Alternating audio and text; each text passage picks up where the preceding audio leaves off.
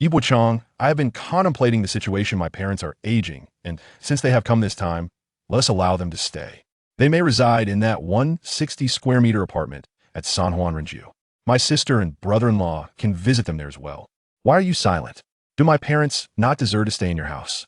The woman tugged at Yi Bochang's steering wheel, and in that moment, time reverted to 2004, mere days after his father's passing, while his mother, afflicted with schizophrenia, still clung to her dreams of becoming a soprano.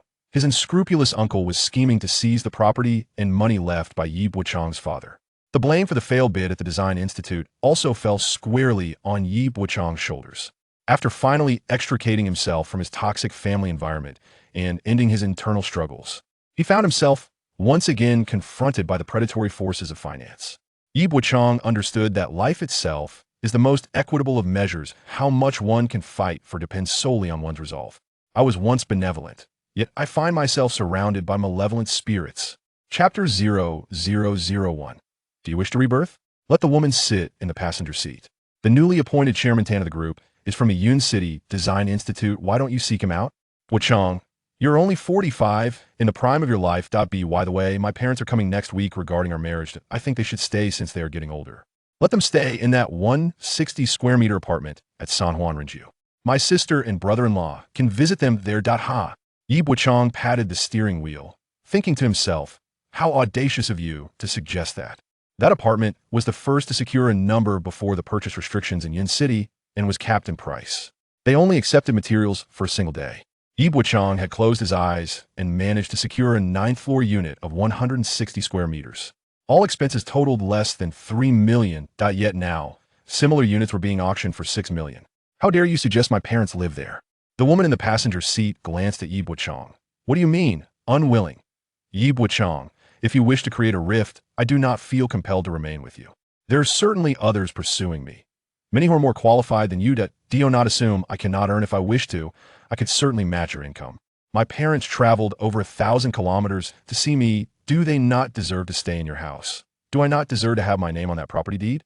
Yi Bochang felt utterly exhausted when his father passed away. The house and assets were seized by his mother's family due to her mental illness. As the biological son, he found himself unable to inherit. The trauma inflicted by this situation rendered the mere suggestion of claiming the house utterly absurd. He had not even contemplated marriage. The woman turned to him, hands on her hips, glaring. Can't you see I'm angry? Yi Bochang, if you do not wish to marry, just say so. Yi Bochang nodded. I do not wish to marry. The woman glared, stunned for 2 seconds. I am angry. Yi Bochang. The woman shouted, let's break up. Yi Bochang. Her expression shifted from confusion to fury as she lunged for the steering wheel that Yi Bochang gripped with one hand, yanking it violently. I told you I'm angry, why won't you? Soothe me. A blinding light surged towards them, resembling a spotlight. The road instantaneously transformed into a stage. This newly purchased Porsche was enveloped in the spotlight, spinning, colliding, leaping, rolling. In that moment, Yi Bochang cursed vehemently. Those who attempt to seize the steering wheel should receive the harshest of penalties. Oh no, what a catastrophic fate awaits. Crash! The sound of shattering glass rang out, and Yi Bochang's face felt as though it had been struck by Mike Tyson. His mind ceased to function, the scene froze, and time halted at that instant. As Yi Bochang turned his head, he beheld the woman in the passenger seat, her face distorted, saliva and blood flying. Suddenly, a sense of peace washed over him. Whether he lived or died was inconsequential, for he knew someone must face the reckoning. Yi Bochang gasped sharply. His heart felt as though it were constricted, and after a brief cessation of its rhythm, it began to pound fiercely. Before him lay a fleeting darkness, followed by a blur of white, and then the blinding sunlight outside the window. Knock! Knock! Someone was knocking. Cough! Someone was coughing. Why would anyone knock while coughing? Yi Bochang was jolted back to reality, staring at the screen of his monitor where a Microsoft icon danced about. His already cramped desk was cluttered with rolls of blueprints. Why Yi Bochang's heavy breathing gradually subsided. Hadn't he just been in a car? Hadn't he just been in an accident? This was the Design Institute. Was it all a dream? Surely, he must be in an operating room undergoing emergency treatment. Why Yi Bochang began to slap his own face vigorously. Awake? I saw you were exhausted, so I did not wake you. Here, I brought you some food. Why Yi Bochang glanced at the lunchbox before turning to look at Old Yuan. He could no longer call him Old Yuan. He should now refer to him as Young Yuan, for he was still so young. Old Yuan pulled up a chair beside Yi Bochang and offered him a cigarette. Have you resolved matters at home? Old Yuan inquired. Matters at home? Yi Bochang needed a moment to process what matters at home. The calendar on the wall indicated it was June 5th, 2004. Yi Bochang still seemed skeptical, shaking the mouse to awaken the screensaver. The mouse was still a ball type, and the operating system was Windows 2000? The time in the lower right corner confirmed it was indeed 2004. The penguin and trumpet icons blinked alternately, which were the sources of the knocking and coughing sounds. Could this truly be 2004? Yi Bochang felt a gentle pat on his shoulder. I understand such news is difficult to accept. Anyone would find it hard to accept. I don't know how to console you today. In any case, if you need anything, just call. Old Yuan's comforting words were soft and soothing, like a hypnotic suggestion, repeatedly affirming. Yi Bochang, do not doubt. You have been reborn. Eat quickly. The pig trotter from the cafeteria are best when hot. They become greasy when cold. Old Yuan said, puffing out smoke. Yi Bochang, for reasons unknown, asked, are they braised with yellow wine? Huh? Old Yuan appeared bewildered by Yi Bochang's sudden inquiry. Observing Old Yuan's perplexed expression, Yi Bochang confirmed that he was indeed at the Yun City Design Institute, a subsidiary of a central state-owned enterprise. This was the place where Yi Bochang's dreams began. Above him hung dual rows of fluorescent tubes encased in metal, the type that required replacing the igniter when the tubes were not changed. The exterior walls were pockmarked red bricks. The greenery downstairs was not flat, but rather consisted of knee-high flower beds filled with plants that would never wilt. From the window beside Yi Bochang, he could see the side wall of the opposite residential building, covered in vines in summer. The view was refreshing, awakening the mind and easing the eyes in winter and spring. It was a vibrant crimson, intensifying the warmth of the sun and the freshness of the flowers. Yi Bochang withdrew his gaze and looked at the pig trotters in his lunchbox, picking up a piece of the pig's toe, examining it closely. The cafeteria chef prepared braised pig trotters every Tuesday, and the toe often had untrimmed bristles. Yi Bochang observed keenly. They were indeed still there.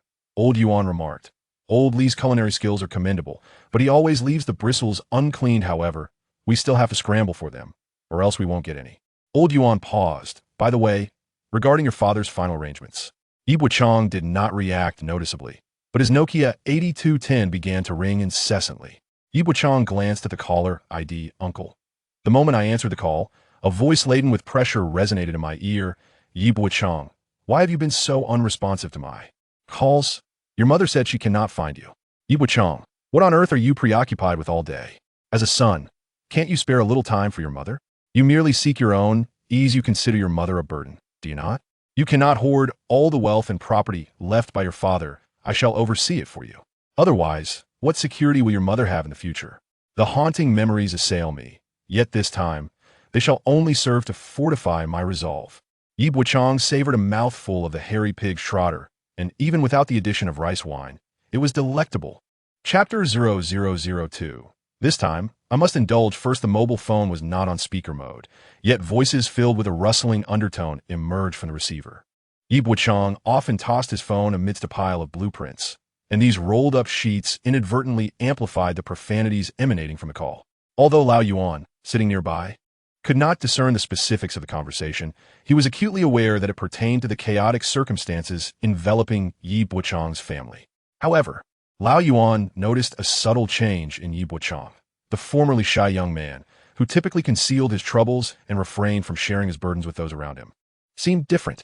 Despite his youth, he had already endured the heart-wrenching pain of familial separation, compounded by a multitude of relatives who could drain his spirit. Lao Yuan genuinely feared that Yi Bochang might crumble under the weight of it all. Yet today, astonishingly, Yi Bochang did not shrink away from answering the call. He did not terminate the call either. Instead, he tossed the phone onto the table, seemingly indifferent to Lao Yuan's presence. As if he had shed the constraints of concern for appearances, Yi Bochang even envisioned a tiny figure emerging from the pile of blueprints, gesticulating wildly at him from the phone, chastising him in a fit of exasperation. So what? He thought. The caller could hurl insults, but Yi Bochang would simply endure them. It appeared that the caller realized Yi Bochang was not paying attention and hung up, only to dial again. Undeterred by the annoyance, Yi Bochang answered once more, casting the phone aside while he devoured his meal with fervor. He was truly famished. The previous evening, he had endured a rather exorbitant and unsatisfying meal, leaving him still hungry. After finishing his food, The phone fell silent. Yi Bochang glanced at the device and mused that in dealing with those who express concern without actionable follow-through, one must inflict a little pain to elicit a reaction. For dimes per minute for a call, how many minutes would he dare spend? Of course, this year, mobile charges were still reciprocal. Incoming and outgoing calls both incurred fees. Thus, Yi Bochang was, in a sense, wounding himself while striking back. Yet, so what? He felt a sense of satisfaction, rebuffing the internal strife. In truth, the Design Institute reimbursed phone expenses, so it hardly cost anything. Lao Yuan looked at Yi Bochang with a puzzled expression. My dear Xiaoya, I genuinely wish to advise you to take your leave. Your father has many matters yet to attend to. He added, you should also resolve family affairs. Perhaps the upper management might offer some consolation. After all, who doesn't labor in the workplace? Lao Yuan gestured toward the blueprints Yi Bochang was examining, which detailed the design for an underground commercial complex in Yunqing. Our department has been vying for this project for nearly 6 months. Securing it would yield a bonus of no less than 15,000, and that is the minimum. If you leave now, Lu Lei will certainly slash your bonus by 30%. Your chances for recognition and the end-of-year evaluation may also be compromised. Lao Yuan's words resonated with the harsh realities of their profession, and while he understood that this might seem a bit brutal, it was imperative for Yi Bochang to grasp that while the total amount of bonuses would not diminish, any reduction in his share would inevitably benefit others. The positions for intermediate engineers are certainly not scarce, yet you were not selected. Ultimately, to whom did that opportunity fall? These matters you ought to keep in mind. Years later, Yi Bochang finds a certain warmth in hearing such words again. In the past, he felt an overwhelming sense of guilt when he did not take leave to care for his family, enduring the reproaches from relatives. Now, he believes old Yuan's words ring true. Why should my bonuses be given to others? Why should my intermediate title be awarded to someone else? What is rightfully mine shall remain intact. This time, there shall be no scenario of falling behind at every step. However, there are pressing matters that require immediate attention. The design of the underground commercial complex, in its current form, is certain to be rejected. Finding a way to get it approved is a daunting task. The house left by my father must be dealt with promptly, a challenging endeavor at the outset, exceedingly difficult in the middle, and ultimately, a hellish ordeal. This is compounded by my mother's schizophrenia and the scheming relatives who wish to exploit the situation to my detriment. The next 2 decades of Yi Bochang's life will be spent largely in torment. This suffering stems partly from his mother, partly from 2 uncles, and also from himself. His strong moral compass prevents him from confronting many issues, resulting in severe internal conflict. Furthermore, the inheritance issues following his father's death instill a deep-seated fear of marriage. The more wealth he possesses, the greater his trepidation. Although these burdens and complications eventually dissipated, the psychological impact on Yi Bochang has not. It continues to torment him like an invisible shackle. In his view, being reborn is akin to the commencement of a self-redemption journey. Lighting a cigarette, he declares, Brother Yuan, I will not take leave. Any unfinished work will be brought home. He then asks, Brother Yuan, may I borrow your laptop? Old Yuan realizes that Yi Bochang has indeed transformed. Previously, he would have taken leave at the slightest family issue. But now he generously prioritizes his career, a significant shift from his former self. Suddenly, old Yuan remembers, Bochang, while focusing on work, is commendable. Do not neglect your rest. As for Dai Shi, if it's not meant to be, let it go. You are a man. You will not suffer too much. What can you expect from a woman who cannot share hardships with you? By the way, Yi Bochang should still have a girlfriend, though they haven't been in contact for a while, not due to his father's passing, but because someone leaked news about his mother's mental illness at work. Since then, Dai Shi has been silent, failing even to extend condolences upon his father's death. Old Yuan places his laptop before Yi Bochang, saying, if you find yourself yearning for companionship, search through my files.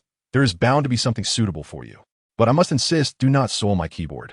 Yi Bochang, Repius. I will ensure to keep your device clean. As you grasp the neck of old Yuan, Yi Bochang paused momentarily and couldn't help but remark, Bochang, you genuinely seem different. Different? Not particularly. I merely wish to embrace a different way of life. To fulfill others may repulse oneself, and the satisfaction of others is never guaranteed. However, to prioritize oneself, even at the expense of others, at least brings personal joy. In his youth, Yi Bochang believed that if he compromised, yielded, and suffered for others, Happiness and contentment would ensue for all. 2 decades later, he realized that one act of compromise leads to another. Yielding once invites perpetual yielding. To belittle oneself results in a continuous cycle of self-deprecation. If one can endure hardship, they may find themselves ensnared in suffering for a lifetime. Thus, the happiness of others bears no weight on Yi Bochang. In this life, he must seek his own fulfillment. Chapter 0003. Confronting and resolving matters as colleagues gradually emerge from their midday respite. Returning to the office, one inquired, "Bochang, you're awake? Have you eaten? We didn't tea one disturb your deep slumber. Are you feeling better?" Each person who greeted Yi Bochang was etched in his memory, their faces and names distinct. Yet, the forthcoming years held such uncertainty that paths diverged. Some reached retirement age. Others transformed side ventures into primary occupations with enhanced income, while a few succumbed to unfair treatment and chose to disengage altogether. Most regrettably were those who persevered until the end, believing they had finally attained success. However, the real estate industry's winter proved a greater shock to the design sector than outsiders could fathom. Observing their excited expressions and hopeful visions for the future, Yi Bochang pondered if, had they foreseen the collapse of real estate, they would regret not amassing more wealth. He was uncertain, yet one thing was clear: he must secure more finances. "Bochang, once you finish your portion, please submit it this afternoon. The manager has indicated that the tender documents are to be reviewed in a few days. Once finalized, they will need to be submitted for evaluation by the Institute, likely to be sent to the Municipal Engineering Tender Office thereafter." A senior colleague reminded Yi Bochang. The manager of the second department held considerable confidence in this design. Everyone anticipated that winning this project would yield a substantial bonus. What does a bonus of $15,000 per person signify? In 2004, a villa in the suburbs of Cloud City cost $450,000, complete with a garden and 2 parking spaces. That same villa would fetch around $10 million at the beginning of the next decade. In an era where one could purchase a home for just a few tens of thousands, the purchasing power of that bonus was formidable. However, they remained oblivious to the fact that this $15,000 bonus per person was merely a tantalizing mirage. Yi Bochang was acutely aware that the Cloud City Research Institute ultimately did not secure the bid. The design scheme for the underground commercial complex at Cloud City Central Square was awarded to the Jingjian Second Institute. Consequently, the Cloud City Design Institute needed a scapegoat for the failure. Unfortunately for Yi Bochang, he was designated as that scapegoat due to his absence at the final draft meeting of the second project department, which resulted in incomplete project design data. This directly led to his failure in the midterm defense at year's end. Yi Bochang found himself lagging behind, and naturally, he struggled to catch up in subsequent tasks. The true culprits behind Yi Bochang's predicament were 3 individuals: the manager of the second department, Lu Lei, his mother, and himself. This time, however, Yi Bochang's mindset had undergone a transformation. His attitude towards the other 2 responsible parties had shifted correspondingly. Aware that the blueprints for this tender were destined for failure, he deemed the subsequent efforts to be of little significance. At that moment, a bold idea began to take shape in Yi Bochang's mind. How could he enable the Design Institute to win the bid without allowing Lu Lei, the second department manager, to reap the rewards? The technical aspects were always minor hurdles. The real challenge lay in human factors. As Yi Bochang pondered, he overheard hushed conversations in the office, revealing that last Friday, the secretary had dined with the dean. The secretary had raised a toast, but the dean had declined to drink. Those at the table remarked that their toes had nearly burst through their socks. One of the women in the office scoffed, suggesting that they didn't need to worry about their socks. Not even 10 people could find a pair without holes. This light exchange momentarily lifted the somber atmosphere in the office. Their gossip, however, sparked a realization in Yi Bochang. The secretary and the dean were at odds.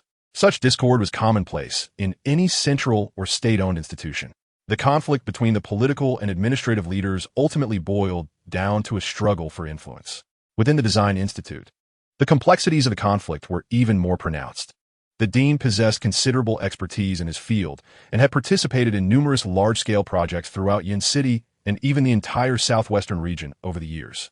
His consistent success had fostered a sense of invincibility, leading to an overbearing demeanor and a tendency to monopolize decisions. Major choices were meant to be voted on in meetings according to protocol, yet the dean would often slam his hand on the table, unilaterally deciding matters. While this could be overlooked once or twice, Persistent behavior of this nature would certainly draw the secretary's ire. On the other hand, the secretary, with a refined demeanor and an amiable disposition, was known for his attentiveness to the unit staff. While everyone criticized the dean, they were willing to defer to him. And despite the general perception of the secretary as a good person, he remained powerless in the face of the dean's authority. Consequently, an intriguing dynamic unfolded within the Design Institute. The dean had a poor reputation, yet commanded a strong following, whereas the secretary was well regarded but could not mobilize anyone. Perhaps due to this psychological disparity, the secretary resolved to stir the pot. The struggle for influence between the two gradually became evident, escalating from subtle tensions to overt confrontations. From this perspective, there appeared to be an opportunity to exploit the rift between the dean and the secretary. Lu Lei was aligned with the dean. How could Yi Bochang maneuver to ensure that Lu Lei suffered consequences while the dean could only watch helplessly? Yi Bochang recalled a previous conversation with Lu Lei, the manager, who had advised him, "Yi Bochang, you must possess a broader perspective. If you take the blame, the entire institute will undergo scrutiny, and you will demonstrate your commitment to the greater good. If you refuse to take responsibility and deny your mistakes, you will lack vision and be deemed a villain among your peers. This time, what significance does a grand perspective hold if it does not include me? I am the grand perspective." Yi Bochang seems to have discovered a solution to the problem. By submitting a new design plan through the secretary, he aims to secure the bid for this underground commercial complex. Lu Lei will not gain even the slightest advantage and will no longer be the beneficiary. Yi Bochang will also encounter his first pivotal moment. But will he seize this opportunity? Before the age of 35, Yi Bochang hesitated in his endeavors, failing to act even when opportunities presented themselves. After turning 35, opportunities became increasingly scarce, and by the time he grasped many truths, he had missed far too much. This time, what is there to hesitate about? Just take action. Yi Bochang continued to refine the original design plan. This was the normal course of work during office hours. The new proposal would be addressed after work. However, once the day ended, he found himself hesitating about returning home. It had only been 2 years of peaceful living, and now he was once again confronted by the oppressive presence of family. Yi Bochang found himself in a state of distress. Firstly, his father had only passed away a few days prior. Secondly, he had to contend with his erratic mother and her mindless trio of his older brother and younger brother. Despite the discomfort, Yi Bochang had to face them and resolve their issues, did he not? The Design Institute remained the same old establishment. This area was the earliest office and residential district for the staff of Yun City. Although towering buildings had yet to emerge, the setting sun could not penetrate the dense foliage above. The treetops obscured the skyline, casting shadows over the dim roads, where passing vehicles and pedestrians appeared gray. And Yi Bochang's steps felt heavy. The street was lined with music shops and costume rental stores. Suddenly, the sound of a piano wafted from one of the music shops. Yi Bochang, unfamiliar with the piano, found that the delicate emotions of the piece lightened his stride, seemingly releasing the weight of his suppressed feelings.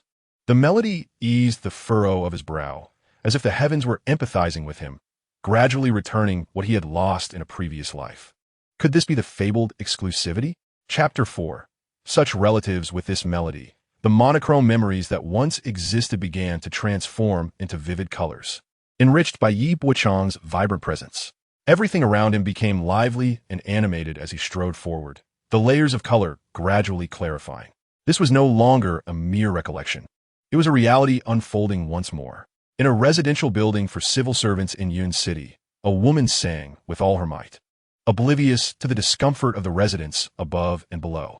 As Yi Bochang entered the corridor, an ant with hair styled like instant noodles blocked his path. Her expression was unwelcoming, resembling a volcano ready to erupt. However, being a state official, she restrained her voice and said, "Little Yi, I do not intend to trouble you. You are a sensible child. After all these years, your mother's condition has been manageable thanks to your father. Now that he has passed, you must go to work and cannot attend to her as you used to. Perhaps you should consider a way to handle this matter properly. In the morning, she sings, and we regard her as an alarm clock. At noon, her singing merely prompts us to take a nap at work. In the evening, it matters little. However, recently, she has taken to singing in the dead of night." The ant's face twitched unnaturally, perhaps due to a restless night or the ominous signs of pent-up frustration. It was evident that she was under considerable stress. Not only her, But even Yi Bochang was on the verge of an emotional explosion. Reflecting on the years, one wonders how much effort his father had devoted to his mother. In truth, outsiders may only express their sympathies, but he alone knows the extent of his sacrifices. "Aunt, I apologize." Yi Bochang earnestly bowed his head in contrition. The aunt patted his shoulder, and with a sincere apology, her pent-up anger dissipated. She produced a business card and handed it to him, saying, "This is a former classmate of my husband, a true professional. Bochang, heed my advice. There are many ways to show filial piety. Sometimes what appears to be heartless may indeed be the correct approach to solving the problem." The card bore the name of Peng Yongkong, chief physician of the mental health department at Yunqing Fourth Hospital. Yi Bochang accepted the card gratefully, assuring her, "Thank you, Aunt. There may be some developments in the next few days, but rest assured, I will resolve the issue within a week." The female official had also engaged in considerable self-reflection. Anyone in Yi Bochang's position would likely have crumbled. His father passed away. He refrained from holding a wake and quietly managed all affairs within 3 days before returning to work. One might wonder if the neighbors should bear some responsibility regarding his mother's situation. This was their perspective when they were comfortably well-fed and well-rested. Yet, upon hearing her sing in the dead of night, a collective thought emerged. Let it all be destroyed. Thus, this was Yi Bochang's family matter. The neighbors had no justification to shoulder the consequences. As he ascended to the 6th floor, the haunting melody sent chills down his spine. Upon opening the door, the singing ceased, and his mother cheerfully called out, "My son is back. My darling son has returned. Come here, come here. Tell me, should I have joined the art troupe instead of marrying your father?" At her words, an uncontrollable surge of anger welled up within Yi Bochang. In previous moments of self-comfort, he would merely think, "She is unwell." However, as time progressed, he began to wonder if her illness was merely her subconscious voice expressing the truest of thoughts. "Lin Salon, your husband was still styling your hair the day before he passed, and in the end, he was just a man you mistakenly married." Years later, when old friends gathered, several had lost their parents. They would often lament how wonderful it would be if their parents were still alive. On this matter, Yi Bochang had never voiced an opinion. Even now, confronted with Lin Salon's exuberant presence, he felt nothing but a palpable sense of oppression, devoid of any nostalgic sentiment. Everything in the old house remained strikingly familiar. The wooden-toned furniture, the 30-inch television with a bulky frame, and the 3-disc player perched atop the amplifier, flanked by a towering speaker on either side. On top of the speaker lay a crimson landline telephone. Naturally, the most familiar figure remained the man seated on the sofa, Lin Sulon's elder brother, Lin Hongtao, who was also Yi Bochang's maternal uncle. From the very moment Yi Bochang stepped through the threshold, a scowl had marred Lin Hongtao's countenance. As Yi Bochang turned to enter the kitchen, the rusty kitchen knife, so well known to him, was tucked into his waistband, while Lin Hongtao's dog barked behind him. "Yi Bochang, what are you up to? I called you, yet you chose to remain silent. Do you understand what it means to respect your maternal uncle? Do you even regard me, your elder, at all? Is your class that significant? Your father has passed away.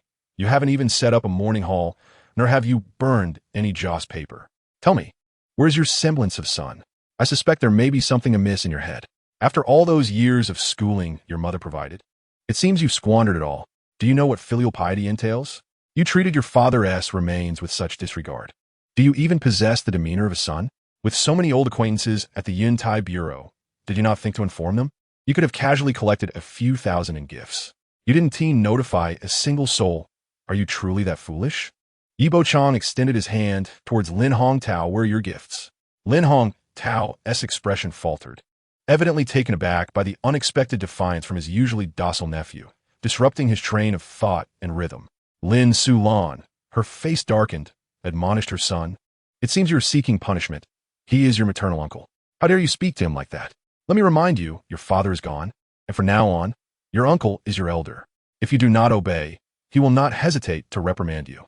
At that moment, the roots of Yi Bochang's anguish became apparent. Even in her derangement, Lin Sulon held her family of origin in the highest regard. Yi Bochang contemplated rebellion, yet he feared that such defiance might sever familial ties. Upon reflection, he concluded that endurance was for the sake of family and peace. They had never regarded his father as part of the family. Thus, what was the significance of Yi Bochang's forbearance? "I shall endure no more." Yi Bochang entirely disregarded Lin Su-lan's words, his gaze dark and fixed upon Lin Hongtao. When my father passed, you were absent. During the cremation, you were also nowhere to be found. Why is that? Though Lin Hongtao felt the weight of his guilt, he maintained his posture defiantly, responding, I was tending to my grandson. Yi Bochang scoffed, tilting his chin. Since you were absent when my father died, you needn't come around anymore. He declared, from this point forward, we shall have no further dealings with one another. Lin Hongtao's face twitched, rising to strike Yi Bochang across the face. Chapter 5. A stench permeates this household. Yi Bochang was no stranger to receiving blows, whether from the irascible Lin Su-lan or during his school days as a victim of bullying. In the face of such tribulations, he often opted for silence. When Lin Su-lan struck him, his father would comfort and accompany him. Lin Su-lan was indeed unwell. The students of the Yuntai Bureau's affiliated school bullied him, similarly because Lin Su-lan suffers from mental illness. This world is indeed peculiar.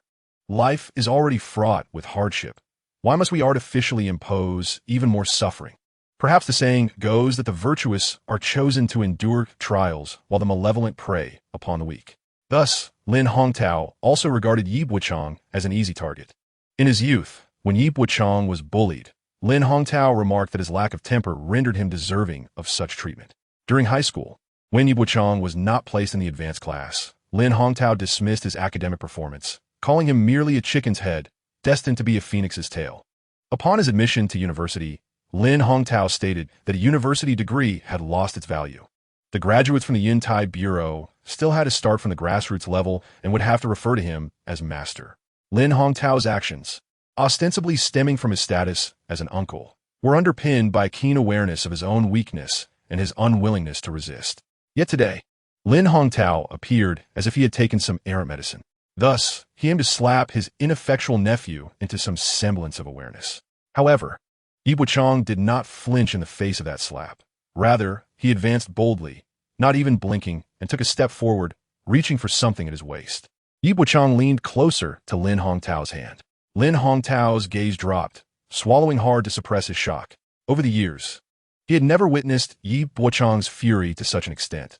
This was an unprecedented defiance, a resolve to draw blood. Lin Hongtao's initially justified slap was retracted in an instant. Lin Su-lan, standing nearby with hands on her hips, loudly urged, strike him. Let us see what he can accomplish today. After all, isn't it normal for an uncle to discipline his nephew? Yi Bochang cast a cold glance at Lin Su-lan, asserting that it was not her turn yet, and he would deal with them one by one. Having endured years of torment from her, Yi Bochang's heart had hardened like iron, unyielding and frigid. As Lin Su-lan stoked the flames, Lin Hongtao hesitated to act. It was not fear of a knife, but rather the consequences of a broken facade that troubled him. Lin Hongtao begrudgingly said, I know your father just passed away and you're feeling the strain, but don't act impulsively. You need to take care of your mother. What's the big deal about not attending that class? You have your annual leave, plus bereavement leave, and with weekends, you can still have at least 20 days off. Even if you don't go, I don't believe your superiors would dare to dock your pay. He insisted that Yi Bochang should spend this time at home caring for his mother, acknowledging the challenges she faced in raising him. Lin Hongtao's ability to manipulate Yi Bochang stemmed from the fact that his sister, before marriage, was also a fragile individual. Now, Lin Su-lan had become Yi Bochang's Achilles heel. Thus, invoking Lin Su-lan left Yi Bochang with no option but to comply and be the dutiful son.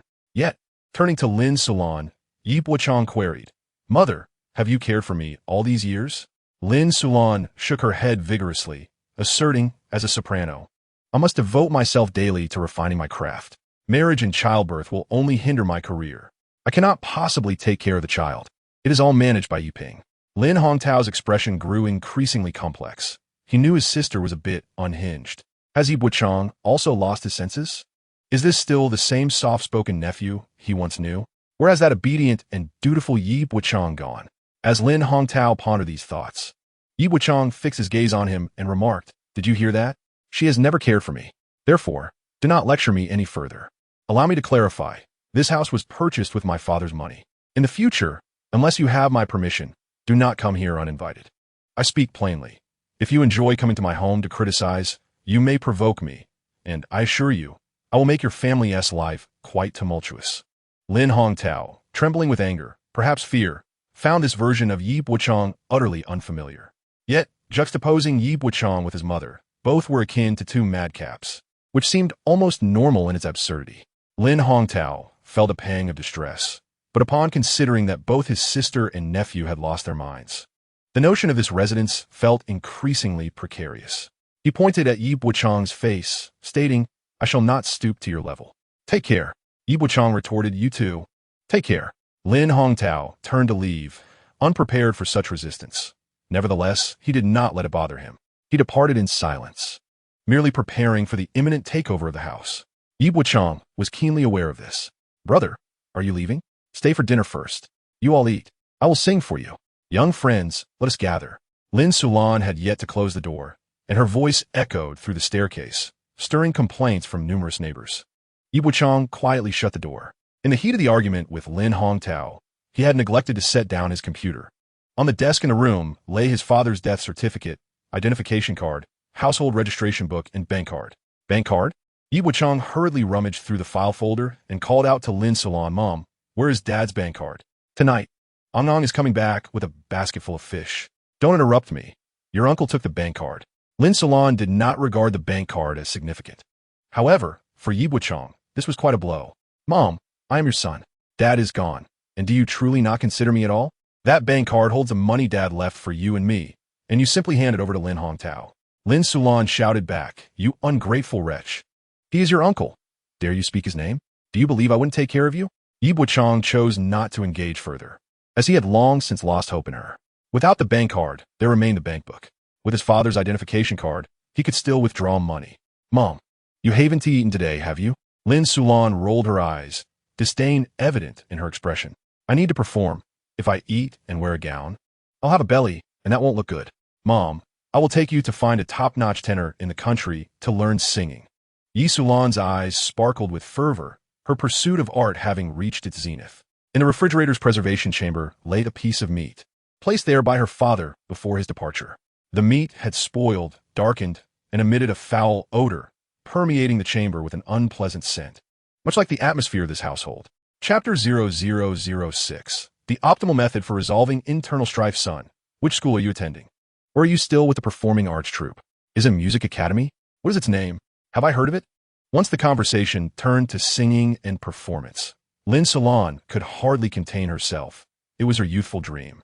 Yi Bochang often heard his father recount tales of his mother's younger days.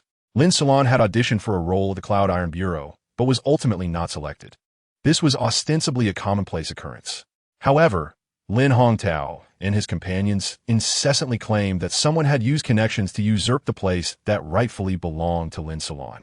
They longed to elevate her to the status of a canary, hoping to garner fame and profit for their family. Setting aside the issue of fairness, could they not even offer a semblance of comfort to their own kin?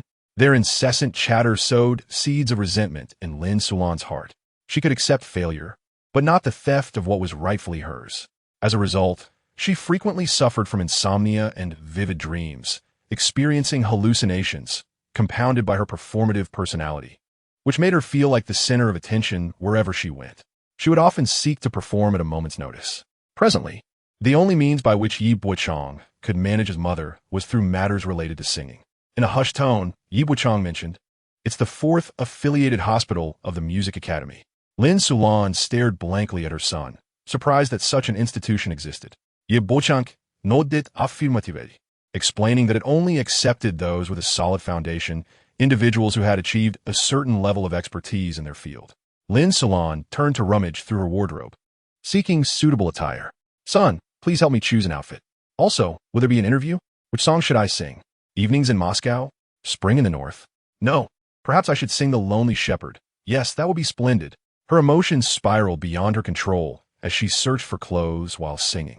Soon, she turned to Yi Bochang, "Son, why don't you take me tonight?" Yi Bochang replied, "We cannot go tonight. The professor wants to assess your performance over the next few days.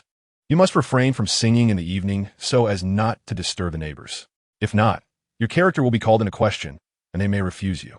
Lin Sulan quickly covered her mouth. "I want to sing, I want to sing." Yi Bochang added, "You mustn't tell anyone about your plans to attend school in the coming days. If word gets out, someone might snatch away your opportunity. Didn't you miss out on joining the performing arts troupe in your youth because someone else took your place? Fear flickered in Lynn Solan's eyes. The thought of someone potentially usurping her spot terrified her. The incessant reminders from her family had repeatedly reinforced her paranoia. Lynn Solan shook her head vigorously, hands still covering her mouth, and whispered, "I want to say anything. I want to tell a soul." Bochang found that the only way to prevent his mother from affecting the neighbors was to resort to this method. By the way, the tuition fees are exorbitant. He is a top-tier teacher in the country and does not accept ordinary students, so the fees will certainly be high. Bochang was in the process of requesting money from Lynn Solan. Lynn Solan complied readily, saying, "Your father's savings book is with me. There's money to pay for the tuition." This was the very statement Bochang had been waiting for. "Then give me the savings book, and I will withdraw the money tomorrow to pay the tuition.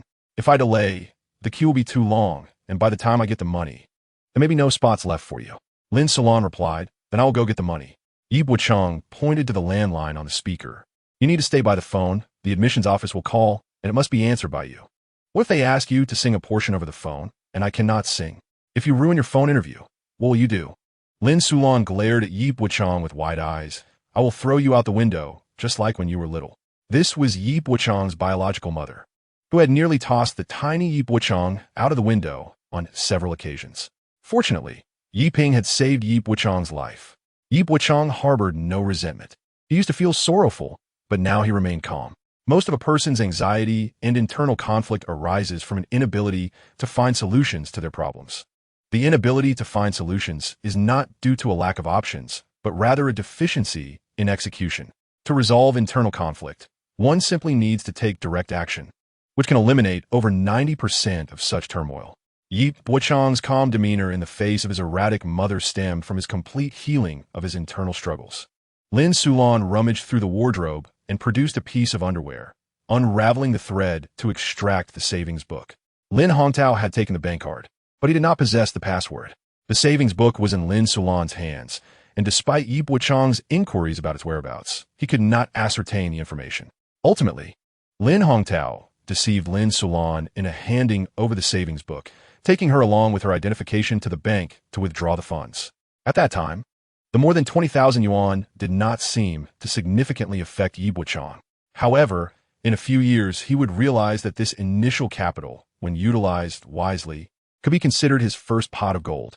With his first pot of gold, Bochang would not need to live frugally in his youth and could ensure a better quality of treatment and life for Lin Solan in the future. Unable to sing and refraining from making a fuss, Lin Solan became much more obedient, moving a chair to sit in front of the red landline, anxiously waiting for any call from the admissions office. Bochang prepared dinner and urged her to come to the table, but she was unwilling.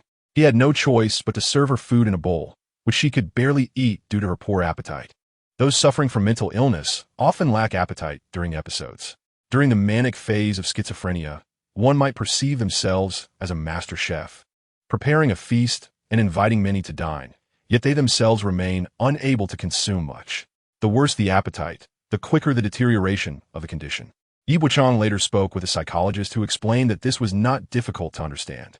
Consider a fitness enthusiast nearing the end of a muscle-gaining phase, transitioning to fat reduction, controlling carbohydrates, and engaging in intermittent fasting. What would their state be like? Hormonal imbalances, poor sleep quality, insomnia, vivid dreams, and irritability would ensue. When a set is imposed upon an individual suffering from schizophrenia, it becomes particularly comprehensible that their condition may deteriorate. Lin Solan's state of being controlled is merely temporary. Once the effects of this control dissipate, she is likely to descend into madness. What she truly requires is professional treatment. Bochang glanced at the business card in his hand, deciding to address this matter over the weekend. He retrieved his laptop, refraining from indulging in the life of a reclusive monarch. Instead, he launched a drawing application, embarking on the creation of an entirely new design blueprint for the underground commercial complex at Cloud City Central Square. This undertaking is monumental, so vast that many would succumb to madness upon merely opening their computers. However, for Bochang, seizing the primary conflict between the secretary and the dean to complete a fresh set of blueprints is paramount. Whether or not he wins the bid is inconsequential. This endeavor represents a pivotal turning point in his life. Chapter 0007. Disdain for those lacking boundaries. The underground commercial complex is, in fact, the annual spectacle of the Design Institute. Yet, in the grand scheme of Cloud City, it is not of paramount importance. Naturally, municipal projects can be exaggerated as they see fit.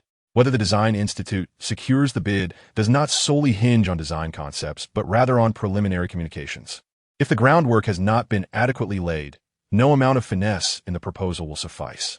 In 2004, the latitude for maneuvering was immense. Government projects underwent evaluations by professional teams, graded on a 100-point scale, with both commercial and technical aspects contributing to the final score. The commercial criteria encompassed pricing, construction timelines, personnel allocation, intellectual property, among others, while the technical criteria focused on design proposals. Expert teams would score the submissions against these standards, ranking them accordingly, ultimately selecting a final proposal, typically the top contender. Following the Design Institute's failure, the consensus among colleagues was that the proposal overseen by manager Liu Lei was overly conservative. Only Yi Bochang, with his 20 years of hindsight, understood that Liu Lei's defeat stemmed from orchestrated pressures from above. They capitalized on his oversight of a concurrent project, ensuring his arrangement was unmistakably clear. Given the comprehensive scoring system, how was Liu Lei positioned to fail? The answer lies in targeting the expert team. Thus, from the outset, it was evident that the Design Institute was set up to falter. If Yi Bochang could grasp both components, the likelihood of a miraculous turnaround would remain low. However, if he were to undertake one additional task, the chances of success could elevate to a remarkable 70%. The proposal's preparation was guided by a task document, which included the project overview, positioning, planning metrics, and requirements. Yi Bochang, disinterested in further review, swiftly discarded the conservative design style, adeptly sketching a rough draft. Why such rapidity? Because this design blueprint was, in fact, the work that garnered him a gold medal in a city design competition a decade later. Utilizing it for this bidding process could be seen as a form of self-plagiarism. Thus, Yi Bochang immersed himself in his work until midnight, only then realizing that he had remained entirely unaffected by Lin Sulan's presence. As Lin Sulan exited the bedroom, she remained fixated on the phone, utterly motionless. "Mom, go wash up and prepare for bed." Yi Bochang began to tidy the sofa. Lin Sulan shook her head, refusing to budge, fearing she might miss a call. Yi Bochang remarked, "The fourth hospital does not accept students who cannot care for themselves. If you neglect your hygiene and refuse to sleep, it will disturb your classmates, and they may not take kindly to you. The teachers will be reluctant to instruct you as well." Eventually, Lin Sulan shuffled off to wash up in her slippers, and upon her return, Yi Bochang had moved the phone line next to the sofa, placing the landline on the chair. "Mom, you sleep on the sofa and keep watch over the phone. If anyone calls, as long as it's not the admissions office, hang up." Lin Sulan nodded earnestly, lying on her side on the sofa, her gaze unwavering on the phone, hardly blinking. Yi Bochang retreated to his room, continuing to work late into the night on his blueprints. Unbeknownst to him, the ashtray overflowed with cigarette butts. Eventually, fatigue overwhelmed him, and he succumbed to a brief slumber at his desk. He was roused by a persistent knocking at the door. At that moment, Yi Bochang innocently wondered if he had awakened in a hospital. Upon seeing the laptop and the ashtray filled with thick cigarette butts, he realized the reality awaiting him. Checking the time, he noted it was nearly 8 o'clock, and his phone battery was nearly depleted. He gathered his notebook, grabbed a universal charger, and resolved to recharge it at work. The knocking outside continued to urge him on. When he opened the door, he was met by a middle-aged woman cradling a 3-year-old child, a lollipop perched in her mouth. The child, frantic with desire, lunged for the lollipop, tugging at her hair and scratching her face when unsuccessful. She erupted in exasperation. "What the hell is this? This little beast has no sense of decorum."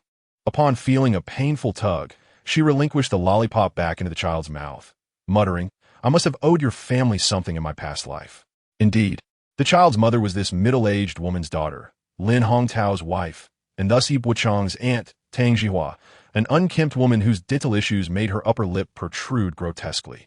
As she set her grandchild down on the floor, she inhaled sharply, emitting a phlegmy sound from her nostrils, initially intending to spit on the ground. She redirected her aim to the stairs upon noticing Yi Bochang's disapproving expression. The child adeptly turned on the television, navigating to the cartoons with ease. Tang Zhihua then cast her gaze upon Lin Sulan, who was staring at the phone with wide eyes. Sulan, why are you sleeping here? Bochang, how can you let your mother sleep on the sofa? Is it so easy to be your son that you disregard your mother's well-being? Her disdain for those lacking boundaries was evident, irrespective of familial ties. Moreover, Yi Bochang's relationship with her family had always been tenuous. She boldly entered, reeking of foul breath and exuding a distinct air of neglect, completely oblivious to her role as an outsider. Yi Bochang regarded Tang Zhihua with an impassive expression. What do you want? The middle-aged woman rolled her eyes at him. I see you've truly lost all sense of respect. Upon entering, you offered no greeting, poured not a single glass of water, and displayed a contemptuous demeanor. Do you truly believe yourself to be remarkable? Tang Zhihua cast a glance at Lin Sulan, and the sight of this deranged woman instilled within her an inexplicable sense of superiority. During her marriage to Lin Hongtao, Lin Sulan had been incessantly critical of her. Back then, Lin Sulan's beauty and fashionable attire had caused Tang Zhihua considerable distress for an extended period. And now, reduced to this absurdity, it was evident that Lin Sulan had enjoyed her years. Were it not for Yi Ping's demise, Tang Zhihua would have had no desire to cast even a fleeting glance at Lin Sulan. With a disdainful curl of her lips, she remarked, Your elder uncle mentioned that your temper has become quite intolerable. Under such circumstances, you are incapable of caring for your mother. I have come to assist in looking after her. Without uttering a word of gratitude, you cast cold glares. Who do you think you are to display such disdain? As Tang Zhihua shouted towards Yi Bochang, she maneuvered to shield her grandson from the television's proximity. She was not there to tend to Lin Sulan. Rather, she was there to claim her husband's rightful space.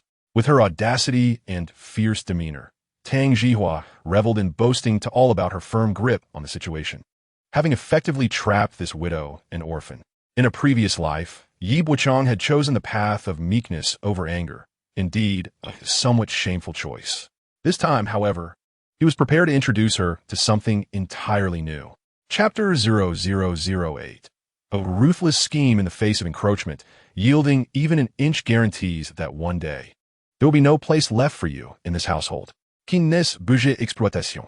Initially, Tang Zhihua visited daily, then began to stay overnight, and ultimately, her daughter and son-in-law moved in as well. Ostensibly, they claimed to be caring for Yi Bochang's mother, asserting that maternal care was paramount, and that Yi Bochang was consumed by work, leaving Lin Sulan unattended. Though Lin Sulan's elder brother faced his own difficulties, he could not neglect his sister. Thus, they positioned themselves on a moral high ground. 3 years later, Lin Hongtao's grandson was set to enter primary school, and this residential complex granted access to an experimental elementary school. Lin Hongtao requested Yi Bochang to transfer the property into his name, allowing his grandson to receive an education. However, the inheritance process required Lin Sulan to relinquish her claim, or alternatively, Yi Bochang to forfeit his rights. Their intention became clear. Yi Bochang was to abandon his inheritance. Lin Sulan's episodes of madness became more frequent, coercing Yi Bochang to sign documents for notarization. Lin Hongtao maintained that it was merely a temporary arrangement for educational purposes. Ultimately, the property ended up in Lin Hongtao's possession, reminiscent of Liu Bei's borrowing of Jingzhou. Yi Bochang could only blame himself. Familial harmony and mutual support among relatives were merely his wishful thinking. This time, Yi Bochang had cultivated a more composed mindset, and it was indeed time for this family to experience the taste of torment. Observing Lin Sulan, who was intently awaiting a phone call on the sofa, he said, Mother, I am going to the bank to withdraw some money. The bank? Withdraw money? Tang Zhihua's eyes widened as she began to calculate. Lin Hongtao always maintained a facade of viewing wealth as trivial. The words spoken are melodious. Whatever one needs, they may voice their request at any time. For family will always lend a helping hand. However, when genuine difficulties arise, one may speak up, yet the response may be absent. The situation with Tang Zhihua is even more amusing. In her youth, Yi Bochang would occasionally visit Lin Hongtao's home. When Yi Ping was still around, Tang Zhihua would present her delightful rice, wine, poached eggs, seemingly intended for Yi Bochang.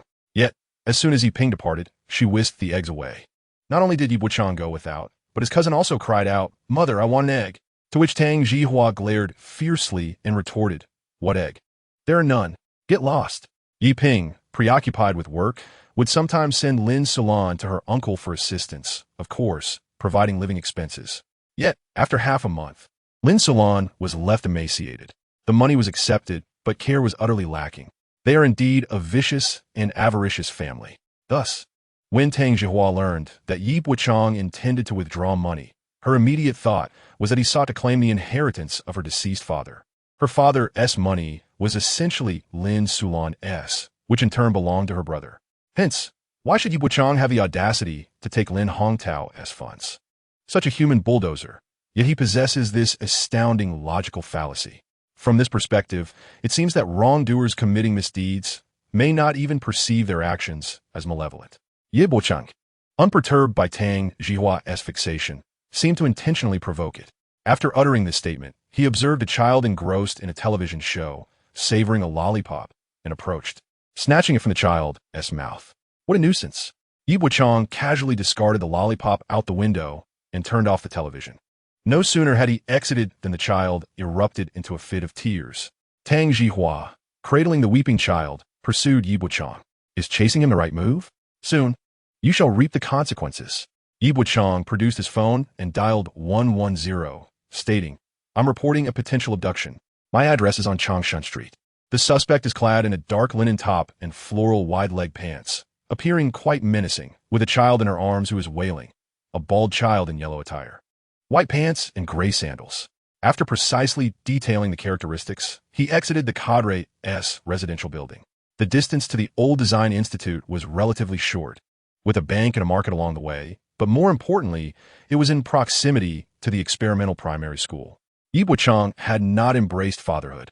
Yet during gatherings with colleagues, they would often remark on the convenience of living near schools, which indeed alleviates many concerns. The Lin family, eager for their grandson to attend a prestigious institution, sought to occupy Yi Bochang's residence. I cherish money too. Why not rob a bank? Yi Bochang glanced back at Tang Jihua, who was trailing leisurely behind him, still clutching the sobbing child. They too cherished wealth, and were indeed capable of thievery. Such individuals are morally indefensible, and the law fails to penalize the unscrupulous. Thus, the only recourse is to let them taste blood. Yi Bochang walked at a leisurely pace, dangling like a fishing line for shrimp, while Tang Jihua was filled with exasperation. She longed for a small communication device, yet Lin Hongtao refused to purchase one for her, dismissing her with the remark, what does a housewife need with a small communicator? Perhaps you would prefer a minor one instead? Tang Jihua was undeterred, insisting, come on then, you give it a try. In any case, had she possessed a small communicator at that moment, she would have successfully alerted Lin Hongtao. Upon his arrival, he could have promptly prevented Yi Bochang from withdrawing any funds. Tang Jihua was concerned that she could not halt him alone. However, reflecting on the situation, she reassured herself, it's fine. A bank is a place where the security is quite formidable. If Yi Bochang dares to withdraw money, I shall create a scene, claiming that the money belongs to both of us, and he has no right to it. As long as I make enough noise. He wants to be able to withdraw any funds today. With his timid disposition, I refuse to believe he could outsmart me. Tang Jihua had meticulously planned her strategy, but her grandson's cries were piercing her ears. The passers-by were staring at her, intensifying her irritation. She shook the child vigorously, commanding, do not cry. Do you hear me? I might just slap you into silence. In a fit of rage, she set the child down and delivered a sharp slap to his face, causing him to stumble back several steps and sit on the ground dazed. After a few seconds, the child let out a heart-wrenching wail. Young professionals, elderly shoppers, and parents escorting their children to school could no longer contain themselves upon witnessing this scene and gradually gathered around. Why are you hitting him? Can't you communicate properly? Who are you to that child? Are you trafficking him? The chorus of accusations and inquiries enveloped Tang Jihua, causing her to panic. Looking through the crowd, she realized Yi Bochang had already distanced himself. She hurriedly scooped up her grandson, shouting, get away. He asked my grandson. I can discipline him as I wish. It's none of your business. To her astonishment, an elderly man spat towards the crowd. Suddenly, a police officer emerged from the throng, saying, comrade, come here. Please place the child down. Upon seeing the officer, Tang Jihua felt emboldened, as if she had activated a hidden skill. Comrade, please, don't be agitated. Just put the child down. Calm yourself and place the child down. Instead of fear, Tang Jihua's initial reaction to the police was fury. She thought it absurd that the police had the audacity to interfere in her life. As a grandmother caring for a grandson, was she truly committing a crime? Tang Jihua was not one to shy away from confrontation. When the officers attempted to restrain her, she began to resist vehemently, exclaiming, "What are you doing? Why are you grabbing me? What business is it of yours? Am I breaking the law? What law is so grand that you dare strike me with a firearm?" In a fit of rage, Tang Jihua spat a thick mouthful of phlegm onto the officer's face. Initially, the officer's demeanor had not been particularly harsh, but now he was utterly taken aback. "I was just trying to restrain you, and you respond with such insolence?" The onlookers, sensing the escalating tension, began to fan the flames of the situation. "Comrade, look at her appearance. She surely cannot be a good person. Arrest her, cuff her, and inquire about the child. This child is over 3 years old. How could she not recognize her parents? A simple question would suffice. Investigate first, and then we shall proceed. We maintain a zero-tolerance policy towards human traffickers. It is better to err on the side of caution than to let them slip away." A few words stirred the passers-by, who readily expressed their agreement. A few among them, filled with disdain for human traffickers, rushed into the crowd and kicked Tang Jihua in the abdomen. Others directly tore at her headdress, delivering resounding slaps that left her ears ringing. Upon witnessing the chaos, the police quickly lost their patience and ceased to be polite. 3 officers arrived, one cradling the child, another restraining Tang Jihua, and the last preparing to cuff her. The officer holding the child reassured, "Little one, do not be afraid." "Tell uncle, who is she?" the child cried out, her wails indicating no familiarity with the loathsome woman before her. There was a complete absence of familial affection. Suspected of being a trafficker, the lead officer declared, "Let us take her back for further questioning." This decision was met with enthusiastic applause from the onlookers, who cheered loudly. Tang Jihua grew increasingly anxious. She was not afraid of being captured, but amidst the crowd, she spotted Bochang waiting outside the bank, preparing to withdraw money. If he withdrew his father's funds, then her uncle's family would gain nothing. Losing the money? That would be more distressing than her own demise. Authority cuffed, Tang Jihua seized the moment to bite the officer's hand, refusing to relent. The officer, taken aback by the pain, found himself at a loss. The crowd, witnessing this scene, transformed from mere spectators into a collective of impassioned individuals, surging forward to stomp on Tang Jihua's head, back, and legs.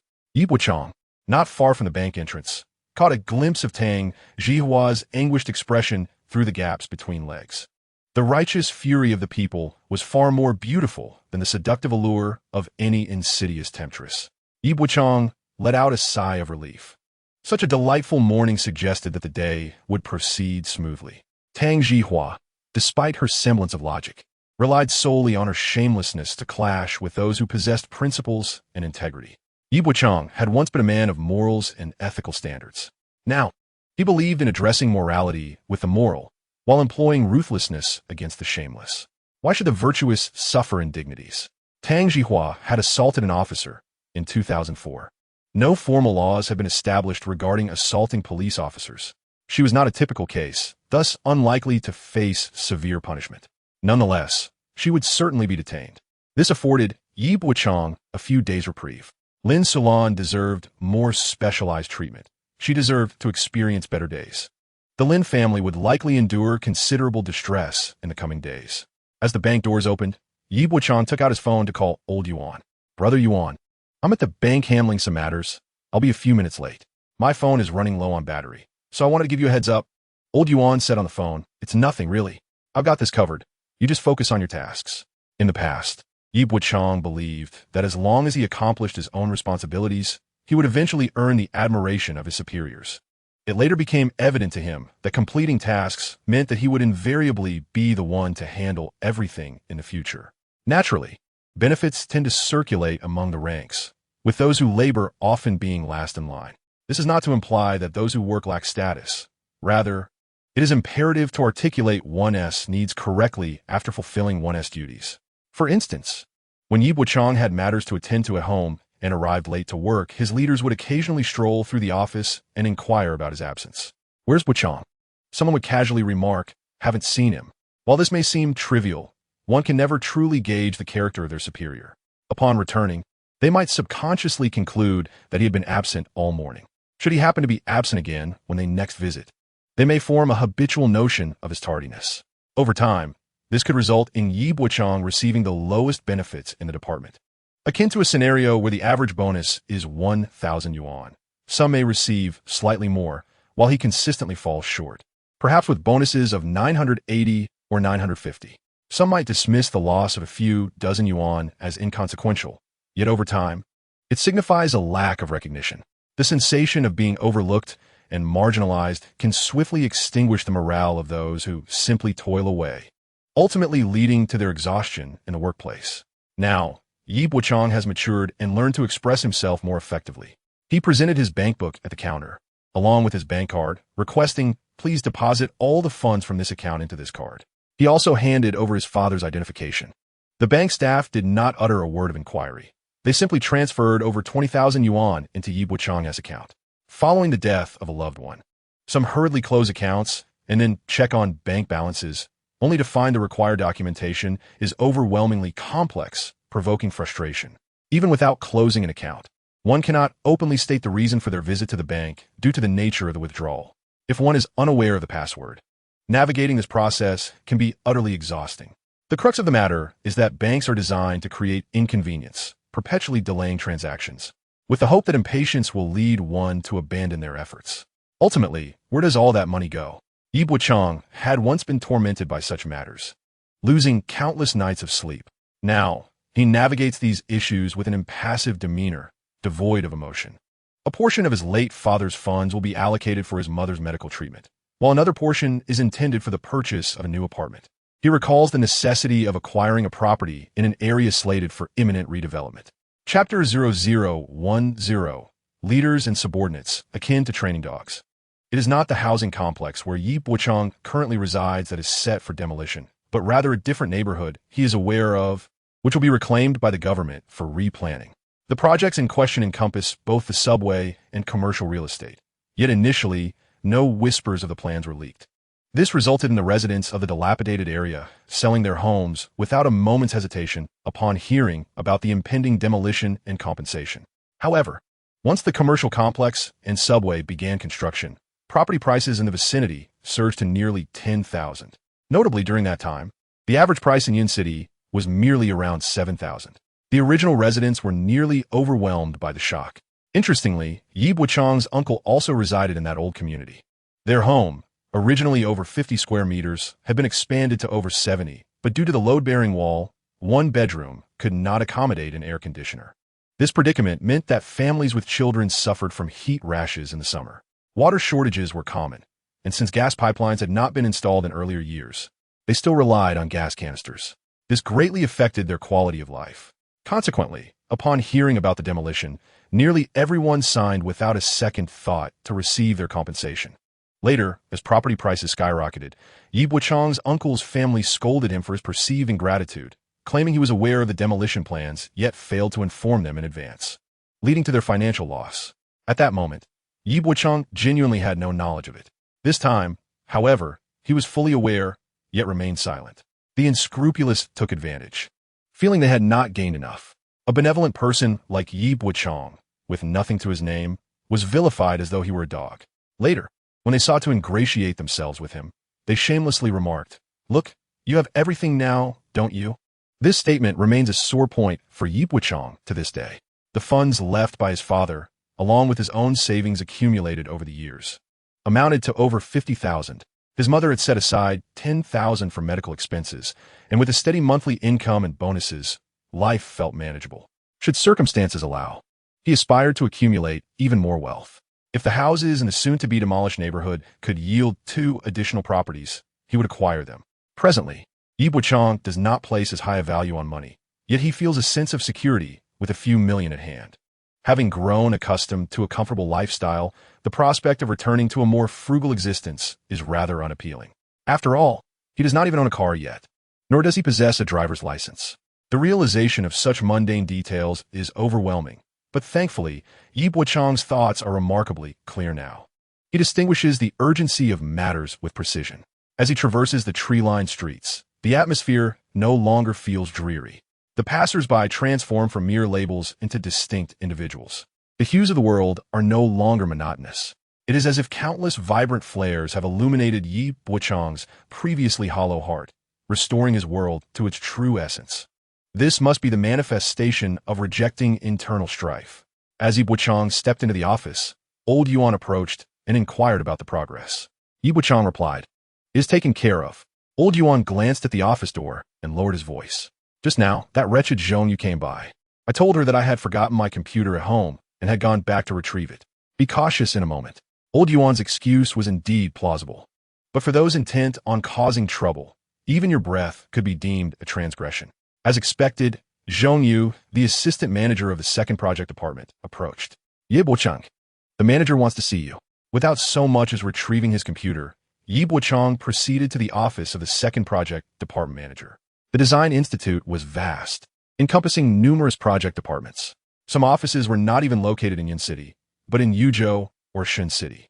Additionally, with the establishment of individual studios later on, the scale of the entire organization grew so large that even its employees were often unaware of its true magnitude. Currently, the main Design Institute boasted 7 project departments, along with administrative divisions such as human resources and comprehensive project management departments. Above them were the institute-level departments, including the Office of the President, the Secretary's Office, Chief Engineer, Chief Designer, Expert Office, and Research and Development Office, among others.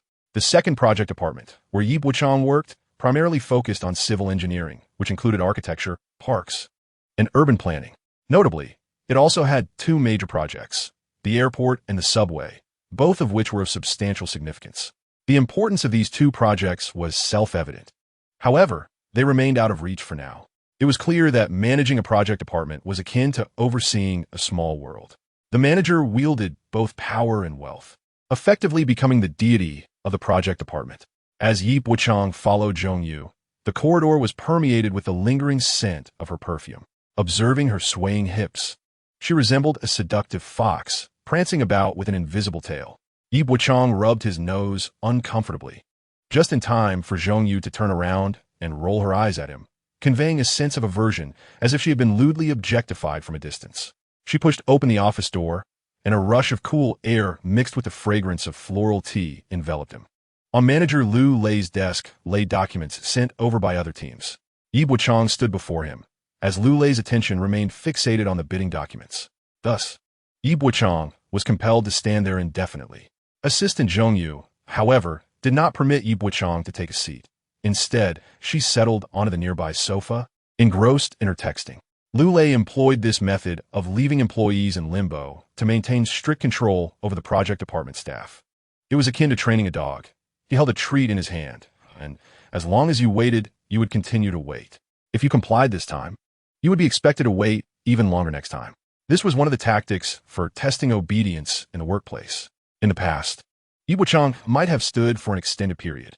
Perhaps Lu Lei would not have kept him waiting too long, and eventually, he would look up and say, I'm just at a crucial point. Why are you standing? Please sit down, thus alleviating the awkwardness and prompting Yi Bochang to think the manager isn't so bad after all. But now, Yi Bochang could only think, what a farce. With that, he retrieved a cigarette from his pocket and tossed it onto the bidding documents in front of Lu Lei. Remember, he tossed it. This singular action interrupted Lu Lei, who looked up, his face a mask of disbelief. As Zhong Yu, who was texting nearby, beheld the scene, a sense of bewilderment washed over her. The expressions on both their faces mirrored one another. They discerned an air of haughty disdain in Yi Bochang's gaze. His act of discarding a cigarette resembled one who tosses treats to a dog. This singular moment lingered for no less than 10 seconds, as they were ensnared by the spectacle. Yi Bochang, however, nonchalantly remarked that the manager was preoccupied, and he would return to the office for now. He added that once she was finished, they could discuss matters over the phone. Lu Lei and Zhong Yu exchanged increasingly complex expressions. Was this truly the same soft-spoken Yi Bochang, the one who had always endured and complied? Was he not meant to remain obediently in place, refusing to resist or retaliate, merely subject to the whims of others? Why, in this moment, did he exude such audacity? Who had bestowed upon him this newfound courage?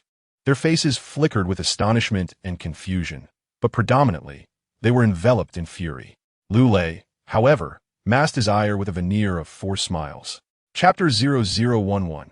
In life, There is only one life, and it is fair Yi Bochang's lack of warmth towards Lu Lei was entirely expected.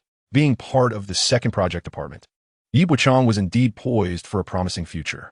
Yet, he had always been a diligent worker, believing that steadfast effort and tangible results would earn him recognition from his superiors. The passing of his father occurred amidst the project's busiest period, causing him to fall behind in several responsibilities. Following a failed bid for an underground commercial complex, Lu Lei shifted part of the blame onto Yi Bochang. This served as justification for Lu Lei to suppress Yi Bochang for an extended period, obstructing his professional title and prospects for advancement. Falling behind in one aspect led to a cascade of setbacks for Yi Bochang. However, he perceived Lu Lei's psychological oppression as far more daunting than any professional hindrance. Yi Bochang still vividly recalled Lu Lei's scathing remarks. Just because you have a father, and now that he is gone, does that mean you can shirk your duties? Should someone else claim your earnings? Should your title be relinquished to another? Though devoid of compassion, there was an unsettling logic to it. Hence, Yi Bochang bore no resentment towards their attempts to stifle him, nor did he cry out in pain. He merely hoped that when he chose to retaliate, they would have the fortitude to endure and not cry out in defeat. Zhong Yu was the first to emerge from her shock, rising to confront Yi Bochang, tilting her head as she scrutinized him with a look that conveyed disbelief. Yi Bochang, have you lost your senses? Do you even realize who you are speaking to? Yi Bochang fixed his gaze upon Zhong Yu's alluring yet domineering visage and replied, I don't know. Would you be so kind as to introduce yourself? Zhong Yu was taken aback by Yi Bochang's fortitude. At that moment, she felt as if he had rendered her speechless, a lump lodged in her throat, preventing her from uttering a single word. In that instant, Zhong Yu sensed that both her dignity and authority had sustained a grievous blow. Her immediate reaction was to cast a red-eyed glance towards Lu Lei. This situation inevitably brings to light the relationship between Zhong Yu and Lu Lei. Zhong Yu, a social butterfly with little self-awareness, had connections with a certain executive, which facilitated her entry into the second project department as Lu Lei's assistant. This was originally against the regulations, as the assistant manager of the 7th Department of the Design Institute was required to possess professional knowledge and relevant qualifications. These certificates must be obtained one by one through examinations. However, the operational latitude of state-owned enterprises has always been considerable. Thus, no one truly contests this matter. More critically, everyone is aware that Zhong Yu has influential connections, and it is equally possible that she has support from below, or from the front, or the back. Consequently, no one pays heed to this assistant. Lu Lei's audacity lies in employing this woman, who lacks self-awareness, as a buffer between him and the employees of the 2nd Department. Zhong Yu stirs up discord while Lu Lei calms everyone's emotions, simultaneously soothing Zhong Yu's feelings. In this back and forth, Zhong Yu surprisingly falls under Lu Lei's influence.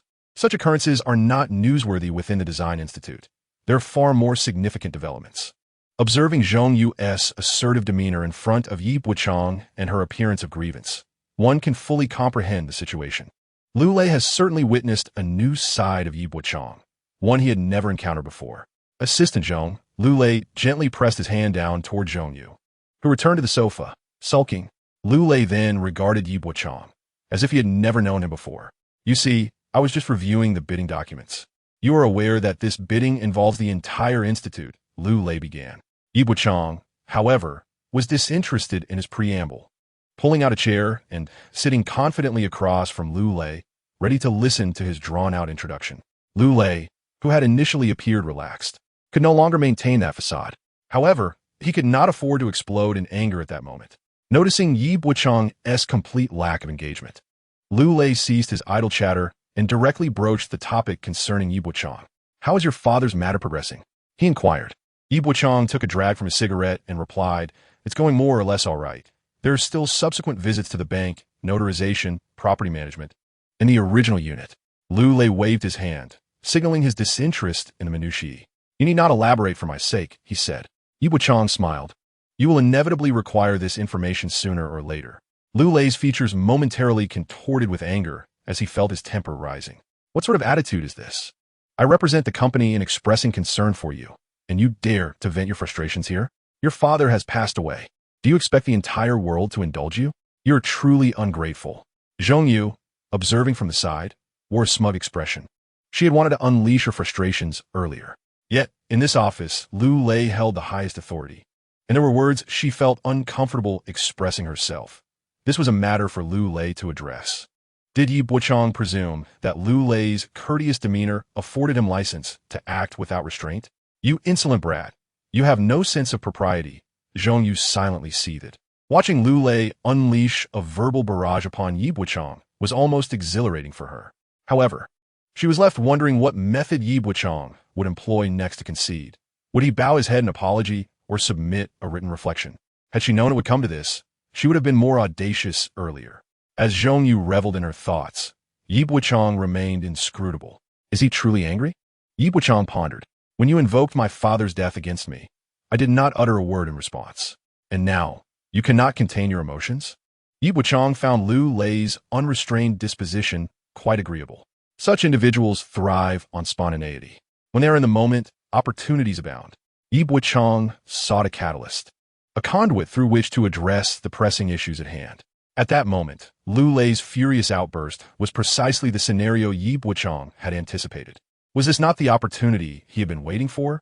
Rather than retaliate hastily, Yi Bochang calmly took a tissue and wrapped it around the ashtray on the table, lifting it with intent. Lu Lei, witnessing this spectacle, was momentarily taken aback, instinctively tightening his grip on the chair as he leaned back against the wall, eyes wide with fear. "Bochang, what are you doing? Don't be impulsive. I was merely a bit angry and may have spoken too harshly. Please, put down the ashtray and let us talk." At this juncture, Zhong Yu's face drained of color. She had often heard the adage to avoid provoking the meek, for one could never anticipate the extent of their fury. She swallowed hard, inching towards the sofa, contemplating a desperate escape to call for help. Yet, Yi Bochang would not grant him such an opportunity. With an impassive expression, he lifted the ashtray and brought it down with force. Lu Lei instinctively recoiled, while Zhong Yu let out a shriek, covering her mouth in disbelief. Is he really hurting himself? What is this madness? Initially, Lu Lei believed Yi Bochang intended to strike him, but upon witnessing the absurdity of self-inflicted harm, he chuckled, thinking, "Do you really believe you're back in middle school, resorting to self-mutilation to intimidate the local ruffians?" Crimson blood streamed down Yi Bochang's face, the ashtray crashing to the floor, the tissue clenched tightly in his hand. He wiped his face, now stained with blood, and declared with deliberate clarity, "In this world, life is the only equitable measure. Each person is granted but one life. How much one can achieve with that life depends solely on one's capability." In that moment, Lu Lei seemed to grasp a profound truth. But by the time he rushed to assist Yi Bochang, it was already too late. Chapter 0012. Leverage. As Yi Bochang, bloodied and battered, passed by Zhong Yu, he flashed her a grin, his teeth starkly white amidst the crimson. As Zhong Yu's countenance paled, she heard Yi Bochang recite a series of numbers. Room 1304 at the Mountain Hotel. At the utterance of those digits, she froze momentarily, her eyes glazing over, panic surging within her, eclipsing her earlier instinct for self-preservation. Yi Bochang slowly exited Lu Lei's office, and the entire floor fell into an eerie silence. Employees from various offices leaned in, straining to discern the commotion from the manager's domain. What had happened to the earlier shouts? Why was it so quiet now? Some employees, holding teacups, ventured to the door, feigning a need for water while eavesdropping on the unfolding drama. Others leaned halfway out, and what they witnessed was nothing short of astonishing. "Oh my God, Blood! We must inform the CEO. This requires the secretary's intervention." The corridor grew increasingly animated as they observed Yi Bochang emerge from the second project manager's office, his face drenched in blood. Yi Bochang stood calmly at the door of Lu Lei's office and said, "Manager, I apologize for the sudden passing of my father. I should not have delayed for so long. Manager, I must express my dissent regarding the bid for the underground commercial complex. No matter how furious you become, I believe there is a fundamental flaw in the design concept, and I oppose it." Upon uttering these words, Lu Lei's eyelids twitched uncontrollably. This scoundrel dares to wrongfully accuse me? How audacious to employ such tactics against me. Does he presume that the Design Institute is composed of fools who would take his word at face value? Lu Lei was now engulfed in panic and confusion. The former Yi Bochang would never have resorted to such erratic behavior. This sudden turn of events caught him entirely off guard. Hearing Yi Bochang's two illogical statements left him utterly perplexed about his intentions. Could it be that he was unjustly accused? How could this be possible? In a fit of rage, Lu Lei rushed out, pointing at Yi Bochang and shouting, "What nonsense are you spouting? I did not strike you. You brought the ashtray upon yourself." The occupants of the various offices were taken aback. After Yi Bochang exited, he did not utter a word about being struck by Lu Lei. There was a hint of self-reflection in Lu Lei's words. When Lu Lei noticed the others staring at him, some wearing awkward smiles while others hesitated to speak, their expressions collectively conveyed a singular message. "Do you think we believe you?" Lu Lei realized that Yi Bochang had seemingly succeeded in his endeavor. At that moment, the phone on his desk rang. Turning to answer it, he was met with the furious tirade of the director. "Lu Lei, are you trying to get yourself killed? What on earth are you doing? Are you trying to provoke a catastrophe?" Lu Lei's voice trembled as he attempted to explain. "Director, it's not what you think, truly. It isn't." The director continued to bellow over the phone. "Not what you think. Get your ass to my office immediately." The director abruptly hung up and quickly called the secretary. "Secretary Jiqiang, are you aware of the situation in the second project department? You haven't heard? Yi Bochang had a minor altercation with Lu Lei in his office, and things got heated." The voice on the other end inquired. "Lu Lei got heated?" The director bit his lip with intensity and replied, "No, it was Yi Bochang who got heated. Secretary Jiqiang, you'll need to assist this young man." The institute was striving to be among Asia's top 10 architectural design firms, and at this critical juncture, no issues could arise. After hanging up, the director's face turned a deep shade of anger, contemplating the impending troubles that loomed ahead. As Lu Lei hurried towards the director's office, he anxiously glanced at Zhongyu and said, "Why are you in a daze? Hurry and take Yi Bochang to the hospital." "Me?" Zhongyu protested slightly. In his mind, Lu Lei thought this girl was overly delicate, frightened by such a trivial matter, but he retained his last ounce of patience and said through gritted teeth, "He's trying to frame me. If you don't keep a close watch on him, he'll spin tales to others, and I'll be left to explain things to the leadership. Whatever it takes, just ensure he's stabilized."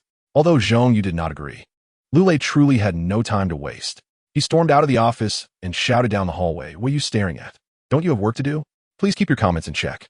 If today's events adversely affect the second department, resulting in diminished bonuses for the second quarter, do not blame me for not forewarning you." The personnel from the second project department initially contemplated expressing their grievances, but when self-interest is at stake, their tongues are suddenly restrained. Let us refrain from spreading rumors until the bonuses for the second quarter are dispersed. As Zhongyu approached the design team, she felt a strong reluctance. Her mind was preoccupied with the words spoken softly by Yi Bochang moments ago, which resonated clearly within her. The stark contrast in Yi Bochang's demeanor was striking. Once calm, gentle, and honest, he now exuded an unsettling assertiveness. The timidity she once recognized had vanished, replaced by a formidable resolve. In the presence of Lu Lei, he displayed no hint of respect, mirroring the condescending gaze Lu once directed towards him. What prompted such a sudden reversal? When he shattered the ashtray against himself, Zhongyu's immediate thought was that he had lost his sanity. Yet, observing each subsequent word and expression from Yi Bochang felt like witnessing a meticulously orchestrated performance. His gaze was particularly intimidating. She regretted asking that seemingly innocuous question earlier when passing by the design team. The design office was in disarray, with old Yuan directing everyone to fetch tissues, towels, and basins of water. Yi Bochang appeared relatively unperturbed, yet the frantic movement of individuals resembled a chaotic scene in a delivery room. Amidst the commotion, Zhongyu, noticeably less arrogant than usual, stood out in stark contrast to her typical demeanor. Regaining her composure, she entered the office, attempting to maintain control while expressing her discontent. "What are we doing? We need to get him to the hospital. Make way. Yi Bochang, follow me." She mentioned that the manager had gone to see the director and urged against spreading rumors. With that, Zhongyu, amidst the scrutiny of onlookers, helped Yi Bochang to his feet and guided him downstairs toward the parking lot. By the way, Zhongyu owned a Honda Accord. While it had numerous shortcomings, particularly with a persistently dead battery, only those who had driven it could appreciate its true value. She took the wheel, while Yi Bochang initially considered entering the front seat, but opted for the back instead, as the front passenger seat now held negative connotations for him. Nevertheless, his actions conveyed an air of audacity, as if he held some leverage over her. Zhongyu had no choice but to acquiesce, even if it meant bypassing the hospital for a hotel. Chapter 0013. The Big Scoop. Zhongyu still hoped Yi Bochang would sit in the passenger seat, allowing her to observe his facial expressions and thus discern his thoughts. However, with him now behind the driver's seat, she could glean nothing from his reflection in the mirror, leaving her in a state of anxiety. Like a child who has misbehaved, she longed to sneak a glance at her father's expression to gauge his mood. But with no visibility, what could she do? "Yi Bochang, are you all right?" Zhong Yu stammered, her tongue nearly tying itself in knots. The sudden outburst from the superiors startled Yi Bochang. Yet he quickly grasped that Zhong Yu was in a state of panic. Yi Bochang chose to remain silent, which only heightened Zhong Yu's anxiety. "Bochang, the manager isn't trying to make things difficult for you. You are aware that our department has a chance to secure the largest project from the Design Institute this year. This project has been a goal set by the Institute since last year, hence the immense pressure on the manager." After a few awkward remarks, Zhong Yu felt embarrassed. Even though the traffic light was red, she hesitated to move until it turned green for quite some time, only starting when the car behind her honked impatiently. She exaggeratedly glanced in the rearview mirror, attempting to gauge Yi Bochang's expression. In the past, Yi Bochang resembled a refreshing neighborly boy, easy to manage. However, the current Yi Bochang, when agitated, was quite intimidating. His calm demeanor was even more unsettling. Zhong Yu could no longer speak of Lu Lei and shifted her concern towards Yi Bochang. "I was taken aback by your family situation. It saddens me. If you're facing any difficulties, please feel free to share with me. I will assist you as much as I can." Yi Bochang controlled the atmosphere to make Zhong Yu feel sufficiently oppressed. When mentioning Lu Lei's act of throwing an ashtray at him, Zhong Yu gasped in shock. "That was your doing, Bochang. You cannot make baseless accusations against Manager Lu." Yi Bochang seemed to recall something suddenly. "By the way, when Manager Lu was under pressure, how did you help him relieve it in room 1304? The mention of room 1304 made Zhong Yu's heart leap. She had been holding back her anger and, in a tone tinged with bravado, exclaimed, "What about 1304? Yi Bochang, you must be accountable for your actions. If you dare tarnish my reputation, I will take legal action against you." Yi Bochang retorted, "Who would you sue? The director? By the way, regarding the CCTV footage, were you with Lu Lei in room 1304, or with the director?" "I couldn't see clearly. I could show it to the director later." Zhong Yu's lips quivered and her legs trembled. It seemed she comprehended that Yi Bochang's sudden aggression this morning carried a strong, ulterior motive. Expressing her anger now would only exacerbate the situation, leading to an inextricable conflict. Yi Bochang held a tissue against his injury, seemingly oblivious to the pain, his expression devoid of any malice. As if discussing a mundane work matter, he remarked, "The director fears you might entangle him, which is why he has placed you in our department. Lu Lei is using you to stir discord among the employees. He presents himself as a mediator, exerting full control." He continued, "In truth, informing the director about your association with Lu Lei holds little weight. However, I could inform the director about his wife. Of course, the director's wife is a dignified woman who wouldn't cause a scene. Yet, her family has connections in construction and earthworks. One wonders if, years down the line, a skeleton might be unearthed at some site." With a screeching halt, Zhong Yu slammed on the brakes outside the hospital, her face pale. She turned to Yi Bochang and declared, "We have arrived at the hospital." Yi Bochang gazed at the entrance of Yunxi Hospital, confirming his arrival. However, parking was prohibited in the vicinity of Yunxi Medical University. Zhong Yu parked the car and accompanied Yi Bochang to the emergency room. Upon seeing Yi Bochang's bloodied visage, the nurse promptly escorted him for wound treatment, instructing Zhong Yu, a family member, to queue for emergency registration. Without a hint of complaint, Zhong Yu efficiently attended to the necessary procedures, including registration, pricing, and payment. Throughout this, her phone incessantly rang with calls from Lu Lei, which she chose to ignore, not out of fear, but rather a resolute decision. In comparison to her own life, Lu Lei was of little consequence. Moreover, her relationship with Lu Lei was merely transactional, devoid of romantic entanglement. Upon returning to the nursing station, Yi Bochang's wound had been tended to. "Bochang, the secretary has arrived. I shall go greet him," Zhong Yu stated, seemingly seeking Yi Bochang's approval. In the past, Zhong Yu acted on her whims, even in Lu Lei's presence. Yet now, she appeared to defer to Yi Bochang's direction.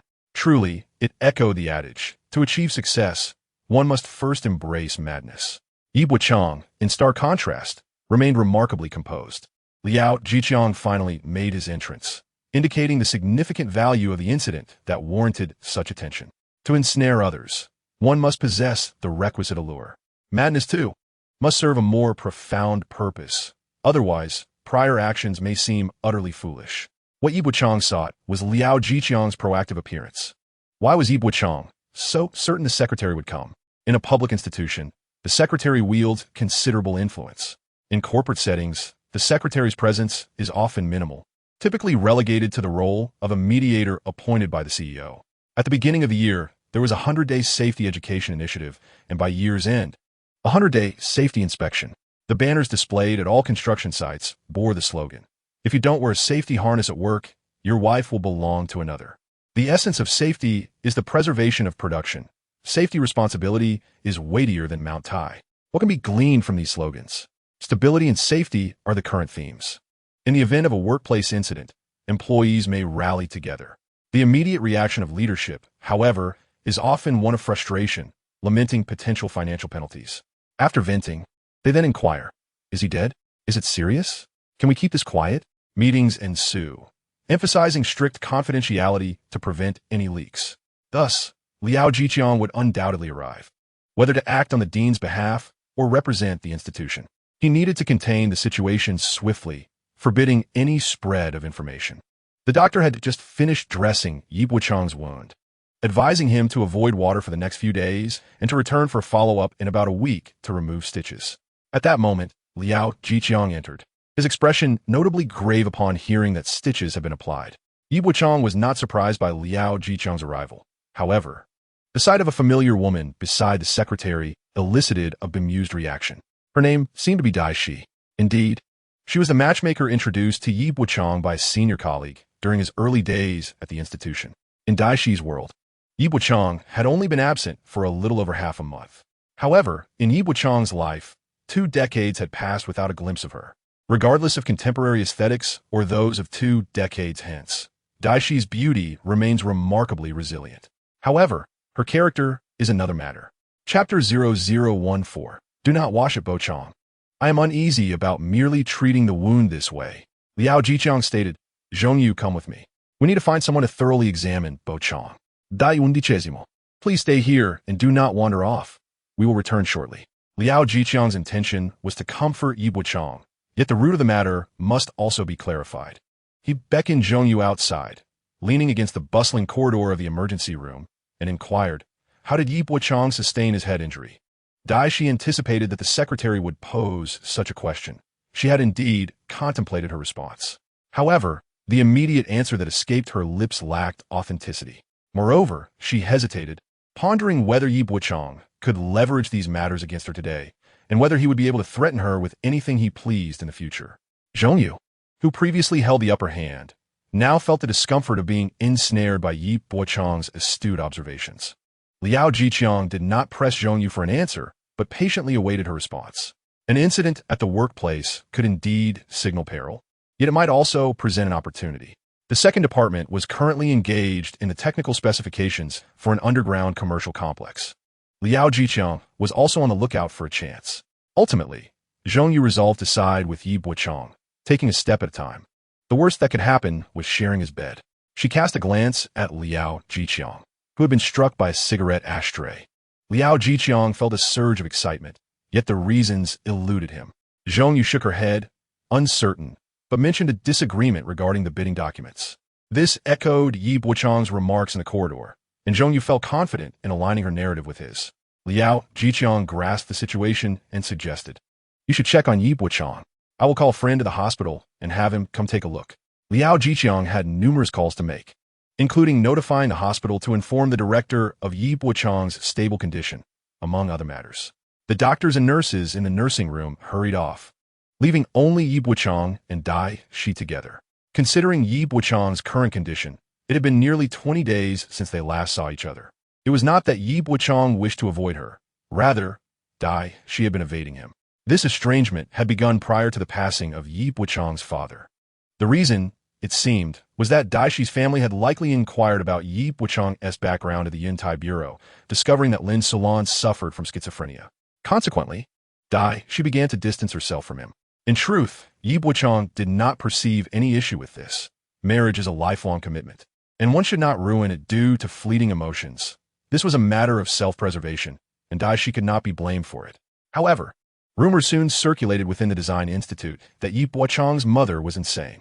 Following that, Yi Bochang's father passed away. Daishi did not appear, nor did she reach out via call or text. The connections between these events were evident to anyone with a modicum of discernment. Daishi had severed ties with Yi Bochang, making her presence in the emergency department of Yunxi Hospital appear exceedingly illogical. Her expression, filled with disdain, combined with an impatient tone, conveyed, "If you haven't resolved your personal matters at home, please refrain from coming to the office." Are you hoping to elicit pity from everyone with your emotional turmoil? This is a workplace, grounded in capability and connections. Your pretense of vulnerability only serves to dampen the spirits of those around you. Do you feel aggrieved by Manager Lu's harsh words? Let me be frank. No one truly empathizes with the weak. They only perceive you as a hindrance, causing further irritation. Must you be so detestable? Yi Bochang found himself at a loss for how to respond to her. He pondered whether, in his former disposition, he might have begun to reflect on his actions. But now, circumstances had irrevocably changed. He gazed intently at Dai Qian and declared, "The affairs of my household are of no concern to you." "Who do you think you are?" Dai Qian stood frozen, her gaze fixated on a point on the floor. The scene around her in motion, while her mind seemed to be suspended in contemplation, questioning whether what she had just heard was a figment of her imagination or if Yi Bochang had truly lost his senses. When she finally turned her stiff neck to meet his gaze, she found his face still bearing traces of blood, devoid of its former warmth, replaced instead with a cruel smirk tinged with malice. Dai Qian felt a twinge of fear, a fear of Yi Bochang's clarity, of his recklessness, and of the unpredictability of his potential actions. She found herself wondering, is this truly the honest and straightforward Yi Bochang I once knew? Certainly not. Yi Bochang, having overturned the table, had no intention of stopping. If you see me at the office and claim I disturb you, that might be somewhat justifiable. But when I come to the hospital and you chase after me to berate me, whose issue is that? Yours or mine? Do you truly believe yourself to be so captivating that without you, I would be utterly helpless? Dai Qian's face flushed with a mix of anger and embarrassment. She had never before been spoken to in such a manner. What did he mean by suggesting that without her, she would be rendered incapable of even the most basic functions? Was she merely a piece of meat? Yet, Dai Qian was not the type to be silenced by a few harsh words. She was well-educated and possessed a resilient spirit. Suddenly, she rose, snorted, and retorted coldly, "Yi Bochang, why the bravado? It's only been a few days since your father's passing, and you're already back at work? Isn't the mourning period still ongoing? You simply wish to manipulate everyone into pressuring me to feel sorry for you and resume our relationship, don't you? Let me assure you, that will never happen.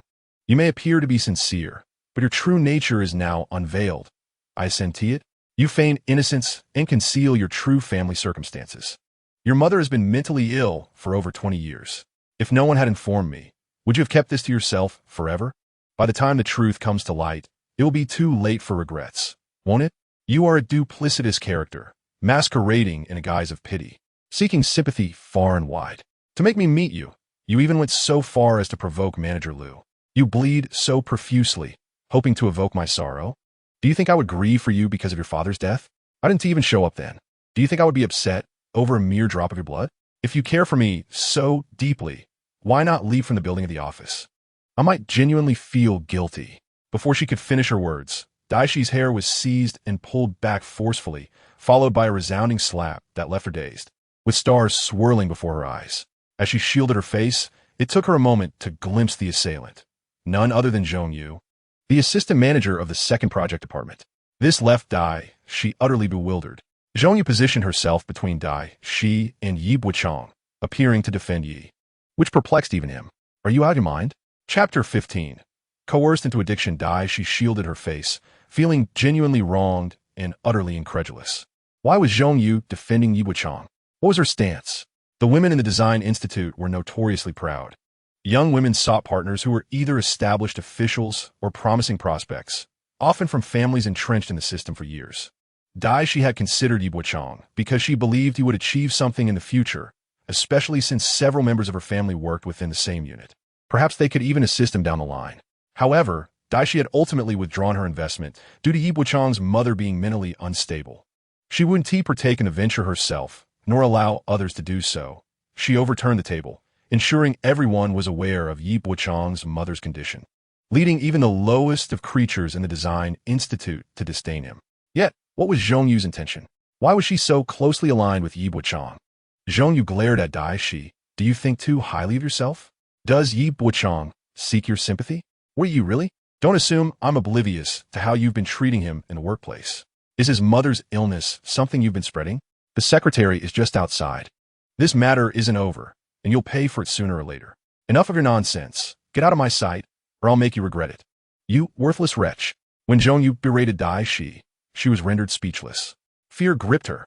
Her intention in spreading news of Yi Bochang's mother was to garner sympathy and align others with her plight, ensuring that no one would perceive her breakup with Yi as her fault, thus preserving her future prospects.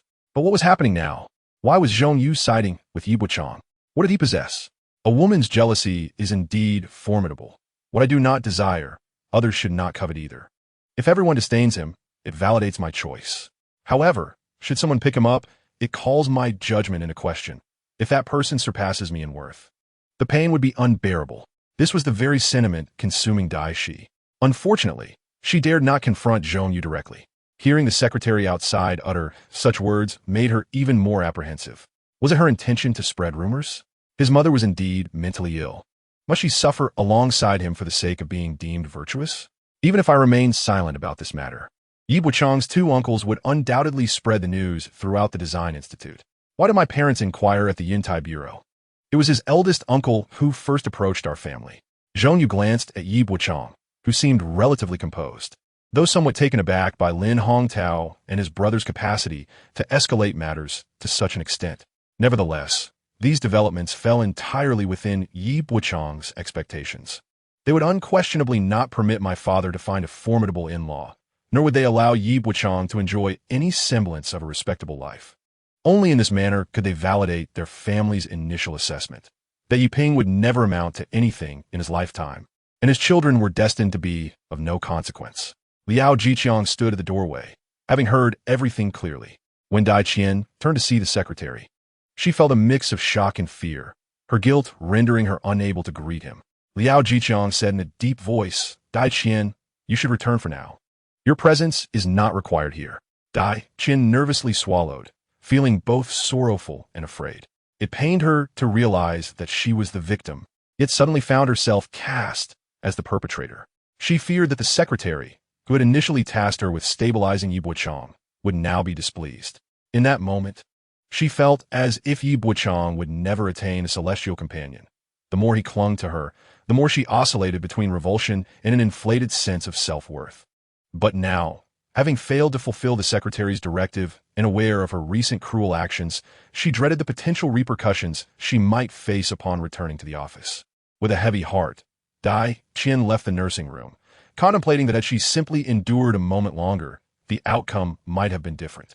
Once Dai Qian departed, Liao Jiqiang's demeanor softened, and he resumed his usual gentle smile. He remarked, Xiao Yi, I truly apologize for the inconvenience. I had intended for Dai Qian to check if you needed anything. Given that you had been spending more time together recently, I thought you could converse well. Clearly, I failed to ascertain the full context beforehand. Yi Bochang did not feel wronged by Dai Qian's remarks. Secretary, I have no issues on my end. The company is exceedingly busy, and I feel guilty that you have to tend to my feelings. Had he known, he would not have raised objections to Manager Lu's proposal for the bidding document, which had led to the current predicament. You truly dare to place the blame on Lu Lei. Zhong Yu was repeatedly astonished by Yi Bochang's demeanor. Was this a performance in the office, only to be replicated in the hospital? Was the aim to utterly ruin Lu Lei? Zhong Yu felt it was not quite so dire, though she was astonished by Yi Bochang's sudden shift to a more extreme approach, which indeed seemed rather ruthless. However, to be fair, this version of Yi Bochang exuded a certain masculinity. Zhong Yu pondered whether the audacious Yi Bochang had been feigning ignorance all along. Liao Jiqiang expressed considerable interest in Yi Bochang's objections to the bidding document, yet he would not reveal this in Zhong Yu's presence. Liao Jiqiang felt a spark of excitement. Could this be an opportunity to contend against the director? The director had long disregarded me. The secretary. Was I waiting for a chance? Could it be Yi Bochang? Liao Jiqiang, maintaining a calm demeanor, quickly diverted the conversation, saying, Bochang, I have contacted a friend at the hospital. He is bringing over colleagues from the relevant departments to perform a full-body examination. Given the injury is to your head, it is prudent to exercise caution. Indeed, Liao's doctor friend arrived promptly with 2 specialists in tow. At the same time, Liao instructed Zhongyu, please return to organize some of Bochang's belongings from his workplace. He certainly won't be going back today. Bochang added, it would be helpful if Assistant Zhong could bring me Lao Yuan's notebook. The progress of work at the unit must not be hindered. Zhongyu glanced back repeatedly, her concern evident in Liao Zhiqiang's eyes. He pondered, could Zhongyu possibly have feelings for Bochang? In reality, Zhongyu was apprehensive that Bochang might divulge her relationship with Lu Lei, the hospital director, to the secretary while they were alone. If it came to that, what could she do? She certainly couldn't resort to sleeping with Liao Zhiqiang as a solution. Zhongyu's heart raced. She couldn't fathom that Bochang had caught wind of her rendezvous with Lu Lei, or that he knew about her dealings with the director. If Bochang chose not to reveal her secrets, she would comply with whatever he asked. Chapter 0016. An apparent understanding the crowd at Yunqi Hospital was overwhelming, transforming the area outside into a bustling marketplace. Vendors sold lunchboxes, umbrellas, balloons, and appointment slots for specialists, essentially anything that patients and their families might need. Families were willing to exhaust all their resources to ensure their loved ones received the necessary medical treatment. Yet, Bochang found himself puzzled as to why. When his mother fell ill, she was not promptly taken to the hospital. Liao Zhiqiang called out to him. Bochang snapped back to reality. Secretary, am I all right? After reviewing the scans, Liao's physician friends reassured him that there were no significant issues. He merely needed to rest. They reminded him to return for a dressing change and to have his stitches removed in 7 days. After a few more instructions, they bid farewell to Liao Zhiqiang and returned to their duties. Bochang expressed his gratitude, but they barely acknowledged him. To them, time was a precious commodity, reserved only for someone of Liao Zhiqiang's stature. As for Bochang, they deemed him unworthy of their time. At that moment, the value of life became starkly tangible within the hospital. Liao Zhiqiang seemed to read Bochang's thoughts, stating, doctors at Yunqi Hospital attend to an overwhelming number of patients each day. Their indifference towards you is actually a good sign. They only show special concern in 2 scenarios. Either you are gravely ill, or you have become their patient. It appeared to be a reasonable assertion. Liao Zhiqiang's words acted like an invisible hand, pulling Bochang back from the brink of despair. The 2 moved to a more spacious area of the building. The current situation was a result of Bochang's gradual guidance. He needed a channel through which to express his concerns to Liao Zhiqiang without the pressures of their workplace. In a professional setting, Liao Zhiqiang might have laughed off Bochang's issues, offering a few comforting words as if nothing had occurred. However, in this moment, Liao Zhiqiang was genuinely attentive to Bochang. Liao Zhiqiang inquired whether the design project for the underground commercial complex of Project Department 2 was personally endorsed by the director at the beginning of the year. This project, a pivotal focus for the Design Institute this year, has demanded considerable effort from your department. If you were to mismanage it, you would be deemed a traitor to your department. Bochang, who previously struggled to grasp the implications of Liao Zhiqiang's words, now understands that it serves as a cautionary alert, a warning, if you will. Bochang asserted that the work of Department 2 is progressing as planned, and he has been diligently working on the new design proposals during late hours. With a serious demeanor, he informed Liao Zhiqiang that the project would not secure a bid. Liao Zhiqiang, taken aback, noted that a designer cannot rely solely on imagination. One must consider the practicalities and data rather than speaking without foundation. He smiled and encouraged Bochang to have confidence in Department 2, acknowledging their invaluable contributions to the major projects secured by the Institute over the years. Bochang, preferring to avoid circumlocution, recognized that those in political work often speak in grandiose terms, making fleeting comments while seldom placing themselves in compromising positions. Ultimately, it is a matter of, if successful, I guided it. If unsuccessful, I had nothing to do with it. This perhaps embodies the artistic notion they espouse.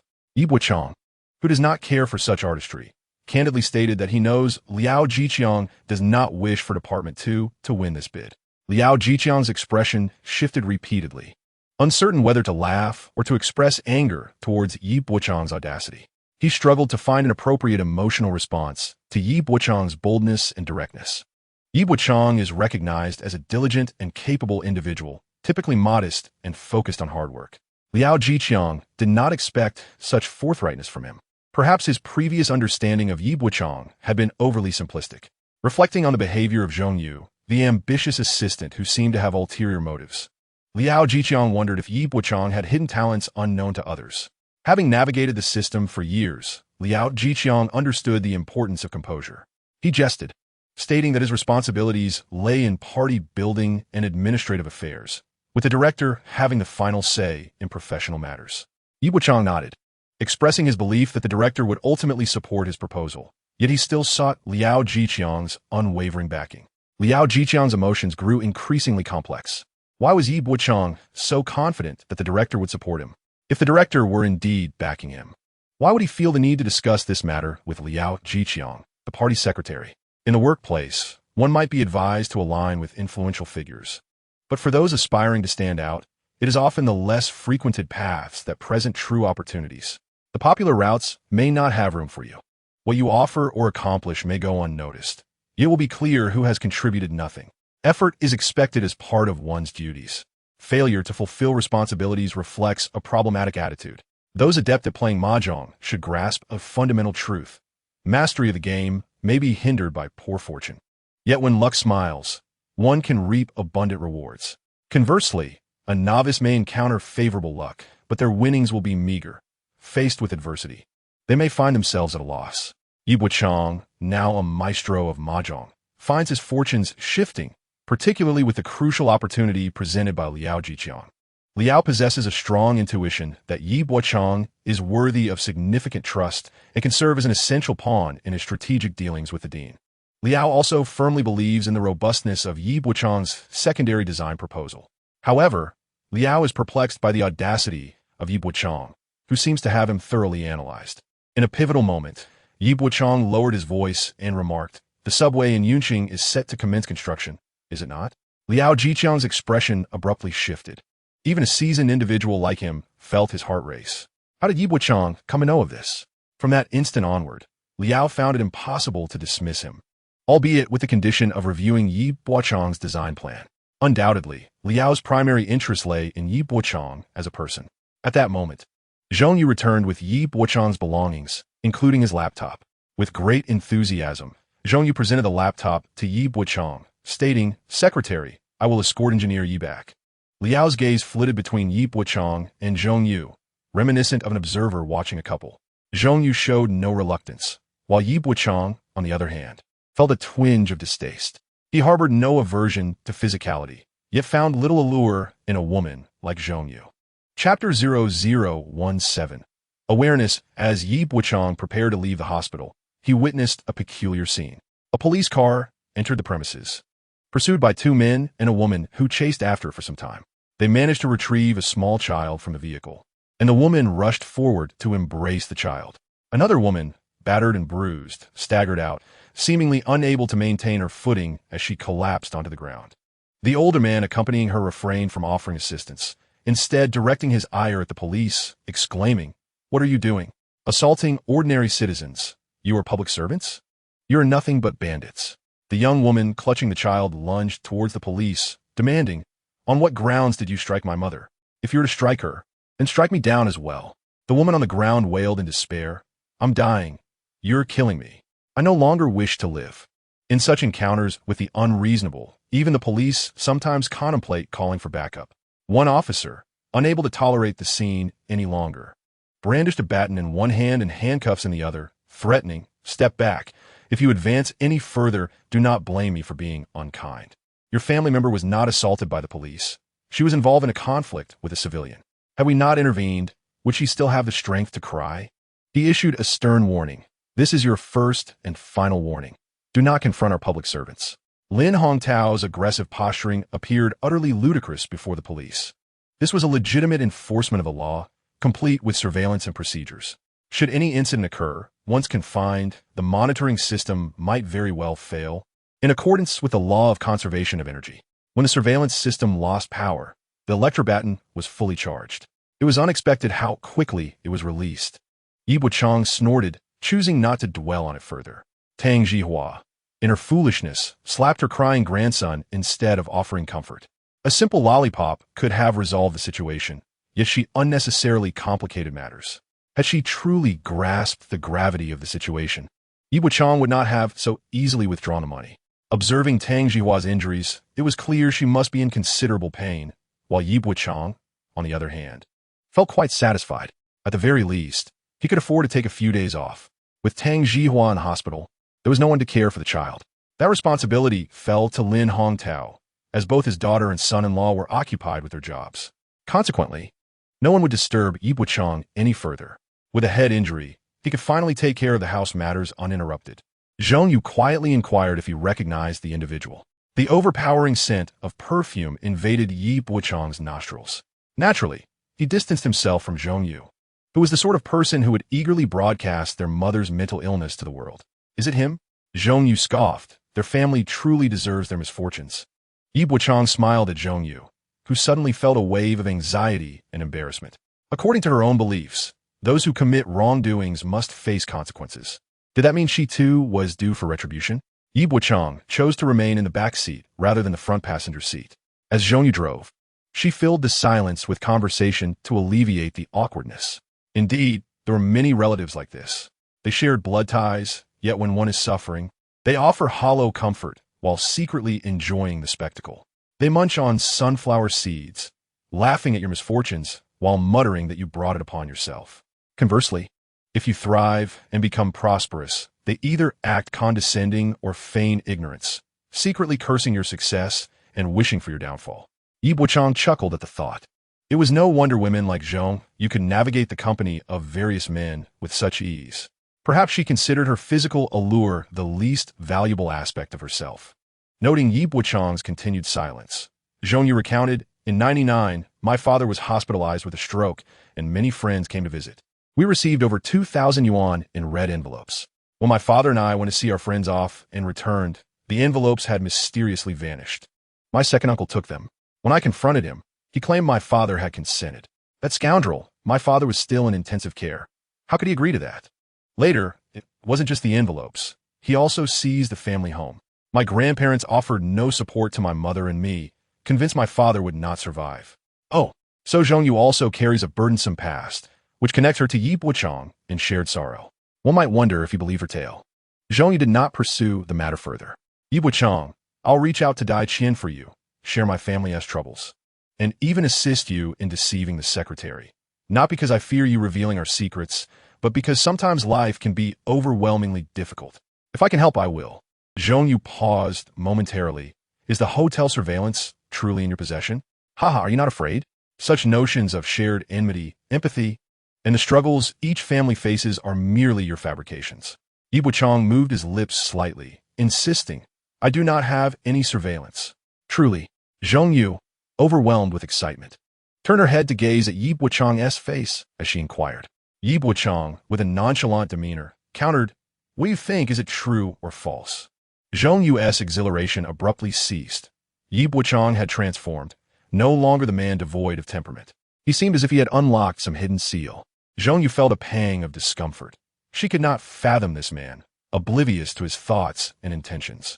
This sense of insecurity was akin to gambling on the safety of a period without protection, unsure whether her menstrual cycle or a fertilized egg would arrive first. Her tumultuous emotions mirrored the peaks and troughs of indoor sports. Zhong Yu resigned herself. Did it truly matter what Yi Bochang held in his grasp?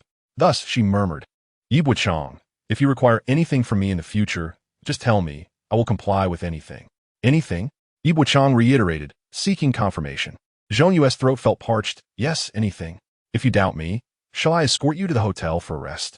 This woman, who typically sought to provoke in the second project department, was now audaciously requesting to accompany Yi Bochang to a hotel room. Although the women of the second project department secretly derided Zhong Yu, who could claim they hadn't admired her in their hearts, the allure of her beauty was undeniable, rendering the likes of Dai she devoid of confidence in comparison. It was no surprise that the director and Liu Lei were captivated by such a woman. Yet, it also served as a stark warning to Yi Bochang to keep a distance from such women. Before exiting the vehicle, Yi Bochang remarked, Do not wear such strong perfume again. It is unpleasant. Zhong Yu was momentarily taken aback, nodding instinctively, understanding his words. Hearing her acknowledgement seemed to bring Yi Bochang a peculiar sense of satisfaction. Chapter 0018. Finally, the belongings returned to their rightful owner. Huh, what is this master-servant game unfolding? Yi Bochang strode purposefully into the family compound, scarcely casting a glance at Zhongyu. She pondered why he would not look at her. The reason was quite simple. Those who disdain her would never spare her a glance. It is both a rule and a courtesy. In Yi Bochang's eyes, Zhongyu was invisible. Yet why did she find herself gazing at his retreating figure? The answer was straightforward. It was the result of Yi Bochang's assertive stance. Zhongyu suddenly recalled Yi Bochang's words upon leaving Lu Lei's office. In this world, only human lives are equitable. Each person has one life. And with that life, one must strive to seize as much as possible, depending on one's abilities. What to do? Suddenly, she found Yi Bochang to be very manly. The women ceased their singing. The neighbors upstairs and downstairs finally exhaled in relief. However, one neighbor returning from shopping remarked, "Usually, when she sings, I find her annoying. Last night, I waited for her to sing, enduring an entire night." Just as Yi Bochang returned, he overheard these words. The neighbors, particularly the aunties, exchanged awkward smiles with Yi Bochang. Upon noticing the blood on his forehead, they rushed forward with concern. "Xiao Yi, what happened to your forehead? Oh dear, you're bleeding. Is it serious? Have you been to the hospital? What on earth is going on with your family? Why do you always encounter such misfortunes? You should go home and rest. By the way, your mother is at home, right? I haven't heard a peep from her since last night." In truth, the neighbors in this residential community are genuinely kind-hearted. They often bring over chicken soup and other comforts. Although they do so partly to persuade Yi Ping to seek treatment for Lin Sulan, their concern for her is sincere. Yi Bochang expressed his gratitude to them. And as he entered the house, Lin Sulan was staring intently at the phone. "Mom, how are you feeling?" Yi Bochang ventured to ask. Lin Sulan exploded in response. "Don't talk. Why are you making so much noise? I need to answer the admissions office's call. If I miss it, I swear I'll make you pay." Yi Bochang let out a deep breath, reminding himself that she is his mother. He struggled to recall what Lin Sulan was like when she was lucid. Her bipolar disorder had always tilted towards mania, necessitating the use of medication aimed at suppressing her excitability, primarily to aid her sleep. However, these medications had lost their efficacy. Lin Sulan hardly slept at all. At her most exhausted, she would doze for mere minutes before being energized for hours. She had truly mastered the art of recharging for 2 minutes only to work for 2 hours. If only new energy vehicles were half as impressive, the streets would be devoid of gas-powered cars. Yi Bochang chose not to soothe Lin Sulan, nor would he offer comfort to himself. He entered his room and dialed the family landline. "Is this Lin Sulan? This is the admissions office of the 4th Institute at Yuncheng Music Academy." Lin Sulan nearly erupted with excitement from outside. Yes, it's me." Yi Bochang continued, "This afternoon, you and your son need to complete some pre-admission procedures. Listen to your son, maintain order, and answer the staff's questions seriously. If they ask you to sign, then sign. Before the weekend registration, you must adhere to the residential regulations. No loud disturbances, and do not disturb the neighbors. If you cannot comply, we will not admit you as a student, and you will never become a true soprano." Lin Sulan shouted, "No. Please believe me. I will listen to my son. I will cooperate. Yes." After hanging up, Yi Bochang casually stepped outside. "Mom, what do you want for lunch?" Lin Sulan rushed over. "Son, the admissions office just called. They wanted to take me this afternoon to handle some paperwork, and I need to sign." Yi Bochang replied, "Really? Then we shall go this afternoon." Lin Sulan's eyes sparkled with dreams of enrollment. She had lived her entire life in a fantasy, yet it was a dream that could never be realized. She harbored resentment towards her parents, her older brother and younger brother, Yi Ping, and even towards her son with Yi Ping. She pursued her dreams, only to be betrayed by her parents and her elder brother and younger sibling, each complicit in her plight. Yet, why must Yi Ping bear the consequences? And why should Yi Bochang also shoulder the burden? Yi Bochang finally discerned the reason. He, like his father, possesses an overwhelming sense of morality. The honest must inevitably bear the weight of all burdens. Yi Bochang, having no work in the morning, realized that the technical bid currently being prepared by the 2nd Project Department was doomed to fail.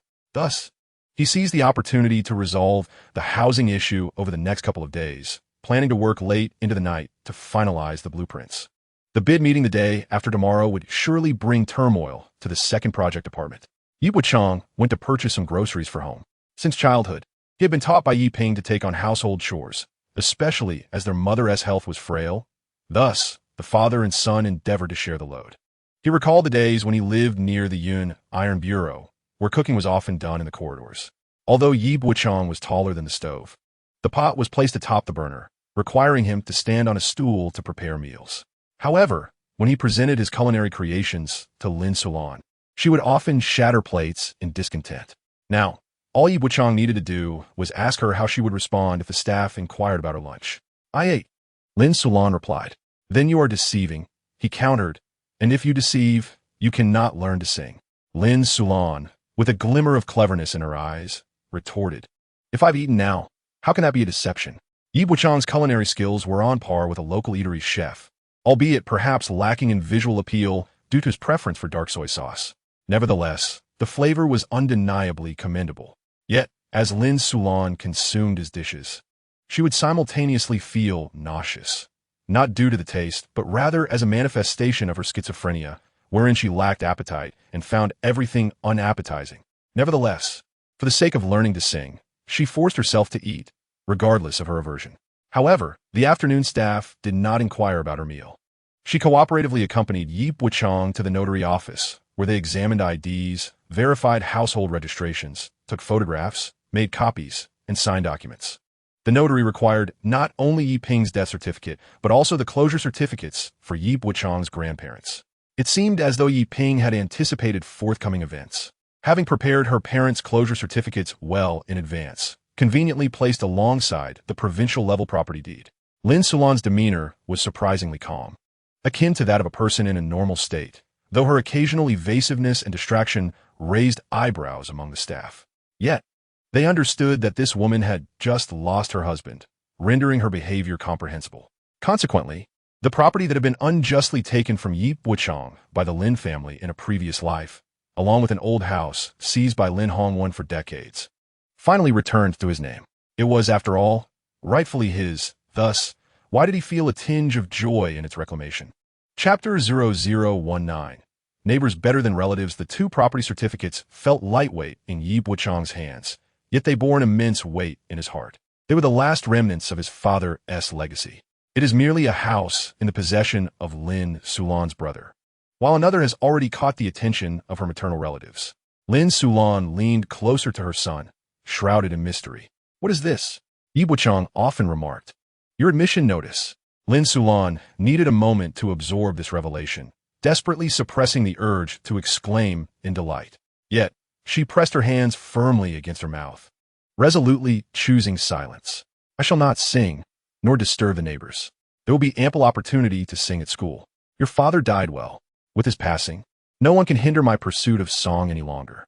Though she was somewhat unhinged, her erratic statements could not be taken at face value. Nevertheless, Yi Bochang felt a profound sorrow, observing the bustling street. He steeled himself, wishing to leave her behind, to not look back, and to erase her from his life forever. In that instant, his breath nearly caught in his throat, his eyes bloodshot. Yi Bochang inhaled deeply, deciding to cease his internal turmoil, refusing to become a person devoid of boundaries. He glanced at the joyfully smiling Lin Sulan and said, "Let's go home." Lin Sulan whispered quickly, "Put away your admission notice." Yi Bochang tucked away the two property certificates, recently updated in 2002. These were the homes purchased with the frugal savings and evening labor earnings of Yi Ping. The living conditions in the Railway Bureau were subpar. The northern gate of Yun City was colloquially referred to as Iron Half City, a label that was not exaggerated in the slightest. Many may be unaware of the absurdity of the Railway Bureau. Documents dispatched from the capital typically bore the heading Provinces, Autonomous Regions, Xinjiang Production and Construction Corps, followed by Railway Bureau. Now it became evident the Yun Railway Bureau was, in fact, an entity quite independent from Yun City itself.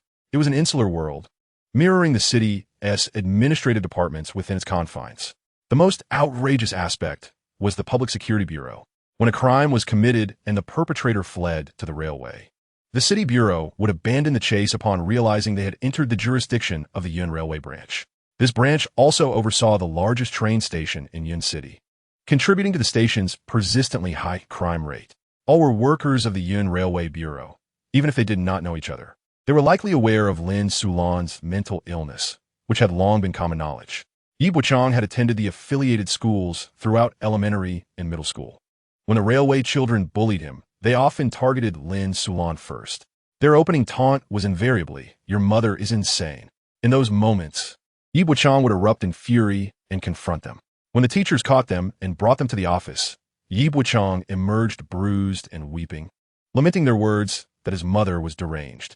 The homeroom teacher coldly stated, "Your mother is indeed mentally ill." From that day forward, Yi Bochang ceased to hope for sympathy.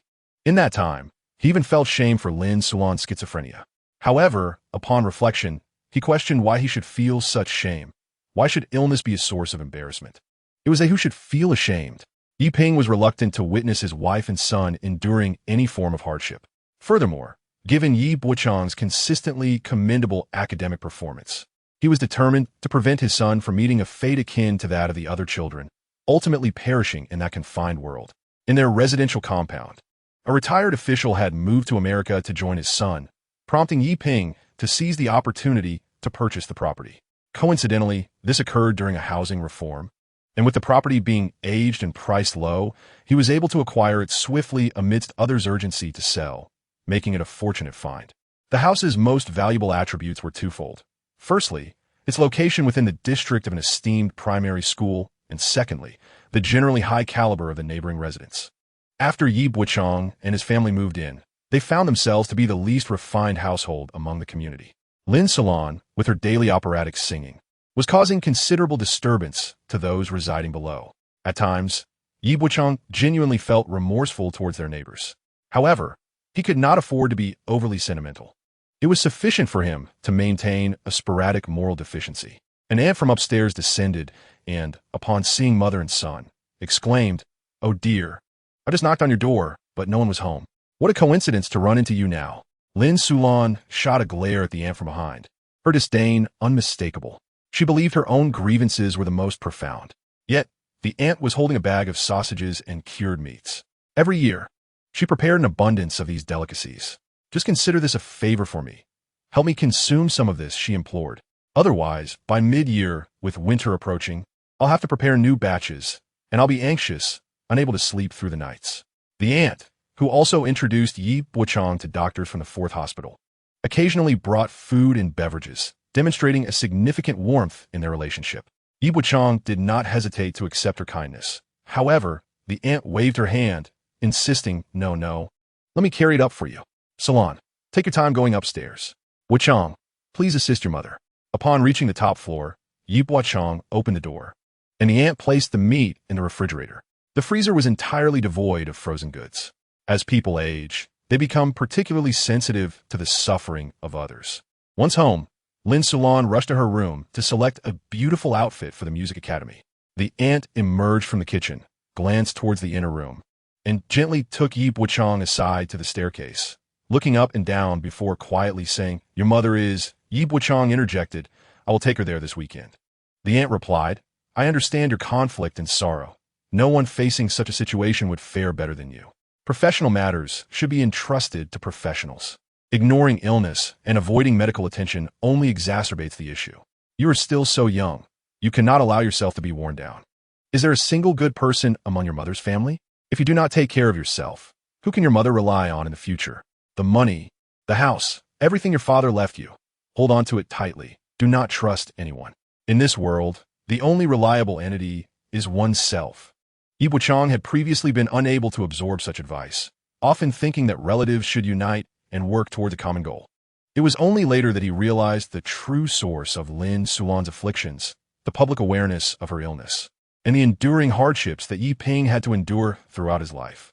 Let us not forget the hardships that Yi Bochang endures, largely attributed to the so-called maternal grandparents and uncles. Now, every word spoken by his aunt resonates deeply within him. With a hint of sorrow, she mentions that she will prepare some meat, and that there's also a chicken in the bag, both to be cooked. "Today marks the 7th day since your father's passing. Please go to the back and burn some paper for him. You are now in university, and, as a state official, I do not engage in superstitions. This is merely a token of our heartfelt remembrance for our dearly departed. Rest assured, everyone understands your sentiments and will not speak ill of you." As she prepares to descend the stairs, she turns to Yi Bochang, urging him to stay strong. Beneath his silent exterior, he feels a flicker of emotion. Chapter 20. The Fury of General Liu, indeed. The package brought by his aunt contained not only sausages and cured meats, but also a thoroughly clean chicken, its skin a crisp golden hue. Freshly slaughtered that very day and singed at home.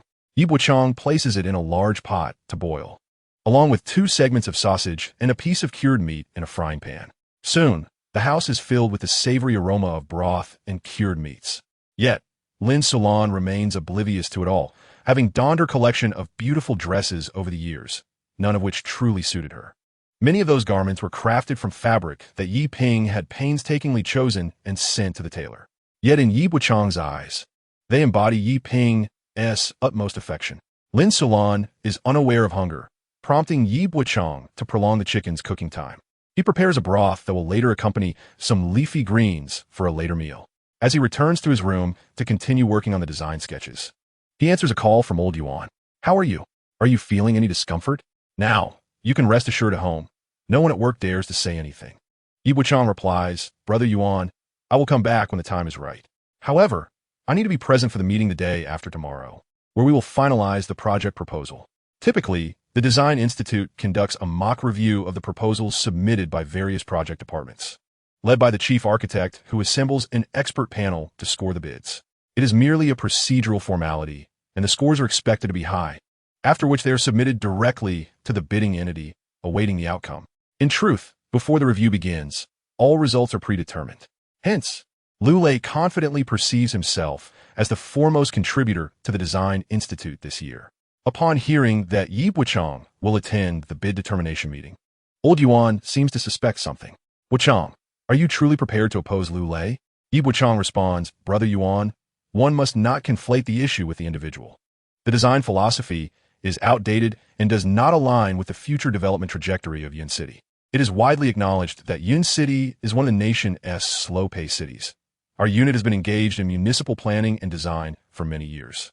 When was the initial draft for the Third Ring Road's bridge design completed? Without a proposal that anticipates a decade ahead, it simply cannot be presented." Liu Lei, having become the manager of the second project department, has been living off past successes. According to his proposal, the Municipal Engineering Construction Bureau may grant the Design Institute a respectable score and a top 3 ranking.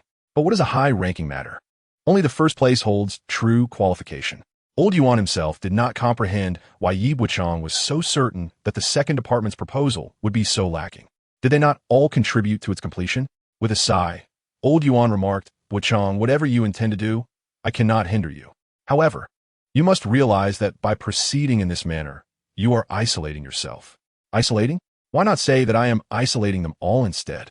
Yi Bochang replied with a smile. "Brother Yuan, will you isolate me?" Old Yuan responded, "You rascal, do not speak to me at work in the future. But after hours, feel free to invite me for drinks." With that, old Yuan's words sufficed for Yi Bochang. "Thank you, Brother Yuan." Since an internal mock review was to be conducted, it was essential to have a backup proposal, rather than merely simulating one. Liao Jiqiang, a clever secretary, wore a genial smile. Yet beneath it lay a visage filled with ambition. Yi Bochang's words today should have resonated with him, and he was likely already recruiting talent, preparing for a significant showing at the mock review. If old Liao was cautious about his reputation, it mattered little. Yi Bochang had given an advance warning, achieving his purpose. Henceforth, no one at the Design Institute would dare dismiss his words as a mere jest. As for finances, the demolition would undoubtedly yield a profit. With that money, merely collecting old buildings would bring in substantial earnings, leaving no room for scarcity. Moreover, the real estate sector was about to enter a period of rapid growth. Yi Bochang registered a company externally to take on private projects, ensuring he would not lack for funds. After concluding his call with old Yuan, Yi Bochang resumed working on the proposal, occasionally checking the pot to ensure the water did not boil away. By around 9 o'clock, he plated chicken, cured meat, and sausage, and prepared a basin, bringing along some prepared paper money to the rear of the residential building. This area was an open alley, typically devoid of people except for children who played there in the afternoons. Yi Bochang took a piece of paper money to ignite it. However, after pressing the lighter numerous times without success, he exclaimed in frustration, "Do you want to ignite or not?" After a brief pause, he pressed the lighter again, and the flame ignited, consuming the paper money as he fed it into the fire pile one by one. The rising heat stirred the air, creating a breeze in the alley, forming a vortex over the flames that elongated the fire tongues, resembling a miniature fire tornado. Illuminated by the firelight, countless stars sparkled in Yi Bochang's eyes. "Dad, was it you who brought me back?" At that moment, tears streamed down Yi Bochang's face. Meanwhile, Lu Lei, filled with pent-up frustration, sat drinking at the clubhouse. His mother had toasted him 2 or 3 times, suggesting, "Mr. Lu, why not choose a sister first? Business is thriving. I fear we may not retain them." After all, selections had to be made. Otherwise, it would be prudent to keep a few more around. When the time came, he would keep those his friends were satisfied with, while he would take away those who were not, being old acquaintances who would not demand an extra cent in tips. Lu Lei, thoroughly annoyed, slapped 10,000 yuan on the table from his bag, questioning, will they stay or not? Mother hesitated to accept payment. "Mr. Lu, it seems you are being overly formal. We are all on the same side. Just say the word, and tonight, regardless of the earnings, the sisters from several groups will remain." As mother was leaving, a man in his 30s or 40s entered and casually pinched her chin. Unfazed, she returned the gesture with a playful pinch. The man, laughing and joking, settled beside Lu Lei, apologizing for his tardiness. Having just come from a dinner with the design team, rushing over as the subsequent activities were delayed, Lu Lei poured a glass of beer for Huang Changshan, offering a toast in respect. Huang Changshan sipped half the glass, unbuckling his belt before finishing the rest, asserting there were no issues communicating with the municipal construction team. The internal simulation assessment was completed. They merely needed to submit the bid. This time, the expert team consisted of familiar faces. They were confident. The second project department had once again secured a significant portion this year. Prior to submitting the bid, the comprehensive project department had already established connections with the relevant tendering agencies, allowing certain information to leak, such as the focus of this project's scoring criteria and the approximate cost range. Hence, there existed a dedicated department within the Design Institute to handle such affairs. In private enterprises, this department is known as the Public Relations Department, while in the Design Institute, it is termed the Project Comprehensive Management Department, responsible for liaison and coordination of projects. What does liaison and coordination entail? It involves public relations and hospitality. Speaking of which, Yibo often mentioned his ex-girlfriend Dai Chi, who works in this department. Suddenly, Huang Changshan inquired why Lu Lei seemed so irritable today. Even clashing with Yibo, Lu Lei's temper flared further. Chapter 21. The woman's lips with a cigarette dangling from his mouth. Lu Lei, upon hearing this, removed it, sending ash flying into the fruit bowl and wine glass. He exclaimed, that was bloody his own doing with the ashtray. His mother must be insane, and he too felt like a lunatic, a complete scoundrel. Huang Changshan remarked, however, the office has been buzzing this afternoon, claiming your assistant said you were the one who smashed it. Indeed, Lu Lei wanted to question her motives. He was too enraged to speak further, glancing at the time, wondering why Zhongyu had not yet arrived. Huang Changshan then asked if Lu Lei was aware of the incident in the hospital that morning when Zhongyu slapped Dai Chi. Lu Lei, surprised, replied he had not heard of it. Huang Changshan shrugged, stating the situation was delicate. Only Zhongyu could adequately explain it, and any commentary from others would either downplay or exaggerate the matter. Their bond was strong, so a mere hint sufficed. The two clinked their glasses again, disregarding the ash floating within. Zhongyu pushed open the door to the private room, sitting impatiently on a single sofa to the side. "Mr. Huang," she greeted, ignoring Lu Lei. Frowning, Lu Lei clicked his tongue, questioning her distant seating choice. Zhongyu took out a mirror to check her face, revealing her bare skin without makeup. She was assessing whether her skin had suffered from cosmetics and evaluating the efficacy of her recent sun protection regimen. Yin Cheng claimed to be devoid of sunlight, yet the sun has a way of shining on everyone. Zhongyu's greatest fear is the appearance of blemishes, if her sun protection is insufficient. Unsightly sunspots will mar her complexion. Of course, her reluctance to face the mirror stems primarily from her desire to avoid Lu Lei. When Lu Lei called out to her twice without receiving a response, he felt a flicker of irritation. "Did you slap Dai Qian when you took Yi Bochang to the hospital today?" Zhongyu had nothing to hide. Indeed, she had done so, and in front of the secretary no less. Lu Lei remarked, "Huang Changshan, Zhongyu has transformed into a harbinger of justice. What did Secretary Liao instruct Dai Qian to do? It seems he believed that she and Yi Bochang were involved romantically, using Dai Qian's position within the organization to placate Yi Bochang and prevent the situation from escalating. How did Dai Qian handle it? The secretary was coordinating with experts from Yunxi Hospital to arrange a comprehensive examination for Yi Bochang, while Dai Qian, in the treatment room, claimed that Yi Bochang's father's death had barely passed the mourning period, and he returned to work merely to elicit her sympathy. She even stated that she could not pity Yi Bochang.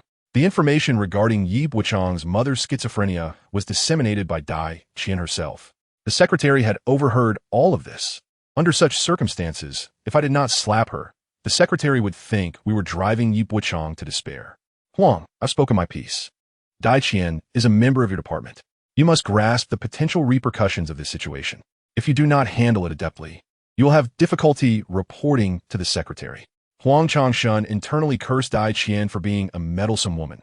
She sought out a docile individual, but then scorned him. Now, her character flaws were common knowledge throughout the organization, a predicament of her own making. Huang Changshun had initially intended to advocate for Dai Qian to Zhongyu, but now found that endeavor futile. Dai Qian's failure to publicly apologize to Yi Bochang meant this matter was far from resolved. Observing Lu Lei's prolonged gaze upon Zhongyu, Huang Changshun recognized that they had matters to discuss. I will find a phone. Upon his exit from the private room, Lu Lei shifted to sit closer to Zhongyu. What have I done to offend you? You told Liao Jiqiang that I was the one who harmed Yi Bochang.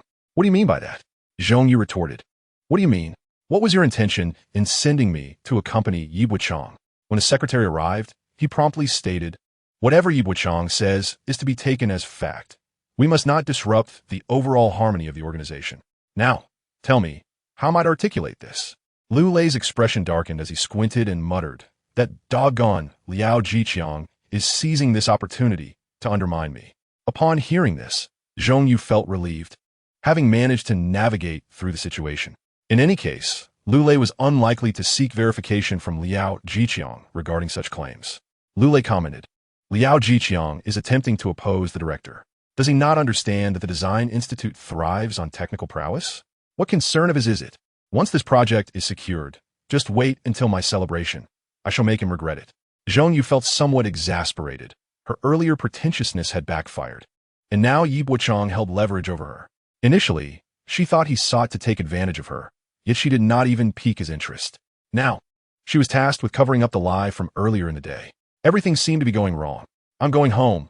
I am utterly exhausted, Zhongyu declared as she rose to leave.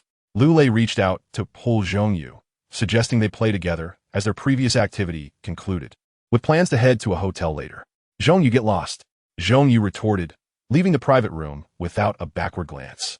Lu Lei felt that there was something peculiar about Zhongyu, though he couldn't quite pinpoint what it was. After Zhongyu's departure, Huang Changshun returned, accompanied by a group of stunning young women with long legs. They collectively bowed, greeting, "Good evening, boss." Huang Changshun pointed at a particularly fierce-looking girl in the center, saying, "You, come accompany our general manager Lu. He loves basketball." This remark elicited laughter from the group of women. Lu Lei temporarily set aside his anger, opting instead to relax and await the final meeting scheduled for 2 days later. That morning, Yi Bochang had also completed the design portion of the bidding documents after a sleepless night. Today marked the final meeting for the second project department, where Yi Bochang intended to overturn Lu Lei's proposal, signaling to everyone that henceforth, Lu Lei's word would hold no weight within the second project department, regardless of his managerial status. As Yi Bochang left home, he informed his mother, Lin Sulan, who was engrossed in television. "Mom, I'm off to work. I'll take you to school tomorrow." Lin Sulan nodded vigorously, her mouth tightly covered, assuring him, "Rest assured, I won't sing. Otherwise, I would be disqualified." Yi Bochang had previously consulted with the director at the 4th hospital, who explained that with early and proactive treatment, cases like Lin Sulan's typically posed no significant issues.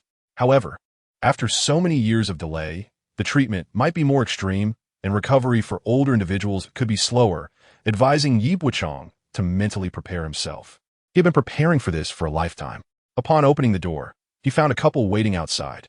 The man pushed Yi Bochang aside forcefully, appearing ready to defend his sister, and then squatted down in front of Lin Sulan. Instead of the expected emaciated and unattractive sister, he was met with a well-groomed and vibrant woman. For a moment, he was at a loss as to how to react. Yi Bochang looked at him with drooping eyelids, as if to convey, "Prince, this time I won't let you explode in anger. My apologies." However, Lin Hongwen soon found a reason to express himself. After squatting before Lin Sulan for a few seconds, he sprang up and shouted at Yi Bochang, "Look at how thin your mother has become. What sort of son are you?" He was Lin Hongwen, Lin Sulan's younger brother. Initially, Lin Sulan had only intermittent mental health issues, and this brother had once cast her out of the house. Yes, he had thrown her out. Now, he was playing the role of a caring brother, seemingly forgetting all the actions of the past years. The woman at the door was Yi Bochang's aunt, Pang Xiaoru, adorned with a jade bracelet and a gold necklace. She was nearly 40, but had maintained her appearance remarkably well. As she walked, her figure swayed enticingly. Frequently attending parent-teacher meetings for her son, she often found herself the subject of amusement amongst the other fathers. Following Lin Hongwen into the room, she sat beside Lin Sulan, wrapping an arm around her. A scene depicting the deep bond between sisters-in-law unfolds as one exclaims, "Oh dear, I noticed a fruit vendor along the roadside on my way here. I intended to purchase some, but Hongwen mentioned that Bochang had already bought some, so we needn't be so formal." Upon arrival, however, it became evident that there was nothing at all. "Bochang, this isn't a reprimand from Annie. You can afford to be a bit stern with your uncle and me without us taking offense. But you mustn't show disrespect to your mother, surely?" One spouse exchanged a glance filled with sarcasm towards Yi Bochang, while the other glared at him as if he had truly reduced Lin Sulan to mere skin and bones. The current Yi Bochang, unlike before, would not shy away from confrontation, nor would he be at a loss against the audacity of Dong Yen. Calmly, he replied, "You two should lower your voices. Do not disturb the neighbors or upset my mother." Lin Sulan's television was already at a low volume, and her expression shifted slightly upon hearing her son's words. Lin Hongwen, perhaps not yet grasping the gravity of the situation, shouted at Yi Bochang, "Who do you think you're talking to, you dog?" Yi Bochang smiled at Lin Hongwen. "Who are you? Go ask your mother. Why question me? I'll repeat myself. Speak more quietly, so as not to disturb the neighbors. This residential area houses leaders from the Public Security Bureau. Whether it be a quarrel or a physical altercation, one must consider that this is not a place to act recklessly, as it is not the Iron Half City nor a domain easily managed by the Yuntai Sub-Bureau." Lin Hongwen enlisted at the age of 18. Indeed, as all adults say, if it comes to that, one should be sent to the military. Thus, the military, shrouded in ambiguity, became a refuge for misfits. The offspring of Yuntai Bureau who serve in the military are typically arranged to return to work at the Railway Bureau upon discharge. Lin Hongwen currently serves as a train attendant, often away from home. Consequently, he did not attend when Yi Ping passed away. Neither he nor his wife were present. So, why they come now? Undoubtedly, it is to seize money, property, and territory. He initially thought he had arrived too late, fearing his elder brother had already taken the lead. Returning to Yun City in the dead of night, he had not even rested, hastily making his way here in the morning. Had it not been for his son needing to attend school today, he would have come to bolster his family's presence. Lin Hongwen, once a petty rogue in his youth, has not changed much upon returning from the military. They're all aware that they are merely seeking employment. Yet, with the added layer of being a veteran, their demeanor and actions have become more arrogant and domineering. This has contributed significantly to the military's declining reputation over a considerable period. Lin Hongwen and his ilk bear a substantial share of the blame. Initially, Lin Hongwen was about to explode with rage, but he suddenly noticed the composed Yi Bochang, who was markedly different from his former self. In the past, Lin Hongwen would raise his voice, and Yi Bochang would bow his head, lacking even the courage to meet his gaze, let alone stand his ground as he does now. Lin Hongwen assumed Yi Bochang was merely posturing, but observing his calm demeanor, methodical speech, steady breath, unwavering voice, and composed movements, revealed no trace of fear. At that moment, Pang Xiaoru rose and headed to the kitchen, taking a quick glance around. Initially intending to find fault, she opened the refrigerator, discovering meat in the freezer and vegetables in the fresh compartment. Rice and oil, among other essentials, were also well stocked. Strangely enough, there exists a madman at home, while Yi Bochang must go to work. After the demise of Yi Pinger, their household remarkably remains intact, not crumbling under the weight of grief. Pang Xiaoru initially intended to raise some issues, but found herself at a loss, unable to confront Yi Bochang effectively. Upon emerging from the kitchen, she spoke to her sister-in-law with a tone laden with concern. "Bochang, haven't you prepared any food for your mother from the refrigerator? Just look at her complexion. It's truly not well. You must take good care to nourish her. I had planned to bring over a hen for her. Let me tell you, they have mountain chickens brought in from Jianguo, which are excellent for stewing and very nourishing, beneficial even for your mother's health. Had I known, I would have brought one along. Yi Bochang merely grunted in response. Then why not go buy one now? This left Pang Xiaoru momentarily speechless. It was the first time the usually inarticulate nephew had spoken to her so bluntly. Her face flushed with embarrassment. She exclaimed, Yi Bochang, what do you mean by that? Is this how you speak to your elders? Yi Bochang, however, wore a smile. In truth, I have great admiration for individuals like Lin Hongwen and yourself. When expressing concern for others, you adopt a facade akin to a sow donning a brassiere. But perhaps you should reflect on the years past. What have you ever brought to my home? Your habitual phrases, I meant to, had I known, you should. Which of these have you ever acted upon? Anyone can utter sweet words. I had intended to offer you 1,000,000, yet feared it might be too much for you to digest, so I thought better of it. At this, Lin Hongwen pointed an accusatory finger at Yi Bochang, shouting, You insolent brat, who do you think you're speaking to? Your father has passed, and today I shall educate you properly. Yi Bochang meredi simirkit. Standing his ground as he gazed at Lin Hongwen, what brings you here today? Such a question pierced through the air, effectively rousing the couple from their stupor. Pang Xiaoru tugged at Lin Hongwen's sleeve, signaling him, and stepped in front of him with a stern expression. Yi Bochang, you may act with impudence, but we, as the elders, shall not hold it against you. We only feel sorrow for your sister. Her health is deteriorating, and she is burdened with an unfilial son like you. Your uncle and I are concerned for your mother. You may go wherever you wish, but we shall take care of her. You will take care of her? Then do so. Today's meeting is finalized, and I need to return for lunch preparations. Yi Bochang huffed, turning on his heel to leave.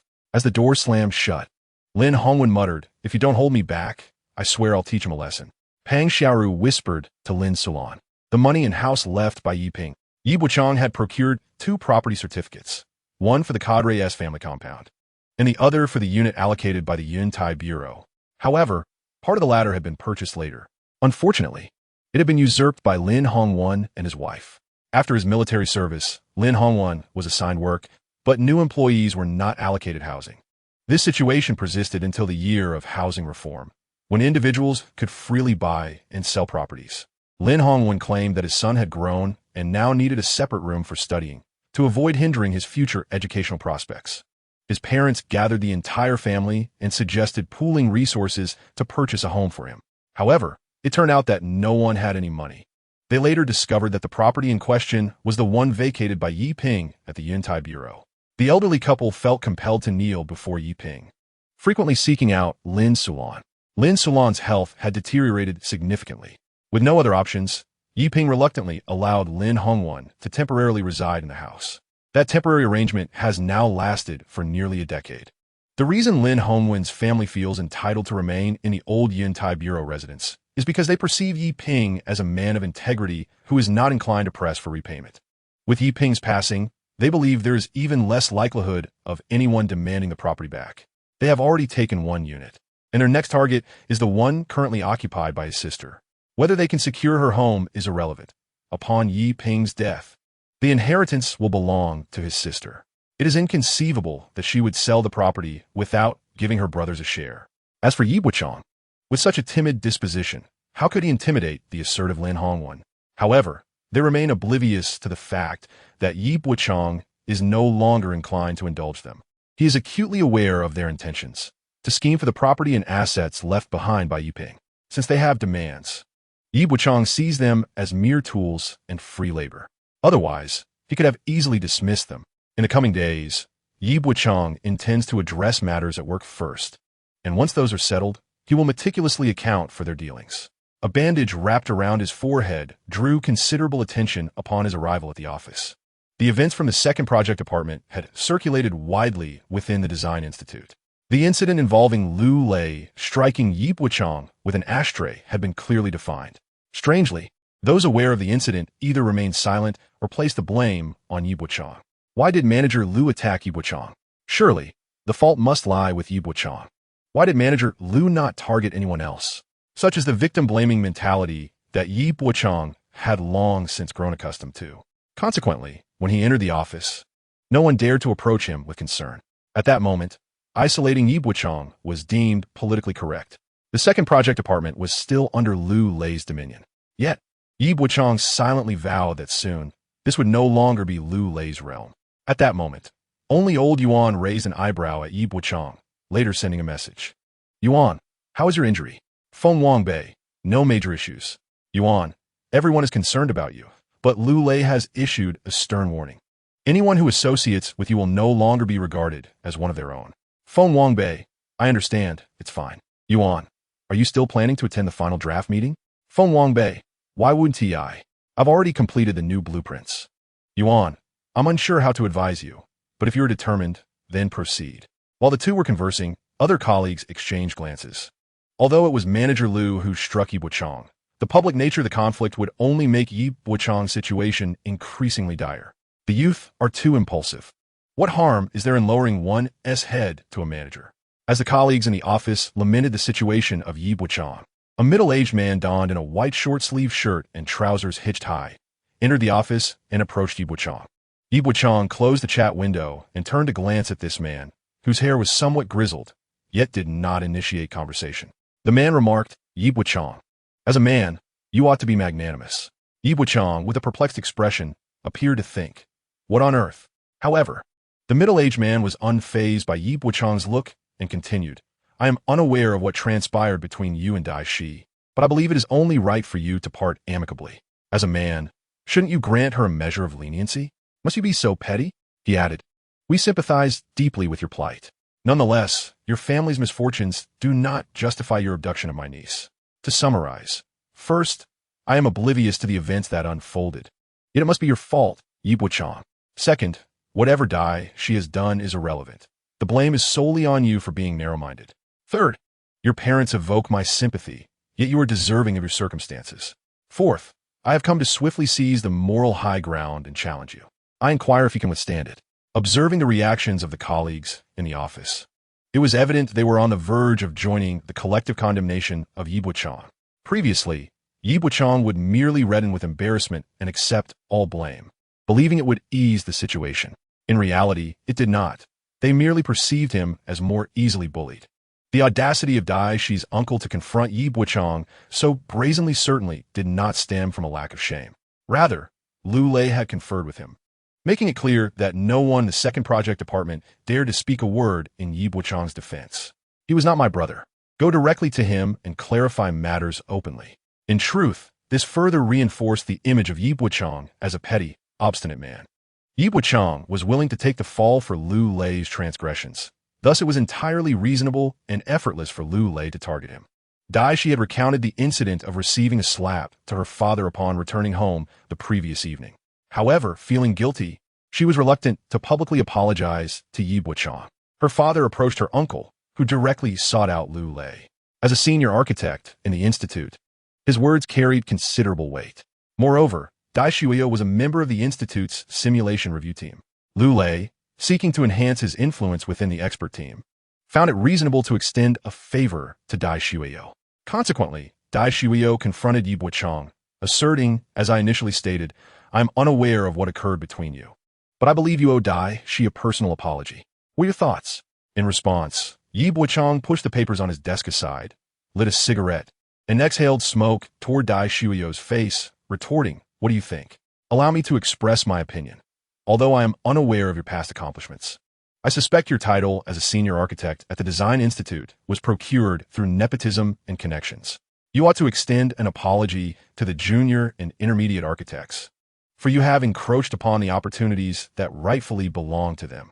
The office exudes an eerie silence, perhaps exacerbated by the chill of the air conditioning. Everyone is engrossed in their tasks, trembling slightly under the pressure. Dai Shuio's lips quiver noticeably. It is possible he is also agitated. Chapter 0024. An unexpected ally. The emotions of those in the office have already distanced themselves from Yi Bochang. Thus, when they observe the commotion, their focus leans towards Dai Shuio. While they find some amusement in Dai Shuio's predicament, they are subjectively disinclined to see Yi Bochang prevail. Consequently, upon witnessing Dai Shuio's pale visage, they can only think to themselves, isn't Yi Bochang going a bit too far? Dai Shuio has been taking deep breaths, perhaps in an attempt to maintain the composure and dignity befitting a senior figure. It is often said that Yi Bochang is a diligent and uncomplaining worker, a veritable punching bag. Is that what you call punching bag? Yi Bochang's retorts are well-reasoned and compelling, leaving no room for criticism. Dai Shuiyo's face turns an ashen hue, fearing he might faint from the mounting pressure. Finally, unable to contain himself, Dai Shuiyo points an accusatory finger at Yi Bochang and bellows, "Yi Bochang, it seems you have completely lost your sense of propriety. Though I may not be your superior, I am your senior and a veteran of this design institute. Do you understand the concept of respect? Do you comprehend the notion of rules? You, with your lack of upbringing and decorum."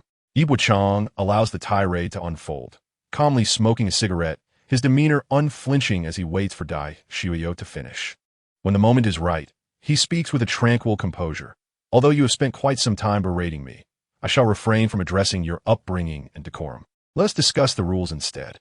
This is the second project department. If you have grievances against me, you ought to address them with Manager Lu Lei or my group leader, Old Yuan. You should not come to me directly. This is called following protocol. If you cannot adhere to the proper channels, what right do you have to speak of rules? As for respect, if you wish for my respect, must you not first extend yours to me? Respect is inherently reciprocal. Should you fail to accord me respect, I shall not hesitate to express my sentiments towards your ancestors. You let me know where your family tomb is, and I shall pay my respects in my own way during festive occasions. A veteran of the Design Institute? Veterans belong in retirement homes.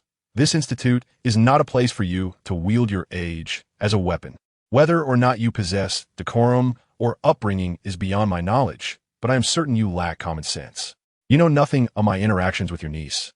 Yet you demand an apology from me? On what grounds? I had assumed you were the chief designer or chief engineer of the institute." Yi Bochang's logic is impeccably clear, prompting Old Yuan to stifle a cheer, encouraging Yi Bochang further. Dai Shuiyo's face twitches, his breath quickening, as he begins to feel faint, nearly losing his balance. He had heard rumors that Yi Bochang was a soft target. With enough pressure, he would apologize regardless of his fault. This would serve as a means of vindication for his niece, providing a sense of relief.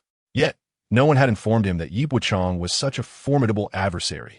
Had he known, he would never have dared to confront such a prickly thorn. His current predicament is truly awkward, caught between a rock and a hard place, and his temper is flaring. It remains uncertain what further tactics Yi Bochang might employ. If he chooses to remain silent and turn away, it would equate to conceding defeat, a humiliating blow to his dignity. How could he possibly continue in such an environment? Suddenly, the usually early departing woman in the office interjected, "Yi Bochang, that's enough. There is no need to speak in such harsh terms. Dai Gong is a veteran of the Design Institute. He merely inquired about the situation. There's no reason for you to be so agitated. If he is correct, then apologize to his niece. If he is mistaken, exercising a bit of patience is hardly a monumental task. As a young person, you ought to be magnanimous." With her leading the charge, the other colleagues quickly rallied to support Dai Shuiyo, urging, "Xiao Yi, don't be relentless in your pursuit of justice. This isn't a grave matter. If you and Dai Qian are meant to be together, so be it. If not, then it's best to part ways amicably. There's no need to harbor grudges and vent your frustrations on his uncle." Yi Bochang chuckled. "So, shall I redirect my ire towards all of you then? Dai Shuiyo's office is somewhat distant, and I find it tiresome to seek him out for conversation daily. However, I can certainly manage to check in on your family in this office regularly. Would you care to experience my morning attendance check at 8 and my afternoon check at 5:30?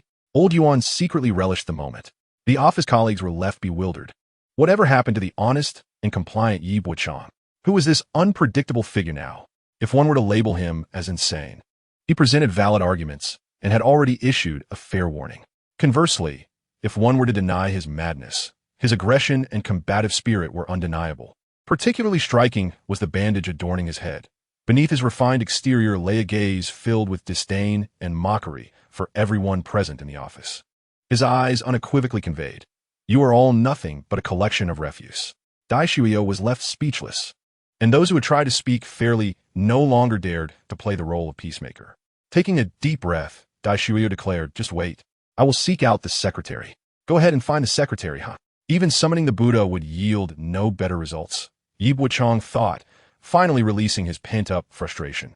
A sense of satisfaction washed over him, and the others began to realize that someone like Yi Bochang, who disrupted unity, would undoubtedly face repercussions from the Institute.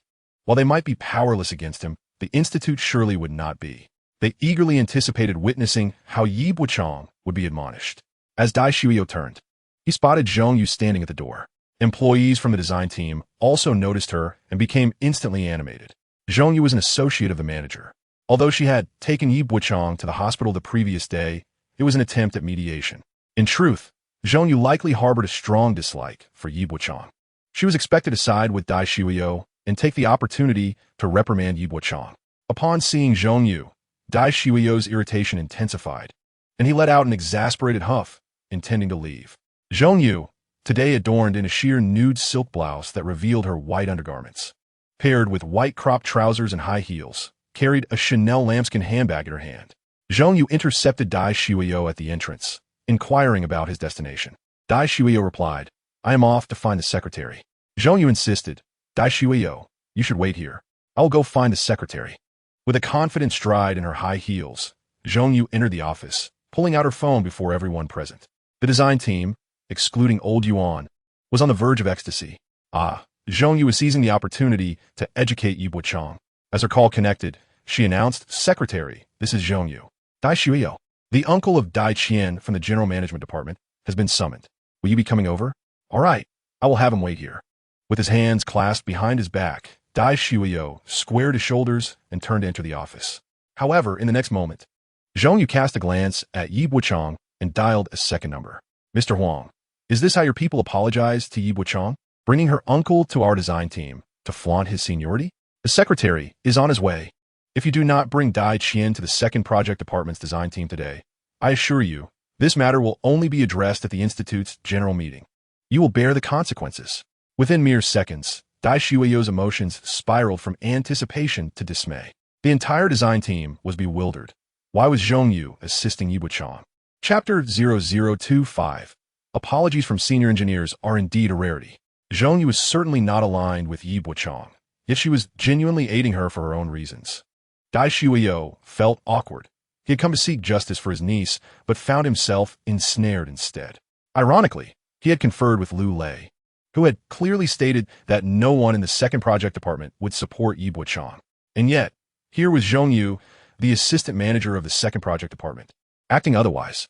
Having been humiliated by Yi Bochang, Dai Shuyo now awaited an apology from his niece, and there was a chance he might even be reprimanded by Secretary Liao. Truly, misfortunes seldom come singly. Once they arrive, they cascade one after another. Meanwhile, the others were entirely unconcerned with Dai Shuyo. Their focus was solely on why Zhong Yu was aiding Yi Bochang. Had they overlooked some significant detail? Or perhaps Manager Lu and Yi Bochang had reconciled, and they were simply behind on the news. Even old Yuan was casting furtive glances at Yi Bochang, who resolutely avoided his gaze. In his mind, old Yuan cursed. That scoundrel. Surely there is no inappropriate relationship with Zhong Yu. This line of thought seemed acceptable, given Zhong Yu's beauty and allure. Though she could be somewhat ambitious, her charm might lead one to view her as a virtuous woman with her own trials. Conversely, if she withheld her charm, she could easily be labeled shameless. As old Yuan pondered the possibility of a transaction between Zhong Yu and Yi Bochang, he found himself increasingly drawn to Zhong Yu's captivating presence. The true nature of their relationship, however, was known only to them. The secretary has arrived. As Liao Jiqiang entered the office, Dai Shuyo swallowed hard, feeling his face flush with embarrassment. Yet Liao Jiqiang greeted him warmly. "Dai Shuyo, you are here." Dai Shuyo chuckled dryly. "Secretary, you've arrived." Liao Jiqiang stood before Yi Bochang. "You can rest at home. You may check your wound tomorrow before deciding whether to return to work." Yi Bochang, sensing Liao Jiqiang's subtle encouragement to refrain from confronting Dai Shuyo, responded politely, "Thank you for your concern, Secretary. I am fine. I have a final draft meeting today, which I must attend." Liao Zijiang recognized Yi Bochang's determination. At that moment, Manager Huang Changshun from the Project Comprehensive Management Department brought Dai Qian over. Upon seeing her uncle, both uncle and niece blushed simultaneously. Dai Qian's embarrassment was evidently more profound, as the secretary was aware of the events that transpired yesterday. Zhong Yu had given her a slap. The last person she wished to see or be associated with was Yi Bochang, who stood right before her. Furthermore, numerous members from the second project department surrounded them. The thought that from this day forward, she would be the subject of gossip and pointed fingers filled her with despair. Huang Changshun felt particularly distressed. Having represented his subordinate poorly, he had spent most of the night drinking with Lu Lei and now reeked of alcohol. Yet, Despite this minor incident, Dai Qian's uncle had failed to manage the situation, and even the secretary was involved. If he did not swiftly clarify his stance, it could appear as if he were opposing Secretary Liao. Although the immediate repercussions might not be evident, what about future promotions and evaluations? Huang Changshan gestured toward Dai Qian. Dai Qian apologized to Xiao Yi, and this matter will be settled. The collective expressions of the crowd froze in surprise. Dai Qian was to apologize? Had the secretary intervened to uphold justice for Yi Bochang? It seemed Yi Bochang was not as isolated as he appeared. Dai Qian's face flushid crimson, and she struggled to hold her head high. However, with the department manager and the head of the hospital's party committee present, her refusal to bow could impact not only her, but others as well. At this moment, even Dai Shuiyo's attempt to interject felt futile. Dai Qian, unable to bear the sight of Yi Bochang, felt a surge of nausea, staring down at her shoes and gritting her teeth. Yi Bochang, I apologize to you. Yi Bochang calmly interrupted her. Apologize for what?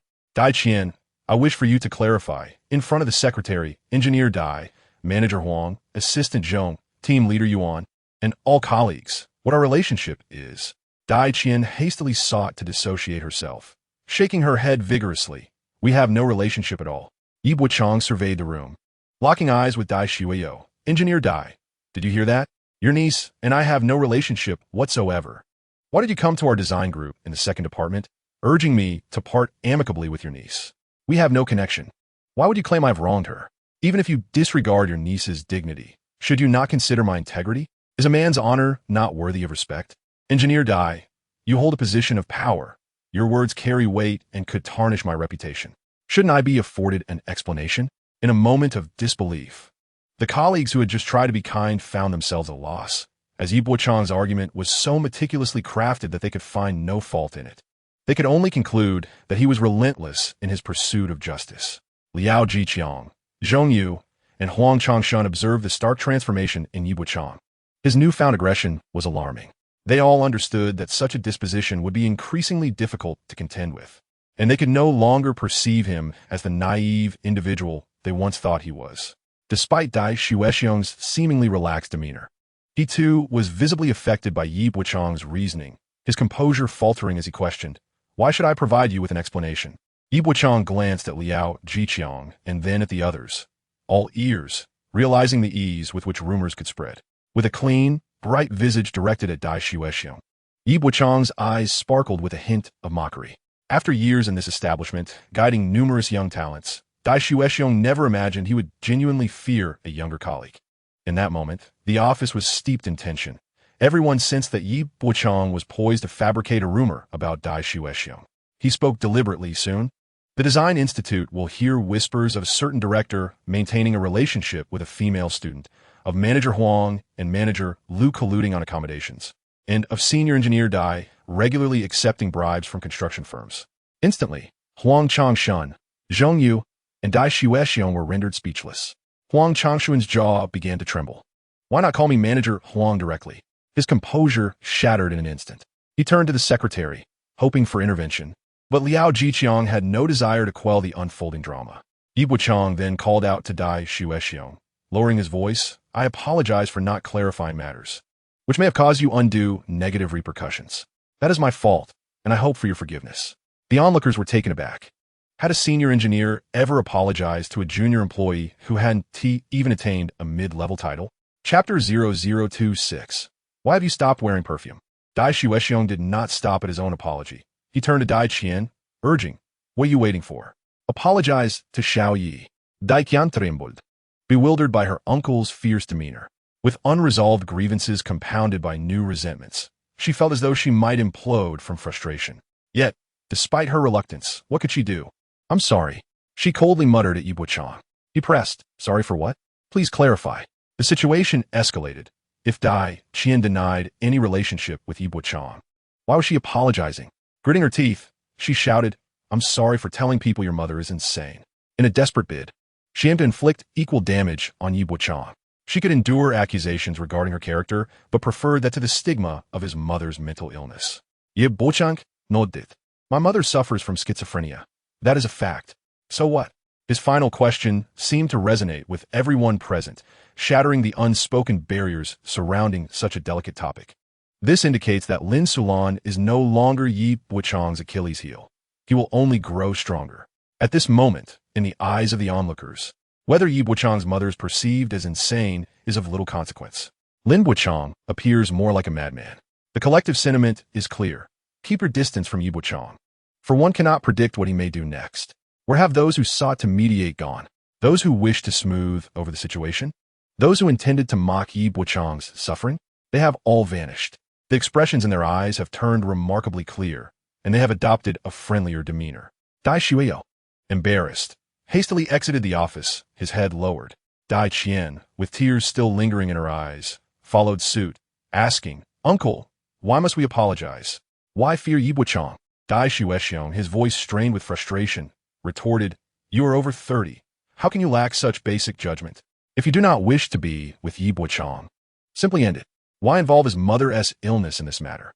You hold no moral high ground. You lack intelligence. And you dare question my need to apologize? I am kind.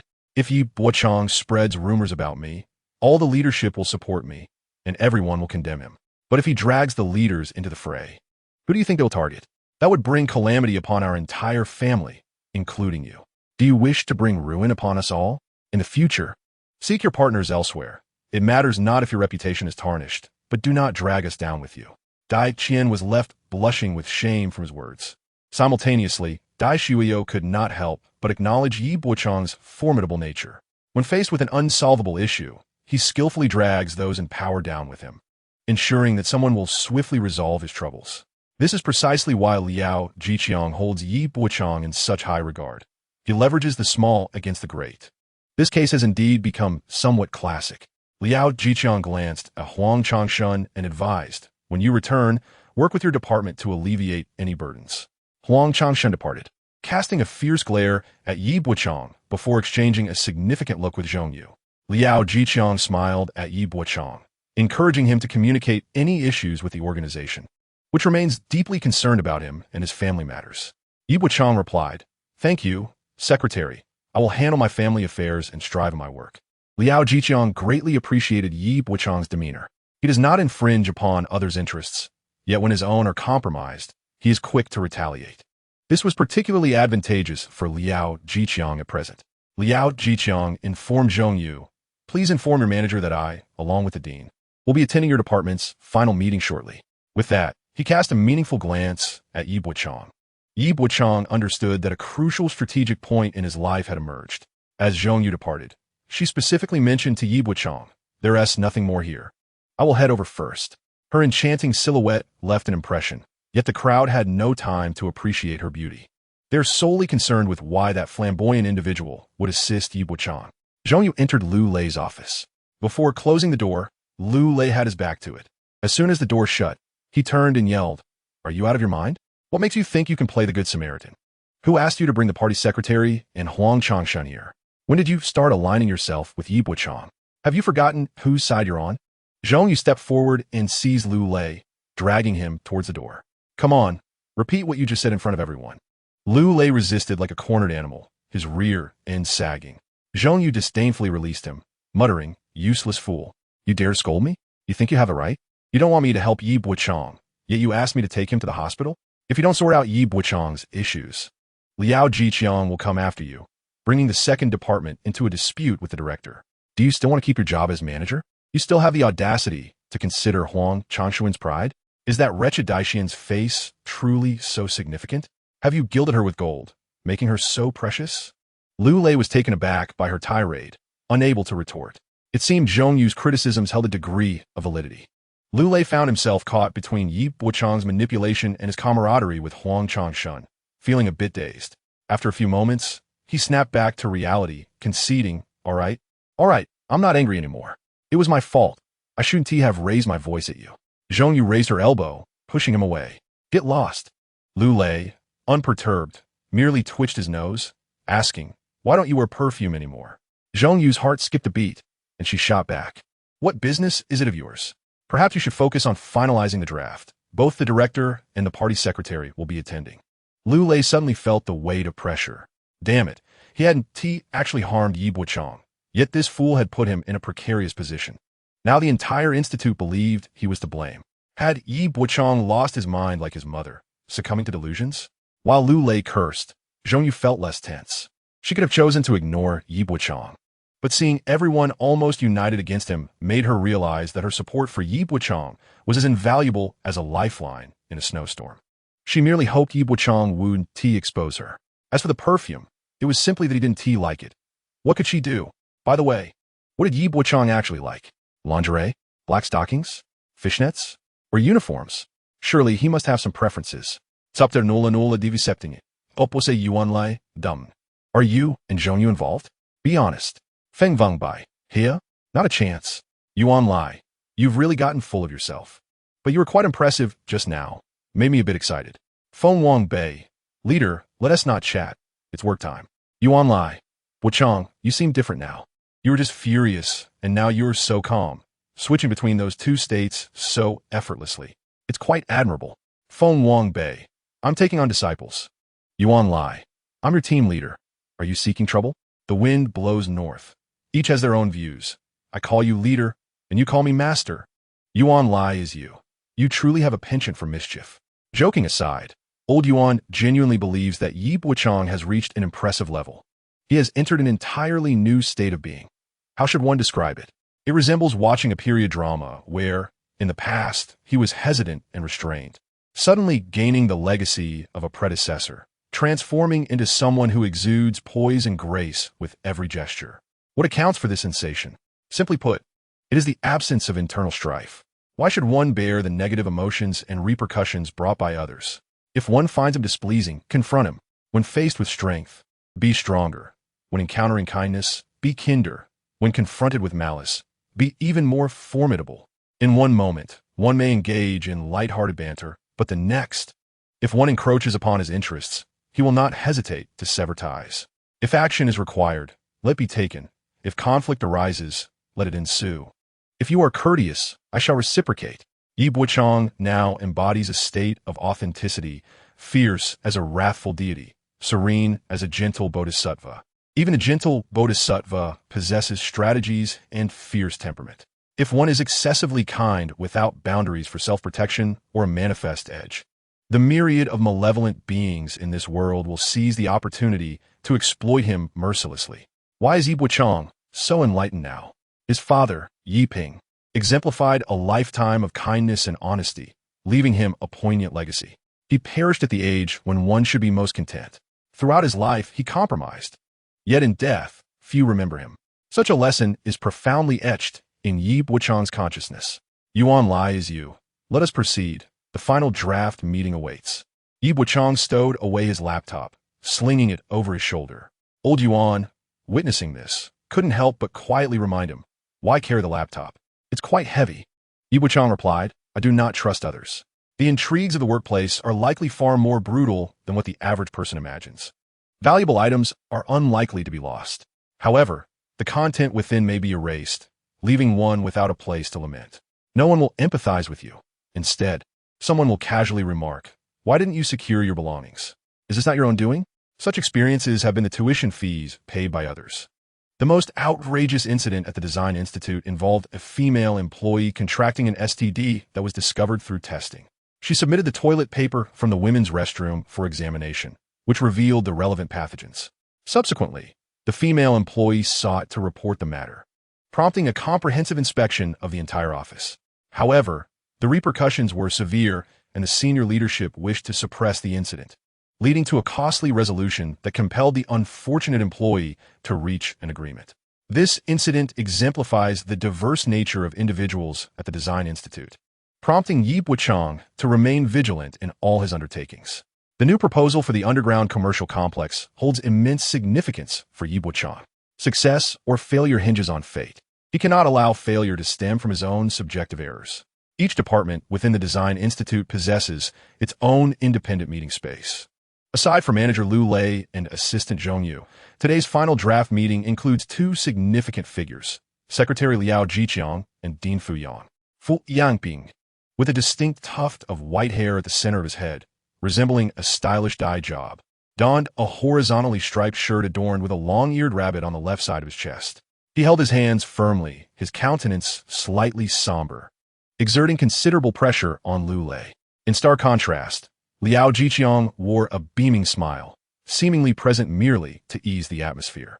The design team, led by Old Yuan, had prepared a comprehensive bid document that included all the project leaders and key personnel involved. The small conference room was filled to capacity. As Lu Lei glanced around, noting that nearly everyone had arrived, he inquired, "Has everyone come?" The attendees exchanged looks. Lu Lei then turned to Fu Yang, the director, only to be interrupted by Fu Yang, who said, "Secretary, please proceed." Liao Jiqiang straightened in his seat, placing his hands firmly on the table, stating, "All right, before we finalize the document for the second department, I need to take a few minutes to address a matter. A few days ago, when Xiao Yu was addressing issues with the second department, some misunderstandings arose, leading to some unpleasantness. As the secretary, I must take some responsibility for not promptly expressing concern for our colleagues or recognizing the issues within our team. However, after further understanding and care, and through criticism and education of the relevant individuals, the situation did not escalate into something worse. Ultimately, each party has its own issues. Therefore, let us consider this matter closed." Closed? Old Yuan was the first to voice his dissatisfaction on behalf of Yi Bochang. "What the hell? Someone gets hit with an ashtray. And that's that? After assessing the injury, should we not report it to the authorities? Will Lu Lei escape the consequences?" This was Old Yuan's genuine sentiment from Yi Bochang's perspective. Meanwhile, everyone else present seemed to think, "What's the big deal about getting hit with an ashtray? It's just a hard bump on the forehead. It might bleed a little, but it's not life-threatening. Surely, we want to expect Manager Lu to apologize." Only Old Yuan felt the need to advocate for Yi Bochang, while the rest, from the director to the key personnel, regarded the incident as merely a trivial matter. Old Yuan glanced at Yi Bochang, expecting him to be upset. However, Yi Bochang remained remarkably composed, fully aware that Secretary Liao's current conciliatory approach would yield compensation in another form. The copies of the bid document were distributed among the attendees. Lu Lei took control of the situation, elucidating the project overview of the underground commercial complex at Yunqing Central Plaza to the director and secretary, detailing its positioning requirements and primary planning indicators. The design philosophy Lu Lei articulated appeared unprecedented and remarkably impressive. Yet, in Yi Bochang's eyes, the second department's design was merely a matter of copying, pasting, and changing the title. In conclusion, Lu Lei asserted, "I am confident that with the collective efforts of our second project department, securing this landmark project from the Urban Construction Bureau will pose no unexpected challenges." At this juncture, one would expect the director to offer a few remarks. The plan was to submit it directly to the expert review committee at the Institute, organize a review meeting, and subsequently present it to the bidding entity. However, Fu Yang remained silent, as did Liao Jiqiang. They did not applaud, and the others felt too intimidated to do so. At that moment, Yi Bochang took out his laptop. "The director, the secretary, and Manager Lu, I express my dissent regarding the design of this project and conveyed my apprehensions about its prospects." As soon as these words were spoken, an uproar ensued. The crowd murmured in hushed tones, branding Yi Bochang as mad, a lunatic, and so forth. Bang! Liu Lei, unable to contain himself, slammed his palm on the table. Chapter 28. A surprising turn. Yi Bochang. "That's enough," Liu Lei shouted, pointing at him. "Don't overstep your bounds." The conference room fell silent. The attendees were momentarily stunned by Liu Lei's outburst. However, apart from Old Yuan, it seemed that everyone else believed Yi Bochang deserved this. The project belonged to the second project department, presided over by Liu Lei. Yet, was it truly Liu Lei's project? No, it was Director Fu Yang's project. Regardless of the number of projects the Institute undertook, the ultimate credit always rested with Director Fu Yang. The first, third, and fourth project departments were all qualified to participate in the design of the underground commercial complex. However, the Design Institute did not engage in internal competition. Fu Yang could assign the project to whomever he wished. The second project department was awarded the bid for the underground commercial complex solely due to Fu Yang's endorsement. This was common knowledge within the Yun City Design Institute. What was Yi Bochang doing now? Slapping Liu Lei's face? No, he was striking at the director's face. This was the reason the majority considered Yi Bochang to be a madman, the reason they found him laughable. At this conference table sat Secretary Liao Jiqiang and Director Fu Yang. It was hardly Lu Lei's place to slam the table. Yet, Fu Yang showed no sign of pacifying Lu Lei's actions, indicating that what Lu Lei was doing was precisely what Fu Yang wished to do himself, albeit constrained by his position. Consequently, the collective thought among the attendees was that Yi Bochang's career at the Design Institute would be filled with darkness and despair. Yi Bochang faced their mocking, derisive, and scornful glances, coupled with dismissive gestures. In response to Lu Lei's explosive emotions, he picked up the ashtray and approached Lu Lei. The crowd gasped, a chill running down their spines, startled by Yi Bochang. The chair behind Lu Lei creaked, revealing his instinctive retreat. The earlier bravado had diminished significantly. When Yi Bochang lifted the ashtray, Lu Lei instinctively shielded his face, quick and exaggerated. Yet, Yi Bochang merely placed the ashtray before Lu Lei, implying, if you are displeased, feel free to use it against me. You may smash it on my head, but please do not strike my hands. I still need them to work on projects for the Institute. The conference room fell into a profound silence. This calculated exchange solidified Lu Lei's earlier aggression and elevated Yi Bochang's seemingly deranged demeanor. Fu Yang, who had initially felt some annoyance and disdain, found himself less bothered by Yi Bochang's self-importance in that moment. Although Zhong Yu was compelled to assist Yi Bochang, she discovered that this man who held her secret was, in fact, a quintessential representation of masculinity. At that moment, she even contemplated that, even if Yi Bochang did not possess any leverage over her, she might still be inclined to do something for him. Liao Jiqiang cleared his throat, urging everyone to remain composed, as they were still in a meeting. Bochang, he began, the Design Institute has not engaged in internal competition. However, we do encourage innovation and the expression of diverse opinions. Since you have developed a second proposal, why not present it for everyone's consideration? The director, Fu Yang, nodded slightly, while Lu Lei's expression shifted subtly, rendering him unable to voice further objections. Yet, the moment Lu Lei took his seat, an air of resentment enveloped him, exacerbating the tension between the two. Yi Bochang connected his laptop to the projector, prompting Zhong Yu to rise and draw the curtains while extinguishing the lights in the conference room. Yi Bochang's design sketches were vividly displayed before all attendees. However, his presentation of the so-called design philosophy, modern elements, and local cultural features of Yun City fell on deaf ears. No one was inclined to listen. They merely wished for him to leave promptly and not waste their time. Fu Yang was disinterested to the point of not wanting to glance at the presentation. As for what Yi Bochang had designed, he couldn't care less. If he was indifferent, then why endure, sitting there patiently? The moment Yi Bochang concluded his presentation, Lu Lei scoffed. Is this your second proposal? What is this? Do you think you're fashionable? Do you consider yourself innovative? You are wasting the director's time and everyone's time. Those responsible for structural design immediately interjected, stating that if the proposal changed, the structural design would need to be redone, thereby increasing their workload. Lu Lei's loyal subordinate chimed in. Yi Bochang, do you think we have nothing to do? The plan was already established. Do you believe we have an abundance of time? They did not require Lu Lei to set the tone. They instinctively knew the next steps to take. This was a society where only the winners thrived. Individuals like Yi Bochang, who were earnest, simply followed orders without voicing any opinions. The moment he dared to express dissent, he was deemed contrary to leadership and lacking a broader perspective.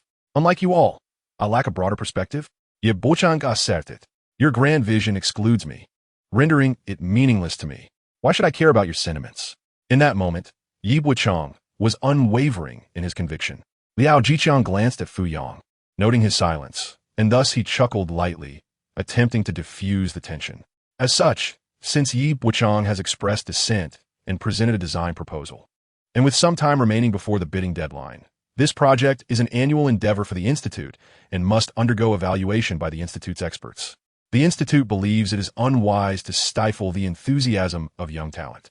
Therefore, I propose that both proposals be submitted for review at the Institute's evaluation meeting. At that moment, the decision on which plan to adopt would depend on whose score was higher. Lu Lei was taken aback, exclaiming, Secretary, why didn't you inform me? You allowed Yi Bochang to compete against me for the second plan in front of the backbone of the second department? Are you serious, Secretary? The key members of the second department were equally bewildered. Was the secretary openly challenging Dean Fu Yang? Where is the dean? Why was there no reaction from him? As the crowd turned their gaze towards the dean, Fu Yang stood up and remarked, let's proceed with that, before turning and exiting the conference room. The key members of the second department were stunned. Did the dean actually agree? Lu Lei's brow furrowed tightly, his anger flaring like a fire rapidly ascending. Meanwhile, Yi Bochang calmly put away his laptop, maintaining his composure. Although the members of the second department found it hard to accept, both the outcome and the situation revealed that Yi Bochang had unexpectedly triumphed despite being at a disadvantage in many respects. Chapter 0029. You might not await the review meeting with the dean's departure. Someone had to bring closure to the meeting. Liao Jiqiang chuckled and asked Lu Lei, "By the way, are you still up for the basketball match next week?" Lu Lei awkwardly laughed. "Sure. Is there anyone skilled on the secretary's team this year?" Liao Jiqiang waved his hand. "I just hope we don't lose too embarrassingly." Before he could finish, Lu Lei hastily exited the conference room. The secretary had shown no regard for Lu Lei today, and naturally, Lu Lei would not extend any courtesy in return.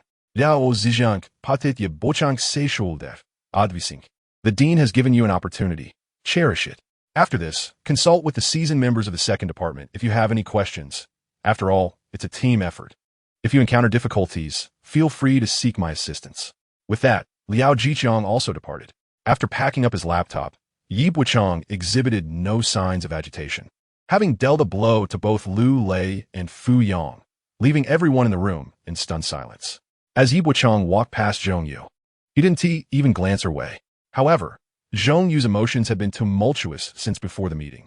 Observing the senior members of the second department, she noted their jealousy towards Yi Bochang's spotlight, their disdain for the troubles he brought, and an underlying fear of his newfound assertiveness. Zhong Yu felt that men like Fu Yang and Lu Lei meant nothing in Yi Bochang's eyes. When Yi Bochang passed her, she was tempted to call out to him. Wanted to convey, "I listened to your advice. I didn't wear perfume. Am I being good?" Zhong Yu didn't shy away from her feelings at that moment. She even anticipated Yi Bochang using her weaknesses to manipulate her, and she found a thrill in the prospect of potentially being coerced into doing something beneath her dignity. A wave of shame washed over her. "How audacious I am!" Lu Lei frantically chased after the dean into his office. At that moment, Fu Yan had no desire to engage with Lu Lei. However, Lu Lei, anxious, implored, Dean, why did you agree? What is Yi Bochang, really? Does he deserve to propose a plan?" The Design Institute has consistently reiterated that we must not compete against ourselves. Yi Bochang, that contemptible scoundrel, has brazenly violated company regulations. The second project department can no longer tolerate such a person. "Director, let him leave." Fu Yang, holding a cigarette poised to light, was consumed by anger upon hearing these words, crumpling the cigarette and casting it towards Lu Lei's face. "If you don't use an ashtray on him, why should I compromise with Liao Jiqiang? You foolish clown. Compromise?" Indeed, Liao Jiqiang had leveraged Yi Bochang's misfortune to preemptively confront Fu Yang.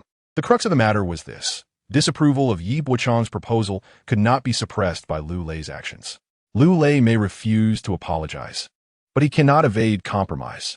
At that moment, old Yuan was in a state of exhilaration, typing furiously. "Yuan, did you see Lu Lei's expression? I've never seen him suffer such a setback." "Yuan, the secretary is actually advocating for you." "Yuan, this is immensely satisfying."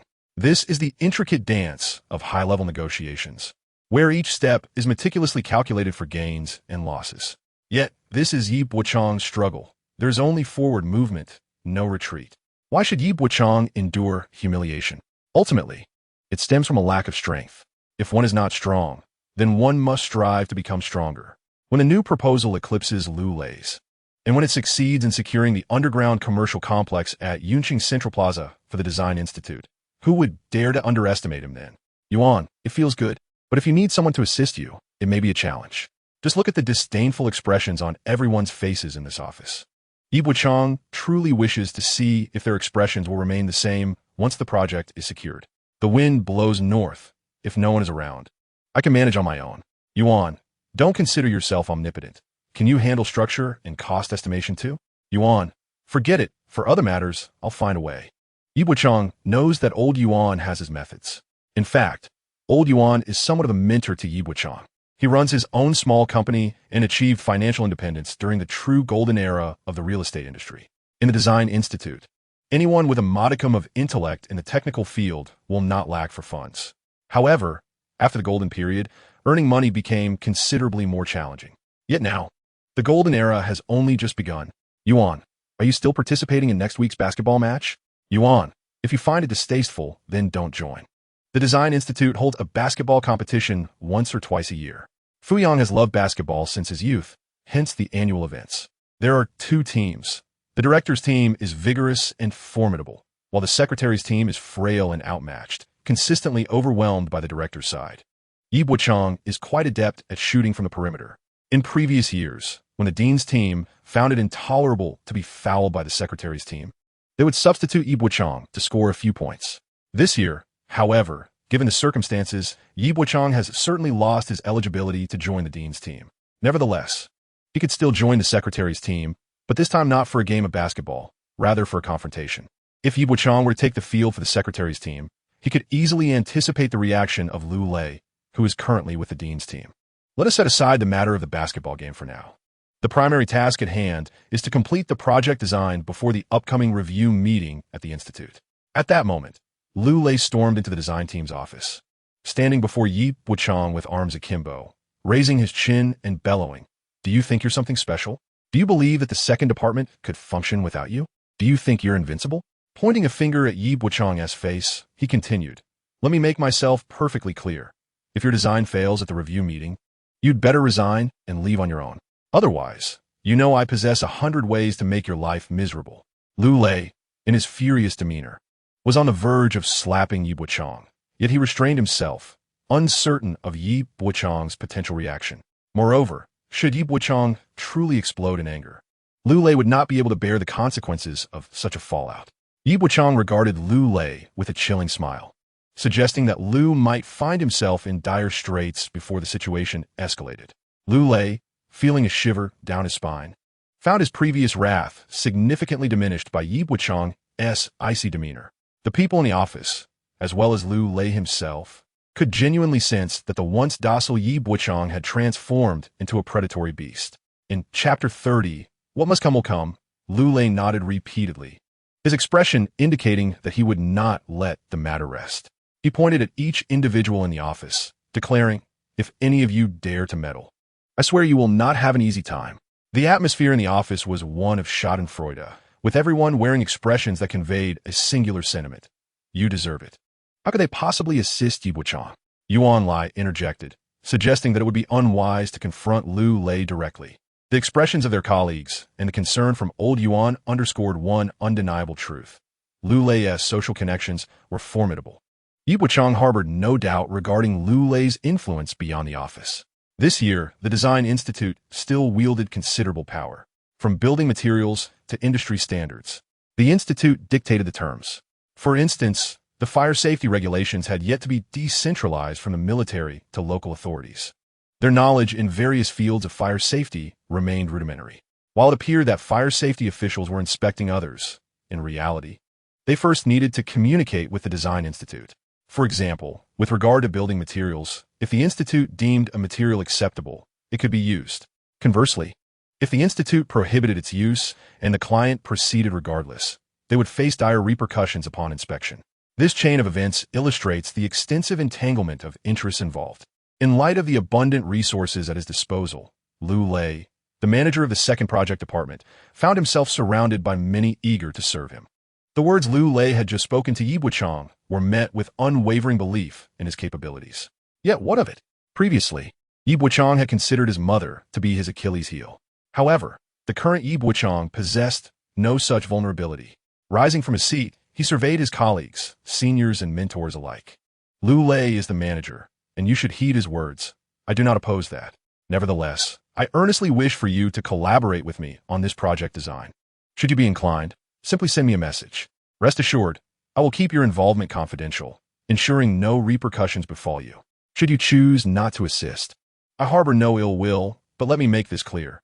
If this project ultimately succeeds, and you wish to join at that juncture, know that even the mightiest will not be granted leniency. As Bochang uttered these words, each colleague regarded him with either amusement or incredulity. Assist him? They were not fools. Would they offend Lu Lei for Bochang's sake? What a preposterous notion. In truth, Bochang could have compelled them to publicly declare their support, thereby severing their escape routes. Yet, a significant dilemma loomed. Who would undertake the work? While Bochang could afford to disregard them, The tasks at hand could not be accomplished alone. Thus, he left some room for negotiation. There was no need for flattery, nor for self-pity. If one flourishes, butterflies shall naturally arrive. The realms of career and romance operate on the same principle. Throughout the morning, Bochang experienced no developments. As the day neared its conclusion, his phone rang with a call from Lin Hongtao. Bochang, you wretched beast. Lin Hongtao bellowed. Have you withdrawn all the money from the bank? What kind of scoundrel are you? That was the money your father left for your mother. By taking it, do you not care for your mother's well-being? I assure you, if you do not return the funds, I shall make your life miserable. Lin Hongtao's words, though harsh, did not seem entirely unfounded. The brazen seizure of another's property was, in his mind, perfectly justified. In the past, Bochang had either tolerated such behavior or believed reason could prevail. However, after thorough contemplation, he recognized that these individuals lacked any sense of propriety. Notions of morality and law existed solely to serve their interests. For instance, if you were to marry, they might block your wedding procession and demand 1 million. You would have no choice but to comply. Or, if you claimed a free meal, they would demand not only the meal, but also utensils, threatening violence if their demands were unmet. Numerous such examples could be cited. Lin Hongtao and his brother, Lin Hongwen, epitomized this mindset.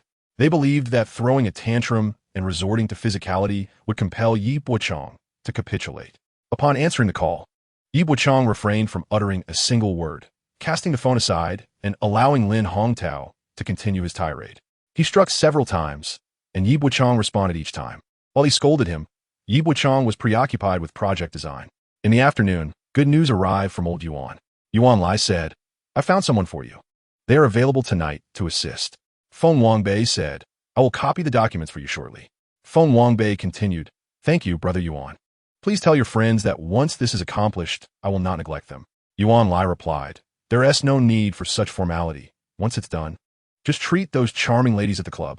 Feng Wangbei jested, You're no charmer. Yuan Lai countered, I am indeed. Feng Wangbei laughed, I am too, ha ha ha. The club's alluring models were almost an indispensable part of the affair. Bochang did not reject the idea, primarily because the fruits at the club were exceptionally delicious. Old Yuan felt a sense of relief. He sensed that Bochang had been exceedingly tense these past few days. He was genuinely concerned about Bochang's emotional state, but the chat records indicated that he was managing well. Ultimately, he had endured Lu Lei's oppression for too long and was no longer willing to tolerate it. This was somewhat akin to Old Yuan's own situation, though Old Yuan was more cautious in his endeavors, often working quietly rather than with the flamboyance and fervor displayed by Bochang. At noon, Bochang called the landline at home. Lin Salon answered, Hello, is this the admissions office of the music academy? Bochang replied, Mom. Suddenly, Lin Salon shouted into the phone, What are you calling for? Don't jeopardize my future. You've delayed my plans. I'll make you pay for this. Just like your father, always trying to trap me. Your father is dead. Why don't you follow him? Bochang, well aware that her words were merely the result of her illness, felt a chill in his heart. Yet, what use was that chill? He resolved to steadfastly pursue his thoughts, to translate them into action, and to refuse internal strife. Bochang said, If I die, we'll take you to school. Lin Salon paused, then softened her tone. Son, I've been good today. I wanted to sing, but I didn't tea. Bochang, feeling disheartened, asked, Mom, have you eaten? At that moment, the phone was seized by Pang Xiaoru. Bochang, it's your aunt. Don't worry. I'm taking care of your mother. Oh, by the way, could you bring back some braised beef when you return tonight? I had planned to go buy it myself. But I'm worried about your mom being alone at home and didn't dare to leave. Please remember to avoid the artificially colored ones. They're bad for her health. It seemed Pang Xiaoru intended to stay at their home for the long haul. They had already arranged to admit Lin Salon to a mental health facility the following day. Now, how would they manage that? Chapter 0031. Who doesn't feel oppressed on Friday afternoon? As everyone strolled along the streets, there was an unmistakable air of lightness.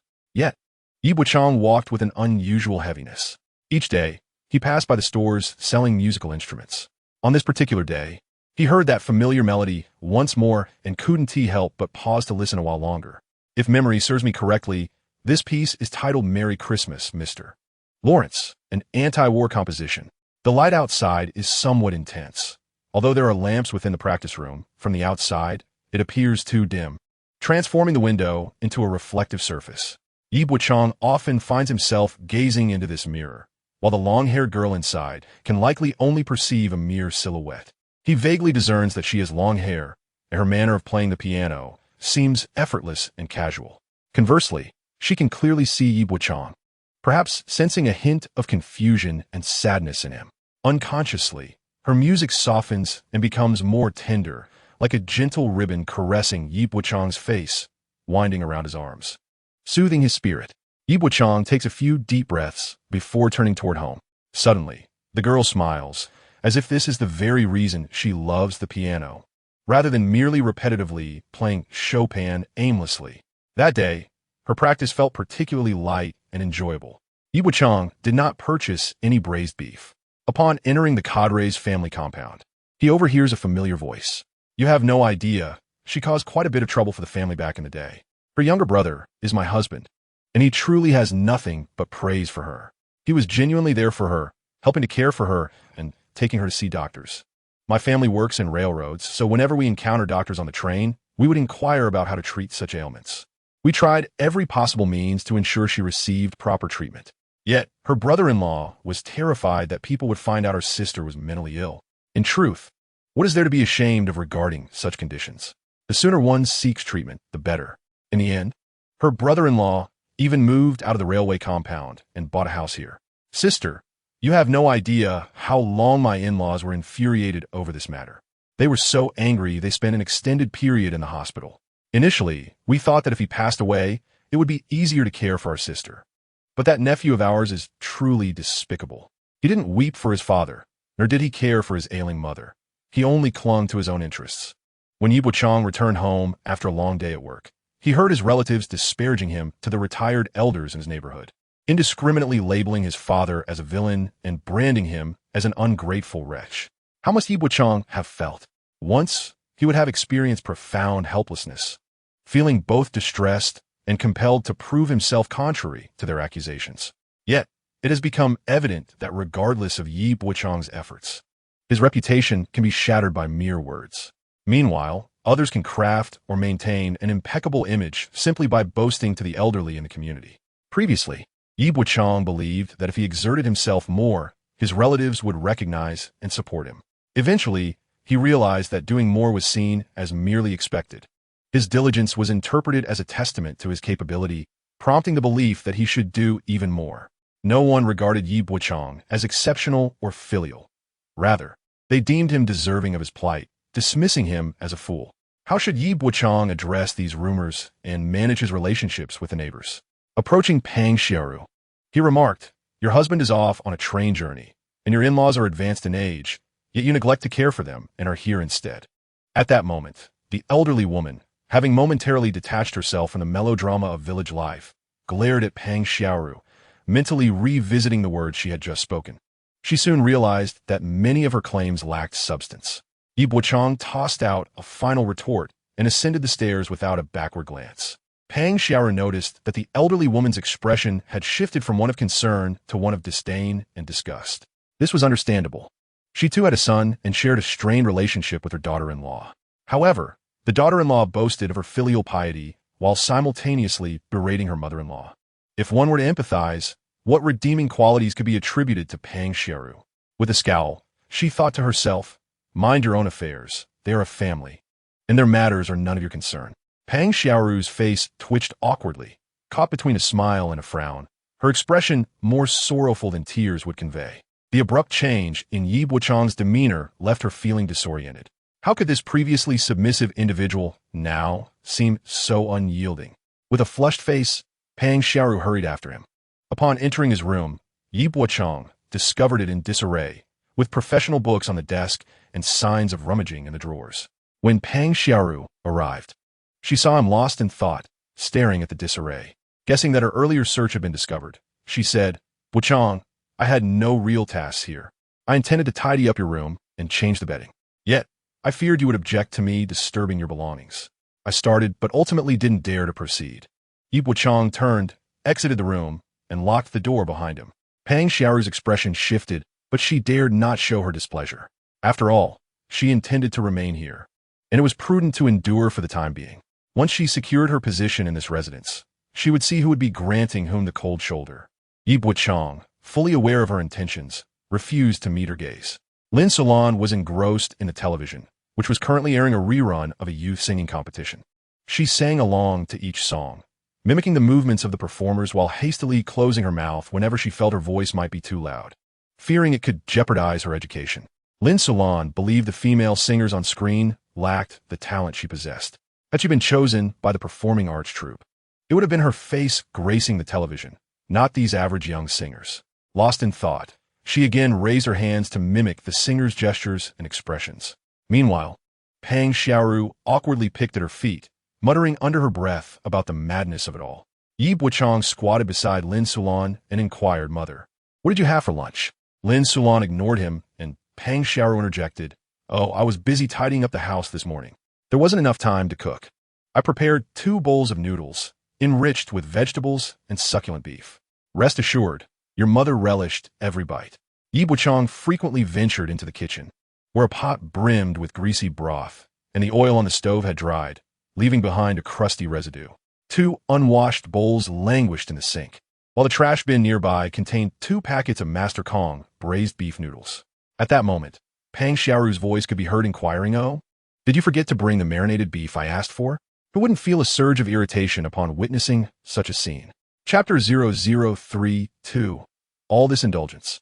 One must wonder, who could remain composed when confronted with such circumstances? Yet, if Yi Bochang were truly to lose his composure or explode, it would only serve Pang Xiaoru's intentions. She was acutely aware of her repugnant behavior and understood that Yi Bochang found her exceedingly bothersome. So, why persist in this manner? This incessant entanglement was merely a means to compel Yi Bochang to yield, forcing him, under duress, to conform to the ways of Lin Hongwan and Pang Xiaoru, thereby maximizing their own interests. Should Yi Bochang refuse or remain unresponsive, they would relentlessly torment Lin Solon. By inflicting suffering upon Lin Solon, Yi Bochang would ultimately emerge as the victim. They were, indeed, astutely aware of this dynamic. In the past, Yi Bochang would have crumbled, bending to Lin Solon's needs. Now, however, he merely remarked nonchalantly, "I saw the marinated beef when I returned earlier. I even took a whiff. It smelled delightful, and there were no artificial colors added. I asked the vendor for 2 pounds, but I heard them mention that the beef sold outside might be from mad cows. Not healthy. The vendor had it weighed out. Yet I ultimately declined." As he spoke the final sentence, Yi Bochang turned to Pang Xiaoru with a smile that radiated provocation. Pang Xiaoru, though thick-skinned, felt her composure falter. Yet, at that moment, Yi Bochang employed her own tactics against her, and her facade began to crumble. The fire within her flared, but upon seeing Yi Bochang's smirk, she realized that any display of anger would play directly into his hands. Thus, she retorted with a hint of bitterness, "Your mother simply longs for beef, yet you can't bear to buy it for her. How could someone like you possibly be filial? If your mother stays with you, her days will surely be grim." Yi Bochang washed the pot, ignited the flame, and crackled 2 eggs in a bowl, whisking them together. As the pot heated and oil shimmered, he poured in the eggs. The sizzling sound accompanied by the enticing aroma of frying eggs wafting through the air. With a few swift motions of the spatula, he added water to make a soup. Seizing the moment to retrieve vegetables from the refrigerator, Yi Bochang quipped to Pang Xiaoru, "You are quite the dutiful child. Why not return home and show some filial piety to your parents?" Pang Xiaoru, taken aback by his retort, felt her face twitch in response, forcing a dry laugh. "Yi Bochang, regardless of what I say, I am still your aunt. You ought to be cautious with your tone. What if word gets out that you lack respect?" While rinsing the vegetables, Yi Bochang replied, "Your promotional efforts in this neighborhood were accomplished earlier today. Do you really think it necessary to spread the word? You've likely shared details about the holes in my underwear with everyone." Pang Xiaoru has persistently stoked the flames of conflict with Yi Bochang, targeting his vulnerabilities. Yi Bochang ought to clarify and refute her accusations, yet he finds himself emotionally manipulated by Pang Xiaoru's provocations. Ultimately, the conclusion is that whatever Pang Xiaoru asserts becomes the reality. However, the current situation reveals that despite her relentless efforts to incite him, Yi Bochang remains unperturbed, showing neither guilt nor the need to explain himself. Each of Pang Xiaoru's attempts to provoke him hits a resilient barrier, no matter how much force she exerts. The response is merely a resilient rebound. While Yi Bochang remains calm, Pang Xiaoru finds herself increasingly frustrated. Yet, the true twist lies in a bowl of noodles that has just been prepared. After cooking a portion of dry noodles from a drawer, he sets 2 bowls beside the pot, filling them with an adequate amount of noodles and broth. As Pang Xiaoru observes this scene, her mouth waters, and her stomach churns with anxiety, fearing that Yi Bochang might stubbornly withhold the noodles from her. She instinctively rises onto her toes to peek into the pot and discovers that there is still a considerable amount remaining. Finally, her apprehension eases. She thinks to herself that despite his tough exterior, he is ultimately soft-hearted. At worst, he simply won't serve them to her. Yi Bochang calls out, "Mom, serve the noodles." Lin Solon reluctantly responds, "I'm busy scoring those singers." Yi Bochang retorts, "If you don't eat, you won't have the energy to sing tomorrow at the audition." The sound of Lin Solon's slippers tapping against the floor grows hurried as she enters the kitchen. Taking away the bowl of noodles Yi Bochang prepared for her. Standing at the kitchen doorway, Pang Xiaoru waits for him to leave with his portion, anticipating that she can then pour the remaining noodles into the soup bowl to devour them all. "Huh? You cook too much," Yi Bochang exclaims as he glances into the pot, lifting it to dispose of the noodles and broth into the trash bin. "What are you doing?" Pang Xiaoru cries out in shock. Yi Bochang raises his chin defiantly, disdainfully pointing his nostrils at her. "What's wrong? Did you think I would cook for you?" He mockingly adds, "Who do you think you are to deserve my cooking?"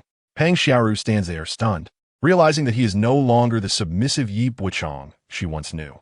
He tosses the empty pot into the sink and walks past her, leaving with his noodles. Adding a final taunt, "Want to eat? Go eat from the trash. After all, you don't like doing the dishes." She remains frozen, staring blankly at the steaming trash bin for an indeterminate amount of time. Even someone as shameless as she is can hardly bear the humiliation inflicted by Yi Bochang's actions. Turning away, she leaves his home, while he simply snorts in response. To deal with such an unashamed individual, he chooses to humiliate and toy with her emotions. Although her skin may be thick, how long can her stomach endure hunger? With no water to drink at home and all excess noodles discarded, there will be nothing left for her to eat. If she has the courage, let her confront him directly. Nonetheless, Yi Bochang is aware that today's encounter is merely a fleeting episode. They will not relent. They will surely indulge themselves before unleashing a more ruthless and tormenting scheme against Yi Bochang. Meanwhile, Yi Bochang casually enjoys his noodles and soup, seemingly indifferent to the machinations of his relatives who are devoid of shame. If they dare to confront him tomorrow morning, he is prepared to offer them a taste of their own medicine. After finishing his meal, Yi Bochang retrieved his keys and opened the door to his room. Concealed within, he dialed the living room phone, and after a single ring, he heard Lin Solon's cautious voice. In a tone reminiscent of a sage, Yi Bochang said, "Student Lin Solon, I would like to reconfirm your enrollment information. Are you capable of self-care?" Lin Solon quickly replied, "Yes, I am." Yi Bochang continued, "Then why is it that you cannot even wash a bowl at home?" Flustered, Lin Solon exclaimed, "I can wash it, I can." Yi Bochang added, "You are to report to the 4th hospital at 9 o'clock tomorrow morning. If you are late, you will not be accepted. Should anyone obstruct you, eliminate them without hesitation." Lin Solon confidently declared, "Rest assured, whoever dares to stop me will face dire consequences." Yi Bochang advised, "Then make sure to rest early tonight." After ending the call, he stepped out of the bedroom and said, "Mom, please put down the bowl, I will wash it." Chapter 33. Interests as the adhesive of interpersonal relationships. Pang Xiaoru burst into the kitchen, only to find the pot cold and the countertop devoid of food. She slammed the pot into the sink and stormed out, pointing at the father and son who were munching on watermelon, shouting, "You take care of your crazy wife. I'm done with this." The two continued to eat watermelon while watching television. Lin Hongwen asked, "What is wrong now?" Pang Xiaoru replied, "That rascal Yi Bochang boiled noodles meant for 3. He and his mother each took a bowl, and he dumped the excess noodles and broth into the trash, telling me to go eat from the garbage." Lin Feng, leaning on his knees and spitting watermelon seeds into the trash, tilted his head to look at Pang Xiaoru, saying, "That's impossible. Yi Bochang is a useless brat. He wouldn't dare do such a thing." Pang Xiaoru erupted with fury, shouting at Lin Feng, "What the hell would I lie to you about? That scoundrel is being particularly brazen now. I've been working all day without a drop to drink. I come home only to find you 2 haven tea even left me a bite to eat. I truly don't understand why I have to endure this suffering. After marrying into your Lin family for so many years, I have never enjoyed a single day of happiness." Lin Hongwen, merely watching as Yi Bochang bullied her, did not utter a word. Lin Hongwen tossed aside his watermelon rind and retorted, "I'm eating. Why are you yelling?" You're the one who has been wronged. So why take it out on me? Do you want the house? If you want it, you must invest time and effort instead of just complaining.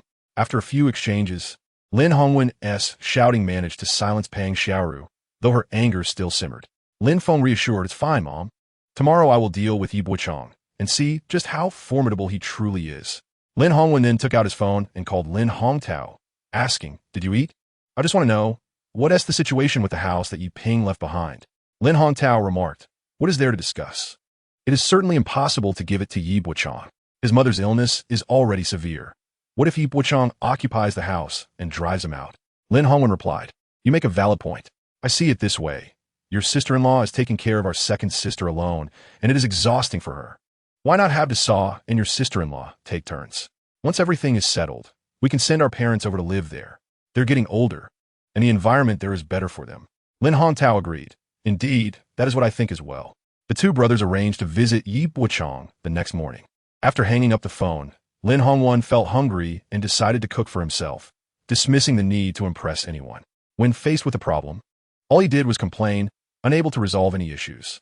How fierce could Yi Bochang truly be if he wouldn't vacate the house? He and Dasa could simply visit him every day to press him. If their second sister became agitated, it would only make things more difficult for him. If he still refused to vacate the house, they could cause a scene at his workplace and approach his superiors. If he didn't relinquish the house, he might even lose his job. Would you believe it? Though Lin Hongwen spoke of dealing with Yi Bochang, he was secretly plotting how to seize the house for their parents, to later transfer it to himself. This entire scheme made Lin Hongwen feel as if he were floating in the upper atmosphere. As Lin Sulan rushed to wash the dishes, Yi Bochang stepped out with his computer bag. It was not that he doubted Lin Sulan, but rather that he had suffered too many losses when she became frantic. At work, Yi Bochang made photocopies of both property deeds. Holding the two copies, he understood they were like switches. Once activated, they would unveil delightful surprises. He secured the original documents in a locked drawer at the office, taking only the copies home. As he prepared to leave, he heard a commotion at the entrance. Looking up, he saw Zhongyu, dressed in a short skirt with bare legs. "Why are you still here so late, Bochang?" Zhongyu had become much more courteous towards him. Having leverage over him was one thing. The transformation in his character was another. Thus, whether in public or in private, it was not unusual for her to wish to converse with him. Zhongyu tossed her curled hair behind her back, revealing her smooth, graceful neck and pronounced collarbone. Tilting her head slightly, she suggested, "You seem a bit tense lately. How about we go out for drinks tonight? I've arranged to meet some friends at the bar." Given your state, letting loose and dancing a bit might do you wonders.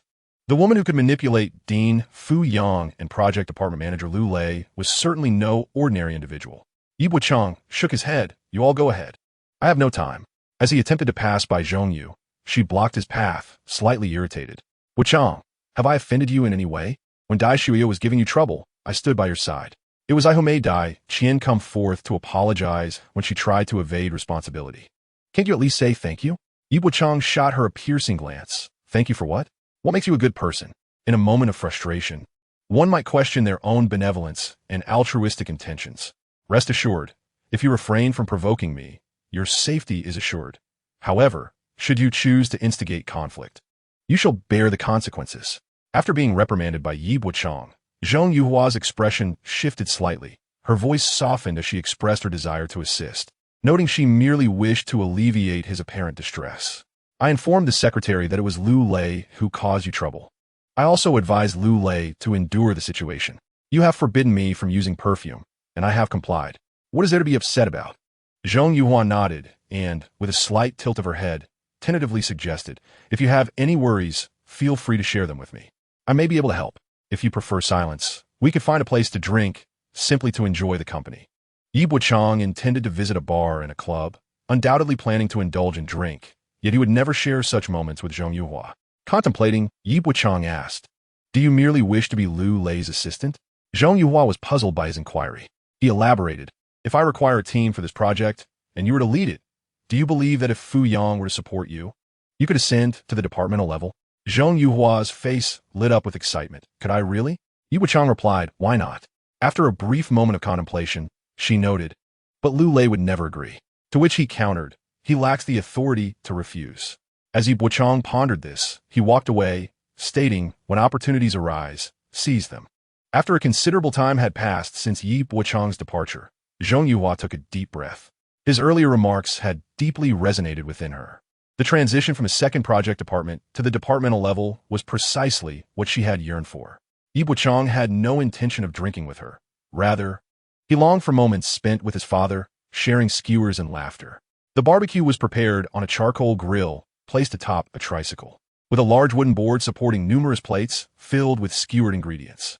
Yi Bochang reminisced about how his father would buy barbecued food during summer nights after putting Lin Sulan to sleep, accompanied by a bottle of beer to share between them. They would not exchange many words, yet their silence conveyed a multitude of sentiments.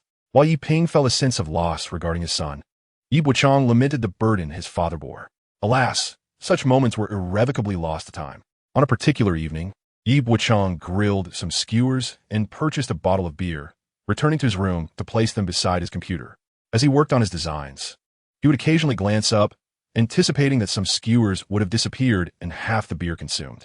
Yet, they remained untouched, the enticing aroma filling the room until it gradually faded with the loss of warmth. Yi Bochang labored tirelessly until dawn before finally succumbing to a brief slumber. It seemed but a moment had passed when he became aware of a rustling sound beside him, as a cacophony of knocks and disturbances echoed from outside his bedroom. Yi Bochang awoke, though his eyes remained closed. In a moment of desperation, the man exclaimed, "Are you still living carefree? With barbecues and beer? Have you ever considered what your mother eats in a day?" Yi Bochang, it's one thing to disregard us as your elders, but to neglect your mother as well? Your irresponsible demeanor leaves us questioning how we can entrust her care to you. At last, the conversation shifted to the crux of the matter. Yi Bochang opened his eyes, stretched his neck, and adjusted his slightly tight trousers. On a typical day, Uncle Chin appeared youthful, but today, witnessing Lin Hongtao and Ji Er had him visibly agitated. Yi Bochang packed his laptop into his bag, slung it over his shoulder, and made his way to the restroom. The living room was now teeming with people. There was Tang Zhihua, sporting a bruised face, Pang Xiaoru, who had nearly stormed out in anger yesterday, Lin Hongwen, casting cold glances, and Lin Hongtao, who fancied himself the head of the household. The already cramped space felt even more constricted, making it difficult to turn around. The restroom housed a toilet, a modification made by Yi Ping, who had replaced the squat toilet, anticipating that Lin Sulan would face difficulties as she aged. However, upon noticing a pair of feet with toes pointed outward on the toilet seat, Yi Bochang tilted his head back, swallowed hard several times, and managed to suppress his irritation upon witnessing this scene. After washing his face to refresh himself, he exited the restroom to find a row of people seated on the sofa. Lin Sulan gazed dreamily at a fixed point, smiling.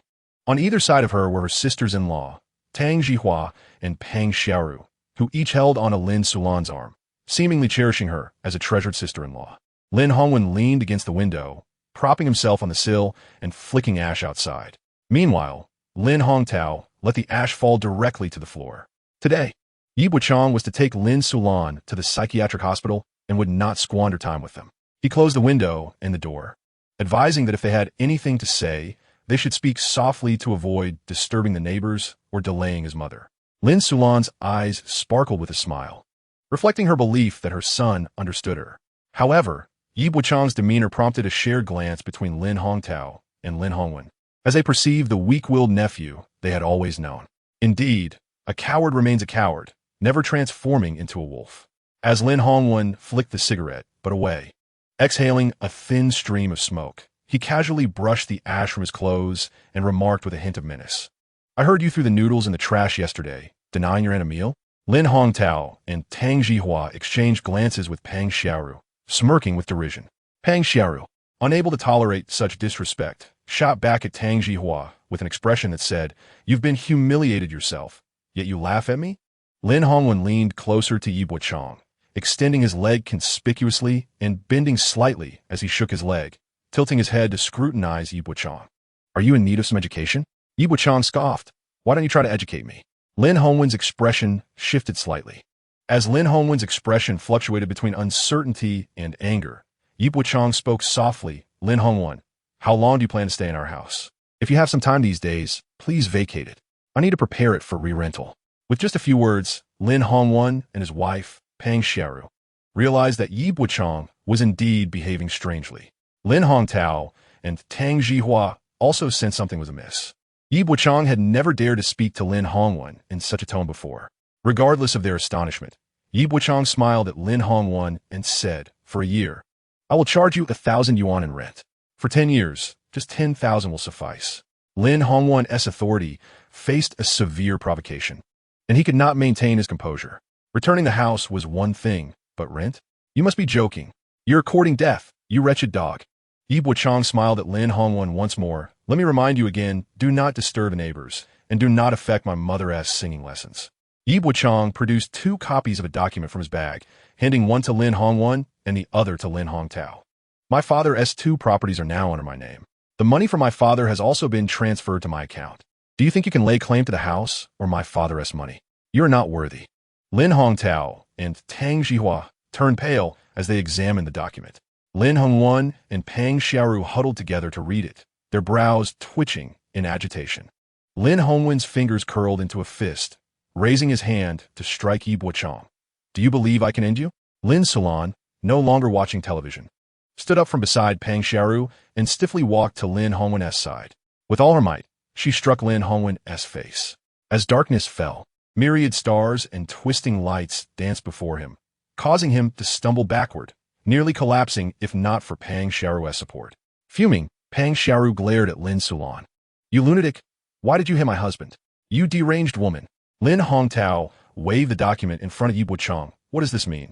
Has your inheritance been forfeited? You intend to monopolize it? I swear, I will fight this lawsuit to the heavens." With a swift motion, Lin Hongtao tore the document and threw the pieces at Yi Bochang. Lin Sulan remained silent, bending down to pick up the fragments, glancing at them without a word before turning to enter the kitchen. Pang Xiaoru continued to curse. "Lin Sulan, why don't you just die? You dare strike me? You lunatic, recognize who I am." Yi Bochang lit a cigarette, and in the next moment, he saw Lin Sulan brandishing a gleaming kitchen knife aimed at Pang Xiaoru's head. Tang Jihua collapsed to the ground, scrambling away. Lin Hongtao retreated 2 steps, tripping over Tang Jihua and tumbling, using his hands and feet to regain his balance. Pang Xiaoru shrieked, losing control of her bladder as she ran, urine streaming down her legs. Meanwhile, Lin Hongwen's voice echoed from downstairs. "You all wait for me." Lin Sulan, still wielding the knife, prepared to pursue. But Yi Bochang interjected, "Mom, let's go to the music academy." Lin Sulan threw down the knife in excitement, exclaiming, "I will go change my clothes." The 2 copies of the property deed were merely a means to drive her to madness. The deranged can be quite effective against the unscrupulous. Chapter 0035. Isolation from my biological mother, given the utility of my mother. Why not retain the deranged mother? In the future, Lin Hongtao and Lin Hongwen, those shameless individuals, will undoubtedly return. At that time, what will Yi Bochang use to confront them? If they resort to public outbursts at their workplace, how will he respond? It is as if, despite their culpability, they can twist the narrative, turning white into black and black into white through sheer audacity and chaos. In light of such circumstances, Yi Bochang had long prepared a contingency plan, much like why he had made 2 copies of the property deeds last night. His inquiry to Zhongyu about whether she desired to ascend to the leadership tier was also a strategic move in anticipation of events to come. Fear not. Maintain your principles, stay true to your heart, do not falter, just act. On that day, Lin Salon donned what she considered her most exquisite dress and entered the 4th hospital of Yun City. Yi Bochang bypassed the outpatient department and headed directly to the inpatient ward. Compared to the patients clad in striped hospital gowns, Lin Sulan resembled a beautiful flower. The disheveled patients, with pallid faces and vacant stares, instinctively circled around her as they passed. Some even reached out to touch her attire. With a fierce glare, Lin Sulan roared at them to leave. The nurse, aware of the impending arrival's fate, observed intently. Director Peng typically did not work on weekends. Yet today, he made an appearance. Adorned with glasses, he spoke softly and courteously. Upon seeing Lin Sulan, he greeted her warmly. "Lin Sulan, Gulme, let us first assess the situation." Lin Sulan was reluctant to follow Director Peng to the consultation room, instead retreating behind Yi Bochang like a beast poised to pounce. This was not the Music Academy's 4th hospital. This was an actual hospital, and she felt she had been sent to a psychiatric institution. "You beast! You are worse than your deceased father," she seethed. Yi Bochang turned and smiled at Lin Sulan. harboring dreams within his heart. Life is but a grand stage. Mother, I recall you often saying that without you, the art troupe would collapse. You were so formidable. Perhaps you could transform the 4th hospital into the 4th Music Academy of Yin City? Without hesitation or remorse, Lin Sulan lunged at Yi Bochang, attempting to strike him. Her fury was palpable, as if facing an enemy rather than her own son. She projected all her life's misfortunes and tragedies onto him. Thus, the process of understanding her condition became unnecessary. Director Peng, witnessing this scene, remarked, "I will prepare the admission paperwork. You may stay with your mother for a while." Lin Sulan was dragged into the intensive care unit.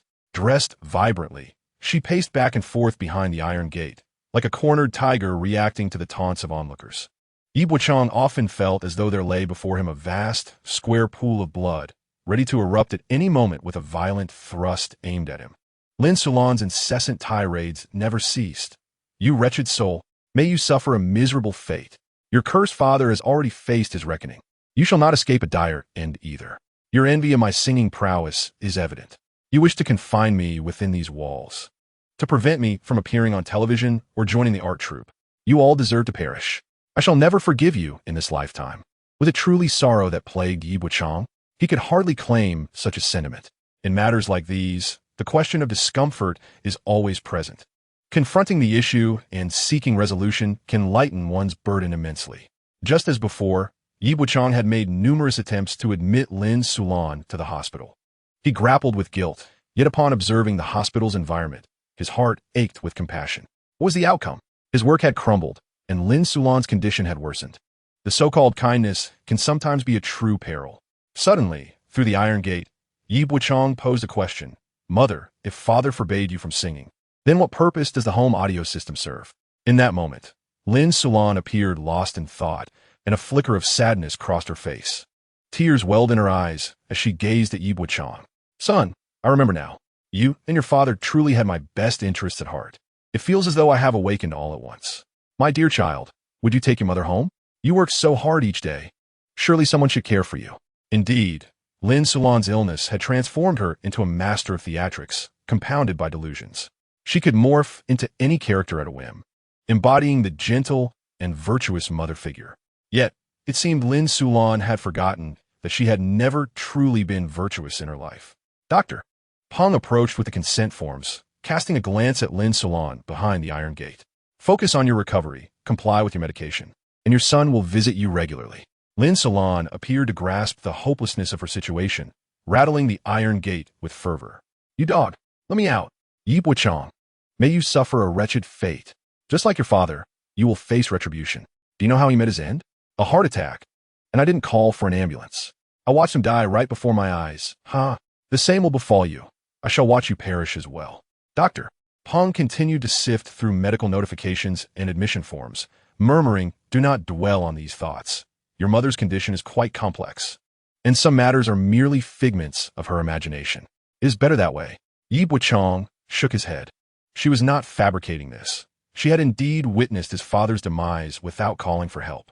Dr. Peng paused, momentarily halting his perusal of the documents, and looked up at the remarkably composed young man before him. He could not fathom the hardships Yi Bochang had endured over the years. Yet it was evident that they were not easy. Yi Bochang was required to sign numerous documents, a plethora of consent forms. Among the most profound impressions is the realization that if a patient does not actively cooperate with treatment, coercive measures will be employed when necessary, including confinement, injections, and even electroconvulsive therapy.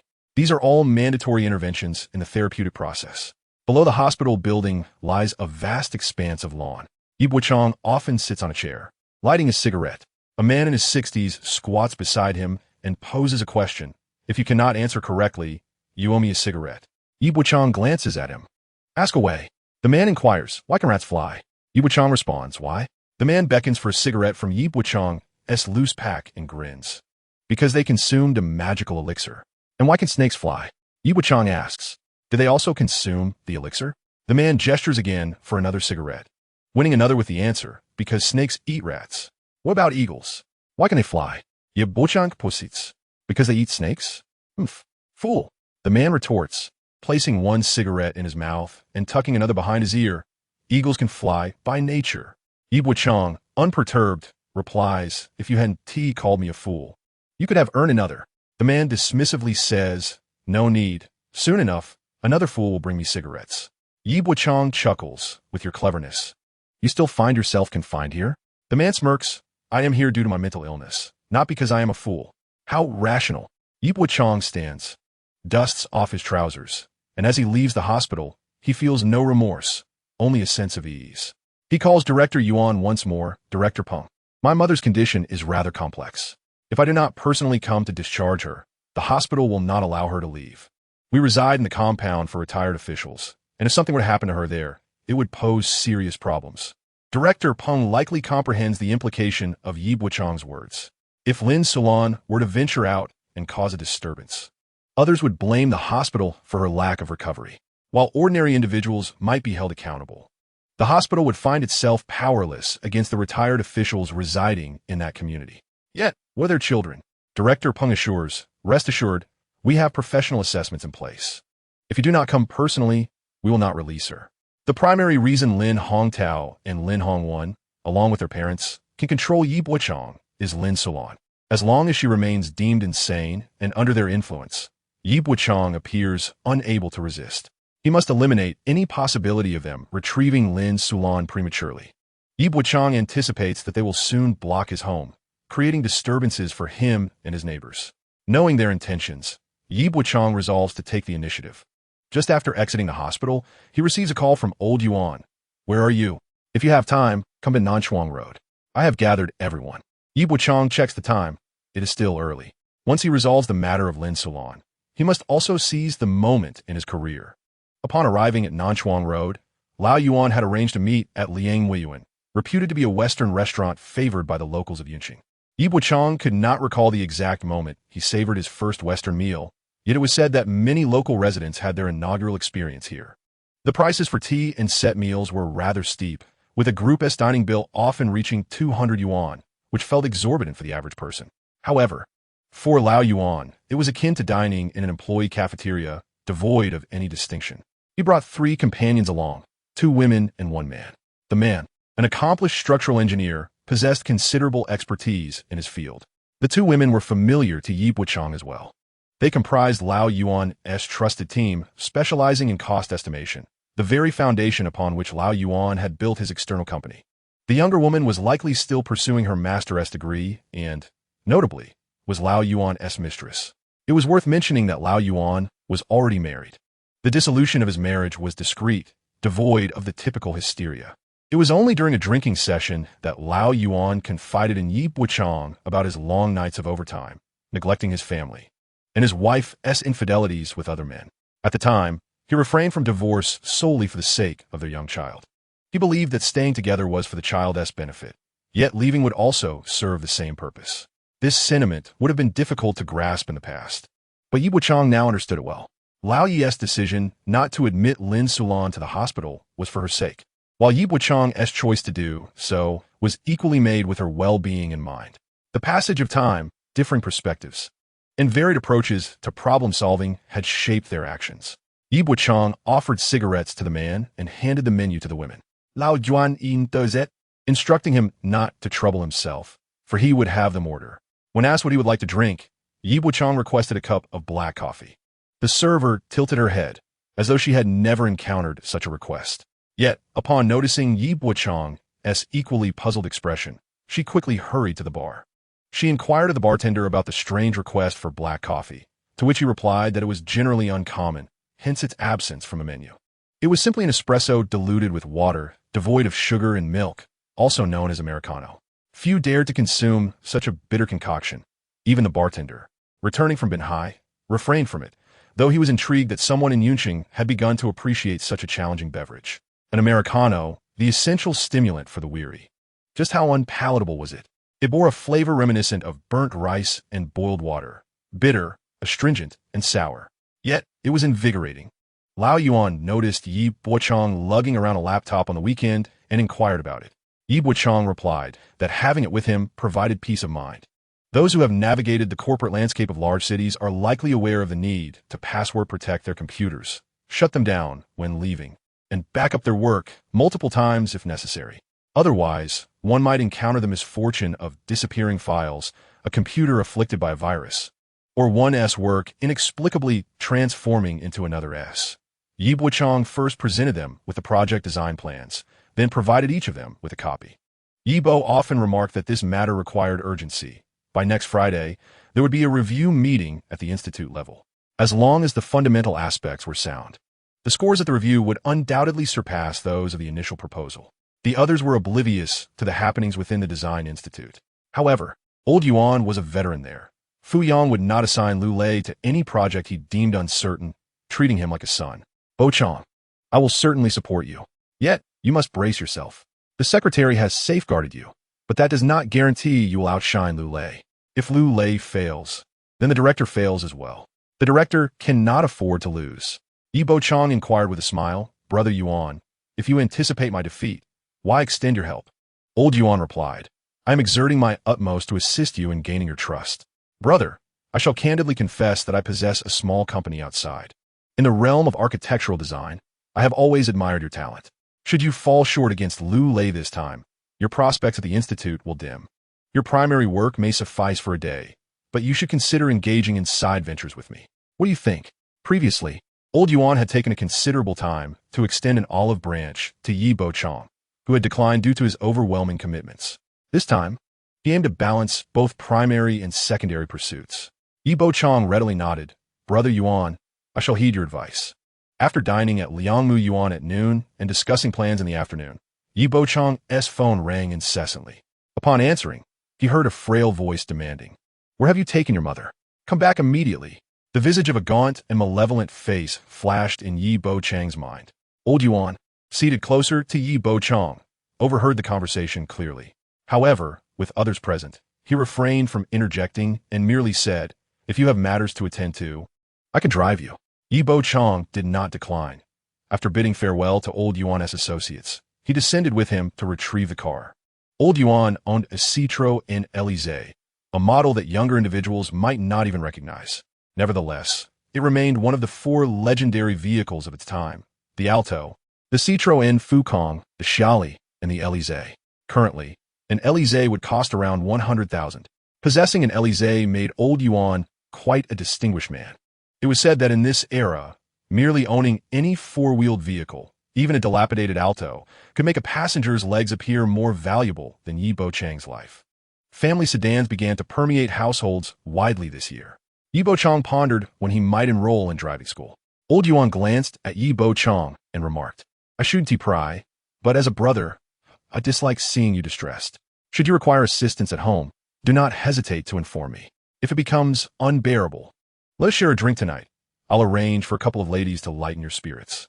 Yi Bochang looked at old Yuan with a calm demeanor. Your idea of lightening my spirits hardly seems like a genuine approach. Old Yuan raised his eyebrows. Oh, your spirits seem to be lifting. You can still jest. What else can one do if not jest? One must not succumb to despair. Yi Bochang is currently at an age where a single indulgence can dissolve all his worries. Nothing seems capable of draining his energy. He instructed, turn right here. Right? What does that lead? Old Yuan pondered as Yi Bochang offered him a lit cigarette. They opened the windows, cruising smoothly along the South Ring Road. The cabin filled with thick smoke, transforming their modest Elysée into a steam locomotive, bewildering passersby. I dropped my mother off at the 4th hospital this morning. They can't do anything to me now, Yi Bochang remarked nonchalantly. Old Yuan was aware of the turmoil in Yi Bochang's family and the profound impact it had on him. Upon hearing Yi Bochang's choice, he surprisingly exhaled a sigh of relief, reflecting on Yi Bochang's recent transformation. His demeanor approach to matters, everything had shifted. He was now more direct, resolute, and at ease. This new version of Yi Bochang was undeniably pleasant to behold. Instead of returning home, Yi Bochang led old Yuan to a dilapidated neighborhood on the outskirts of the South Ring. Under Yi Bochang's guidance, old Yuan parked the car and surveyed the surroundings, perplexed about their purpose for coming here. We're here to make money, Yi Bochang declared. Leaning against the car door, he gazed at the rundown complex. Who would believe that in a few years this area would transform into a wealthy enclave? The locals certainly never anticipated it. Once this area was redeveloped, the new mid-rise buildings and elevator apartments were primarily sold to out-of-town mine owners and affluent individuals from various cities within the province. They represented the first wave of provincial migrants and constituted a significant portion of the nouveau riche at the south gate. Old Yuan, standing beside Yi Bochang, inquired with confusion, what money could be made in this shabby place?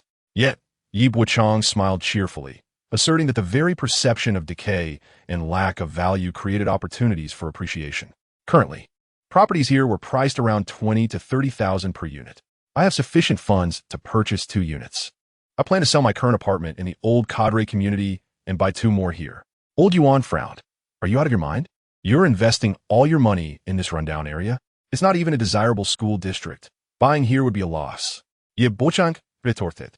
The third ring is operational now. Old Yuan, can you not envision how appealing the city center will become?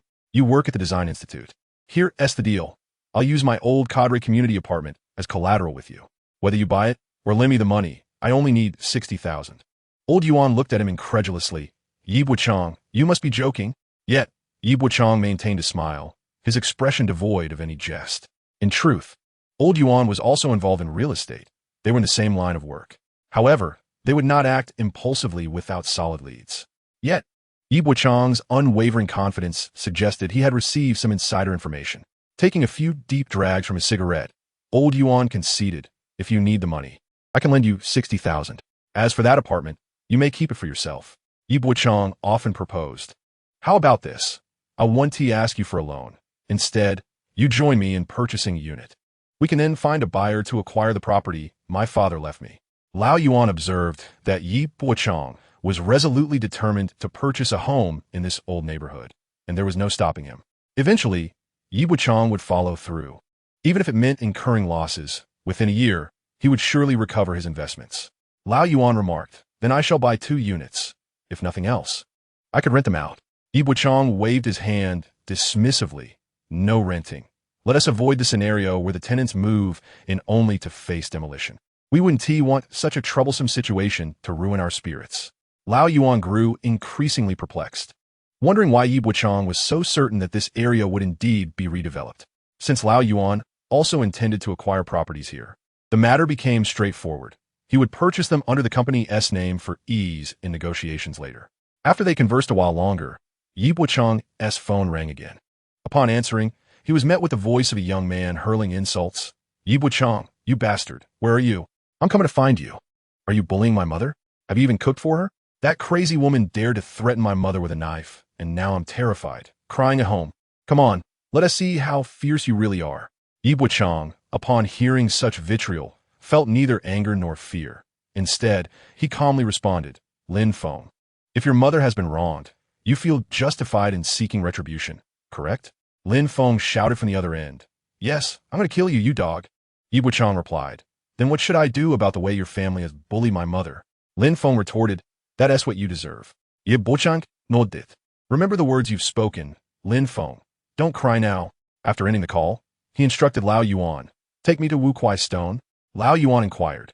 Aren't we going home? Yi Bochang chuckled. Home, has been blocked off. Should I return to compete in volume with them? No need for that. I'll deal with them in my own time.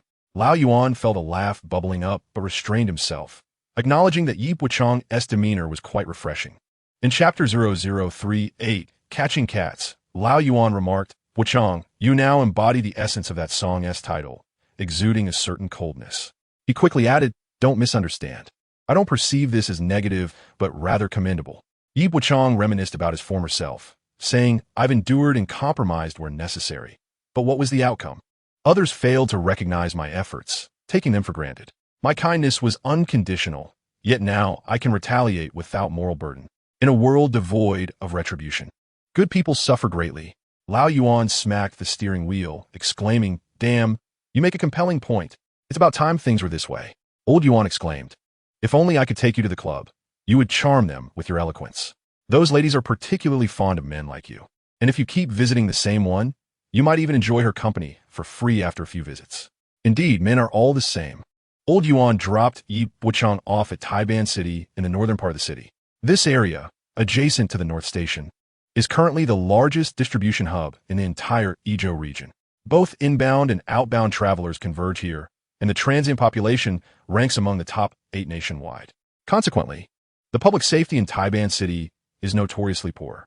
Due to the unique administrative structure, the residents here have varying degrees of connections with the railway sector. Being employees, it seems that every matter can be resolved internally, whether it involves finding a partner, seeking employment, enrolling in school, or accessing medical care. Life and death are all managed here, creating a veritable microcosm akin to an independent kingdom. In the past, workers enjoyed high wages, stable jobs, and the security of a iron rice bowl, ensuring that generations would not struggle to find employment. This instilled a sense of superiority among the employees and their families in Taiban City. When conversing with the locals of Yunqing, they would often distinguish themselves with the phrase, "You people from the locality and us from the railway." However, during the rapid development of Yunqing in subsequent years, when demolition efforts reached Taiban City, they were met with resistance. An elderly woman demanded exorbitant compensation, and the city government, standing firm, decided not to proceed with the demolition. Her stance represented the collective attitude of Taiban City, prompting the city to shift its development focus southward instead of northward.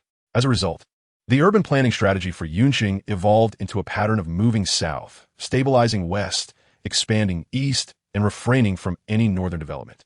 Consequently, when Yunqing underwent a remarkable transformation, the North Gate became an eyesore, earning the informal moniker North Gate Syria. This nickname reflects the dire state of Taiban City at that time. Yet, the Taiban City of today bears little difference from its future state, though it appears more palatable in the current era. Bochang recalls the last time he sought to reclaim his old house in Taiban City, which involved reporting to the police station under the jurisdiction of the Yun Railway Bureau. A certain officer, a rather unimpressive character, was mentoring a novice at the time. Bochang has never forgotten the officer's disdainful demeanor as he sipped tea and spat out tea foam. When Bochang reported that someone had occupied his house, he requested their assistance in vacating the premises. The seasoned officer looked at him as if he were a fool, questioning, "Who are you? Who are we? Why should we help you? What gives you the right?"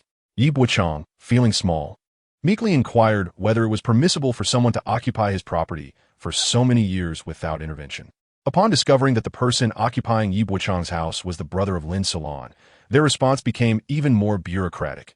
"This is an internal family dispute. In simpler terms, it's a domestic affair. We cannot intervene."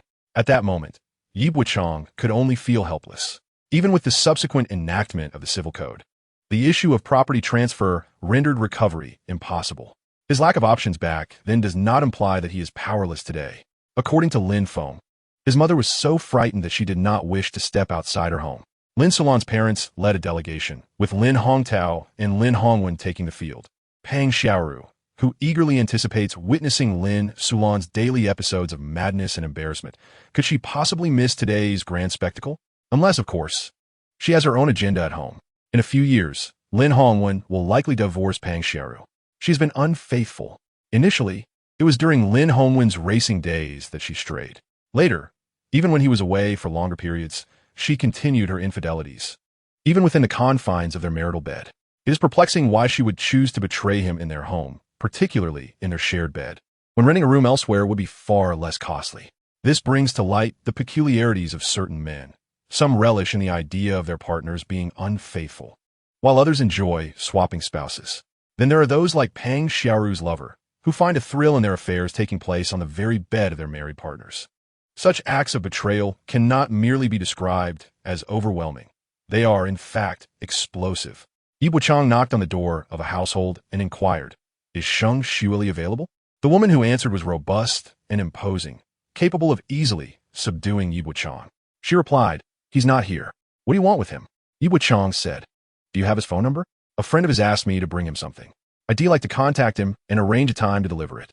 The woman provided Sheng Xueli's mobile number, and Bochang, after politely excusing himself, sought out a public telephone. Dialing Sheng Xueli's mobile, he heard someone breathlessly respond on the other end. Bochang wedged the phone between his shoulder and ear, freeing a hand to dial the landline of the old house that Lin Hongwen had occupied for many years. Sheng Xueli answered the call, albeit amidst the background noise of the ringing landline. Bochang hung up both the landline and his mobile, preparing to catch a chicken. Pang Xiaoru, growing impatient, questioned, "Which one?" Sheng Xueli, equally frustrated, remarked, "No one is speaking," and the landline continues to ring. Pang Xiaoru snapped, "Oh, just ignore them." Sweat beaded on Sheng Xueli's forehead as he sensed something amiss. "When will your man be back?" Pang Xiaoru replied. "That lunatic has gone to find his crazy sister. They won't return until they sort out that house." "Still early," Shang Xueli remarked. Come on, come on." Only then did Pang Xiaoru seem satisfied. Meanwhile, Yi Bochang stood below Building 45, gazing up at the second-floor window.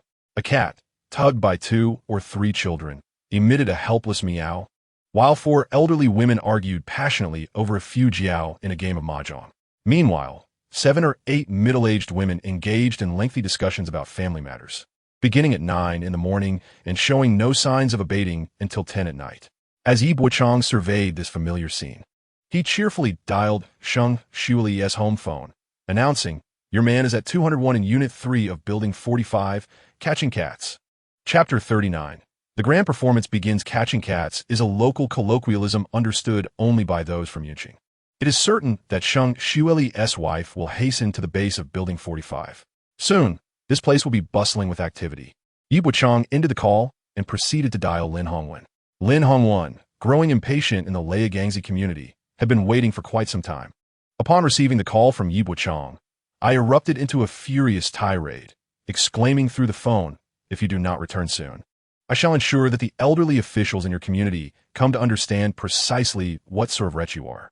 You exhibit no respect, no propriety, and are utterly unfilial. Your father has passed away, yet you have not arranged a wake, nor have you held a farewell ceremony, nor have you honored the traditional observances for the 7th day. Your mother is unwell, yet you neglect her care, choosing instead to hide away at work. You even incite her to violence. Do you truly believe that a madman is above the law? You wretched creature, do you think you can escape the consequences? Yi Bochang, are you so heartless as to consider abandoning your mother in her madness, assuming she would not find her way back?" In the past, upon hearing such words, Yi Bochang would cower, bowing his head in a corner, too meek to retort, merely offering apologies and questioning whether he had indeed fallen short in his duties. The more he acquiesced, the more they regarded him as a soft target, relentlessly bullying him without remorse. However, the current Yi Bochang, upon receiving these rebukes, felt nothing but a lightness, casually inquiring, "Are you finished with your insults?" Lin Hongwen sneered, "Ah, you now exhibit a certain indifference, as if you're impervious to my threats. Do you believe I am powerless against you? You have no intention of returning, do you? That is perfectly fine. You need not come back. I shall pay a visit to your workplace on Monday. I have plenty of means to deal with you. You relish your sanctuary at work. I shall ensure you are unable to remain there. Just wait and see." Yi Bochang scoffed, "Lin Hongwen, hand the phone to your mother. I have matters to discuss with her. Who do you think you're speaking to? My mother is not your subordinate. You insolent beast." After hurling insults, Lin Hongwen passed the phone to his mother. The elderly lady spoke into the receiver. "Ah, Bochang, where have you taken your mother? You must return. We need to discuss how to care for her." She then took on the role of the peacemaker, adding, "Your uncle's demeanor earlier may have been somewhat ungracious, but he is concerned for your mother's well-being. Your grandfather and I understand that your work commitments pose a significant challenge in caring for her. As she cannot be left alone, please return so we can deliberate on whether your 2 aunts will take turns living with you to assist, or if your grandfather and I should move in." Ultimately, their intent is clear: to seize the family home and subsequently divide the spoils. This family, with their relentless scheming, will not relent until Yi Bochang feels utterly humiliated, unable to face his colleagues or the world. Previously, the only means of resolving issues lay in their coercion of Lin Sulan to manipulate Yi Bochang into compliance.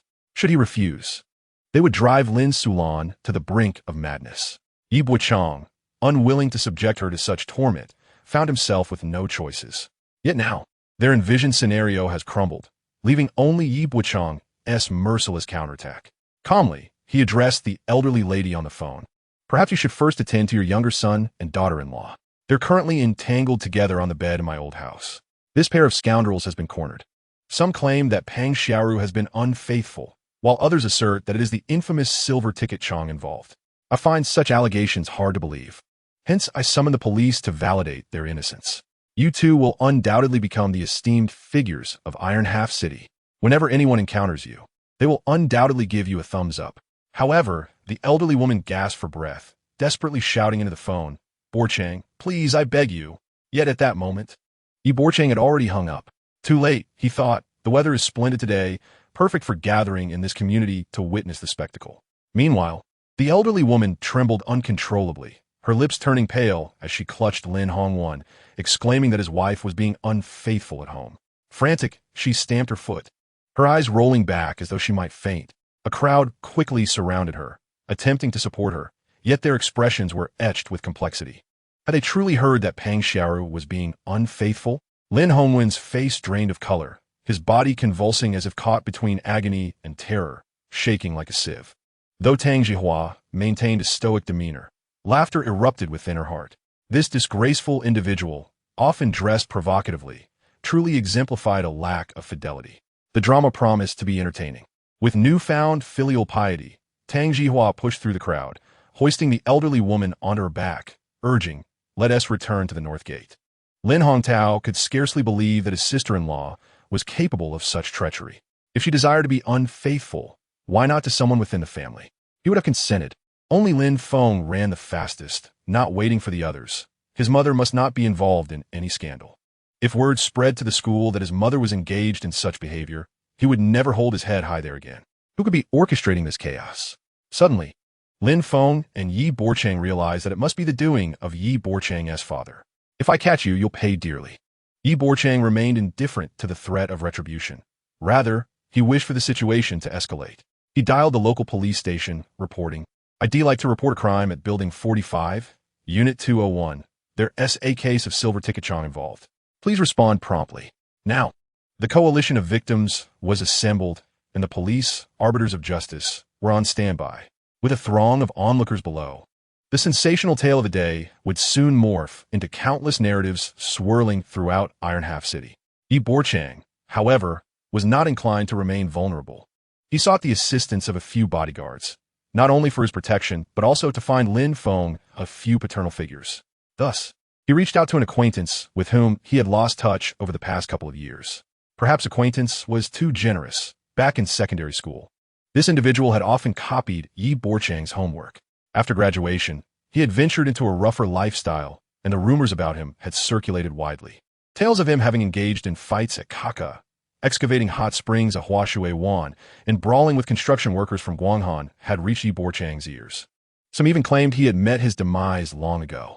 In truth, Yi Bochang knew that he was doing quite well, overseeing a construction site for a boss.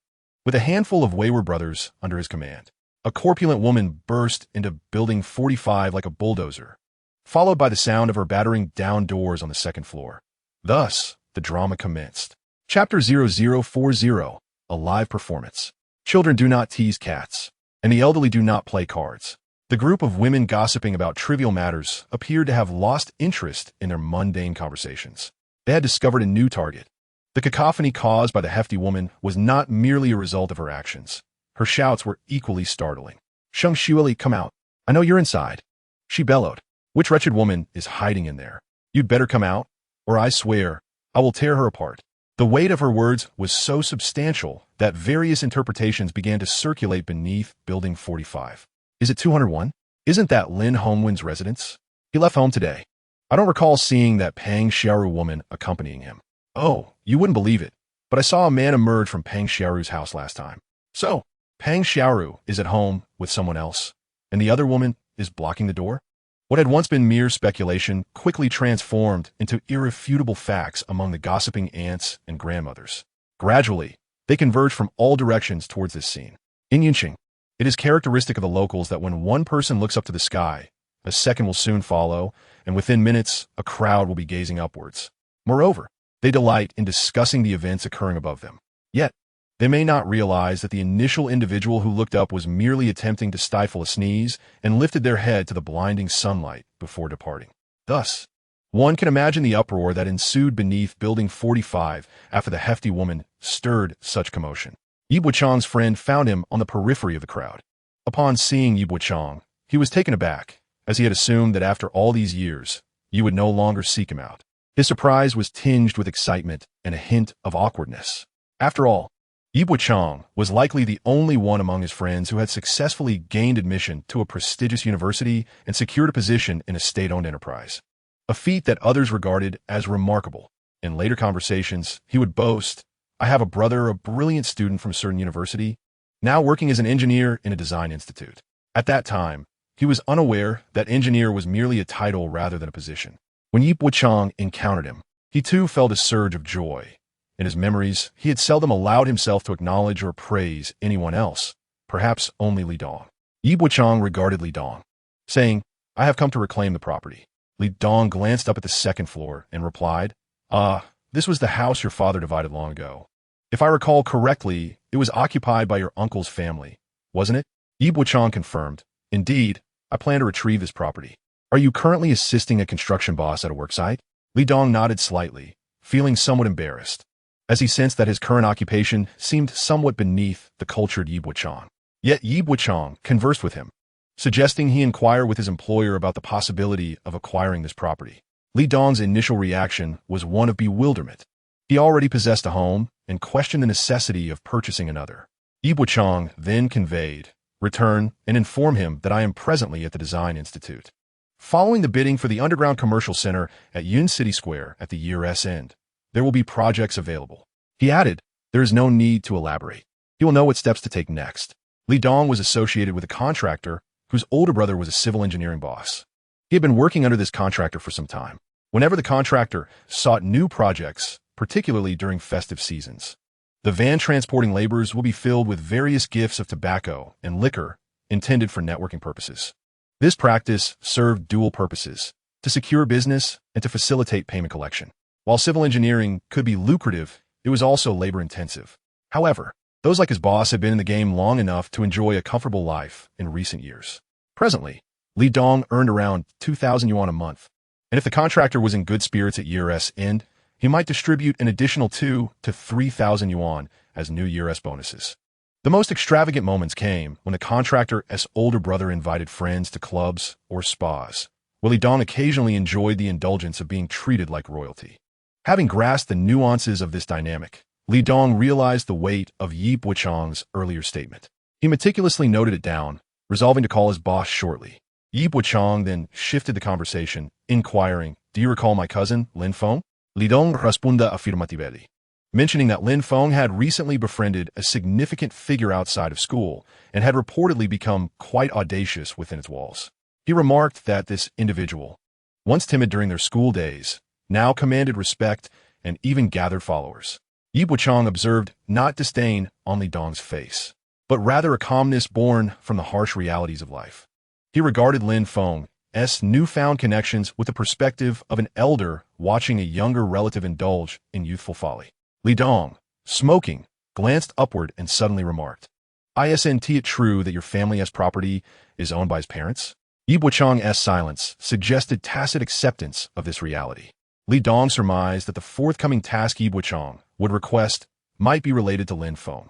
He continued, "In schools, these petty delinquents fear neither teachers nor parents, nor do they fear their own families.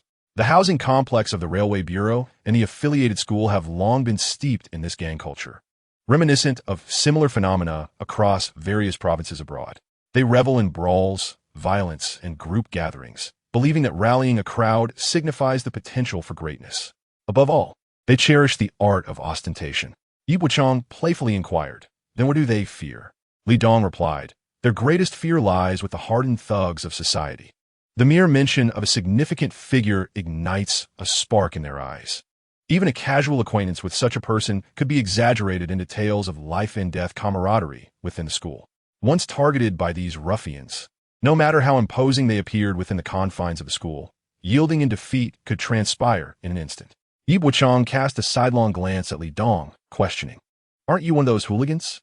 Li Dong waved his hand dismissively, replying, "What nonsense! I am now a respectable individual with a legitimate job." However, Li Dong soon perceived a sinister aura emanating from Yi Bochang, who once made him feel inadequate with his propriety. A youthful figure burst forth from the throng, vociferously berating, "Get lost! What are you doing here? If you don't disperse, I will make you regret it." Following the sound, Yi Bochang and Li Dong spotted Lin Feng charging into the building, sprinting upstairs. Amid the crowd, someone shouted, "Lin Feng, your mother is a prostitute." Li Dong cupped his hands to his mouth and shouted back, glancing at Yi Bochang, who now seemed so foreign to him. Chapter 41. chaos and turmoil the words Li Dong had just shouted were instilled in him by Yi Bochang. Once uttered, the gathered families of railway workers in the courtyard erupted in commotion. Some experienced an epiphany. Pang Xiaoru isn't just cheating. She's selling herself. Others chimed in. I told you. Pang Xiaoru adorns herself in gold and silver, flaunting her voluptuous figure during summer. Many had long suspected her lack of virtue, exclaiming, Didn't I say she was selling her body? There were those lamenting, had I known she was so close, I would have taken my chances. What a loss. Lin Hongwan, Lin Hongtao, and Tang Jihua navigated through the cacophony of gossip. The noise made their skin crawl as if swarmed by countless ants beneath the surface. Though they may not have realized that this was a physiological response to their mounting frustration, they yearned to shout at the crowd. Yet the sheer number of people deterred them. They considered engaging in physical confrontation, but feared that their fists would be no match for the multitude. Their breaths trembled as they fervently hoped that the grim truths Yi Bochang had spoken of had not transpired upstairs, while simultaneously dreading that the disgraceful actions of that wretched woman would indeed be exposed, leaving their family's reputation within the railway community in tatters. As the thought of such a disastrous outcome loomed, the elderly matriarch found herself weakened, her son supporting her ascent. Lin Feng, the swiftest among them, bounded up the staircase with 2 strides, and with another 2, he reached his door, wide ajar. People lingered on the upper floors, while those below pursued Lin Feng's family up the stairs, gathering at the landing to peer upwards.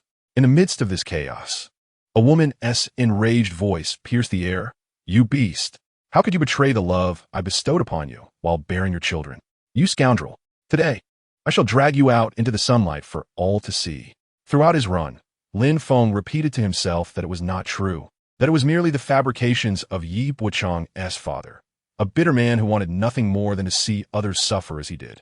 However, upon bursting through the door, he was met with the sight of a corpulent woman blocking his entrance. As Lin Feng squeezed through, he beheld 2 bodies obscured by a thin blanket inside. One was his mother, the other was the uncle who had visited their home before. Yes, that uncle had come to the house more than once. It's just that Lin Feng had never allowed his thoughts to go in that direction. But now, they were actually in bed together, and they weren't wearing any clothes. The smell hanging in the air was the same smell that got on his hands after he looked at porn magazines and jerked off. Back then, he would giggle foolishly, wiping his hand on his leg, thinking it was amusing. But now that same smell made him sick. Lin Feng's pupils were unfocused, but as the woman's roars grew clearer, his pupils abruptly contracted. He saw clearly now. The fat woman was furiously tearing at the bedsheet, trying to rip away this last piece of covering they had. The man called Shang Xueli turned his head away. The woman, his mother, clutched the sheet, holding it tightly over her own face. Lin Feng was furious, but he didn't know who to direct this rage towards. Hit the fat woman? Just as he was still hesitating, the fat woman ripped the sheet off Pang Xiaoru's body. And just like that, Lin Feng saw his mother completely naked and also saw Shang Xueli's disgusting small dick. At that moment, Lin Feng could no longer stand stimulus. He jumped onto the bed, pounced on Shang Xueli, and started swinging his fists wildly, pounding them into Shang Xueli's body again and again. But Shang Xueli was no pushover either. He shoved Lin Feng away, not caring that he himself was naked, raised his foot and stomped on Lin Feng's face, stamped on his chest, and brutally kicked his head. Pang Xiaoru, at this moment, didn't care about her son's life or death. Instead, she first tried to find her clothes to put on. The moment she had just found her bra and pulled it over her chest, the fat woman's hand shot out, grabbed it, and yanked it off, throwing it into the living room. Among the onlookers now, someone actually shouted, "Whoa." Still pretty big, though. The fat woman grabbed Pang Xiaoru's hair and dragged her into the living room. "Come on, everyone, come see this rotten cunt. See what kind of cunt she looks like." The fat woman swung her palm, slapping and striking Pang Xiaoru's face repeatedly, until her hair was completely matted over it. Pang Xiaoru could no longer cover her face. One hand covered her chest, the other her crotch. But every time she tried to cover herself, the fat woman would pry her hands away and then try to pry her legs apart. The people at the door were thrilled, shouting incessantly, "Stop hitting her!" While being beaten, Pang Xiaoru could no longer feel the pain. Her mind was even completely blank. She didn't know how this could end. She even less understood how things had escalated to this point. But she knew that right now, she should find a place to hide. She could deal with everything else later. But every time she tried to crawl towards the sofa, the fat woman would grab her leg and drag her back towards the doorway. This way, she couldn't cover her face, her chest, and naturally, her lower part was also exposed. Right then, Lin Hongtao and Lin Hongwen entered the door and saw Pang Xiaoru in this state. One stared with eyes wide and unblinking. The other flew into a thunderous rage. The elderly couple, upon witnessing this scene, felt their blood pressure surge. They stomped their feet in place, exclaiming, covered up quickly, "Dear heavens, how are we to live after this?" The overweight woman seized Pang Xiaoru by her hair, gripping her chin and thrusting her before Lin Hongwen, declaring, "This is your wife. From which brothel did you dredge up this worthless creature? Your entire family is devoid of shame. The apple does not fall far from the tree. With such behavior, it's no wonder your entire family is in disarray." The old woman, who moments ago seemed on the brink of fainting, now lunged at Pang Xiaoru with renewed vigor, her hands adorned with half-centimeter nails viciously clawing at Pang Xiaoru's face, tearing and scratching. While she assaulted her, she berated, "How could our family produce such a harbinger of misfortune? I could strangle you, you wretched thing." The old man, undeterred, jumped around spitting and even lifted his foot to stomp on her chest, as if he had aimed with precision. Pang Xiaoru, who had managed to remain calm and contemplated hiding, now found there was nowhere left to escape. As the blows rained down upon her, she cried out in anguish. No one felt pity for her. No one would comprehend why she sought solace in another. Countless sleepless nights spent in solitude, with no one to fill the void in her heart. Who could possibly understand that feeling? What was wrong with seeking another? Was it a sin? Stop it. Please, no more. Pang Xiaoru collapsed to the ground, her disheveled hair revealing a familiar face, Yi Bochang's smile. In that moment, she seemed to grasp that all that had transpired that day was somehow connected to him. Chapter 0042. This is your retribution. Yi Bochang was unperturbed by the fact that she could see him, nor did he care if the Lin family beheld him. What of it? They were perpetually meddling in others' affairs, but in truth, their own lives were too lacking, too idle. And now, the consequences were unfolding. A fractured family, parents on the brink of mental decline and serious health issues, children too terrified to attend school due to abuse. As a multitude of problems descended upon them, one could only hope they would muster the strength to endure. After all, I managed to persevere alone. Yi Bochang offered Pang Xiaoru a faint smile, a gesture that plunged her deeper into despair. She yearned to voice the truth. But what was the truth? Was Sheng Xueli introduced to her by Yi Bochang? Did he force her legs apart? Or was he the one pushing Sheng Xueli from behind? All that transpired was of her own volition, and thus, even as her heart ached, she had no choice but to swallow her bitterness. Suffering could be endured, but the pain? It was unbearable. Pang Xiaoru cried out, "Hongwen, save me. Hongwen, I was wrong." She clung to Lin Hongwen's leg, yet he regarded her with indifference, his expression void of emotion save for a pallid coldness. He kicked her away and strode into the house. Seeing his son being pinned to the ground by Sheng Xueli, he seized whatever object was at hand and struck Sheng Xueli's head with all his might. He tightened his grip around Sheng Xueli's neck, dragging him into the living room. Anything within reach was lifted and violently hurled at his head, body, and groin. At that moment, Lin Hongwen was consumed by rage, heedless of the consequences as he unleashed his fury upon him. The police, as expected, arrived last, and upon entering, their first inquiry was, "Who is selling silver? Who is the ticket changer?" In the crowd, good-hearted individuals were plentiful, with Pang Xiaoru identified as the seller and Sheng Xueli as the ticket changer. The police, having encountered their fair share of similar incidents in recent years, were not unaccustomed to such chaos. However, none had ever escalated to the point of a report being filed at the precinct. The circumstances of today, with direct allegations of selling silver and ticket changing, compelled their intervention. Yet upon arrival, witnessing the bloody scene transformed the situation entirely. Lin Feng continued to deliver merciless blows to Sheng Xueli's groin, who lay on the ground, wailing in agony like a slaughtered pig. Pang Xiaoru, bloodied from the assaults of a hefty woman and her own grandmother, cried out for mercy. Faced with this tumultuous spectacle, the police could only declare, "Take them all back. Everyone, just take them back." Sheng Xueli, clutching his groin, shouted, "Take me to the doctor first. I'm in immense pain." The gruesome scene was momentarily lightened by his outburst, eliciting laughter from the crowd. Meanwhile, the Lin family gradually emerged from their fury, their expressions shifting from anger to confusion, and finally settling into despondency. The elderly couple would now face the scorn of their community.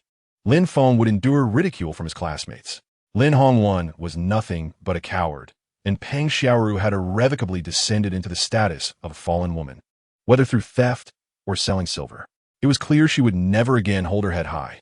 The most damning aspect was that men with dubious intentions would linger around her, inquiring about her price. As Peng Xiaoru was taken away, she no longer felt wronged or sought forgiveness. Instead, she lashed out at Lin Hongwen. "You're nothing but a turtle, a failure for life. You're rarely home. And after all these years, have you ever even touched me? If you want tea, there are plenty who will. Your mother is a beast, and your whole family is a disgrace. I'm married into your family, even if just for a day of comfort. You have no house, no money, and no worth. What did I marry you for? When I'm beaten by others, you don't even spare a glance. You heartless family, huh? Let me tell you, there are plenty who will deal with you. You think I was caught today because of you? It was your good-for-nothing nephew, Yi Bochang, who orchestrated this. Mark my words, you will reap what you sow. I'll be here to witness the chaos that ensues for your family." Yi Bochang? The onlookers began searching for his presence. This young man, who had moved away from the Railway Bureau's quarters with his father and madmother in his teenage years, was indeed present. When they finally spotted him standing tall and proud among the crowd, they realized that Yi Bochang had been at the scene all along. Simultaneously, they pondered a pressing question. If today's events were orchestrated by Yi Bochang, what could his intentions possibly be? The Lin family fixed their gazes intensely upon Yi Bochang, who, amidst the crowd, regarded them with an expression of unremarkable calmness. Both Lin Hongwen and Lin Feng recalled that their return was precipitated by a phone call from Yi Bochang, leading to the current predicament. Upon witnessing Yi Bochang's serene demeanor as he observed the unfolding drama, Lin Hongwen's fury erupted, his veins bulging as he bellowed, "Yi Bochang!" Yi Bochang, amidst the throng, replied nonchalantly, "I am here." Lin Hongwen ground his teeth and threatened, "Just wait until I get out. I will end you." Yi Bochang retorted, "Weren't you already planning to do away with me before you entered?" Lin Hongtao and Lin Hongwen, not long ago, I was being introduced to someone through the Design Institute. Their parents had yet to consult the Railway Bureau regarding our family situation. Yet you two brothers eagerly spread the word about my mother's mental health issues. How terrified you must be of me marrying a woman of good lineage. At this moment, Lin Hongtao and Lin Hongwen's expressions shifted dramatically, leaving them momentarily speechless. The elderly couple, referred to as grandparents, looked at Yi Bochang with disdain, exclaiming, "You wretch! We are your kin. How could you treat your grandparents and uncle in such a manner? Family matters ought to be resolved privately. Look at the chaos you have caused today. How will we find closure? How can our family continue to live here?" Yi Bochang replied, "What is there to worry about? Back in the day, you went to great lengths to ensure my mother fetched a good price, preventing her from joining the art troupe, driving her to madness, concealing her illness before marrying her off to my father. You publicized that my mother was insane at the Railway Bureau. When I was bullied at school, with classmates mocking me and teachers publicly labeling my mother as mad, where was your concern then? You forced my parents to leave Taiban City just to secure this house for your younger son, never considering whether our family could survive. Your daughter-in-law was caught selling illicit substances. Was it her doing, or did I compel her to do so? And now you suddenly seek to preserve your dignity? What sort of principles are these? Moreover, Peng Xiaoru is devoted to her family, selling to contribute to household expenses. What if you instigated her? Regardless, I will not lend my father's house for your debauchery." Lin Hongwen, in a fit of rage, lunged at Yi Bochang, but was firmly restrained by the police. He shouted to Lin Hongtao, "Big brother, kill him, kill him." Yi Bochang approached Lin Hongtao within the crowd, coldly mocking, "Go ahead, try to touch me." Lin Hongtao's face twitched, akin to a dog held tightly by its leash, while Lin Hongwen, like a chained canine, yearned to bite, but found himself unable to break free. The elderly couple, infuriated by Yi Bochang's words, turned pale, their lips turning blue, trembling as they began to roll their eyes back, on the verge of fainting. Chapter 0043. He feels somewhat unfamiliar as the elderly couple began to succumb to unconsciousness. Yi Bochang turned to Lin Hongtao with a smile, inquiring, "What shall we do? Should we save them or let them be? Neglect them, close your eyes, kick your legs, and everyone can enjoy the feast without burden. To save them is even simpler." Yi Bochang gazed at the two elderly gentlemen, teetering on the edge of consciousness. If they wished to live, they would undoubtedly exist in a state of half-life, relying on their sons, Lin Hongtao and Lin Hongwen, to fulfill their filial duties. Throughout their lives, they bestowed all their goodness and love upon their sons, ultimately hoping that those same sons would provide for them in their twilight years. We all yearn to witness whether Lin Hongtao and Lin Hongwen will first demonstrate their filial piety or instead escort their parents to the end. Yi Bochang released the pin-up words he had harbored for years, feeling an unexpected lightness within, devoid of any moral guilt. The Lin family members present, though infuriated and embarrassed, found themselves powerless against Yi Bochang. They all knew that today's upheaval was orchestrated by him. But what could they do? Lin Hongwen, the house is mine to reclaim. You are not living here for free. The rent is 1,000 a year, totaling 10,000 over the span of a decade. If you refuse to pay, that is acceptable. I shall find another to collect the rent. Out of respect for your being my mother's brother, I prefer not to engage in a hard confrontation. However, when the time comes for others to collect the rent and you refuse, the consequences shall rest solely upon your shoulders. Suddenly, Shang Xueli shouted, "Are you finished? I need to see my son. This must end." His fervent and serious tone interrupted the tension, evoking laughter from the onlookers, the families of the railway workers, who were merely spectators. The police subsequently took away those involved in the brawl. Yi Bochang merely cast a warning glance at Lin Hongtao. When Lin Hongwen had been embroiled in the scuffle, he and Tang Zhihua had refrained from intervening, aware that while stealing a person is not a crime, assaulting someone is. Thus, only the families of Lin Hongwen and Shang Xueli were apprehended. Lin Hongtao met Yi Bochang's gaze, not daring to react, while simultaneously grappling with the unsettling realization of Yi Bochang's newfound ruthlessness. In a moment of desperation, Lin Hongtao exclaimed, "Where have you taken your mother?" Yi Bochang replied, "I sent her to a mental institution. You locked her away at home for so many years, branding her insane while preventing my father from seeking treatment. Now that my father is deceased, do you still intend to use my mother to bind me? Lin Hongtao, your mother is in a mental hospital and requires a caregiver. Are you not calling your wife to tend to her? Feel free to visit the hospital. Tang Zhihua, will you go?" With her face marred by grief, Tang Zhihua shouted, "I wouldn't care to go for your mother." Lin Hongtao's face twitched, wishing to stop his wife from speaking so crudely, but it was too late. In such a dysfunctional family dynamic, who would believe that Lin Hongtao and his kin possessed any good intentions? Within merely half a day, Yi Bochang had utterly dismantled the Lin family. This serves as Lin Hongtao's final warning. That fool dares to approach him again, and next time, it'll be his family facing the consequences. Departing from the crowd and leaving the old family compound, Yi Bochang immediately felt an overwhelming sense of relief. The onlookers had been closely observing Yi Bochang, astonished that he could orchestrate such a significant event today, maintaining an air of calm and ease while reducing the Lin family to such a state. This indicated that Yi Bochang still possessed considerable strength. If his shameless uncles and biased grandparents failed to recognize their folly, they might indeed find themselves in dire straits at his hands. However, in the eyes of the neighbors, Yi Bochang was certainly not the person they had come to know. Previously, he was the type to remain silent when criticized, often lowering his head, appearing insecure, and lacking temperament. Yet the Yi Bochang before them now stood tall and composed, exuding confidence, utterly disregarding his two uncles along with his grandparents. His gaze resembling that of someone observing a herd of dying livestock. Yi Bochang had already departed, and among the crowd, someone was the first to react. Yi Bochang had become quite relentless. After all, they were family. His actions seemed excessively harsh. This boy was truly ruthless. Naturally, there were still some who confronted those who preferred to play the moral high ground, jesting that they hoped their relatives were like Lin Hongtao and Lin Hongwen. Their awkward smiles betrayed their discomfort as they replied, "No, our brothers are all quite good, and our relationships are harmonious." They seemed to believe that their familial ties were exemplary, assuming the same for the world at large.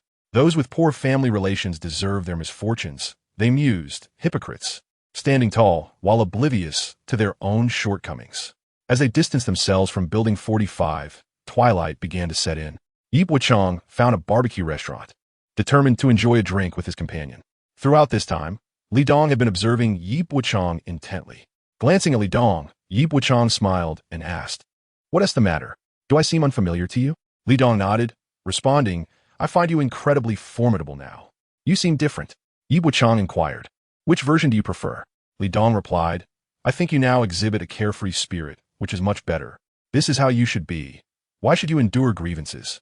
Yi Bochang remarked, as for that apartment, it needs to be vacated within these 2 days. The rent should not be short by a penny. I depend on you to collect it. I will take 70%, and you can treat your brothers to something nice with the remainder.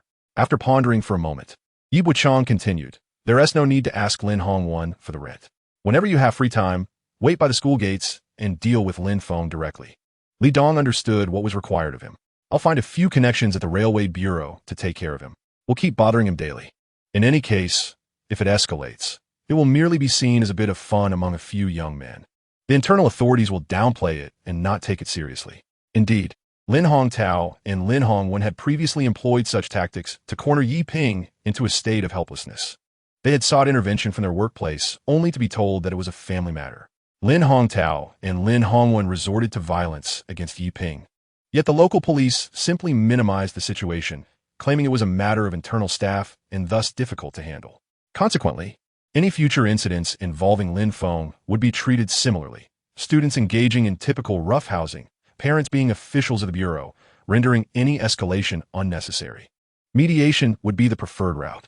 To combat aggression with aggression, to retaliate in kind, would prevent one from feeling oppressed and instead evoke a sense of exhilaration. Chapter 0044. Then, and now Yi Bochang was determined to reclaim what was rightfully his. Li Dong wholeheartedly supported Yi Bochang's resolve, believing it was long overdue. He was acutely aware of the grievances Yi Bochang had endured over the years. However, after Yi Bochang entered university, Li Dong chose to maintain a distance out of concern for him, even refraining from mentioning Yi Bochang's name while boasting to others. Over the years, he received sporadic updates about Yi Bochang's life, his elevated education, respectable job, yet his mother's health continued to deteriorate, often leaving him troubled by his uncle and aunt's meddling. His grandparents were wholly devoted to their 2 sons, leaving Yi Bochang and his father without any esteemed standing. Relying solely on oneself was a given, yet he often found himself hindered by others. The mere thought of such a life was suffocating, yet Yi Bochang persevered. Upon witnessing Yi Bochang's current state, Li Dong was convinced that he had transcended his hardships and embraced his true nature, no longer the beleaguered soul retreating to bear his burdens alone. Li Dong poured a glass of beer for Yi Bochang, recalling, when I saw your family, I thought you were about to engage in a quarrel. He mused how Yi Bochang could possibly contend with them. Quarrel? Yi Bochang chuckled. Do you know where they began? They blocked me in the old cadre community's apartment, waiting for my return, and those shameless individuals made themselves at home, subsequently occupying my father's property. Li Dong felt a surge of indignation. How could such shamelessness exist in this world? If I were you, I would have stormed home and thrown them all out. Yi Bochang scoffed, if they come knocking, they would relish the chaos. The more forcefully you expel them, the more they would rally the neighbors, and in mere minutes, you would be painted as heartless and unfilial. Li Dong had not considered the issue so deeply. So, they spread rumors about you, and you have no recourse? Clinking glasses, Yi Bochang sipped his beer with such individuals. Do not be led by their whims. They will engage in their antics, and I shall handle my own affairs. If someone claims you have stains in your trousers, your response should not be to disrobe and prove otherwise, but rather to highlight that their own household is no better. Li Dong laughed heartily. Is that truly an approach one can take? Yet today, fortune smiled upon you, for Lin Hongwen's wife was indeed caught in the act of infidelity in her own home. Had it not been for this, perhaps we would not have managed to disrupt their family so thoroughly. Yi Bochang sighed. Does it really matter whether she was unfaithful? What I desire is for everyone at the Railway Bureau to be aware of her indiscretions. Whether she engages in such acts is of no consequence to me. Should she refrain today, I shall distribute flyers within the Railway Bureau to expose her, and whether she is unfaithful or not, she will inevitably become a well-known disgrace. Li Dong gasped in astonishment, realizing that the beast within Yi Bochang had been unleashed. If Lin Hongwen and his wife were aware of Yi Bochang's ruthless nature, would they dare to be so shameless? The answer is a resounding no. Such a Yi Bochang is not to be trifled with. The barbecue was served, with several skewers of chicken wings laid out on the iron platter. Yi Bochang, holding a chicken wing, appeared somewhat lost in thought. I recall the time when he would ride his tricycle, selling grilled delicacies from a charcoal stove mounted on it. Li Dong glanced at the familiar face of the owner. During school, he would see those from better-off families enjoying grilled chicken wings every evening for a mere 1 yuan 50 a skewer. At that time, He barely had a weekly allowance amounting to that sum, merely watching others devour their meals while salivating. Suddenly, Lidong pausa. Recalling a moment when your father treated me to barbecue. It was just a while ago that I heard about uncle's passing from you. He poured a drink onto the ground in a gesture of mourning, feeling a tinge of sadness. Yi Bochang remarked, "What is there to be sad about? Look at you now, able to sit here, enjoying barbecue and beer, unlike before when you would stubbornly claim that barbecue was unappetizing and foul." Li Dong, with a cigarette in his mouth, burst into laughter, realizing only now the meaning behind the saying that sour grapes are merely a reflection of unfulfilled desires. Yi Bochang wished to steer the conversation away from Yi Ping, as it was a wound that had festered for half a century, one he preferred not to revisit. He flicked the ash from a cigarette and said, "Concerning the property, pay close attention. The project at Central Square should yield some financial gain. Do not miss this opportunity." Li Dong could not afford to forget this matter. They were now adults, and the most significant difference in adulthood is the relentless pursuit of livelihood. Clearly, Yi Bochang was a brother who could provide Li Dong with avenues to earn money. Li Dong raised his glass toward Yi Bochang, saying, "Bochang, I must confess that I never truly regarded you as a brother before. At that time, your academic prowess led my parents to believe that associating with you would not lead me astray. I could rely on you for homework assistance. However, once you left for high school, I realized your importance to me, yet I hesitated to seek you out, fearing it might disrupt your studies. Over the years, I have come to genuinely consider you a friend. Yet, with your academic success and career, I hesitated to impose upon you. Your willingness to entrust me with matters today signifies your faith in me. Bochang, if you do not mind, I would be honored to consider you my elder brother. Feel free to call upon me whenever needed." Having spent considerable time working with the foreman at the construction site, Li Dong had grown somewhat familiar with the ways of society. Yi Bochang could not fully trust Li Dong's words, but believing in them partially would not be unreasonable. Firstly, Yi Bochang needed someone to handle errands and manage matters he found inconvenient to address personally. Secondly, Li Dong was inherently diligent in his pursuit of financial success. Although he is a rogue, he possesses a profound sense of responsibility. Yi Bochang clinked glasses with him, promising that once the house was sold, he would invite his boss for a proper conversation. Li Dong hurriedly poured another drink for Yi Bochang, knowing that Lin Hongtao would not let him off easily. With his regular job, he had no time to engage in disputes with Lin. Should he handle the situation on his behalf? Yi Bochang reassured him, stating that he had brought him along as a brother to guide him towards a profitable path, not to lead him deeper into the life of a rogue. If Lin Hongtao sought trouble, Yi Bochang had plenty of ways to deal with him. It was best for Li Dong to keep his hands clean. Otherwise, he would struggle to secure any substantial wealth in the future. Li Dong felt immense gratitude, though his education was limited, and he found solace in the liquor. Chapter 0045. Matters are not so easily resolved. Lin Hongtao would certainly not spare Yi Bochang. However, his methods of harassment would shift from overt to covert, creating situations that would compel Yi Bochang to endure silently without escalating the issue. For instance, Lin Hongtao would undoubtedly target the Design Institute, where the leaders believed in downplaying problems, allowing a meek individual to bear the consequences. That meek individual, of course, was Yi Bochang. But could Yi Bochang truly allow Lin Hongtao to achieve his desires this time? There was a risk of catastrophe looming over him.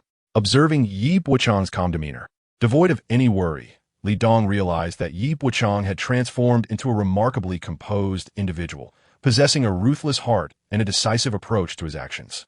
He appeared to be someone destined for greatness. Li Dong felt assured that his choice to follow Yi Bochang was undoubtedly the right one. As night fell and street lights illuminated the surroundings, the post-dinner hours saw a surge of railway employees and their families taking leisurely strolls. In the dense crowd, children dashed about, weaving through the throng. Occasionally, they would collide with others, provoking a torrent of undignified curses. Amidst the laughter and lightheartedness, a sense of superiority permeated the air. Li Dong remarked that the world outside had changed, yet the inhabitants of Taiban City seemed oblivious to these transformations. Yi Bochang responded that only those who ventured outside, like himself, could witness the changes unfolding. By the time they recognized it, it would be too late. In a few years, they might find themselves unable to smile or feel at ease, beginning to inquire about when the houses in Taiban City would be demolished. Yi Bochang chose to say no more. How could the people of Taiban City comprehend that while Yunqing experienced significant development and robust infrastructure, none of it bore any relation to their own lives? Their future conversations would revolve around their habitual lives in Taiban City, lamenting their discomfort at the prospect of moving. They would extol the convenience of their current surroundings, with nearby markets, questioning how any place could offer a lower cost of living than theirs. Yet, they would gaze longingly at the towering skyscrapers outside, murmuring curses, "Let us see how you escape when calamity strikes."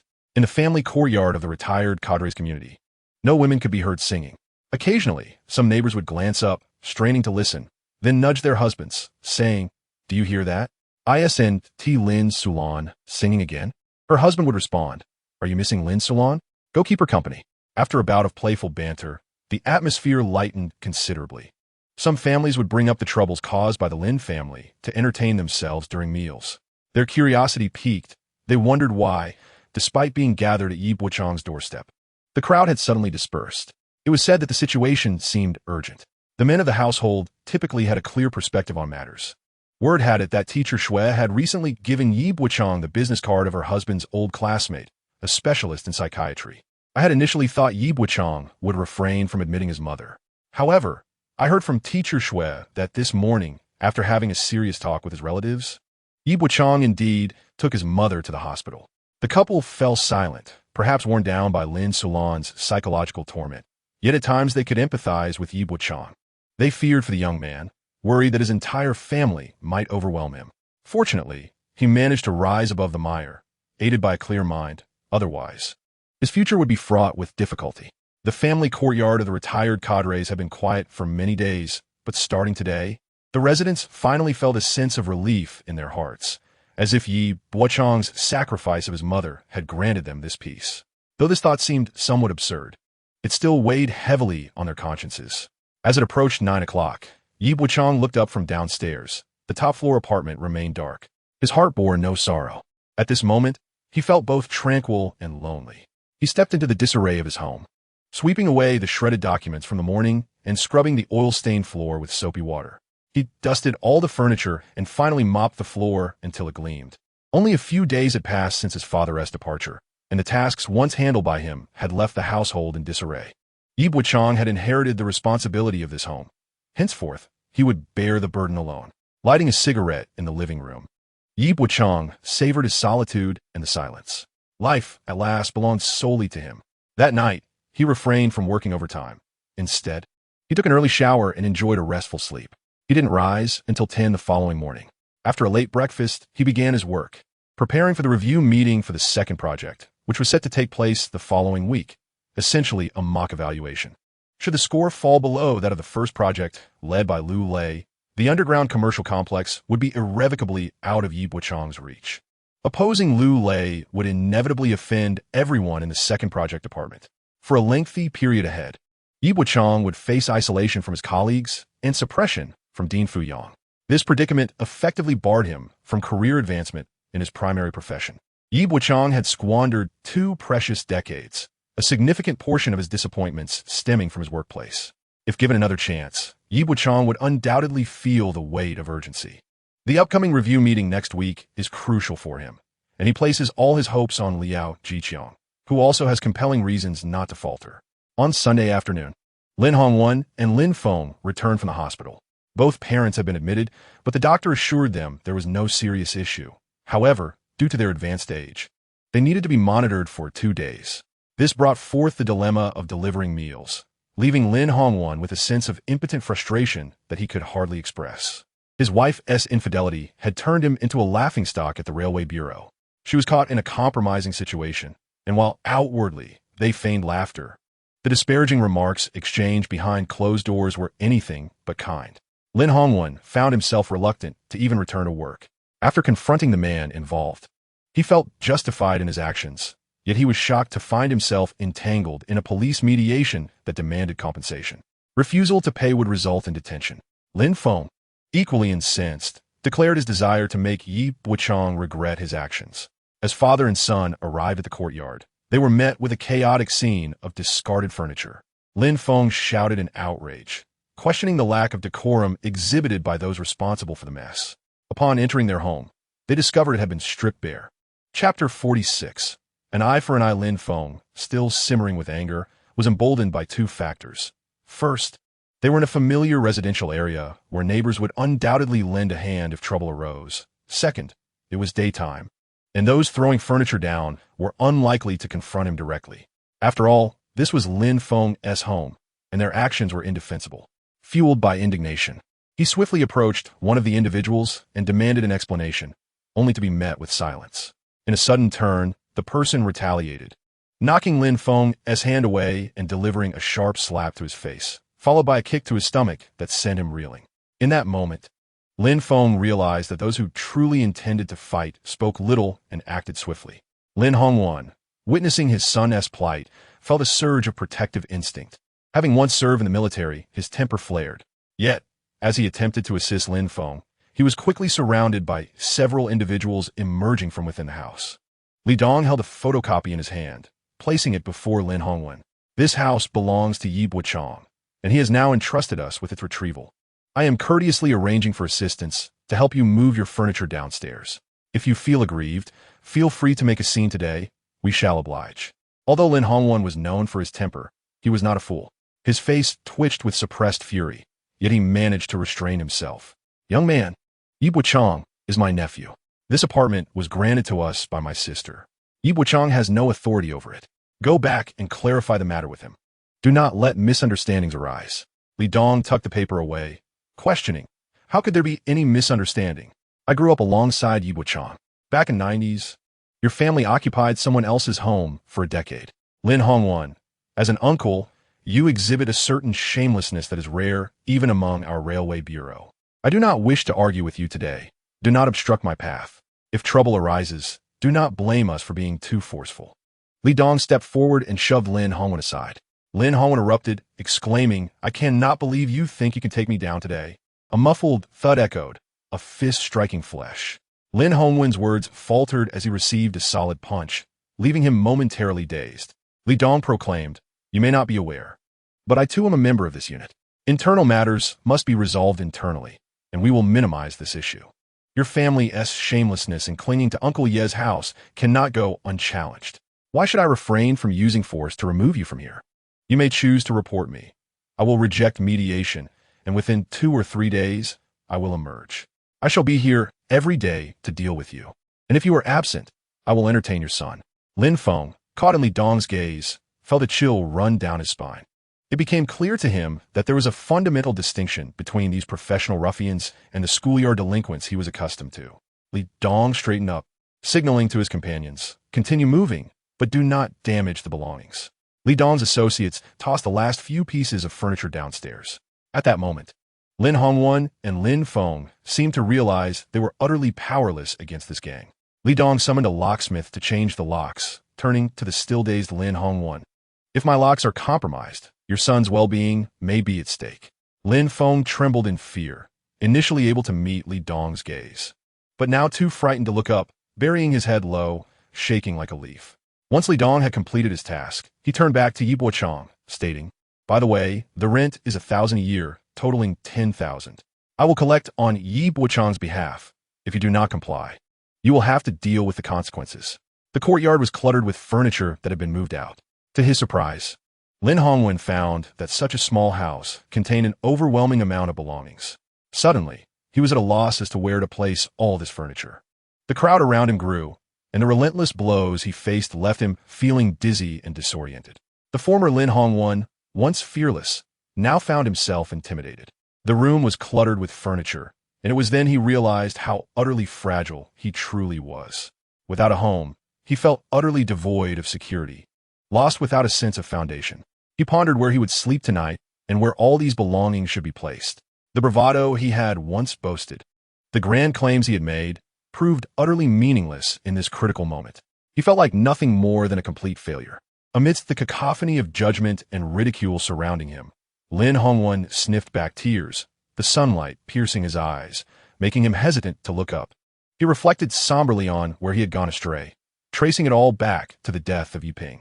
Had he been too harsh on Yi Bochang, pushing him into a corner from which he could only rebound? Regret washed over Lin Hongwan.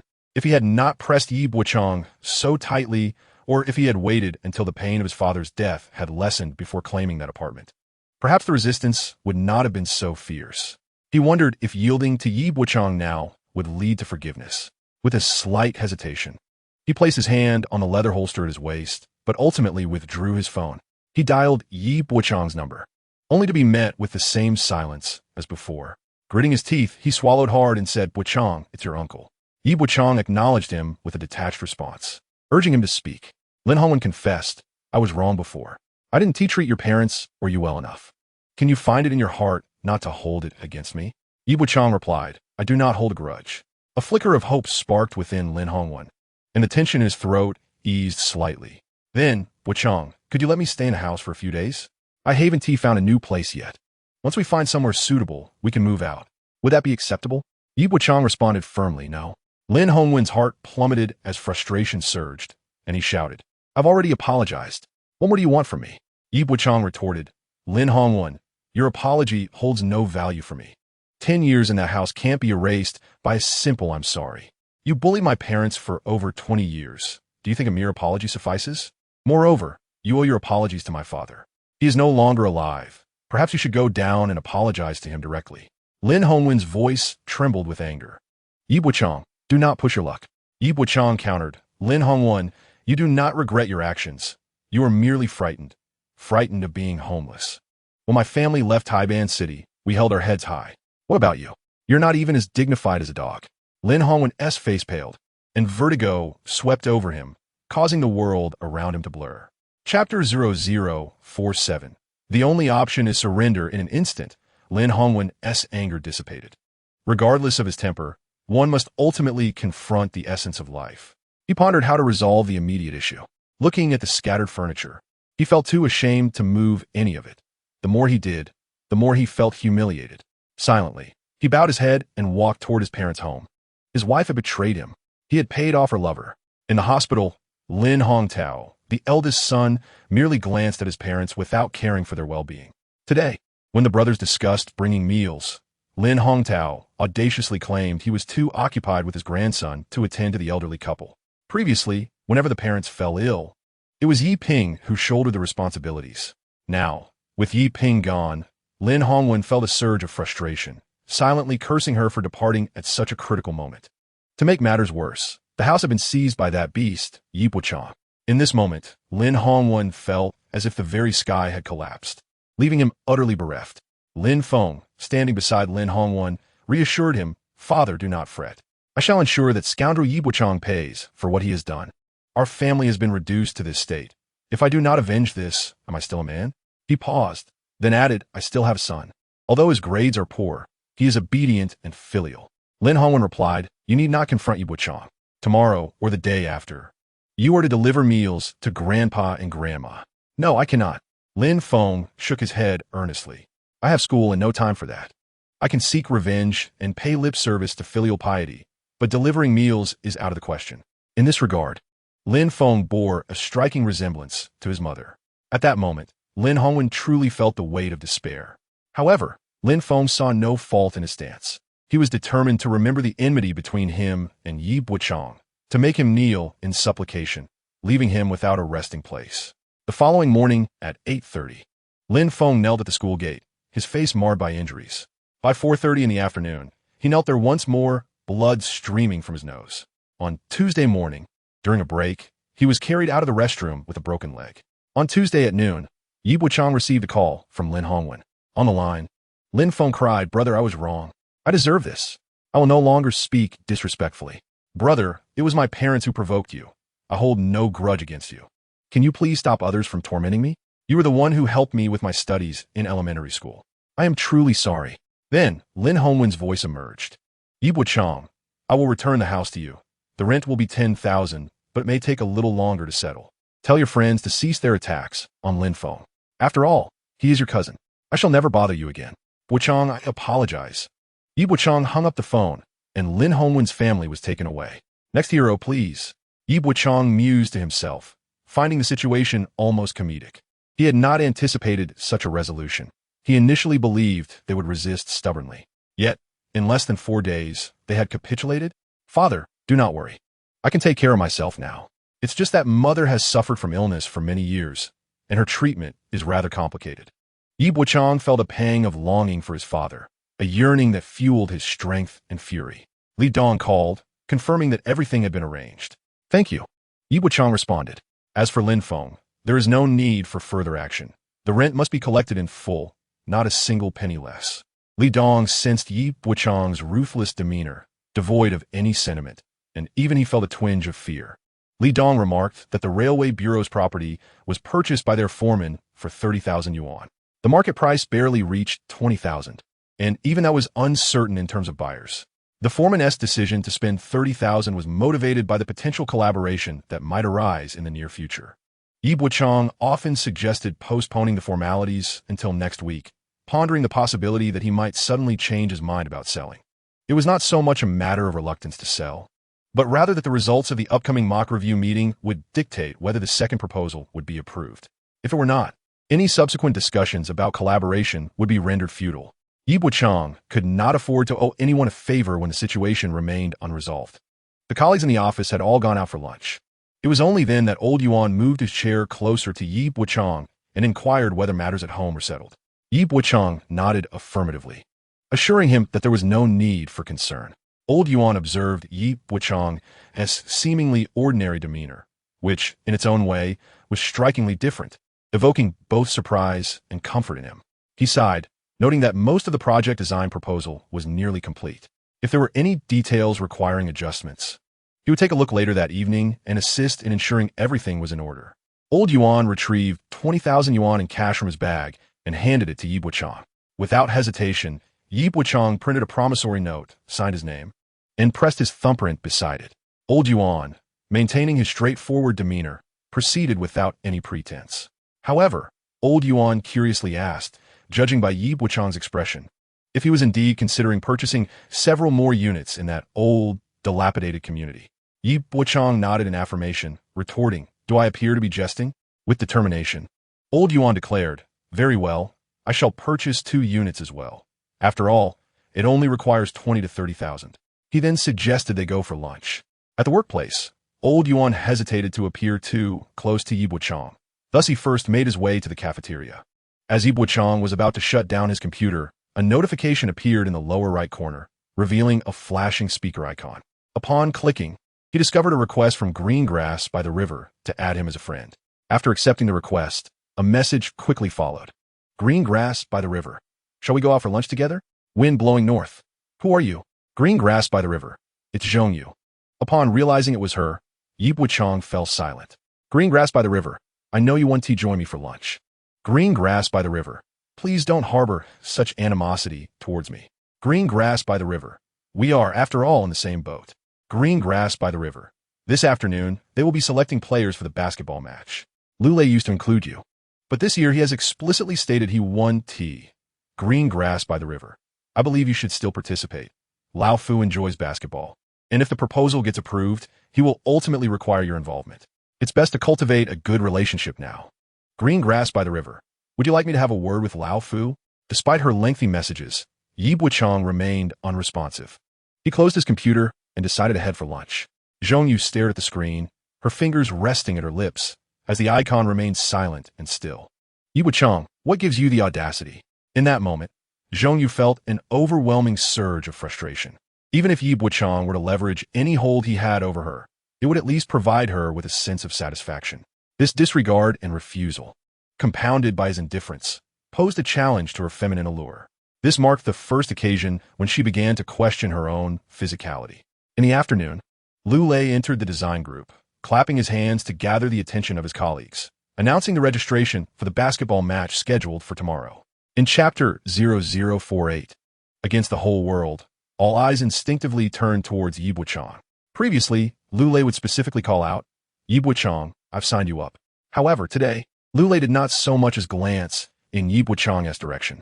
This indicated that Yi Bochang had deeply offended Lule, rendering any possibility of reconciliation between them utterly bleak.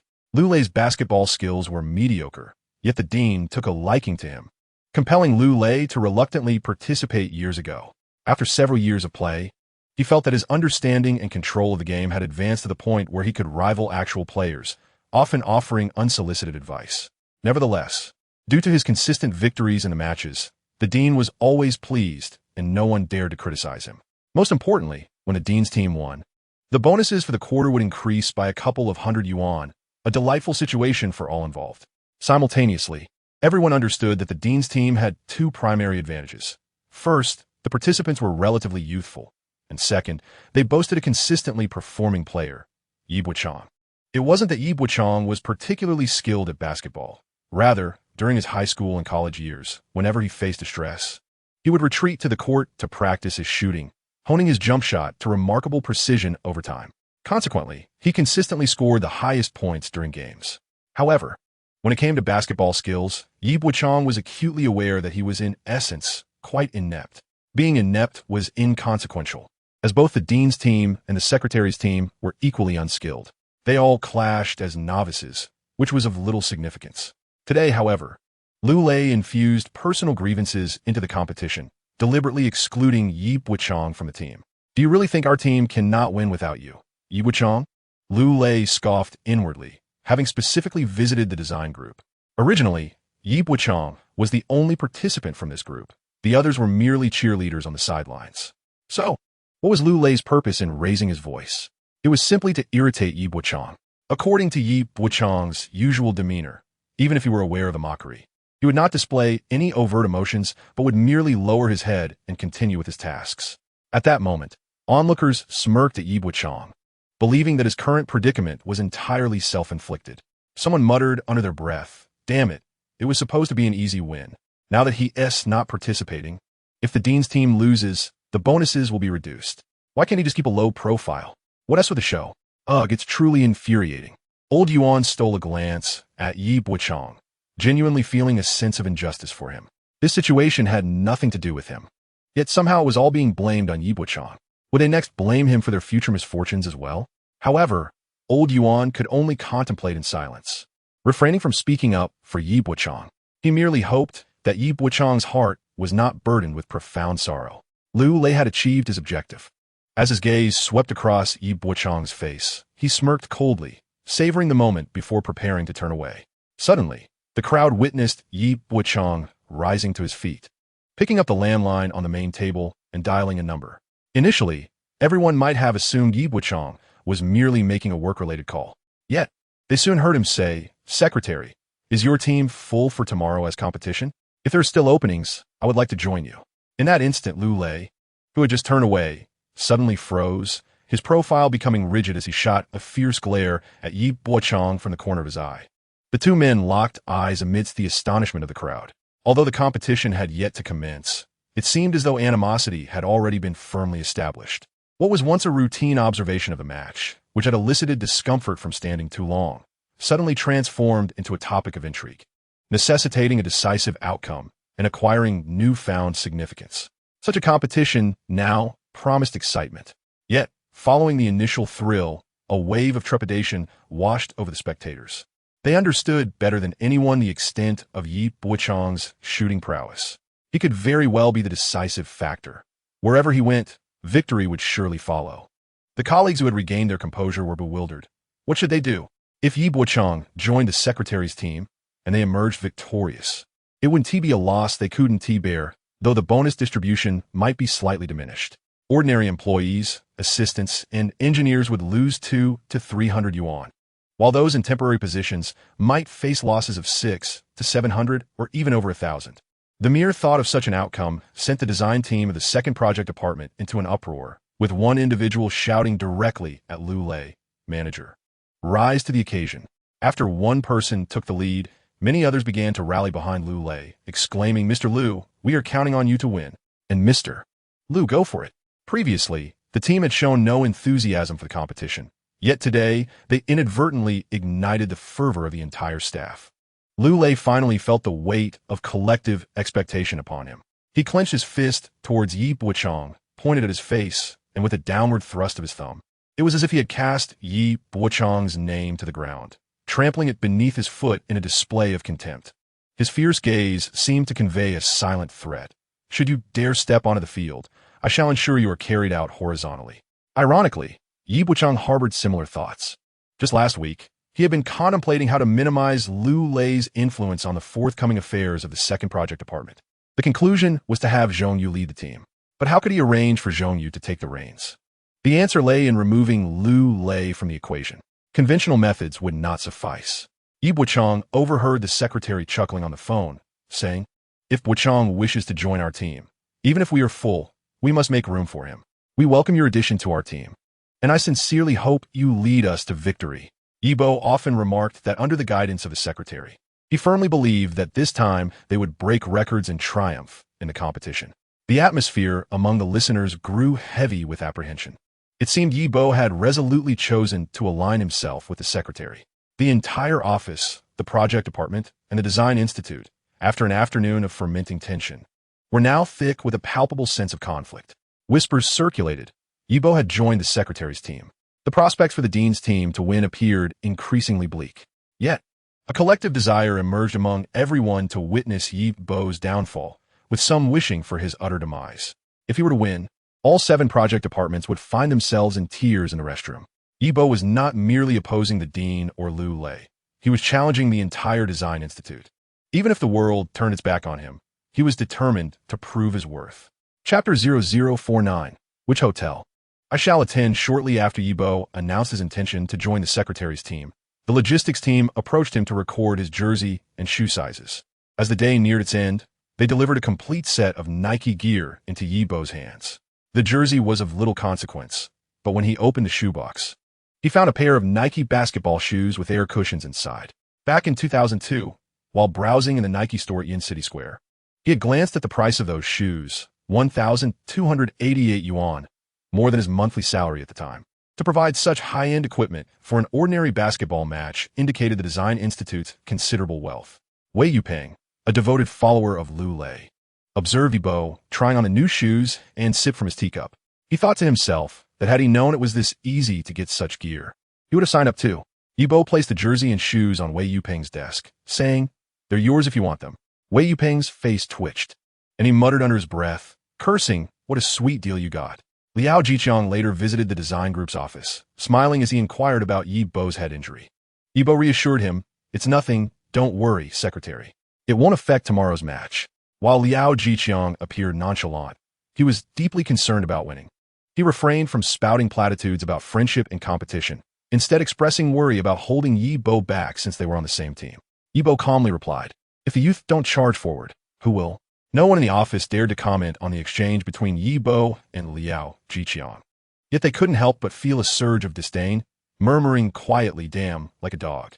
They were oblivious to the satisfaction and relief etched on Liao Jiqiang's face, unaware that his 2 questions had little to do with basketball. Yibo's response was equally detached from the sport. This was a confrontation aimed at dismantling Fu Yang's unilateral authority within the Design Institute. This time, Yibo was the vanguard. One evening, Yi Bochang dined with Lao Yuan and his entourage at a quaint little eatery, where Lao Yuan remarked, "You are so brazenly aligning yourself with the secretary.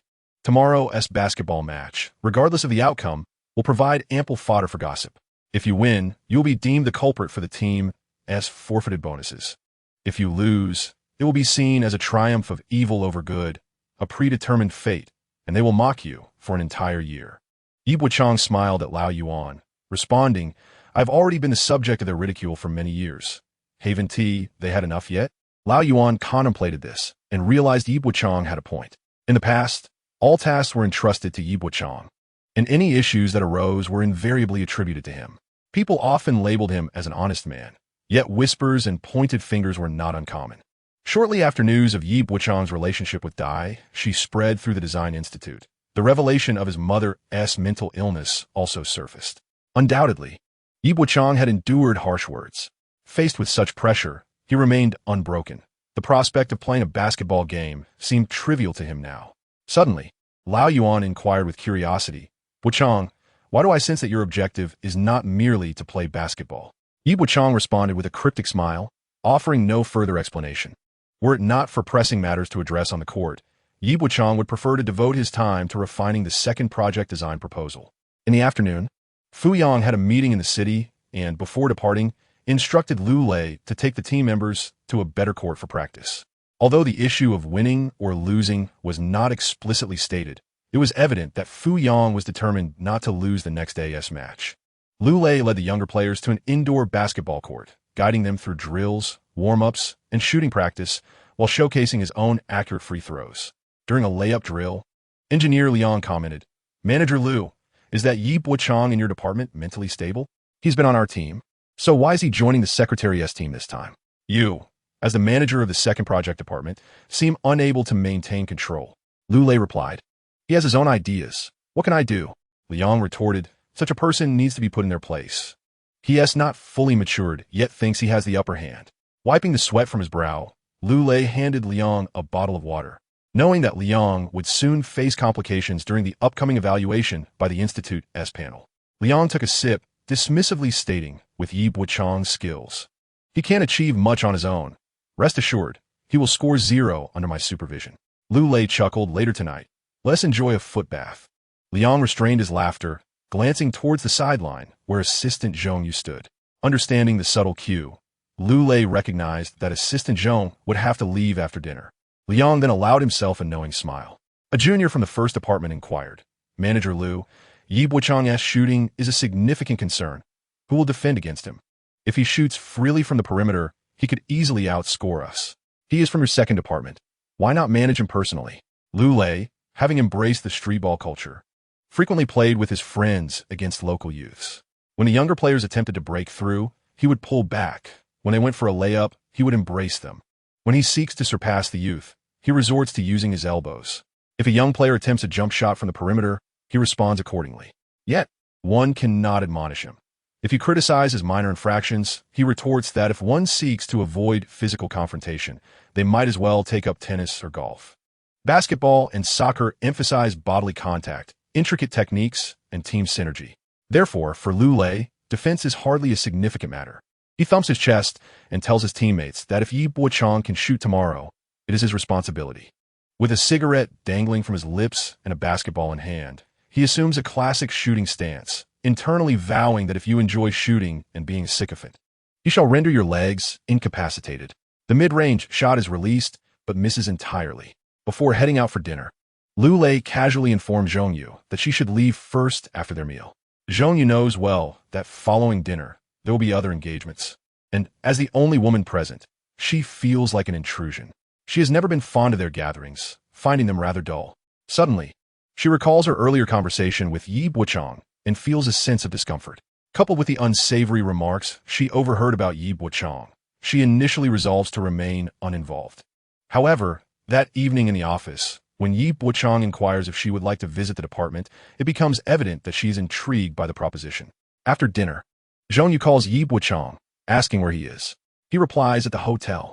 She pauses for a moment before teasingly questioning, "Yi Bochang, you're not with some woman in a hotel room, are you?" He responds that if he were with a woman, it would be quite normal and nothing to be surprised about. Zhong Yu playfully insists that it would also be perfectly normal if he were with her. She then shifts to a more serious tone, asking for the hotel name and room number so she might learn what kind of behavior could soften his demeanor. While her words carry a hint of sarcasm, she is aware of her own earnestness. Chapter 0050. Are you cold? After dining with Lao Yuan and a few others, Yi Bochang sought a nearby hotel and booked several rooms. With everyone gathered, the design for the underground commercial complex project was nearly complete and required a night of hard work.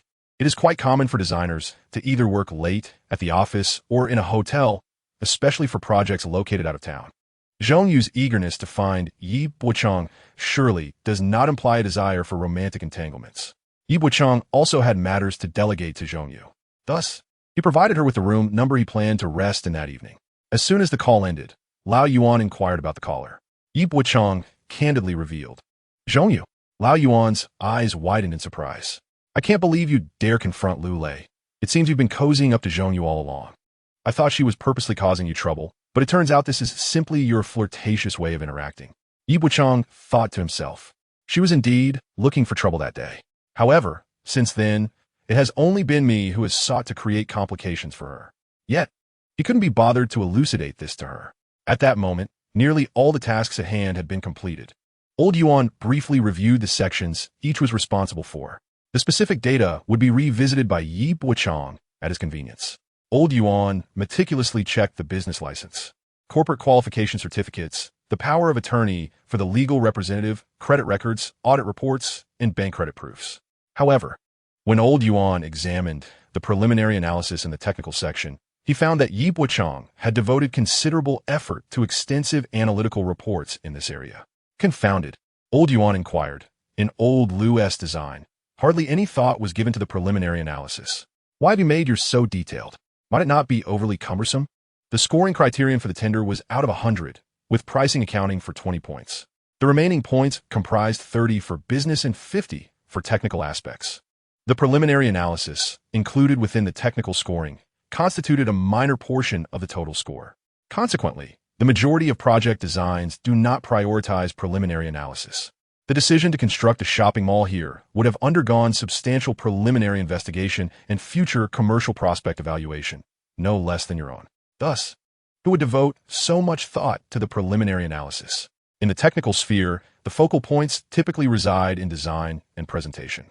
Superior design schematics and effective visual representation can yield greater satisfaction from the clients, garnering more points than laboring over preliminary analysis. Thus, had Yi Bochang misallocated his efforts? Old Yuan merely refrained from articulating this concern. Yet, Yi Bochang replied, "Brother Yuan, trust me, my rationale for this is sound. By the time we reach the review meeting this weekend and receive the results, you will understand. Were the decisive factor truly nestled within the preliminary analysis? Who among those present would believe it? The design for the new underground shopping complex's tender was nearly complete. In the coming days, Yi Bochang merely needed to organize a few details before awaiting the weekend meeting. As the team continued to toil until nearly midnight, it was then that Yi Bochang received a call from Zhongyu. Turning to Old Yuan, Yi Bochang remarked, "If there is nothing else, I shall return to my room." Old Yuan, still somewhat concerned about Yi Bochang, escorted him to the door and quietly advised, "I am unaware of what your relationship with Zhongyu entails. However, there are whispers around the institute that she may have a special connection with the director. You may indulge in your pursuits, but do not jeopardize your future." Yi Bochang responded, "Brother Yuan, once this plan passes the Institute's review and we secure the project, a substantial workload will await us. Without an intermediary, no one will assist me in executing the project. Would you prefer to watch as Fu Yang hands this juicy opportunity over to another project department?" Yi Bochang continued, "With Zhongyu's involvement, the project will remain with the second department, and we can share some credit with her. You can readily heed Zhongyu's directives. The team beneath you may not listen to me, but they will heed your call. In due time, you can help shoulder some of my workload. Is it not agreeable for everyone to take what they need?" Lao Yuan's expression grew increasingly vivid, and he remarked, "Ah, you truly seem to have gained enlightenment. What do you mean?" Yi Bochang inwided. Lao Yuan waved his hand dismissively. Enough, let us not dwell on that. You should go meet Assistant Zhong." Although Lao Yuan found Yi Bochang's sudden realization somewhat peculiar, he felt more relief than anything else. When he first arrived at the workplace, he had taken many wrong turns. And now, encountering a junior he admired, he often wished to impart some of his workplace wisdom to Yi Bochang. However, Yi Bochang's previous demeanor was rather reserved and overly honest, evoking a sense of pity and frustration in Lao Yuan. Yet now, Yi Bochang had become quite astute, much more to Lao Yuan's liking. Nonetheless, he still found it puzzling that Zhongyu had come to the hotel to seek out Yi Bochang. After drinking at dinner, she did not head straight over. Instead, she returned home to shower, apply body lotion, and opted for minimal makeup, just fine brows, a touch of moisturizing cream, and a hint of lip gloss. The contrast of colors accentuated her features beautifully. The dress she wore had been purchased this year. Though it was too short for work attire, it would be suitable for a bar, yet she was wary of inappropriate advances from older patrons.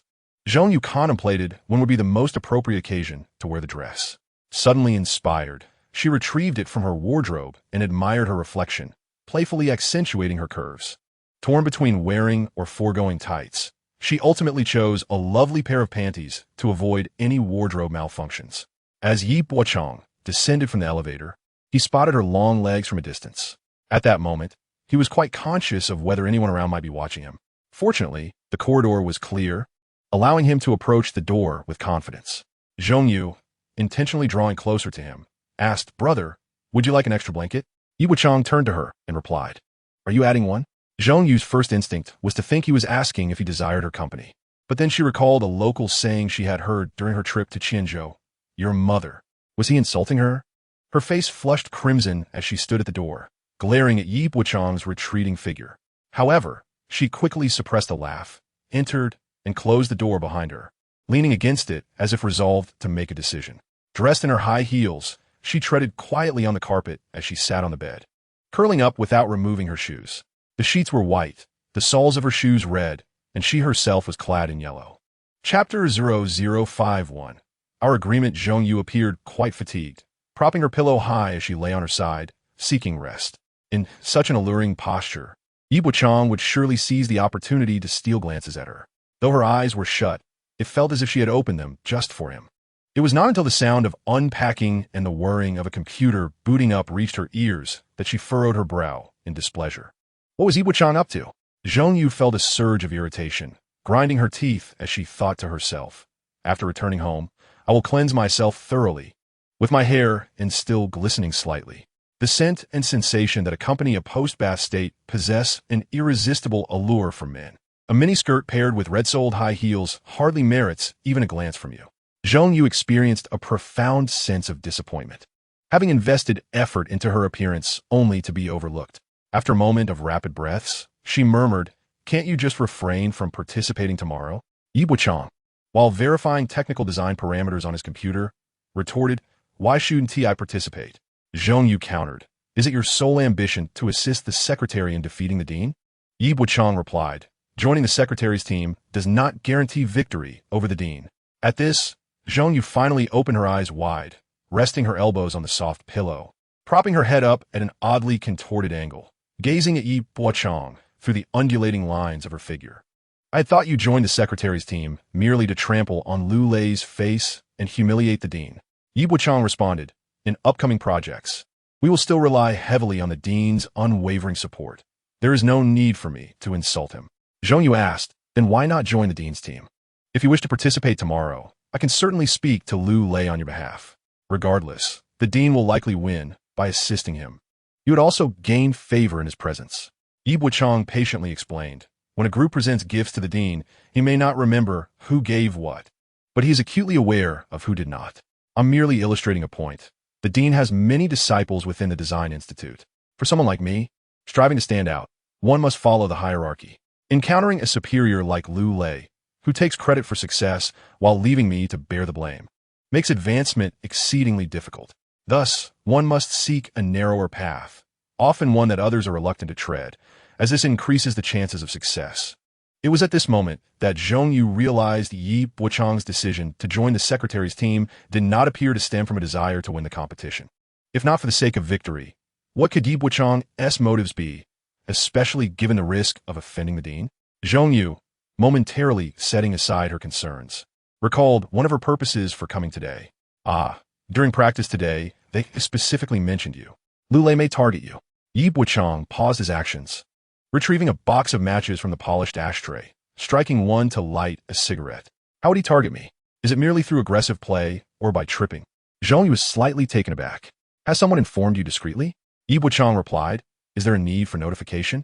Lu Lei's playing style is inherently aggressive, and with the backing of the Dean's team, he can afford to be more physical, as referees are reluctant to penalize him. Whenever Lu Lei approaches to defend, the opposing players instinctively evade." Zhongyu exhaled in relief. "As long as you are aware of this, that is sufficient. I was worried you might get injured." Yi Bochang suddenly chuckled, and this laughter jolted Zhongyu back to awareness, making her realize that her previous statement might have been somewhat flawed. As I listened, Yi Bochang remarked that I should be allied with the dean or perhaps with Lu Lei, suggesting that if there were concerns, they should be directed towards them. "Why worry about me?"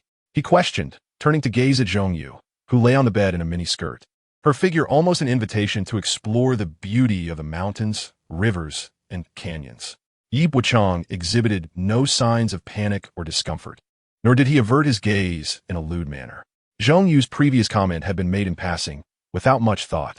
It was only when Yi Bochang highlighted it that she realized her stance had wavered. She was unsure why she suddenly found herself considering the issue from Yi Bochang's perspective. Upon meeting his eyes, she recalled the effort she had put into her appearance and felt her cheeks flush as she said, "It is only natural for me to be concerned about you. After all, you hold some leverage over me." As she spoke, Her legs moved restlessly, subtly caressing one another. Her gaze sultry and laden with innuendo. A mere lingering glance could inspire bold thoughts. Yet in Yi Bochang's eyes, she found no trace of desire. He calmly stated, "There are two matters you must remember.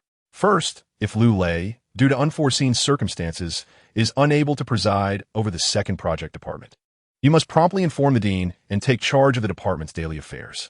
Second, at the review meeting on Friday, should the second project design proposal be approved, I will recommend you as the project leader to the dean. You will assign Lao Yuan to handle specific tasks. Once this collaboration succeeds, you will be promoted. We shall share the merits if possible, or if not, we will ensure proper compensation. Afterward, the matters concerning you, the dean, and Lu Lei will remain between us forever, never to be mentioned again." Zhongyu was puzzled as to why Lu Lei might suddenly be unable to lead the project. However, she recognized that the two matters Yi Bochang urged her to remember position her as a primary beneficiary. What truly astonished her was Yi Bochang's apparent comprehensive plan, leaving her without any grounds for refusal.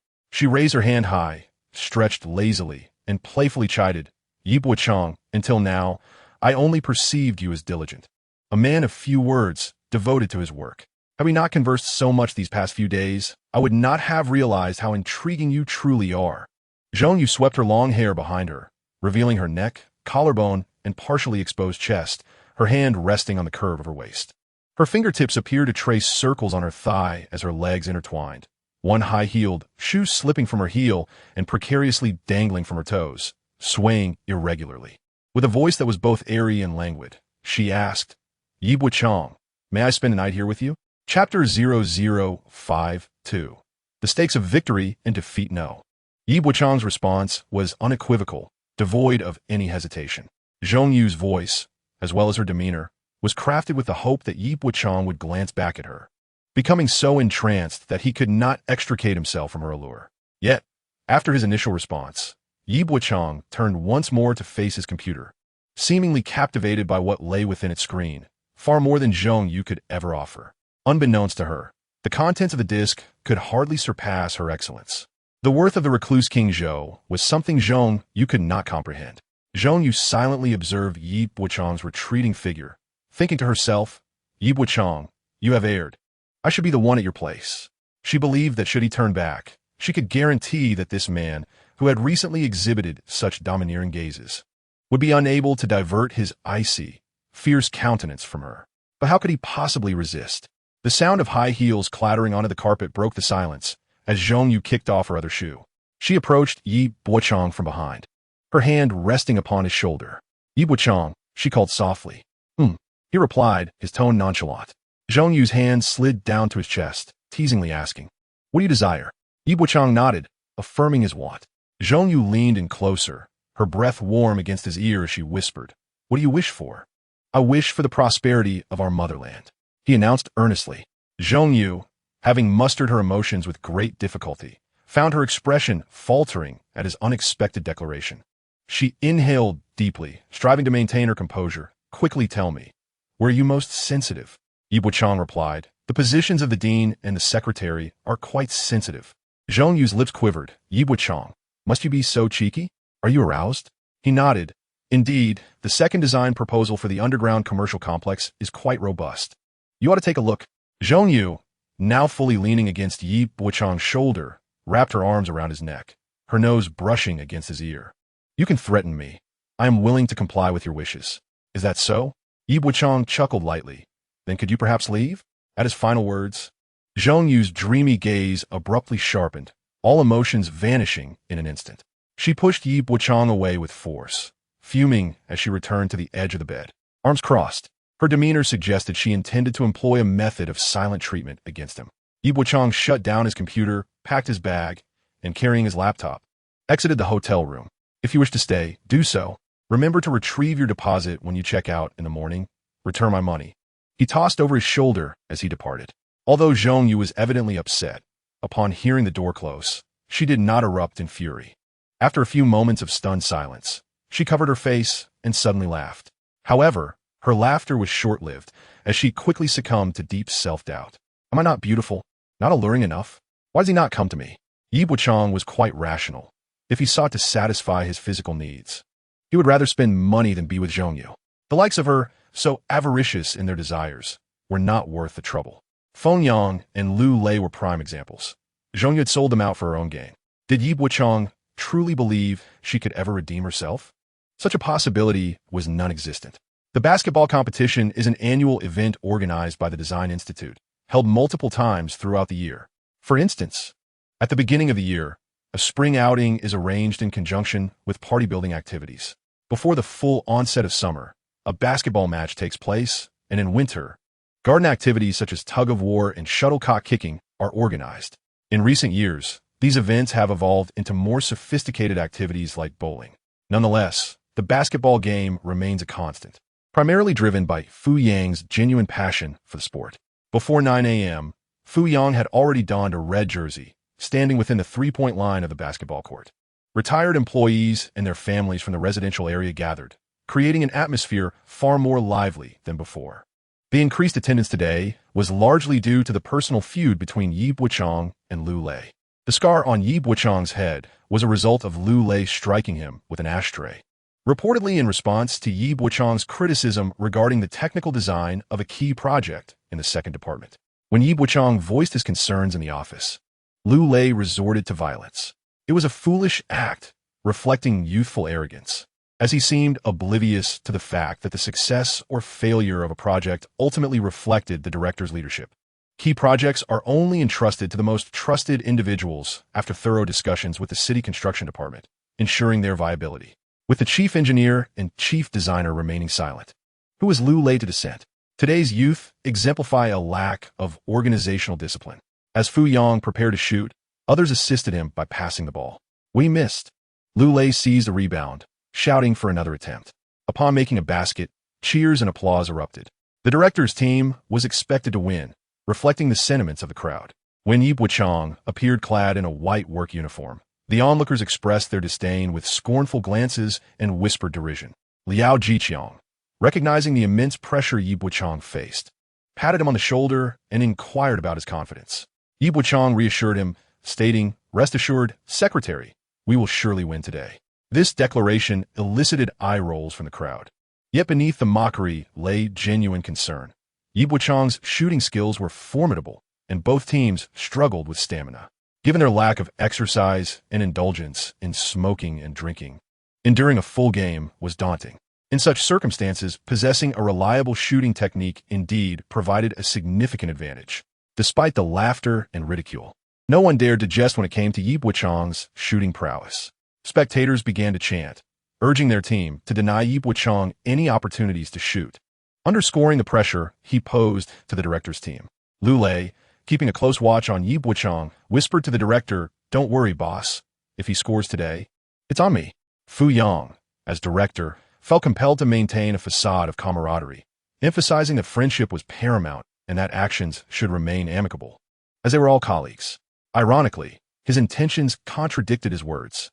Daisy had never been a basketball enthusiast, yet she found herself present, motivated by the desire to prevent Yi Bochang from claiming victory. Zhongyu also arrived, presumably having returned from the hotel that morning. Clad in a vibrant and youthful sports outfit, several young women from their workplace joined in, contributing to a lively and attractive cheerleading squad.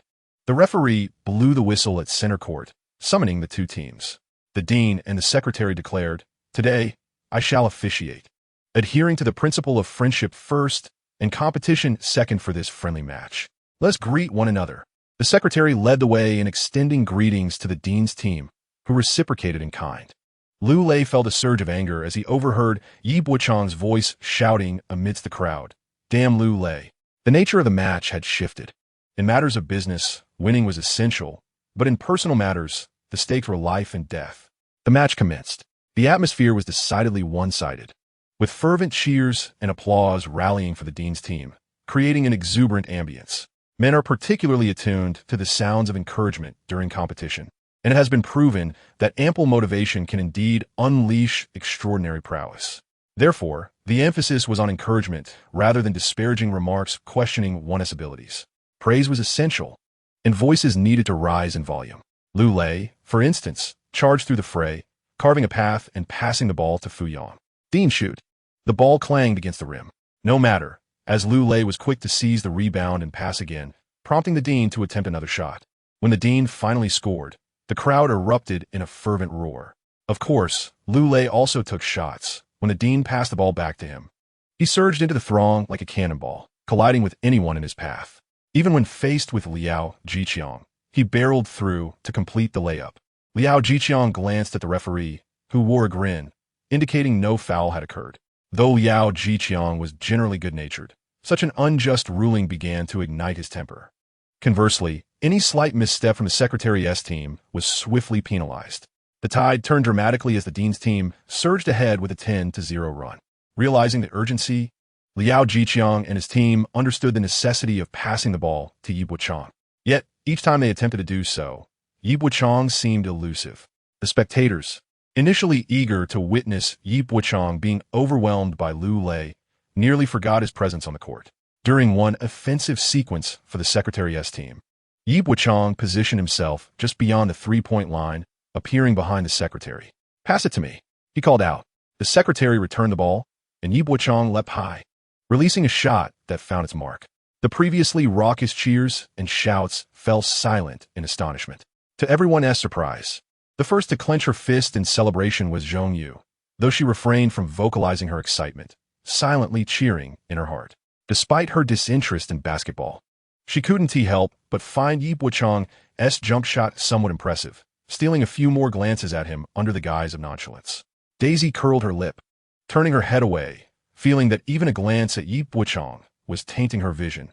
What a foolish show-off. Yet, she suddenly sensed something amiss. The Yi Bochang of her had never been one to seek the spotlight. What had changed recently? He dared to voice dissent against Lu Lei's proposal and basked in glory on the basketball court. Had he been provoked somehow?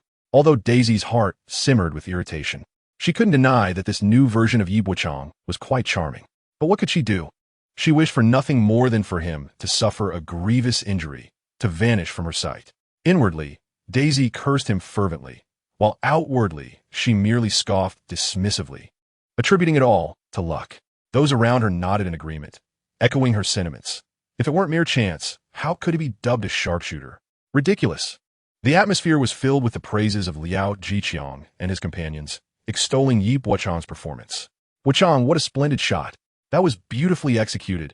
A true morale booster." One player from the Secretary's team jestingly remarked, "I feel like we actually have a chance to win." This statement elicited laughter from the Secretary's team, while the Dean's team, led by Fu Yang, remained solemn, as did the spectators, who could only hurl insults at Yi Bochang. Fu Yang shot a glance at Lu Lei, who recognized that they had let Yi Bochang score due to their earlier distraction. Such fortune would not repeat itself. As Lu Lei dribbled past half-court, he gestured emphatically to the spectators, rousing the crowd's enthusiasm. They responded with fervor, chanting, "Go Dean's team." Yi Bochang was merely lucky. Don't be afraid. Score again and crush them. Though it sounded like jest, everyone understood the gravity of the match. Victory for the Secretary's team would mean diminished rewards, and Yi Bochang's triumph would cost Lu Lei's pride. This time, Lu Lei did not pass the ball to the Dean, but instead advanced to the three-point arc. Bending low with a furrowed brow, locking his gaze on Yi Bochang and provocatively beckoning him with a finger. This gesture was laden with challenge, indicating that he wanted Yi Bochang to defend him. He then waved his teammates to spread out, signaling his intent to take Yi Bochang on one-on-one. Yi Bochang remained within the three-point line, refusing to advance. What a coward! Lu Lei spat, charging toward the basket. Yi Bochang merely stepped back, retreating toward the baseline. Lu Lei soared for a layup, effortlessly netting 2 points, landing with a taunt directed at Yi Bochang. "Aren't you fierce? You won't even defend. You're as soft as an old man's flesh." The sidelines erupted with thunderous cheers and encouragement. Lu Lei was their hero. In the face of this raucous support, Yi Bochang appeared remarkably composed. If Lu Lei was the great hero, then he, Yi Bochang, would embrace the role of the destined antagonist, hoping that Lu Lei would remain so brazen. Seizing the ball, Yi Bochang prepared for a quick play as the Secretary's team crossed half-court. From that moment on, Lu Lei focused intently on Yi Bochang. As soon as Yi Bochang received the ball, he was immediately pressed upon, hand striking against his own with a resounding slap.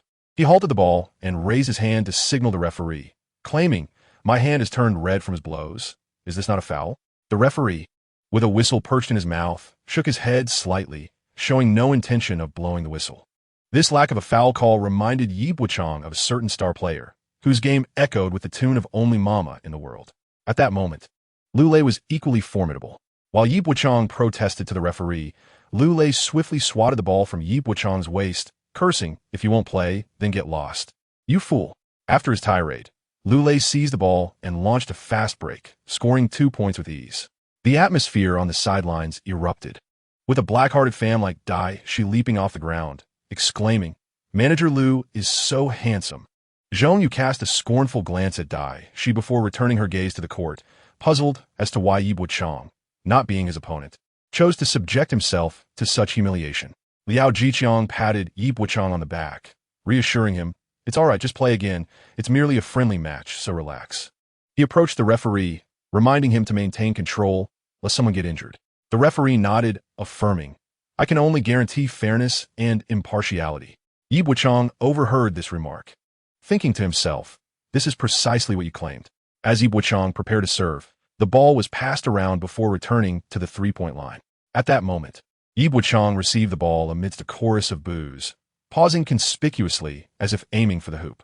Liu Lei reacted swiftly, closing the distance in 3 strides. Just as Bochang leaped to shoot, Liu Lei did not jump or reach out.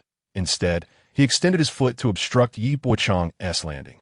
Unbeknownst to anyone, Bochang's focus was not on the hoop, but rather on Liu Lei's leg.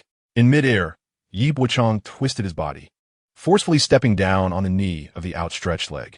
With a sharp crack, the sound resonated. Though faint, it possessed an almost magical quality, plunging the explosive atmosphere into an icy silence. The crowd fell silent, no longer cheering or waving their arms. Countless gazes were fixated on Bochang and Liu Lei.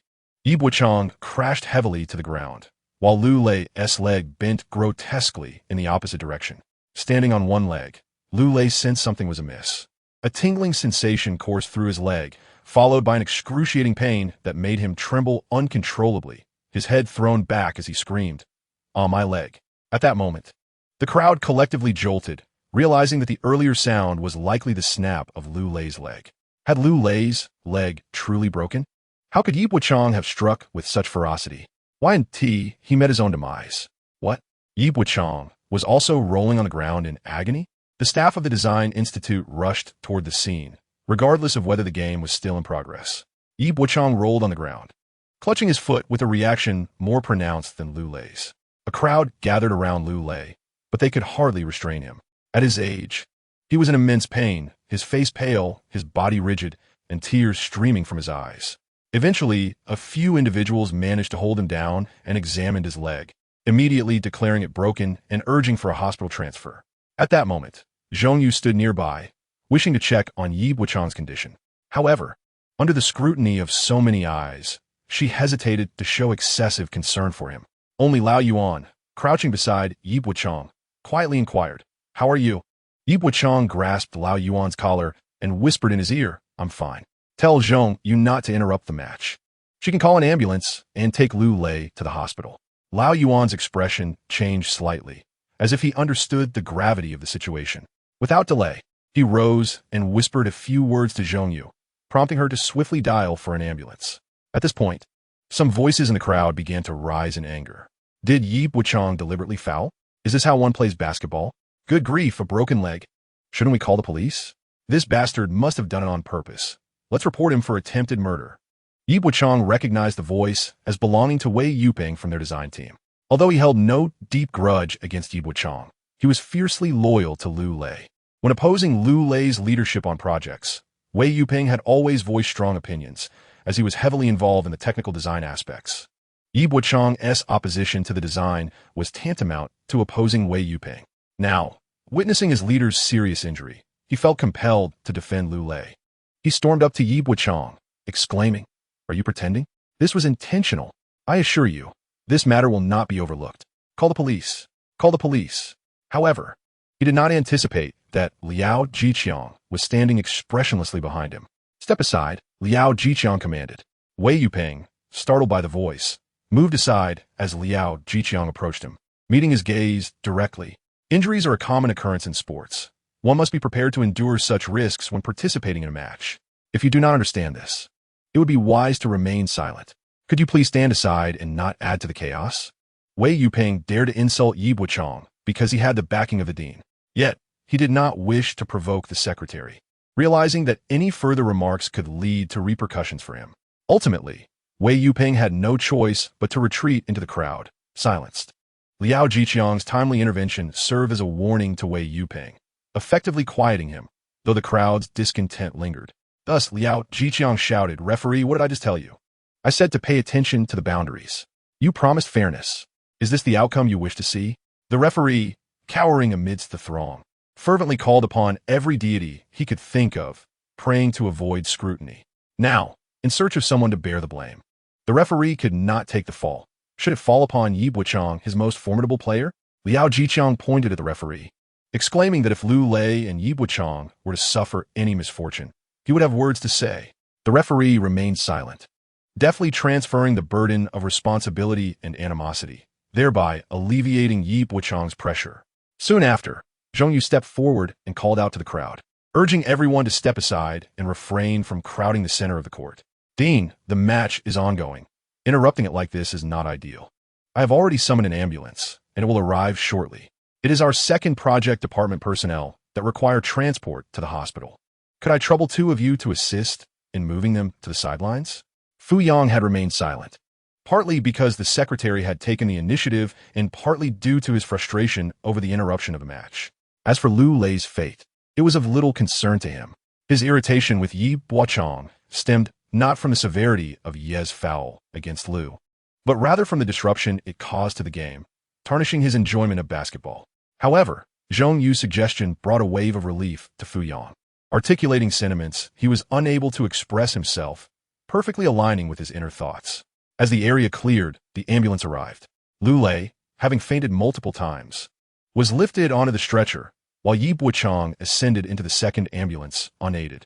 Everyone witnessed Yi Bochang cast a glance back at them, igniting a sudden jolt of anxiety within their hearts. Unanimously, they interpreted a crucial message from Yi Bochang's expression. "I did this intentionally. What can you do about it?" Those from the Design Institute understood that Yi Bochang's actions were influenced by his mother's madness. As for his character, they had only heard that he was quite honest. Yet, those who interacted with him from the second project department were well aware that Yi Bochang was indeed an honest man, the type who would neither retaliate nor respond to insults. Yet, the aggression and vengeful spirit displayed by Yi Bochang today bore no resemblance to his former self. Lying in the ambulance, Lu Lei's face contorted in agony, his hand resting over his eyes, unsure if it was sweat or tears. At that moment, he was numb to the pain, consumed by fear that he might lose his leg. Why did he extend that foot? Would everything have been fine had he refrained? He had always played aggressively on the basketball court. Players either evaded him or twisted their ankles. Regardless of the ankle twist, it would merely require a period of rest. No one dared to inflict such severity upon him. What audacity did Yi Bochang possess to treat him this way? Upon hearing the medical staff announce that his leg was fractured, he felt a surge of regret and anger. He should not have attempted to guard against that madman Yi Bochang. Now, not only could he do nothing to Yi, but he would also be sidelined for at least 2 months. In that moment, Lu Lei felt as though the sky had fallen upon him. Chapter 0055. She clung tightly to Yi Bochang's thigh. At this moment, the emotions of everyone present were exceedingly complex. Those who had previously wished for Yi Bochang to explode in a fit of rage were now struck with dread at the sight of Lu Lei nearing death. They realized that Yi Bochang had indeed acted with deadly intent, yet within the bounds of the game's rules. They wondered if Yi Bochang had witnessed their earlier insults directed at him. Will this madman treat them in the same manner as he did Lu Lei? Among them, Wei Yuping felt a chill run down his spine. Firstly, Yi Bochang had broken General Lu's leg, but injuries during a match are not uncommon, are they? Yi Bochang would not face any repercussions for causing harm during the competition. Yet, Wei Yuping had offended the secretary with his earlier remarks and would now face the consequences. Why did I have to insult Yi Bochang? Wei Yuping was filled with regret. As for Dai Qian, who hoped to see Yi Bochang falter, she not only failed to witness his misfortune, but also witnessed firsthand how he had shattered Lu Lei's leg. Reflecting on her own actions against Yi Bochang, she could only wonder how he might respond to her in secret. After all, if Lu Lei acted without hesitation, What could protect her, a mere woman, from Yi Bochang's unpredictable behavior? Many others shared the sentiments of Dai Qian and Wei Yuping. At that moment, they all silently resolved to keep their distance from this madman, avoiding any conflicts with him in the future. As for the match, it continued unabated. Even without Lu Lei, the Dean's team had plenty of capable players to support him. The Dean's shooting was still on point. In contrast, the Secretary's team crumbled without Yi Bochang, losing by 30 points. However, Liao Jiqiang showed no signs of bitterness or sorrow upon losing. Instead, he cheerfully conversed with the Dean. He remained unaffected by Yi Bochang's departure and remarked to the Dean that despite a minor incident today, the overall significance of the match was not compromised. It had reinforced the spirit of teamwork within our design institute. It had bolstered the trust between leadership and staff. The only downside was that the referees had made a few errors, resulting in a minor mishap during the competition. Upon hearing Liao Jiqiang's words, Fu Yang's mood brightened as well. He waved his hand dismissively, stating that injuries are part and parcel of sports. It was best to move on. Later, the secretary could organize a visit to the hospital to check on the injured. Liao Jiqiang was also quite pleased, realizing that by defending the referees, they could no longer pursue accountability from Yi Bochang. This was the nature of compromise. Liao Jiqiang felt elated. Indeed, with Yi Bochang's influence, even if your design was akin to a pile of dung, I would ensure it passed the evaluation at the review meeting. Lu Lei was promptly taken into the operating room. Zhong Yu escorted him to the door of the surgery, letting out a heavy sigh. Still concerned about Yi Bochang, she hurried off to find him. Yi Bochang was merely undergoing a routine examination. The emergency doctor gently examined his ankle, cautiously inquiring if he felt any pain. Yi Bochang felt nothing. His fingers were busy typing furiously on the keyboard, as if he were composing an essay rather than sending messages. The doctor assured him that his foot was fine, advising him to take it easy during any activities or, if he felt uneasy, to consult an orthopedic specialist for an x-ray. Just then, Zhong Yu walked in, saying, "I'll arrange for you to see an orthopedic specialist to ensure everything is thoroughly checked. The unit will reimburse the expenses, so why not take advantage of it?" After the doctor turned to leave, Zhong Yu approached Yi Bochang.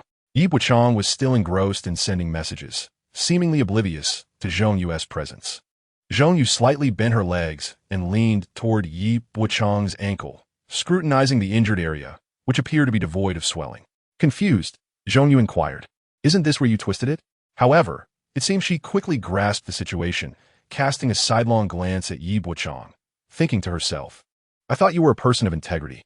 Your tongue is quite sharp." Yi Bochang didn't even bother to lift his eyelids. Zhong Yu inwardly scoffed, convinced that no man was worth trusting, yet continued to examine Yi Bochang's ankle. "Doesn't it hurt?" she asked. Yi Bochang replied, "Not really, but it does have a bit of a stench."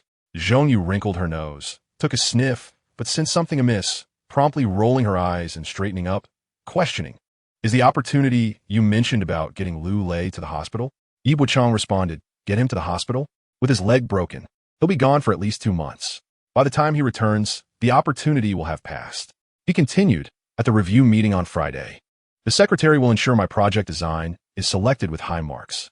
Subsequently, using my proposal, the second project department will need someone to lead the team in Lu Lei's absence. The director won't choose me. His reasoning is that I am too young and lack authority. So who will he choose?" Zhong Yu felt exhilarated, as listening to Yi Bochang speak sent shivers of inspiration coursing through her. "How wonderful! I will proactively request the director to lead this project."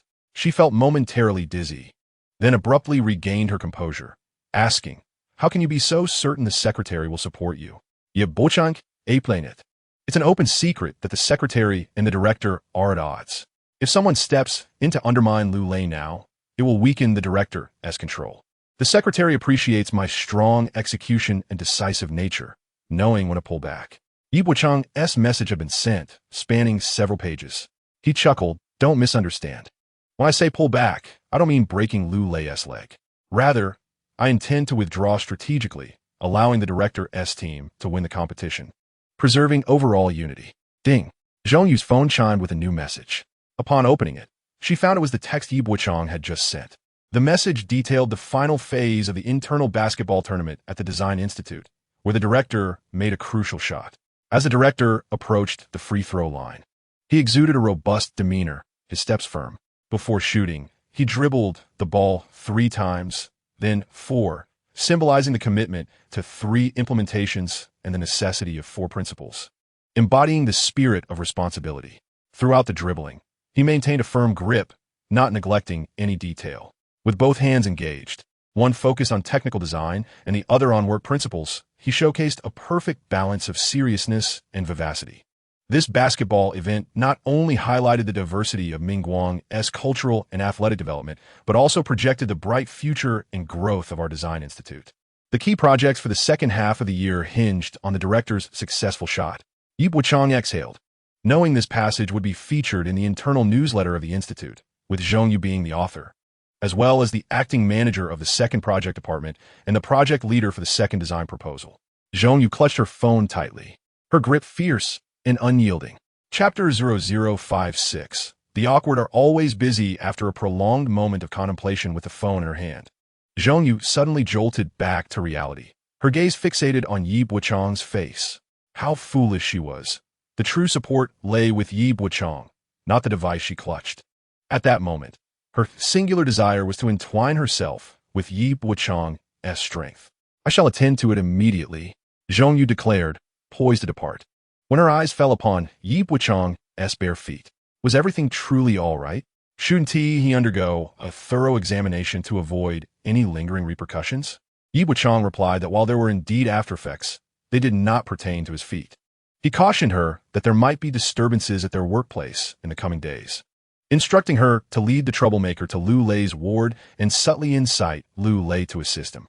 Though Zhongyu was unaware of the identity of the potential instigator, she resolutely affirmed her willingness to help Yi Bochang in any way he required. It would not be an exaggeration to say that Yi Bochang had bestowed upon her a second chance at life. At that moment, Yi Bochang extended his hand toward her. Zhongyu hesitated, taken aback by the gesture.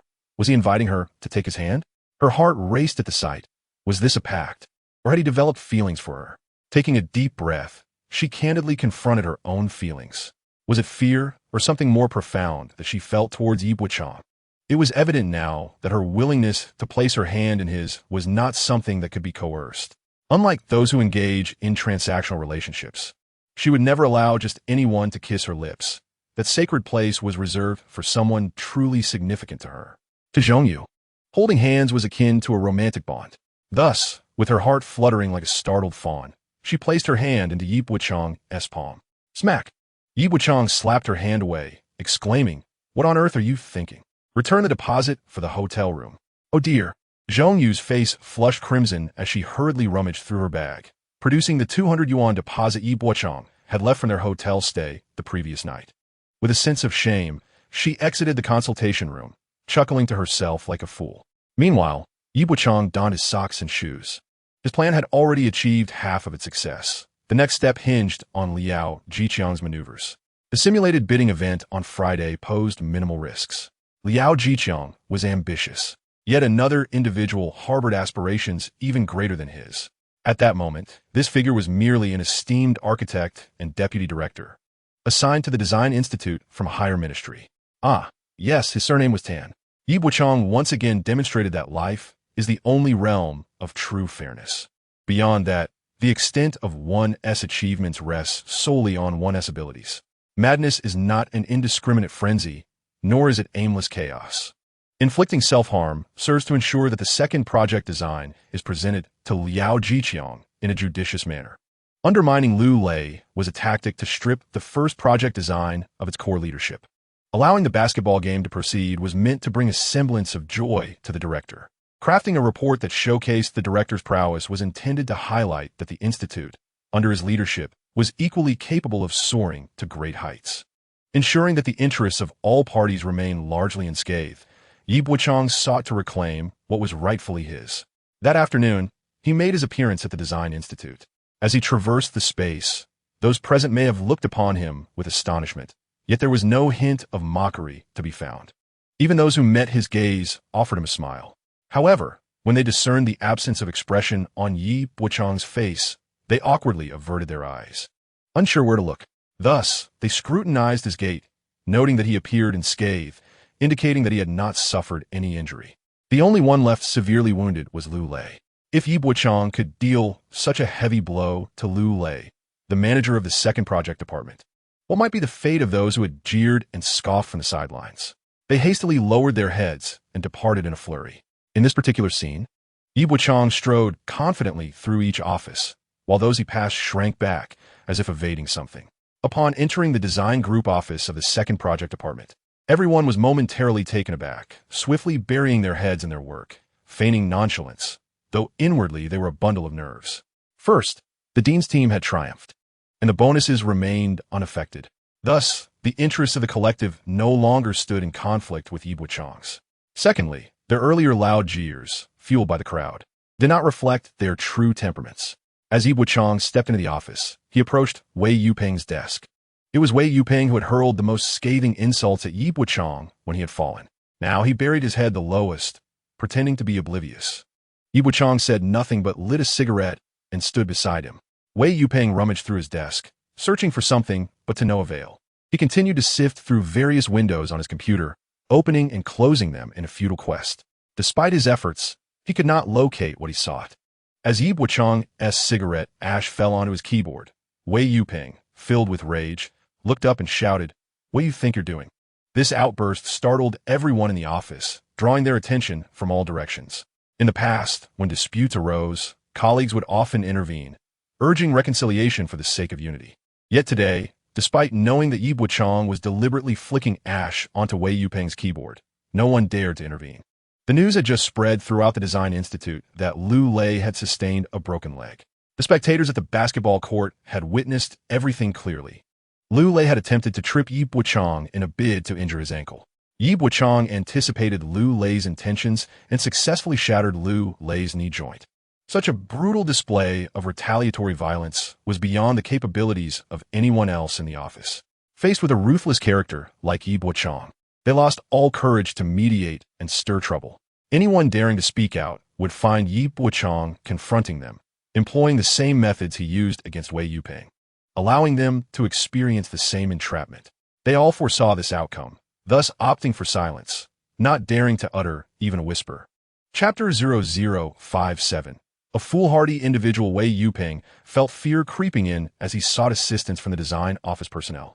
He forced a smile, exclaiming, "Hey, look at this person. Has he lost his mind? What does he intend to do?" This statement was meant to find allies in his plight. However, there was no response. No one paid him any mind. Wei Yuping awkwardly swallowed hard and continued to feign busyness.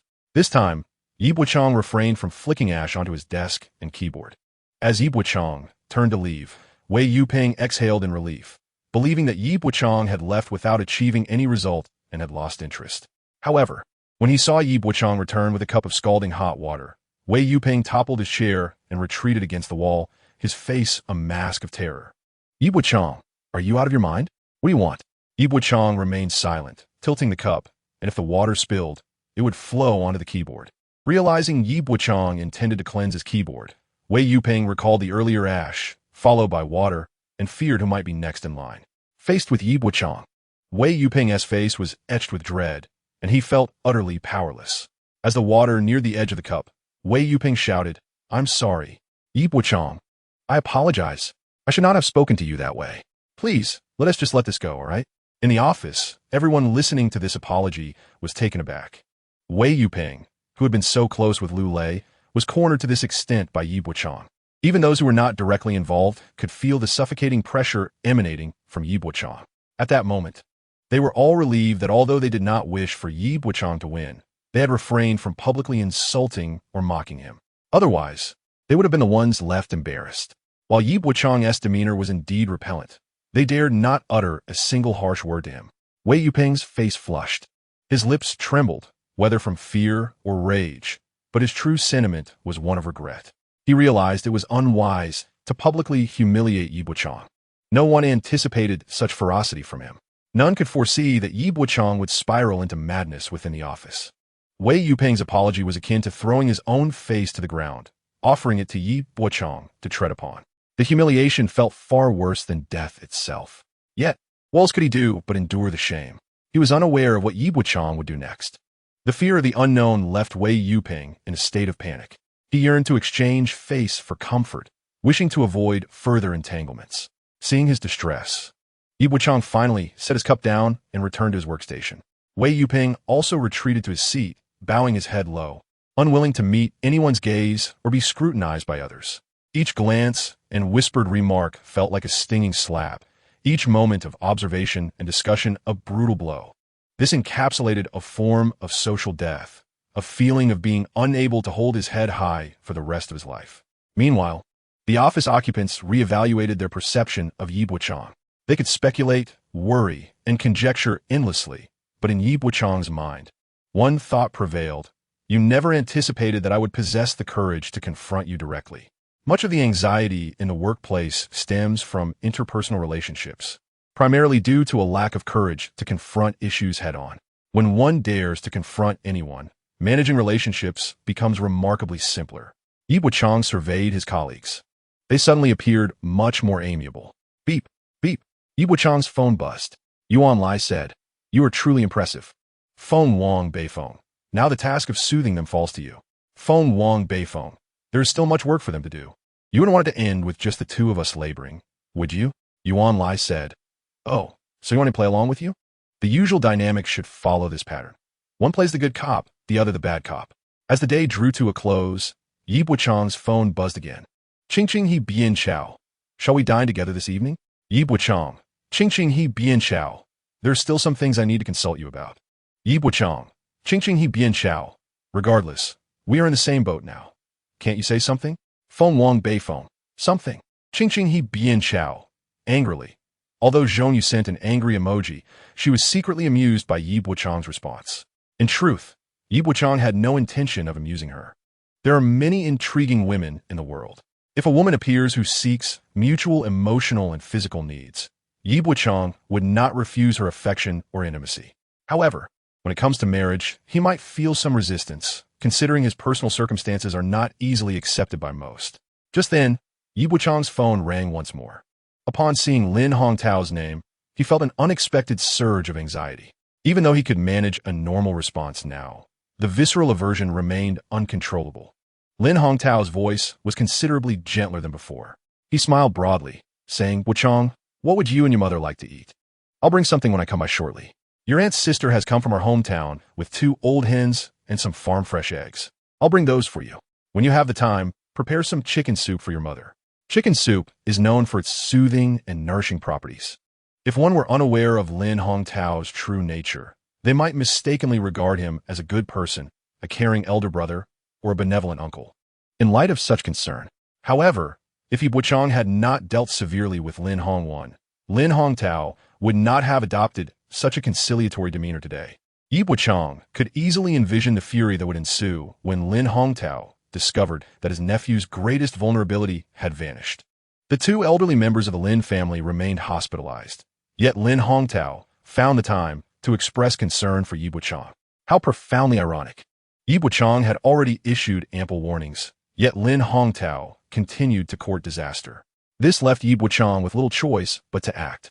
On his way home from work, Yi Bochang passed by a window of a music room, standing before the mirror, lighting a cigarette, as if silently awaiting something.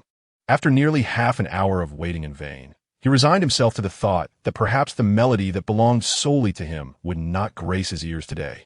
Just then, a young woman, her long hair cascading down her back, dressed in a floral long dress and donning a pair of white shoes, passed by, leaving behind a refreshing scent reminiscent of sweet oranges. Subsequently, the familiar tune of Merry Christmas, Mr. Lawrence echoed in Yi Bochang's ears, prompting him to stride home with renewed confidence. Chapter 0058. Entangled to death. As the final notes of the song faded, the young woman glanced outside the window, realizing that the man who had been listening to her play had departed. With a bittersweet smile, she muttered to herself, "Why does it feel like I'm at work?" It seemed as though she had seen him repeatedly over the past several days. Did he stop each time to listen to her play this piece? Although it was not her designated practice piece, she often played it to alleviate her stress. Her instructors in the professional course were exceedingly demanding, offering little guidance and merely instructing her to practice, often reprimanding her harshly during weekly assessments. As time wore on, she grew anxious about these evaluations. She adored Bach, yet her instructors treated him as an adversary. If she were to remain at the school in the future, She vowed to be gentle and respectful towards her students' preferences. Gazing at the sheet music, she felt a headache creeping back. Yi Bochang had mentally prepared himself, yet upon returning home, he realized his preparations had been insufficient. Today, it was not just Lin Hongtao who had come. His entire family accompanied him.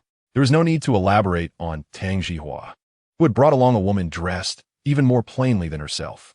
Additionally, Lin Hongtao's daughter and son-in-law arrived, cradling a child. Upon seeing Yi Bochang arrive home, they greeted him with particularly radiant and courteous smiles. It was evident that the whole family had mobilized to launch a renewed campaign of familial affection towards him. Yi Bochang opened the door, offering no welcome, and of course, did not ask them to leave. They lingered outside for a few seconds, feigning politeness. But when Yi Bochang did not extend the customary invitation to enter, Lin Hongtao's expression shifted awkwardly as he stepped inside, followed closely by the others. Tang Jihua quickly held up 2 old hens in front of Yi Bochang's face, exclaiming, "Look, these are old hens brought from my hometown. I must tell you, the chickens in the city are all fed with artificial feed, lacking in nutrition, unlike the ones from my hometown, which are raised on pure grains. When you stew these hens into soup, the aroma wafts for miles. I assure you, this chicken broth is the best for nourishing the body." As she extolled the virtues of the chickens, she observed Yi Bochang's expression closely. Her grandson had turned on the television and switched the channel to cartoons, engrossed to the point of not blinking. Though Lin Hongtao's voice had softened considerably over the phone, he still endeavored to maintain a serious demeanor in front of Yi Bochang, adopting a displeased expression that made him appear as the head of the household. Lin Xia rarely appeared before Yi Bochang, even during the new year when she would return to her hometown with her husband. Her husband works for the Yunqing Natural Gas Company, enjoying decent benefits and treatment. They had been allocated a home by his company, albeit in a less desirable location. Initially, he had no intention of coming, believing it was sufficient to delegate these matters to his father-in-law. However, when his father-in-law failed to handle them properly, the entire family mobilized to ensure that Yi Bochang would not lose face, addressing the matter with cheerful cooperation. What was this matter? It pertained to the current house. Their child would be entering primary school in 2 to 3 years, and, as a local of Yunqing, who wouldn't he want their child to attend the prestigious experimental primary school, ranked first among the 5 elite schools? Thus, he had no choice but to accompany his father-in-law and mother-in-law with courtesy. Jing Changrai offered Lin Hongtao a cigarette, and, as he did so, Yi Bochang retrieved his own from his pocket and waved it in front of them, indicating that he had his own to smoke. This simple gesture caused Jing Changrui's countenance to falter slightly, realizing that today's affairs would not be easy to navigate. Lin Xia then forced a laugh and said, "Bochang, your brother-in-law's workplace is currently undergoing inspections. Recently, there was a household where natural gas exploded. Their company is conducting a city-wide safety inspection, which keeps them busy late into the night. I have my own household duties to attend to.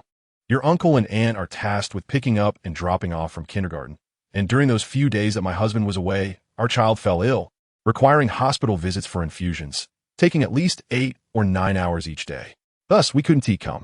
Once we were free, we planned to send your uncle up the mountain, but little did we know that just 3 days later, you had already cremated him, even burying the ashes.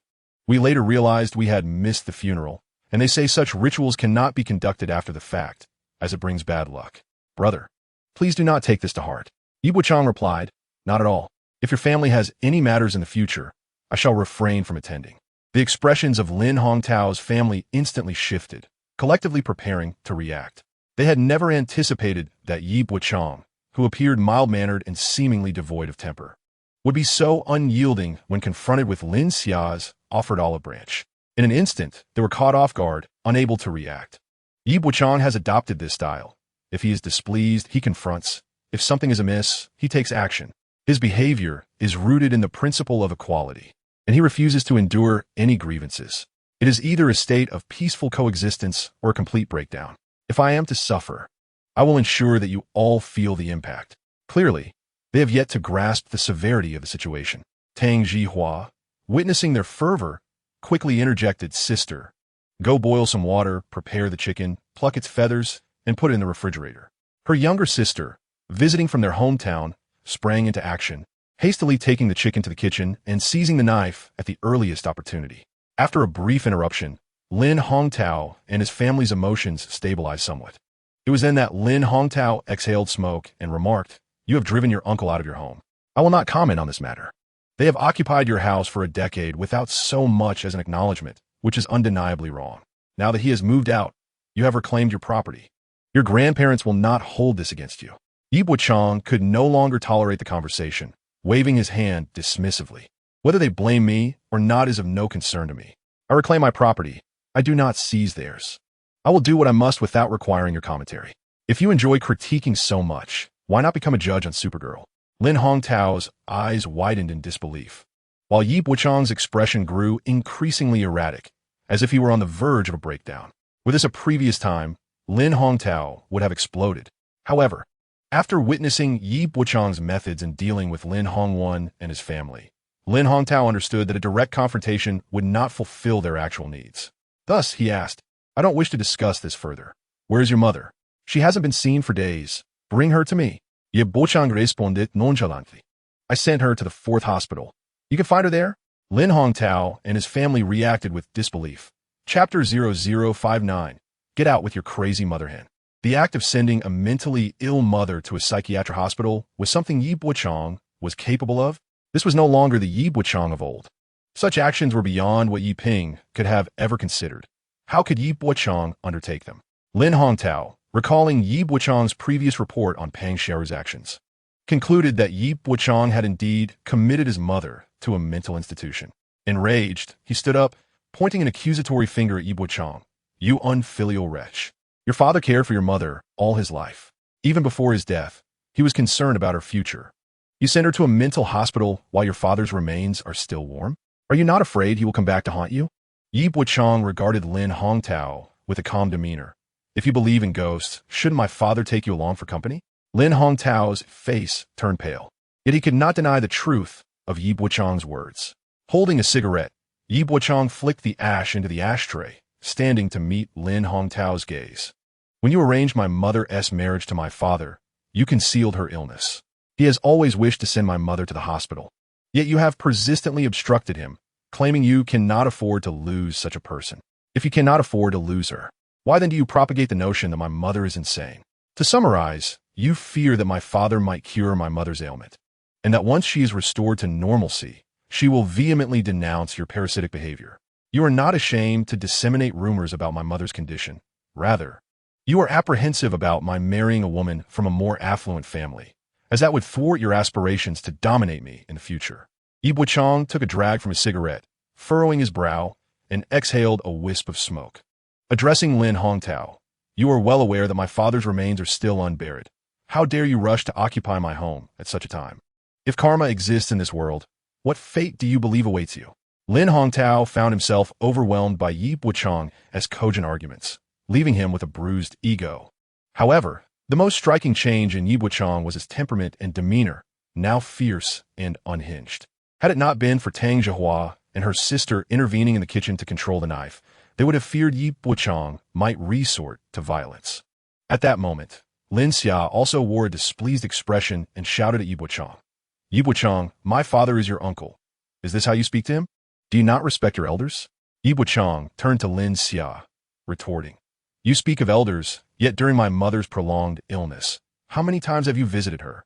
You only spread the word that your second aunt is insane. You speak of respect for elders, yet how many times have you served tea or water to my father? When he passed away, did you even spare him a glance?" Lin Xia attempted to justify herself. "I have told you, our entire family has been busy." Yi Bochang scoffed. "See? You can easily find excuses to evade responsibility while completely disregarding my mother's plight. Your family's actions are so disgraceful, and your words so harsh. Yet you expect me to remain silent?" Lin Xia's face fluctuated between red and pale, unable to find a rebuttal, as Yi Bochang's words hit the mark, revealing the severity of their family's behavior, which was even worse than he described. Lin Xia, however, failed to comprehend that Yi Bochang, once a mere pushover, had transformed into a formidable presence, wielding words with precision and impact, speaking in a sardonic tone, leaving one to wonder whether he would escalate his actions further when the moment demanded it. Lin Xia found herself not only in the wrong, but also somewhat intimidated by Yi Bochang. Jing Changrui, his face darkened, stood up abruptly, declaring, "Enough, I am leaving." His impatience was palpable, as if everything that unfolded today must adhere to his expectations. Should he lose control, his anger would manifest in a confrontation with Yi Bochang. Yi Bochang was acutely aware of their family's shamelessness, brazenly occupying another's home while feigning righteousness. This was no different from outright theft, and one wondered from where they derived such audacity. As Jing Chongrui prepared to leave, Lin Hongtao waved his hand dismissively. "Where do you think you're going? This is my sister's house. I have no reason to leave. Yi Bochang, unless you bring my sister back today, our family will not depart." Yi Bochang remained unperturbed as he extinguished his cigarette and leaned against the window, seemingly engaged in texting someone, exuding an air of helplessness against Lin Hongtao. Lin Hongtao, under the impression that Yi Bochang was at a loss against them, interpreted this as a sign of capitulation. As he had suspected, no matter how formidable Yi Bochang might be, he was merely persistent. Even if they could not contend with him directly, they could certainly create a ruckus at his workplace. Ultimately, the house must be reclaimed. If necessary, they could sever ties entirely, causing Yi Bochang's employment to spiral into chaos. Let's see how he would choose. In the kitchen, chickens were being slaughtered, the water boiling as feathers were scalded in a metal basin, filling the air with an unbearable stench. This group of relatives, utterly lacking in boundaries, kept Yi Bochang in a prolonged state of anxiety. Had it not been for his resolute spirit, he might have crumbled under the pressure. Since they reveled in their games, he thought it only fitting that they experience the taste of their own medicine. Tang Jihua, noticing the tense atmosphere in the living room, stepped in to mediate. With a smile, she approached Yi Bochang, playfully patting his arm like a shrewd matron. Yi Bochang recoiled in distaste. Reminiscent of the moment Mai Lin had patted Yang Zi while assuring him of her protection, only for Yang Zi to turn away in annoyance. The resemblance to Tang Jihua's repugnant demeanor was unmistakable. Though Tang Jihua's expression was slightly less than pleasant, the purpose of their visit prompted her to muster a smile. "Bochang, do not hold it against your uncle. He truly cares for you, his nephew. Look at your sister. It's her first time as a mother, and many things are challenging for her. As parents, we must lend our support. You've never been a parent. How could you understand the heart of one? Your mother raised you with great difficulty. Your father has just passed. Can you bear to leave her alone in the hospital? Be obedient and bring her home. Your uncle has even called my hometown to have your aunt come and care for her. This way, someone will look after your mother, and you won't be delayed at work. With someone to handle the chores, life will be much easier for you." At that moment, Yi Bochang sent a text to Li Dong and soon received a terse reply. Good. He tucked his phone into his pocket and turned to Lin Hongtao, delivering a singular ultimatum. Either take your old hen and leave immediately, or face the consequences. Chapter 60. The sky is falling. Lin Hongtao, initially seething with anger, found himself laughing upon hearing Yi Bochang's warning. "I'm not leaving today. Let us see what you mean by facing the consequences. If you have the guts, go ahead and kill me here." Lin Hongtao was determined to push the boundaries of rudeness. He behaved like those shameless dancers who commandeer basketball courts, disturbing the peace past 9:30 and running amok before dawn, all while shouting. They could play however they pleased, but they must not lay a finger on him. Otherwise, he would collapse dramatically, ensuring they would suffer financial ruin. And that was only if he remained unscathed. If the moment of conflict truly arrives, and something unfortunate befalls the elder, their offspring may create a ruckus before your doorstep today, stir trouble at your workplace tomorrow, and escalate their grievances to higher authorities the day after, ultimately placing an indelible mark of injustice upon innocent individuals. This reflects the most sorrowful aspect of our current society. Should the individuals involved possess a gentler disposition, they may find it exceedingly difficult to rise again in life. Was Yi Bochang ever a soft-hearted person? Perhaps he once was. However, in the present circumstance, the Lin family appears to have mistaken their target.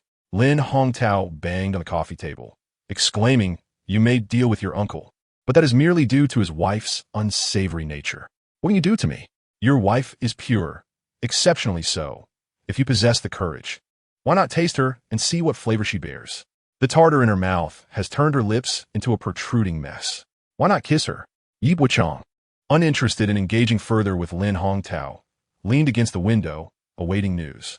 Lin Hongtao believed Yi Bochang was powerless against him, thinking that he could merely provoke him with words. He assumed that regardless of Yi Bochang's grievances, they would ultimately be directed solely at him. Should Yi Bochang display any extreme behavior, Lin Hongtao would cling tenaciously to him, annoying him to no end. Yet, would Yi Bochang's methods of retaliation truly be limited to targeting Lin Hongtao? At that moment, Jing Chongrue's phone rang. Upon answering, he was met with a barrage of curses. Jing Chongrue, you son of a b, get back here. What the hell have you gotten into out there? Can't you manage your own affairs? They've come to our house looking for trouble. Damn it, they've smashed our windows, and there's excrement in the hallway. If you don't resolve this issue tonight, you'll face the consequences at work tomorrow. Jing Chongrue, filled with apologies, could no longer remain seated on the sofa. He nodded repeatedly, uttering his regrets, while rising to head towards the door. Just as one call ended, another began, and once again, he faced a torrent of insults. That night must have been the most frequently recalled evening for his ancestors in history. He hung up, ignoring the incessant ringing of his phone, and glared fiercely at Yi Bochang. You had the audacity to involve others against my family? Yi Bochang shrugged. You must speak with evidence. It is you who are lingering in my home. How has it turned into me targeting your family? Lin Hongtao, Tang Jihua, and Lin Xia looked at Jing Chongrue in bewilderment. Lin Hongtao, with concern, questioned, take it slow, don't rush. What exactly has happened? Jing Chongrue, on the brink of collapse, bellowed, I'm not rushing. It's you who should be worried. That bastard Yi Bochang hired people to vandalize our home. With that, he stormed off. Seeing her husband leave, Lin Xia glared at Yi Bochang, stamping her foot vehemently. You vile creature shall face retribution. After cursing, Lin Xia followed after her husband. Lin Hongtao and Tang Jihua were momentarily taken aback. Upon regaining their composure, their eyes blazed with fury as they glared at Yi Bochang. They spat out a threat, vowing to sue him for confining his mother to a mental institution, declaring that they would ensure his disgrace and infamy would echo through eternity. Yi Bochang merely nodded, stating that his mother was in the hospital while he lived alone, unafraid of their threats. He pointed out that they had a daughter, a son-in-law, and grandchildren. With a hint of mocking laughter, he asked, who should truly be afraid? Seeing Yi Bochang's reckless demeanor sent a shiver down Lin Hongtao's spine. However, he was determined not to let this go unchallenged. He seized his grandchild and held him tightly, while he and his spouse hurriedly chased after Yi Bochang. Yi Bochang strode into the kitchen, commanding Tang Jihua's sister to take the chicken and leave at once, his last words echoing like a roar. Tang Jihua's sister, frightened by his manic behavior, hurriedly carried the dead chicken out, leaving behind a room reeking of foulness and chicken feathers. Yet, Yi Bochang relished the moment. Having shed the weight of his previous fears and frustrations, he embraced his emotions, venting his discontent openly, reveling in a newfound liberation. Nevertheless, he was acutely aware that Lin Hongtao had other schemes up his sleeve and would not easily relent. In this society governed by legal frameworks, even the most despicable actions of Lin Hongtao's family were still shielded by the law. They could not simply be eradicated. Hence, their conflict would persist. But from this moment onward, Lin Hongtao's family would gradually feel the sting of their actions until they were too pained to approach Yi Bochang again. When Lin Hongtao and his family arrived at the residential compound of Jing Chongrue and Lin Xia, a crowd had gathered below. Upon spotting Jing Chongrue, their tempers flared uncontrollably as they rushed towards him, dragging him into the throng, tearing at him with insults and shoves. Lin Xia, witnessing her husband's plight, plunged into the mass to protect him, only to have her hair seized, causing her to sway helplessly amidst the chaos. Voices from the crowd erupted in curses. How dare you neglect your own affairs? Why should we pay for your failures? They demanded Jing Chongrue repay the numerous loans he had taken, threatening him with dire consequences if he failed to rectify his situation. Anger boiled over as they rallied to throw stones at the building, chanting threats of retribution, declaring that if he did not repay his debts, his entire family would meet a grim fate. You shall not repay the debt, and the entire community shall endure the consequences alongside your family. Not only will the windows be shattered, but there are also those who have desecrated the stairwell with excrement, leaving residents ascending and descending the stairs pinching their noses, gagging at the foul stench. Inhaling through their mouths is akin to consuming filth, an even more revolting experience. In this moment, Jing Chongrue finds himself in utter despair. Chapter 0061. Unheard of silence enveloped the room. No one uttered a word, a haze of smoke suspended in the air, as if the very ceiling of the room had been lowered, rendering the atmosphere even more oppressive. Besides the acrid scent of smoke, there lingered the unmistakable odor of feces. Tang Jihua frequently caught herself sniffing her hands, having washed them numerous times, yet the stench persisted. Lin Hongtao, Jing Chongrui, and Lin Xia fared little better. Tang Jihua's sister was in the inner room, soothing a child to sleep. The occupants of the living room were mute, resembling defeated roosters. How could they have anticipated that someone would leverage Jing Chongrui's name to wreak havoc, vandalizing nearly every window in the community and defiling the stairwell? Had it merely been a matter of desecrating public property, they would have disregarded it entirely, let alone clean it up. However, the excrement now adorned the very door of Jing Chongrui's home, compelling them to act. What plagued Jing Chongrui further was the looming workday. He would undoubtedly face discussions with his superiors, and he could scarcely fathom the absurdities that awaited him. His career was on an upward trajectory, and to find himself embroiled in such disgraceful circumstances was a grave concern. Perhaps this was the weight of the warning from Yi Bochang? Though Jing Chongrui harbored a fervent desire for Yi Bochang's demise, an agonizingly tragic one at that, he couldn't help but feel remorse. Had he known the magnitude of Yi Bochang's retribution would be so severe, he would have refrained from provoking him. Yet Yi Bochang had always been easily intimidated. Why was he no longer susceptible? The more Jing Chongrui pondered, the more his anger surged, accompanied by regret. How would he navigate his professional life thereafter? Lin Xia felt even more distressed, pondering how the housewives of the community would perceive her in the future.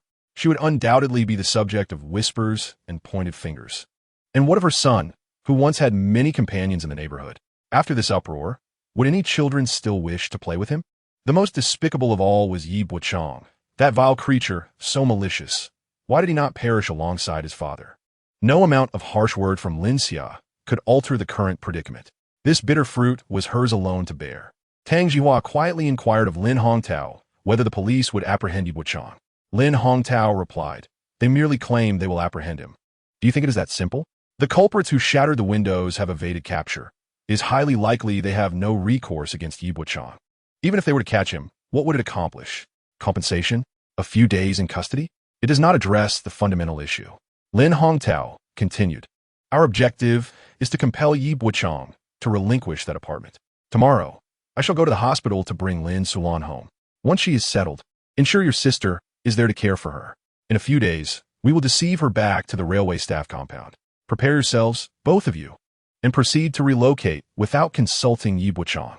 Occupy the house first, allowing Lin Sulan to gradually communicate with her son." Following the events of this evening, Lin Xia has begun to feel apprehensive.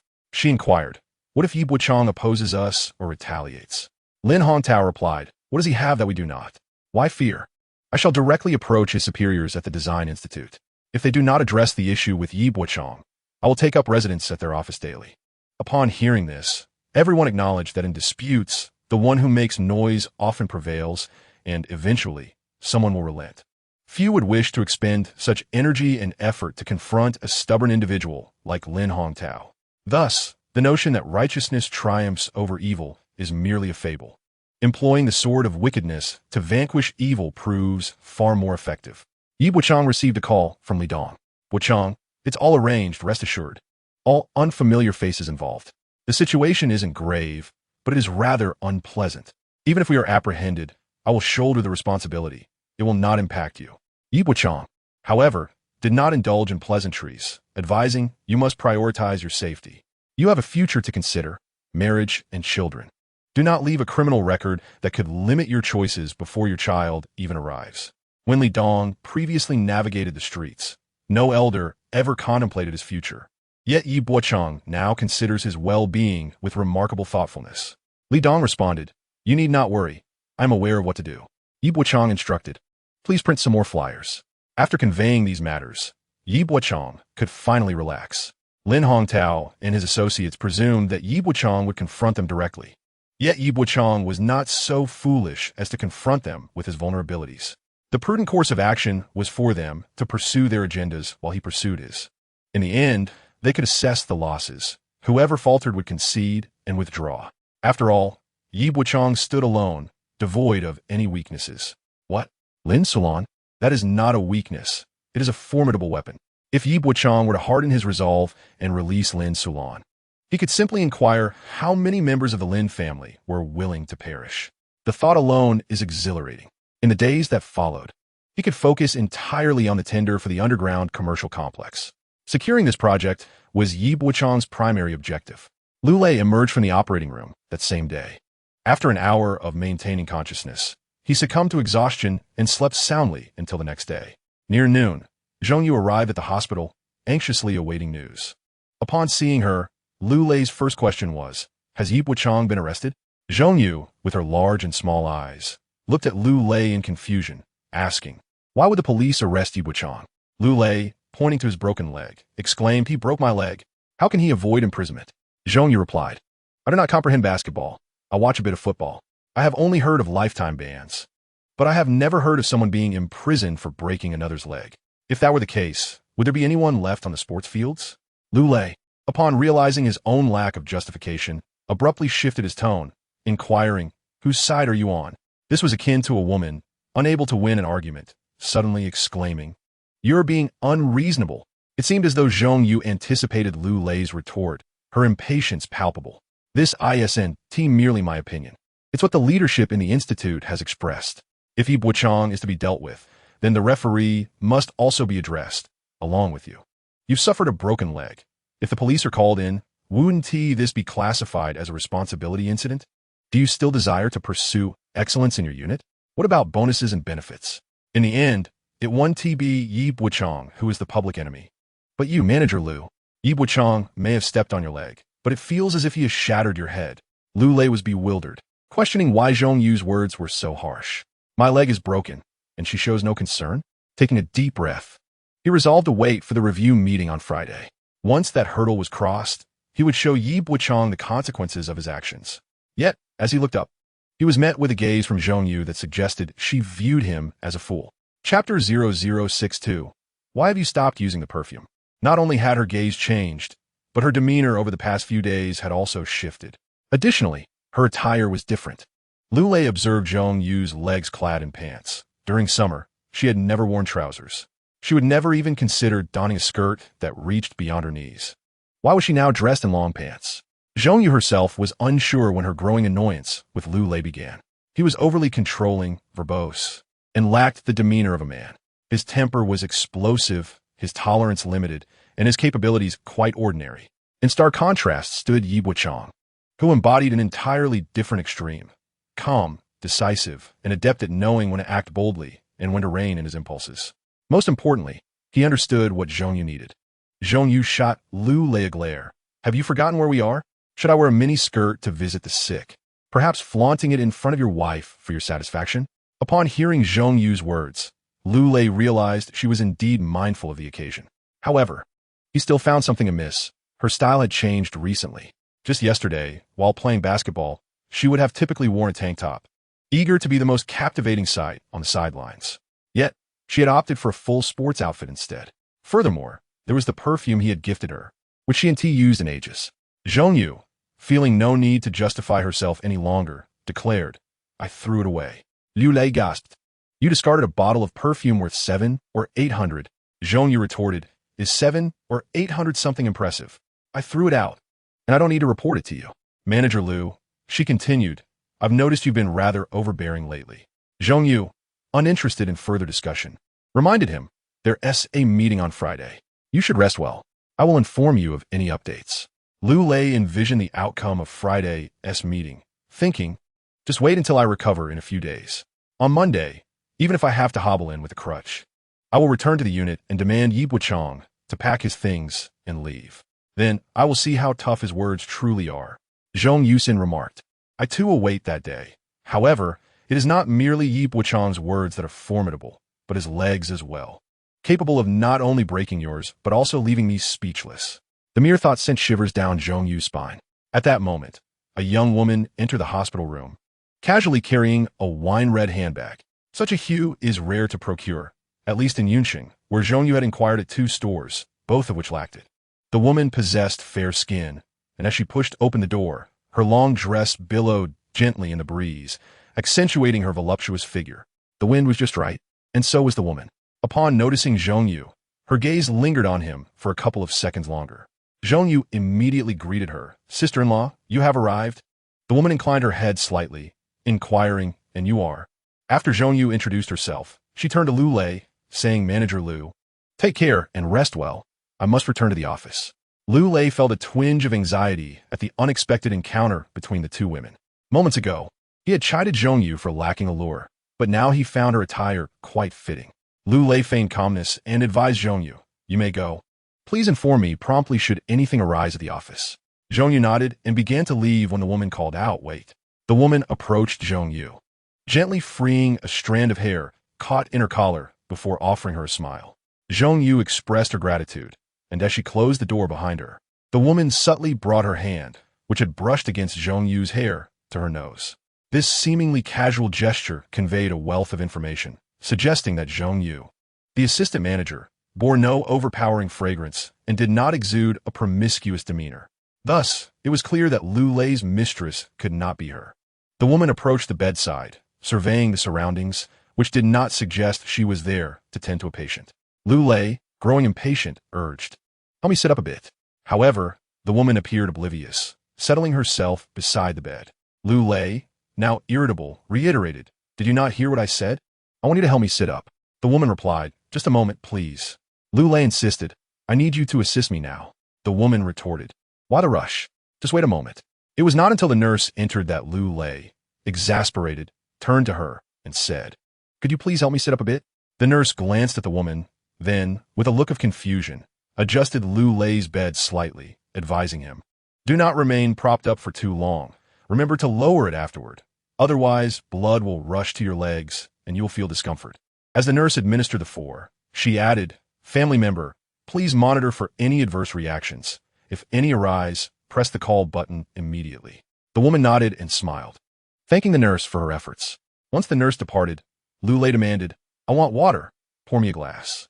The woman, seemingly engrossed in her phone, replied nonchalantly, juste un moment, juste un moment. Why not have a piece of fruit first? Lu Lei, irritated, snapped, do you have a hearing problem? What I said was that I want water. I am thirsty. Lu Lei's veins were visibly bulging, yet the woman remained remarkably composed. Why are you so angry? Is it really necessary? When I had a miscarriage and was recuperating, you treated me in much the same way, yet I did not react with such fury.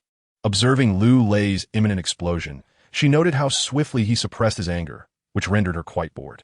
She then stood up, inquiring, no more temper? Lu Lei retorted, and the woman pouted, declaring, if you're not going to be angry, then I shall take my leave. And indeed, she walked away. Since Lu Lei had been admitted to the hospital the previous day, she had visited him twice, each time mirroring the manner in which he had previously treated her. It was then that she realized Lu Lei could indeed become irate. What could possibly provoke such ire? After musing on this in her heart, Lu Lei turned away, stating, with so many women at your disposal, why not select one to attend to you? With a scoff, Lu Lei added, you needn't provoke me. If you wish to divorce and claim a larger share of the assets, do you genuinely believe that is feasible? The woman merely shrugged, then let us not divorce. I am in no rush.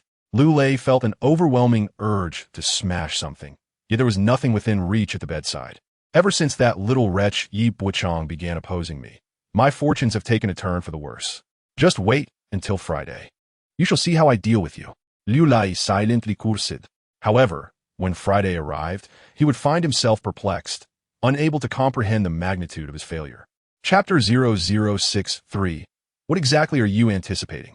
The annual key projects at the Design Institute typically undergo evaluation by an expert panel. This involves a simulated public bidding process adhering to formal procedures. Scoring is divided into 3 categories: pricing, business, and technical aspects, evaluated on a 100-point scale with a weight of 235. No one regards this meeting as serious, for everyone understands that it merely serves as a formality to release a budget through legitimate channels, allowing the expert panel to justify their allowances, and everyone leaves satisfied. In accordance with the traditions of other institutes, even a single project would often see multiple proposals submitted from within, akin to collusion. However, this practice fostered an atmosphere of internal competition. To avert such occurrences, Dean Fu Yang explicitly prohibited internal rivalries, deeming them detrimental to unity. Consequently, key projects became the sole responsibility of designated project departments, significantly reducing the likelihood of unforeseen changes.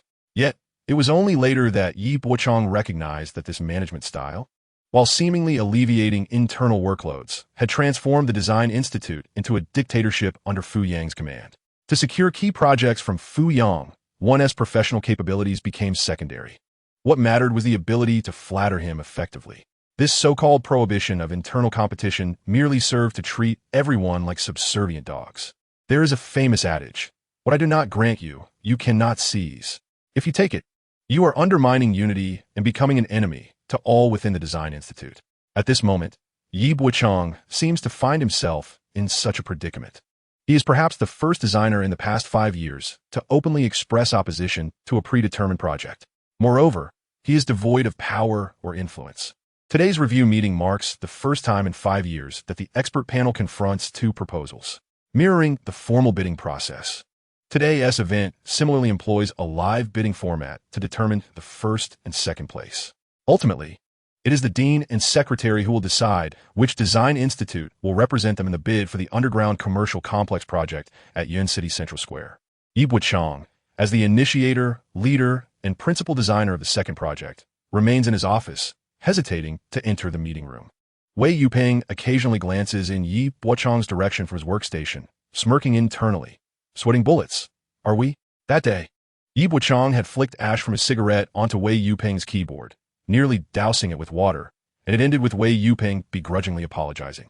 For the past few days, Wei Yuping has avoided eye contact with others, as if every glance directed at him bore the weight of that day as humiliation inflicted by Yi Bochang. Today, however, the situation is different. Yi Bochang will be publicly declared unsuccessful, and he will be forced to pack his belongings and leave. This day also marks Wei Yuping's resurgence. With a phone in hand, he is poised to relay the final results to Lu Lei, casting a sidelong glance at Yi Bochang, and internally scoffing. Feeling anxious, are we? Now you know fear? How dare you oppose Manager Liu? Such a monumental workload is the combined effort of everyone in the second project department. Do you really believe that you alone can accomplish what we have all contributed to? Damn it, I shall relish watching you fall from grace today. The face Wei Yuping lost will be reclaimed once this mock review concludes. Rising, he strides toward the office door, casting another glance at Yi Bochang. Aren't you going? Ingineria? If not, should I assist you in requesting a leave? At the sound of Wei Yuping's voice, everyone's thoughts converge. Yi Bochang, you too have moments of trepidation? Yi Bochang, indifferent, gathers his belongings and makes his way to the meeting room.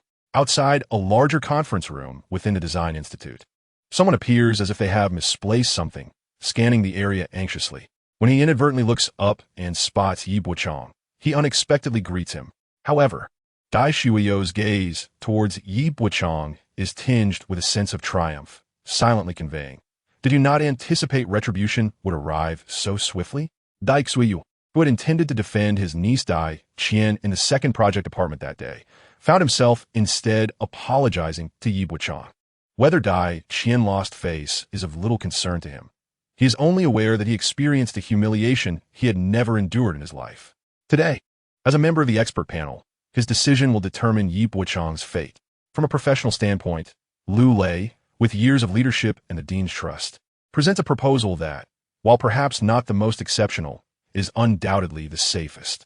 Moreover, your demeanor on that day in the office, devoid of compassion, should have led you to anticipate the eventual outcome. Even when faced with two equally viable proposals, personal sentiments invariably influence the direction of the results. Thus, your accusation of my behavior being self-serving today is, I fear, unfounded.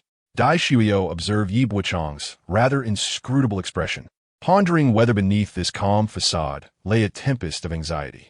Dai Shuiyo's presence here was solely to await Yi Bochang. He relished the feeling of superiority, taking pleasure in witnessing Yi Bochang's disarray, desperation, and ultimate capitulation. He reveled in wielding power over others' fates. Yet, Yi Bochang simply passed by him, exhibiting no intention of exchanging even a word. Dai Shuiyo's face flushed with heat. Did this wretched man not comprehend the scene that awaited him? What pretense of aloofness was he attempting? What indifference was he feigning? If he truly cared little, then why oppose Lu Lei's design? The anticipated scenario did not unfold. Despite no one being privy to his thoughts, Dai Shuiyo felt a sense of disillusionment and a tinge of humiliation. Ultimately, he could not contain himself and called out to Yi Bochang. Yi Bochang, do you have nothing to say to me? Yi Bochang halted, glanced at Dai Shueyo and replied, "If you have something to say, then say it. If not, I will be going in." Dai Shueyo felt a jolt, as if Yi Bochang had delivered an unexpected slap to his face, painful yet profoundly humiliating. He chuckled awkwardly. "The second proposal, the one you submitted, I have perused briefly. It is commendable, yet fraught with issues." At this juncture, Dai Shueyo paused, gazing at Yi Bochang, his smile seemingly conveying, "Now, let us see if you comprehend the situation." Would Yi Bochang apologize? Would he lower himself? Would he concede to Dai Shueyo? Regardless of the choice made, it would surely provide Dai Shueyo with a sense of regained satisfaction.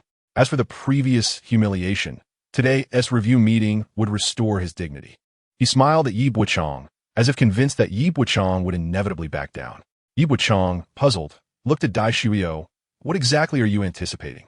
Chapter 0064. Who is the dead dog? Yi Bochang regarded the old man with disdain, as if he were mere refuse, and retorted, "There are indeed numerous issues." "So what? What does that imply? What do you mean by so what? Your design has flaws. It will receive low scores. It may be eliminated. And you will undoubtedly lose to Lu Lei. Do you truly not care about winning or losing?" Observing the contorted expression on Dai Shueyo's face, Yi Bochang spoke methodically. "You may assign low scores if you wish. Even if you give a 0, what difference does it make? Your presence is negligible, your influence almost non-existent. Old Dai, are you attempting to assert your significance through me? How did you attain the title of senior architect? And how did you become a senior engineer? Fool!"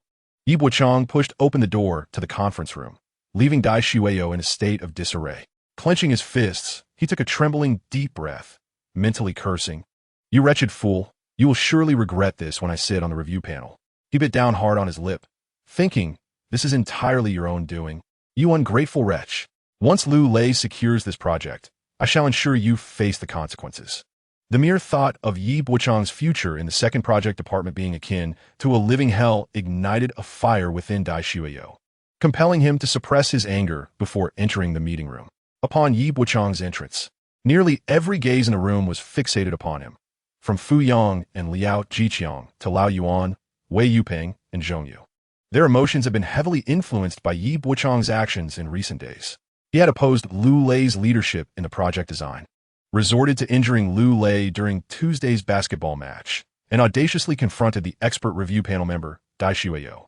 Furthermore, he had compelled his ex-girlfriend, Dai Qian, to apologize publicly. Undoubtedly, Yi Bochang had become the most talked-about figure in the Design Institute recently, albeit for all the wrong reasons. To the others, he exuded an ominous aura, suggesting that wherever he went, misfortunes would follow. Hence, the gazes directed at him were devoid of kindness. They all wished to see him fail. Though it appeared that the Dean's team had triumphed in the basketball match, the true victor was Yi Bochang. Observing the situation over the past few days, it was evident that this public antagonist had consistently emerged victorious. Thus, during today's review meeting, they were determined not to allow him to succeed any further.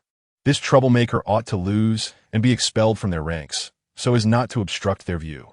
The sentiment was nearly unanimous, with over 99% of those present sharing the same belief. The winners took all, and who were the newcomers to challenge the established victors? They had grown accustomed to erecting towering barriers, dissuading others from thinking or striving, for contemplation and effort would ultimately be futile. This enabled the initial beneficiaries to monopolize resources, enjoying unchallenged control and distribution. Their fervor and fury stemmed from a challenge to their authority, and while they seethed with anger, one could discern the underlying fear. In stark contrast, Yi Bochang appeared remarkably calm and composed. The more fearful they became, the more it signified the correctness of his actions. In a fleeting moment, their eyes met, Yi Bochang and Zhong Yu, before they instinctively parted. Yet, he sensed her yearning for reassurance from him. Previously, no one had informed her that she could leap from being an assistant manager in the second project department to becoming a genuine member of the management team. Lacking direction, she likely hadn't contemplated much. However, Yi Bochang had instilled both physiological and psychological needs within her. With newfound aspirations, her anxieties were a natural response. She desperately wanted to believe that Yi Bochang could succeed today. But was it truly that simple? Could a mere new proposal from Yi Bochang compel Liao Jiqiang to advocate for him in securing this project? What did the dean matter? Lu Lei had served as a mere lapdog to the dean for years, and was easily dismissed. What significance did that hold? In recent nights, Zhong Yu has refrained from indulging in alcohol, choosing instead to contemplate this matter at home. Curiously, her initial thoughts revolve around whether Yi Bochang could triumph over Lu Lei, only to later transform into a concern about Yi Bochang's potential downfall. A faint flush crept across Zhong Yu's cheeks as she pondered whether Yi Bochang's current composure was genuine or merely a fade, concealing his confidence. Although Lao Yuan had always believed that Yi Bochang lacked a fighting chance today, at this moment he still harbored a hope, however faint, that Yi Bochang might seize an opportunity, any opportunity, so as to lessen the blow to his self-esteem. He genuinely feared that this rare moment of confidence for Yi Bochang could lead to a lifelong retreat into introversion if shattered. Outside, the company needed Yi Bochang, and amidst the crowd, some cast doubt, others scoffed, and a few harbored resentment, with only a handful wishing for Yi Bochang's success in today's bid. Dean Fu Yang, half awake, glanced at Yi Bochang, but lingered for only a moment, for Yi Bochang had yet to earn his regard. With a nonchalant tone, Fu Yang declared that the meeting should commence once all were present. The leader of the expert panel, Tan Pinchao, also a vice dean and chief deputy designer, announced the scoring criteria and then picked up the first bid document, proclaiming, "Let us begin." At this moment, Yi Bochang noticed a fleeting exchange of glances between Tan Pinchao and Liao Jiqiang. Though brief, he perceived it clearly. Upon learning that Tan Pinchao had ascended to the position of chairman of the group company, Yi Bochang recalled the trajectory of Tan Pinchao's career. Initially, he had perceived Tan Pinchao's move from the ministry to the subordinate Yunqing Design Institute as mere gilding. However, upon reflection, he recognized that Tan Pinchao's rise paralleled the development of Yunqing itself. The moment Yunqing emerged as a significant hub in the southwest was precisely when Tan Pinchao assumed the helm of the design group. Yi Bochang mused that from the outset, Liao Jiqiang and Tan Pinchao had been allies. The announcement of the scoring for the underground commercial complex at Yunqing Central Square, with Lu Lei as the project leader for Plan 1, revealed a score of 92. Upon this score's revelation, it became evident that Lu Lei was destined to win. This unprecedented high score was designed to elevate Lu Lei to prominence. In the conference room, the professionals led by Fu Yang appeared relaxed, exuding an air of inevitability. Tan Pinchao then presented the second result for the underground commercial complex at Yunqing Central Square, with Yi Bochang as the project leader for Plan 2. The final score was 80. This scoring outcome elicited no sense of surprise. Even Lao Yuan and Zhong Yu felt a tremor in their hearts, daring not to exhibit discontent. The attendees, led by Dai Shuyo, wore expressions that were simultaneously amused and sardonic. The score was anticipated, yet carried an absurd undertone. Dai Shuyo was eager to observe Yi Bochang's despondent demeanor, akin to that of a defeated dog. However, Yi Bochang's visage revealed not a hint of sorrow. He held his head high, brimming with confidence. Dai Shuyo could not suppress a curse within his heart. Fu Yang crossed his arms, poised to deliver a concluding statement. At that moment, Tan Pinchao suddenly interjected, "Dean, there's an issue with the scoring. Dai Shuyo's evaluation should be rendered null and void." Dai Shuyo's expression shifted dramatically as he glanced at Yi Bochang, whose smile was laced with irony, who indeed was the defeated dog. Chapter 0065. A 2-point discrepancy among the expert review panel. It seemed only Dai Shuyo harbored personal grievances that affected his scoring of this project. He was eager to see Yi Bochang suffer a humiliating defeat, thus reclaiming the face he had lost when publicly apologizing to Yi Bochang in the office that day. However, he could never have anticipated that Tan Pinchao, the vice dean, would single him out in front of everyone. At that moment, Dai Shuyo felt the collective gaze of the audience piercing him like daggers, causing his face to flush, his heart to race. And he found himself at a loss as to where to direct his eyes. Should he search for something or merely smile at the crowd? He was utterly uncertain. It felt as though the world bore an overwhelming hostility towards him. Little did Dai Shuyo realize that those who wished to see Yi Bochang falter were not faring much better. Wei Yuping was already texting Lu Lei to report the situation. "Boss, our project scored 92 points, while Yi Bochang only managed 8. As he typed this, he found himself momentarily paralyzed. He incredulously raised his eyes to Tan Pinchao, silently pleading, "Please, don't do this, don't let it happen." Wei Yuping was resolutely averse to witnessing any unforeseen developments. What constituted an unforeseen event? Yi Bochang had risen to his feet. Once Yi Bochang turned the tide, those who had often bullied him and reveled in his misfortune would find themselves subservient before him. As for Wei Yuping, who had openly clashed with Yi Bochang, he would be relegated to the status of a mere subordinate. He did not wish to spend his life shadowed by Yi Bochang's presence, gripping his phone tightly, already drenched in perspiration. Fu Yang moved his lips, swallowing the words he had nearly spoken, and solemnly inquired, "What issues exist with Dai's scoring?" Upon hearing this question, the audience's hearts collectively sank. Tan Pinchao, without digressing from the topic, stated plainly, according to the scoring criteria, aspects such as performance, corporate strength, award status, project leader requirements, and team member requirements are evaluated based on identical standards for both project designs. Consequently, the scores for these two proposals in this section should be entirely consistent. However, there exists a significant disparity in the scores for these two proposals in this regard. I have reviewed the matter, and the issue lies within Dai's evaluation. For each of the aforementioned criteria, he assigned lower scores to proposal number 2 compared to proposal number 1. This is where the score gap manifests. Dean, we currently have two options. Either invalidate Dai's scores, thus nullifying the evaluations for both proposal number 1 and proposal number 2, or revoke Dai's scoring privileges and recommence the bidding process. Dai Shuiyo's face had turned as red as a monkey's backside, and he lacked the courage to meet the dean's gaze. His sole focus was on leveraging his authority to swiftly eliminate Yi Bochang. He never anticipated that the vice dean, Tan Pinchao, would publicly subject him to severe punishment. This would be a devastating blow to his reputation and prestige. Yet to him, this might not even be the gravest concern.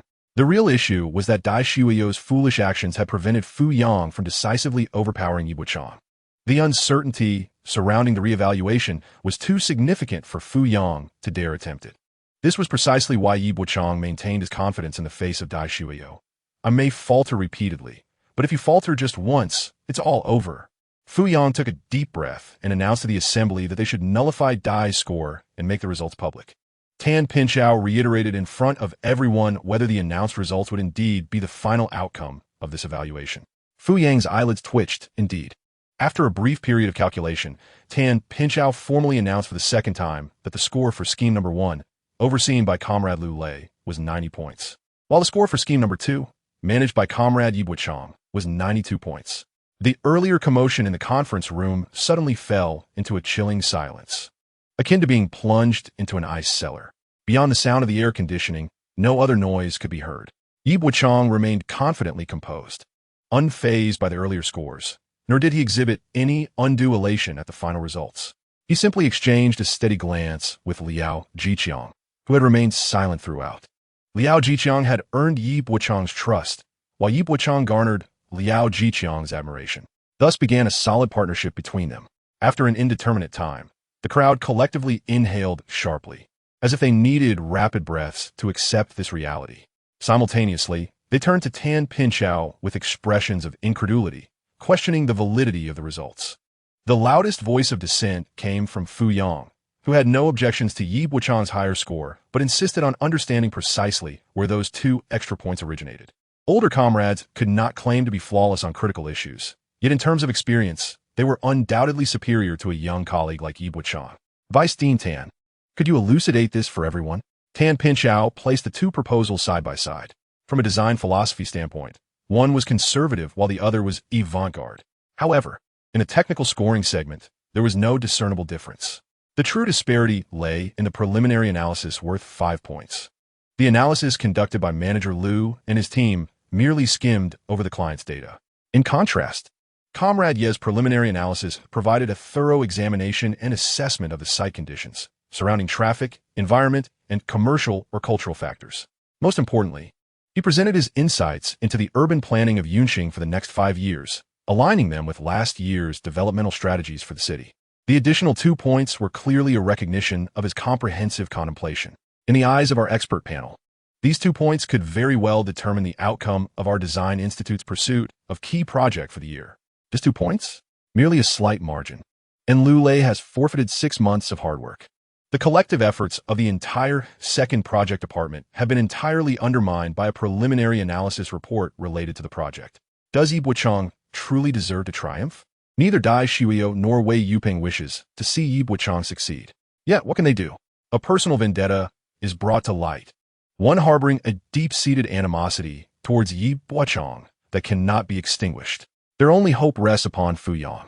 However, Fu Yang stands up, hands on the table, and lightly declares, "Let us proceed with Yi Bochang's proposal number 2 for the municipal construction project tender."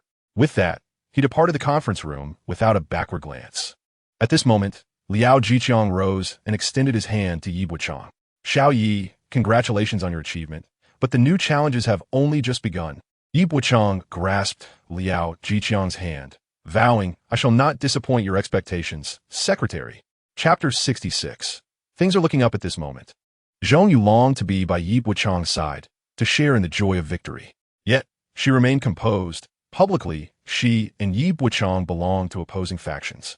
Her primary task now was to placate that old curmudgeon, Fu Yang, and to negotiate for more from him. This hinged on the effectiveness of Yi Bochang's prior preparations. Old Yuan was no different. His heart felt as if constricted, barely able to breathe.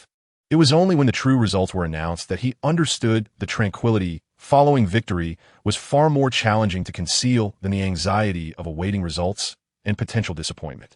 He felt genuine happiness for Yi Bochang, yet could not express it openly. Approaching Yi Bochang to converse was out of the question. In fact, when Liao Jiqiang drew near to Yi Bochang, many others were already eager to forge a connection with him. Liao Zijiang, seemingly intentional, adressé Yi Bochang, Bochang.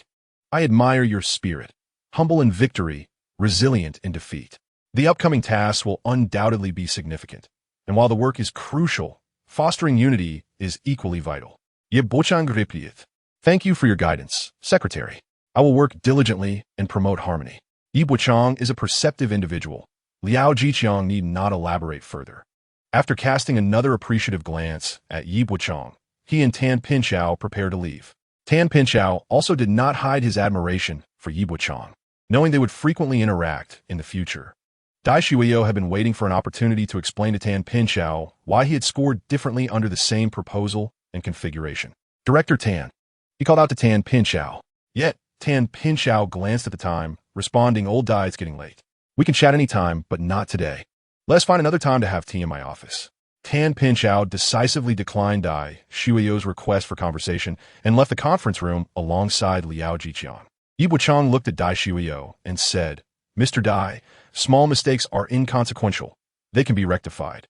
However, fundamental errors are intolerable. You asked me if I had anything to say, and now I shall reveal my sentiments. I relish the notion that you find me displeasing, yet still manage to outmaneuver me." Dai Shuyo trembled, his expression defying description. Perhaps there was anger, but more prominently, there was a sense of embarrassment and regret. Why allow the shackles of pride and animosity to blind one's vision? How could one commit such an egregious mistake in such a specialized matter? In the future, it may not merely be about surviving in the workplace. Even securing key projects could become an insurmountable challenge. Yi Bochang's triumph was not due to his exceptional prowess, but rather because Dai Shuyo exhibited a remarkable level of folly. Bowing his head, he exited the conference room, making his way to Fu Yang's office. Ahead lay the unpredictable wrath of the dean. As a veteran colleague, he could only speculate on the scathing reprimands he might receive. Each step felt precarious, laden with discomfort and humiliation, as if he were unable to continue. In this round, Yi Bochang appeared to win effortlessly. His prior preparation and calculations, coupled with the threads he had pulled from interpersonal relationships, led to this exhausting victory. Yet, following the arduous conquest, a profound sense of relief surged through him. An indescribable elation. It is worth revisiting the reasons Fu Yang did not overturn the results, as well as Tan Pinchao's actions during the proceedings. Tan Pinchao and Liao Jiqiang were allies, both esteemed figures. However, Tan Pinchao's conduct during the bidding process revealed a certain finesse. Firstly, how many members of the expert panel were aligned with Tan Pinchao? Or was it that, aside from Dai Shuyo, the entire panel comprised Tan Pinchao's associates? This illustrates the extent of prior communication that had been effectively executed. Today, Dai Shuyo might merely serve as a scapegoat. The second strategic maneuver involved granting the dean the authority to decide whether to annul the results of the initial bidding or to invalidate Dai Shuyo's scoring. If the first bidding were to be overturned, would it yield the outcome Fu Yang desired? He lacked absolute certainty, and by this juncture, he had already discerned the presence of traitors within the expert panel. Therefore, nullifying Dai Shuiyo's scoring seemed to be the most advantageous course of action. Yet, to his dismay, it was not merely a few traitors among the experts. Rather, the entire panel was compromised, each member having been swayed by Tan Pinchao. This represented the dean's most profound frustration and miscalculation. Tan Pinchao's most audacious maneuver was the final step, which cornered Fu Yang into a position of no escape. He compelled Fu Yang to publicly acknowledge that the annulment of Dai Shuiyo's scoring rendered today's final evaluation results. This left Fu Yang with no opportunity to defer the issue. The moment Fu Yang uttered those words, his defeat was sealed. He had been methodically ensnared. While Bochang may have plotted against him, his capabilities were limited to predicting Fu Yang's reactions. However, those truly qualified to scheme against Fu Yang were none other than Liao Jiqiang and Tan Pinchao, the true masterminds orchestrating his downfall. Yet, Fu Yang miscalculated one critical element. It is evident that Tan Pinchao is not subordinate to Liao Jiqiang. Rather, it is Liao Jiqiang who is under the auspices of Tan Pinchao. This conclusion is not only lost on Fu Yang. Had Bochang not been privy to the eventual ascendance of Tan Pinchao, he too would have been oblivious to the truth.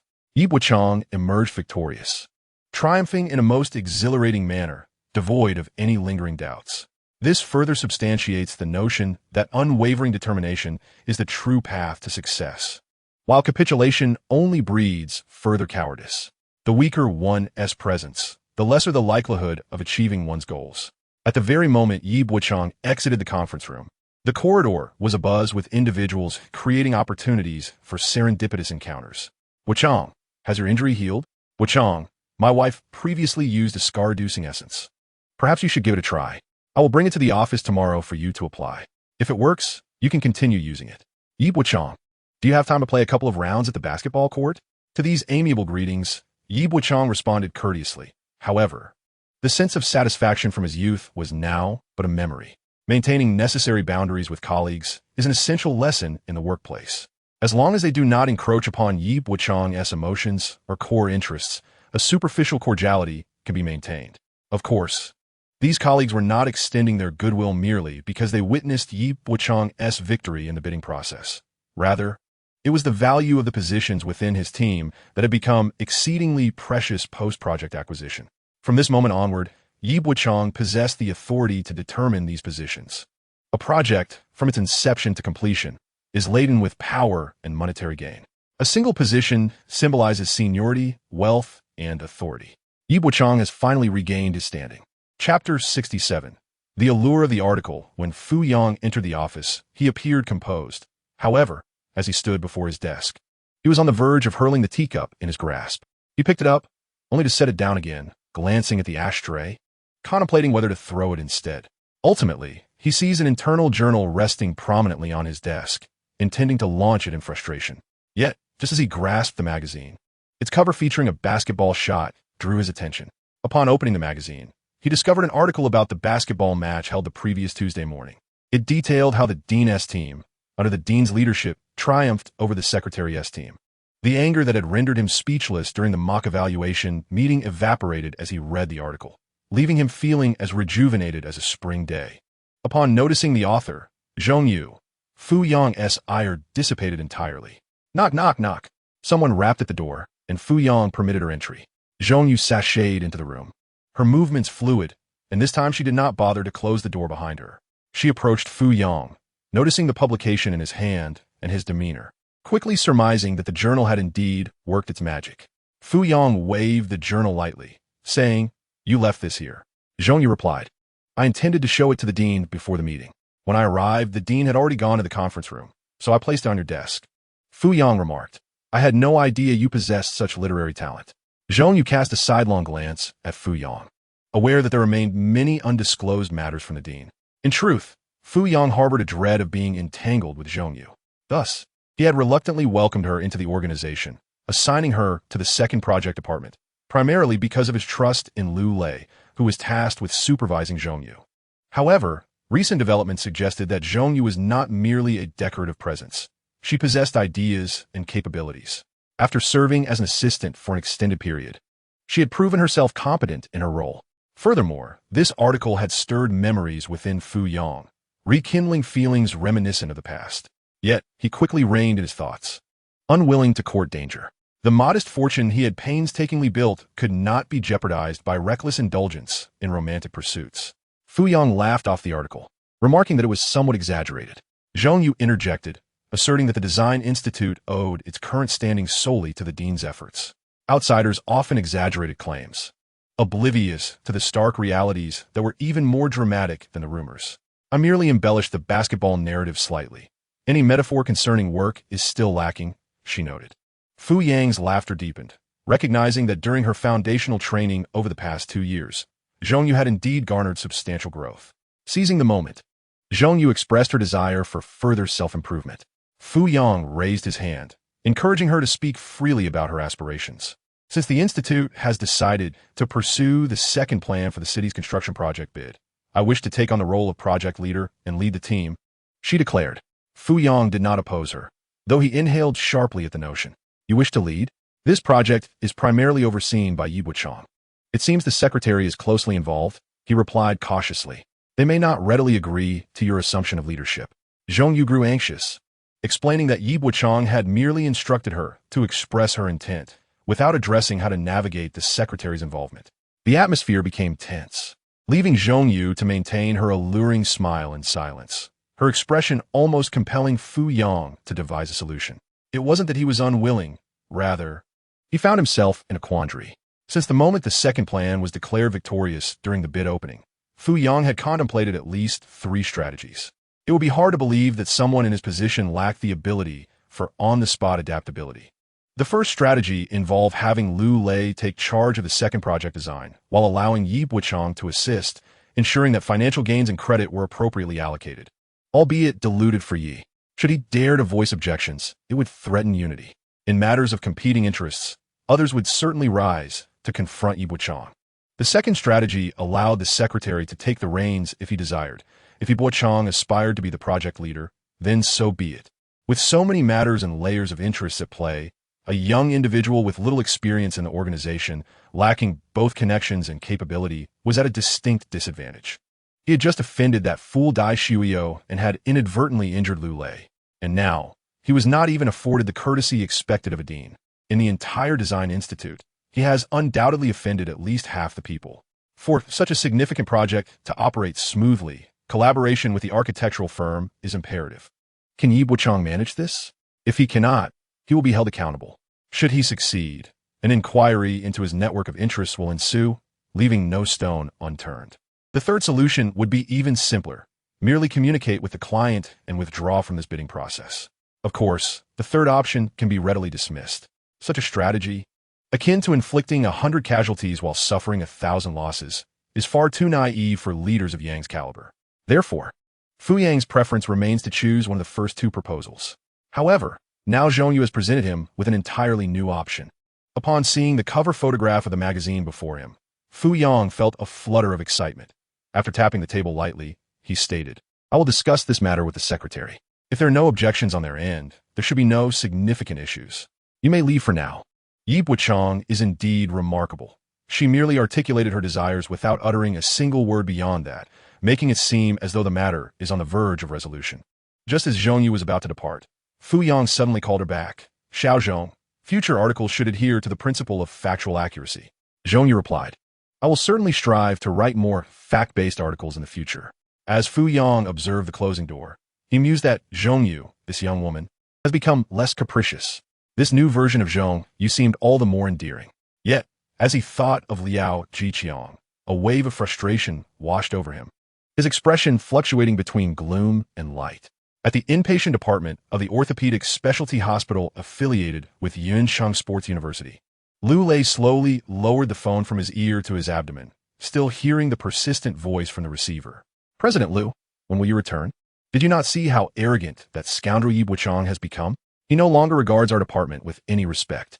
President Lu, has the evaluation score of Proposal 2 surpassed that of Proposal 1? Chi Lei felt as though he were trapped in a dream. Yi Bochang, by what right? How dare he? Lu Lei seized his phone and hurled it violently against the wall, shattering it into countless pieces. Yi Bochang, if I do not bring you down, I shall not bear the surname Liu. As the workday drew to a close, Huang Changshan approached Dai Qian's desk and knocked lightly on her workspace. You should find a way to mend your relationship with Yi Bochang. Even if you're not romantically involved, you can still be friends. Dai Qian's countenance fluctuated between red and pale. Compared to her own lack of accomplishments, Yi Bochang's success rendered her utterly despondent. Chapter 0068. A Soothing Voice. Gifted with apples, few individuals desire their exes to fare better than themselves in this world. Dai Qian certainly did not wish for such a thing. Upon learning of Yi Bochang's family circumstances, her immediate instinct was to distance herself, which is understandable. However, her efforts to make Yi Bochang's situation widely known within the workplace were met with confusion by many. Essentially, she sought to demonstrate that her departure from Yi Bochang was unavoidable and to ensure that everyone comprehended her actions. Ultimately, this would enable her to seek another partner without facing moral condemnation. From this moment onward, Yi Bochang's life is marked by disappointment, his work beset by failure, and his state of mind steeped in despondency, thereby accentuating Dai Qian's excellence and the correctness of her choices. Yet, a transformation in Yi Bochang's character emerges. His commanding presence on the court, his success in the workplace, and his life suddenly begin to flourish.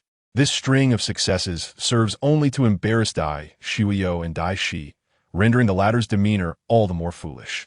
The outcome of the second proposal, spearheaded by Yi Bochang, will replace the second project department in the bid for the underground commercial complex, further exacerbating Dai Qian's already ungraceful mood.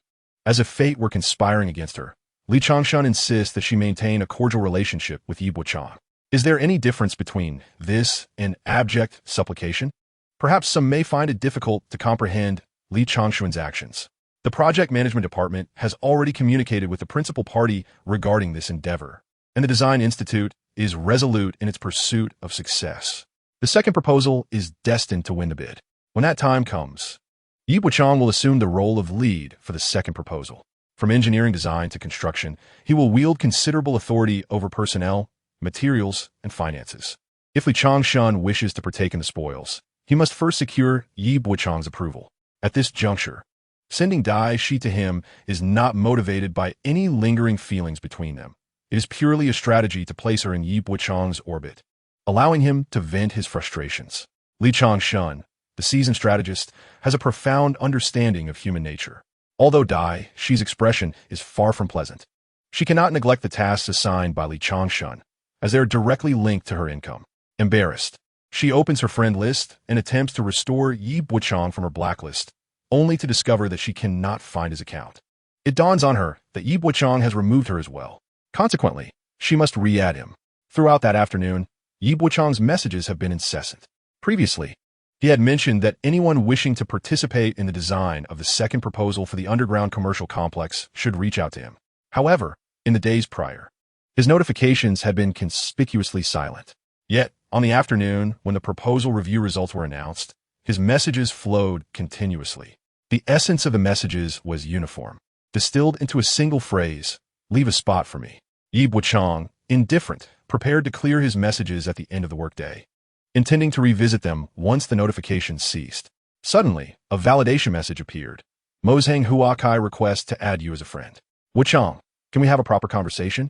Yi Bochang hovered his cursor over the reject button, clicking it without a moment's hesitation. When Dai Qian sent the request, she felt no particular emotion. However, after her validation message was dispatched, anticipation began to swell within her. She pondered how to initiate the first conversation with Yi Bochang. Why did the current tension surpass that of their previous relationship? Ahem, a message arrived. Yet, why was there no resounding knock at the door? Dai Qian was struck by an ominous premonition. As Daisy swiftly tapped on a message box, the notification revealed that the wind blowing north had indeed rejected her friend request. In that moment, a dazed expression washed over her, leaving her feeling as though she were slumped against the back of her chair. It dawned on her that the most disheartening aspect of life was not the flourishing of an ex, nor the yearning of a good horse to return to familiar pastures. Rather, it was the realization that when she desired to turn back, she was afforded no opportunity whatsoever. For a considerable time that afternoon, Daisy found herself lost in thought. Yuan Lai texted, "Let us go out for drinks tonight." The wind blowing north replied, "It's not yet time to celebrate. I have personal matters to attend to. Once the situation is settled, we can celebrate." Yuan Lai responded, You've become increasingly composed. Yi Bochang intended to visit the old house in the south. If it proved suitable, he could proceed with the purchase. Delaying further risked leaks of information and potential price hikes, making the purchase significantly less worthwhile. Yi Bochang returned the laptop to Old Yuan, feeling considerably lighter at the end of the workday. Passing by a fruit stall, he bought 2 apples, drawing an incredulous glance from the vendor. Who buys apples in pairs, after all? He washed 1 apple with mineral water by the roadside and proceeded to enjoy it outside in a nearby music store. Inside, the same girl was playing, though no longer the familiar melody. When she faltered on a note, interrupted and slumping in despair, she exhaled deeply. As she turned her head, she unexpectedly caught sight of that familiar figure standing outside. It was as if she intuitively knew who was there and what he wished to hear. With renewed enthusiasm, she began to play the piece they both knew so well. As the final notes reverberated, the glass outside showed no one remained. The vendor entered the practice room, offering the girl an apple, stating, "A young man outside asked me to give this to you." He said your music helped him emerge from a low point in his life. Upon receiving the apple, the girl tilted her chin slightly, experiencing a curious sensation.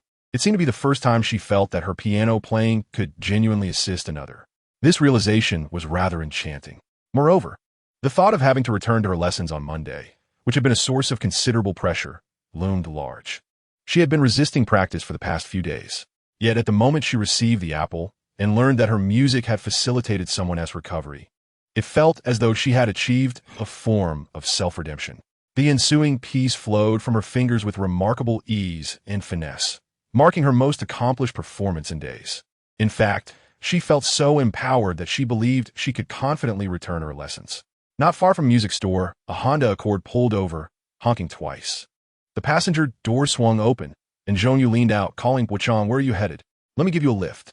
Yi Bochang replied, "No need, you can go." Zhongyu insisted, "It's work-related. Let us discuss in the car." During the rush hour, Yunxin was notoriously congested, especially heading south. Considering the traffic, Yi Bochang ultimately decided to get into the passenger seat.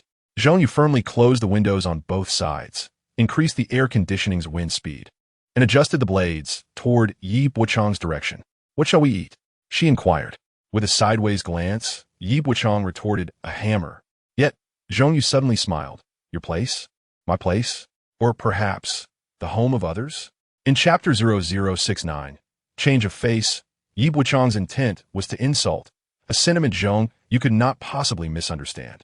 Her audacity was evident. She was relentless in her pursuit. After inquiring whether Yi Bochang preferred to go home or to a hotel, she noticed his silence and smugly smirked. "See, engaging with you is quite simple. Either you leave others alone, or you stubbornly follow along, leaving you with no choice. Regardless, you've long been aware of my misadventures.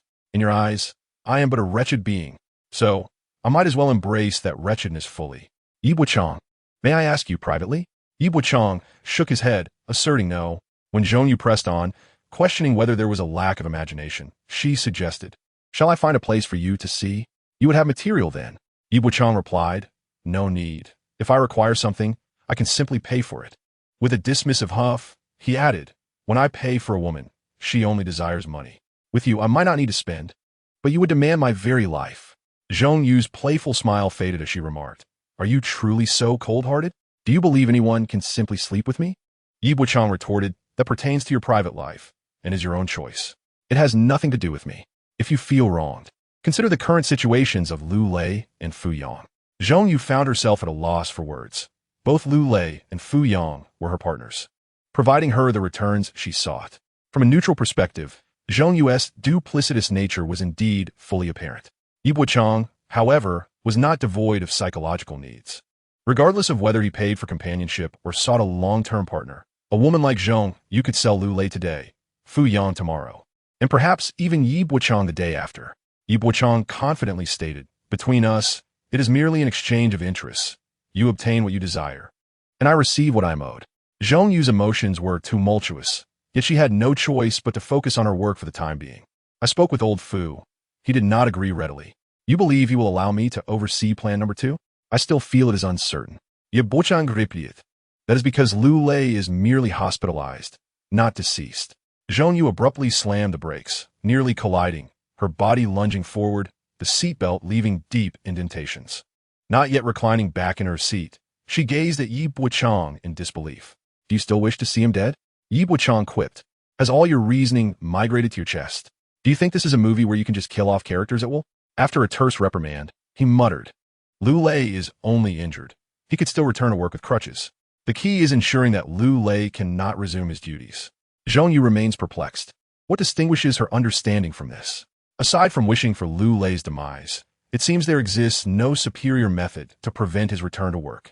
Yi Bochang's phone rang, and in the past, he would unconsciously frown upon seeing Lin Hongtao's name appear. Yet now, the sight of Lin Hongtao's call brings him joy. He is not a masochist. Rather, in the presence of this group of vampires, Yi Bochang feels no pressure, but rather an opportunity to utilize them as mere tools. He answered the call. Hello. Lin Hongtao, seething with rage and grinding his molars, said, Yi Bochang, listen closely.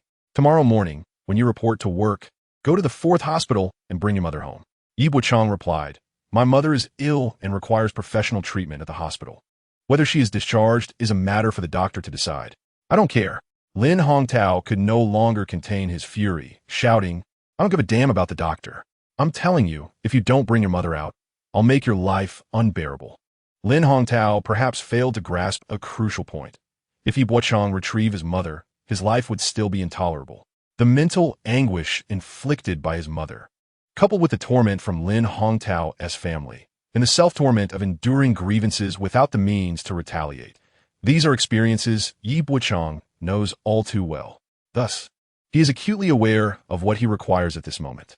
Yi Bochang did not respond kindly to Lin Hongtao, saying, Do you think you are so important that I must obey your every command?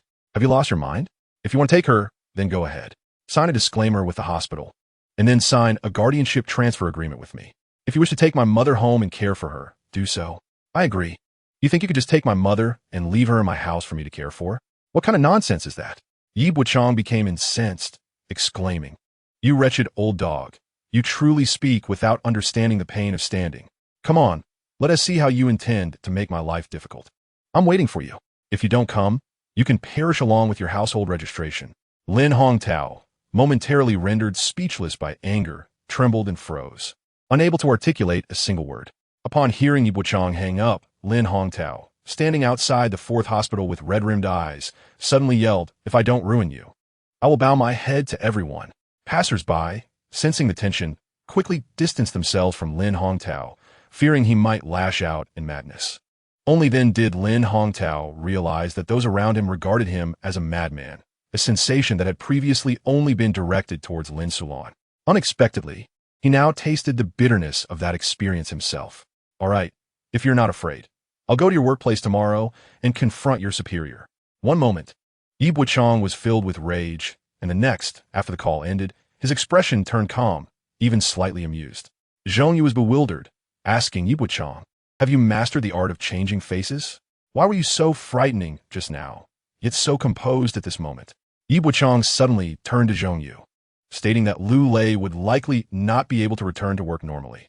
Follow my method, and if anyone causes a scene in the 2nd project department tomorrow, just handle it as I instructed. Chapter 0070. 50,000 yuan. Just borrow it at first. When Zhong Yu heard Yi Bochang's plan, she chuckled, for the image it conjured was indeed amusing. However, as he continued, her laughter faded, for the approach was ruthlessly cunning. Previously, she had never regarded Yi Bochang as fearsome. Yet, after witnessing his recent tactics, Zhong Yu could no longer perceive him as merely a gentlemanly figure.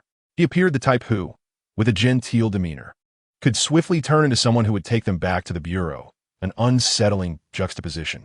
As Zhong Yu drove, she found herself somewhat distracted. According to Yi Bochang's strategy, it was highly probable that Lu Lei would not return anytime soon. This predicament could ensnare him for an extended period. Simultaneously, this signified that Zhong Yu would irreparably sever ties with Lu Lei. After considerable deliberation, she decisively nodded. I will proceed as you suggest. However, I have conditions. Yi Bochang initially pondered her qualifications to set conditions. Yet, recognizing the necessity of collaboration, he deemed it acceptable to concede a little. Speak your mind, he replied. Zhong Yu stated, You must treat me with a modicum of courtesy in the future, even if it is a transaction of interests. it does not preclude the possibility of feelings developing over time. At the next red light, Zhong Yu leaned over the steering wheel as if attempting to smother it, while playfully winking at Yi Bochang. At that moment, Yi Bochang recalled a fitting phrase regarding Zhong Yu. The woman who seeks to gain often feigns romantic naivety, while those who genuinely believe in love often present themselves as seekers of gain. Clearly, Zhong Yu embodied the former. The car arrived at an old, dilapidated residential complex by the south gate. Zhong Yu, curious, inquired, "What brings you here?"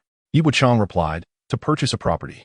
Zhong Yu surveyed the shabby surroundings, feeling reluctant to alight from the vehicle. Nevertheless, she followed Yi Bochang a few steps. "Do you lack a place to stay?"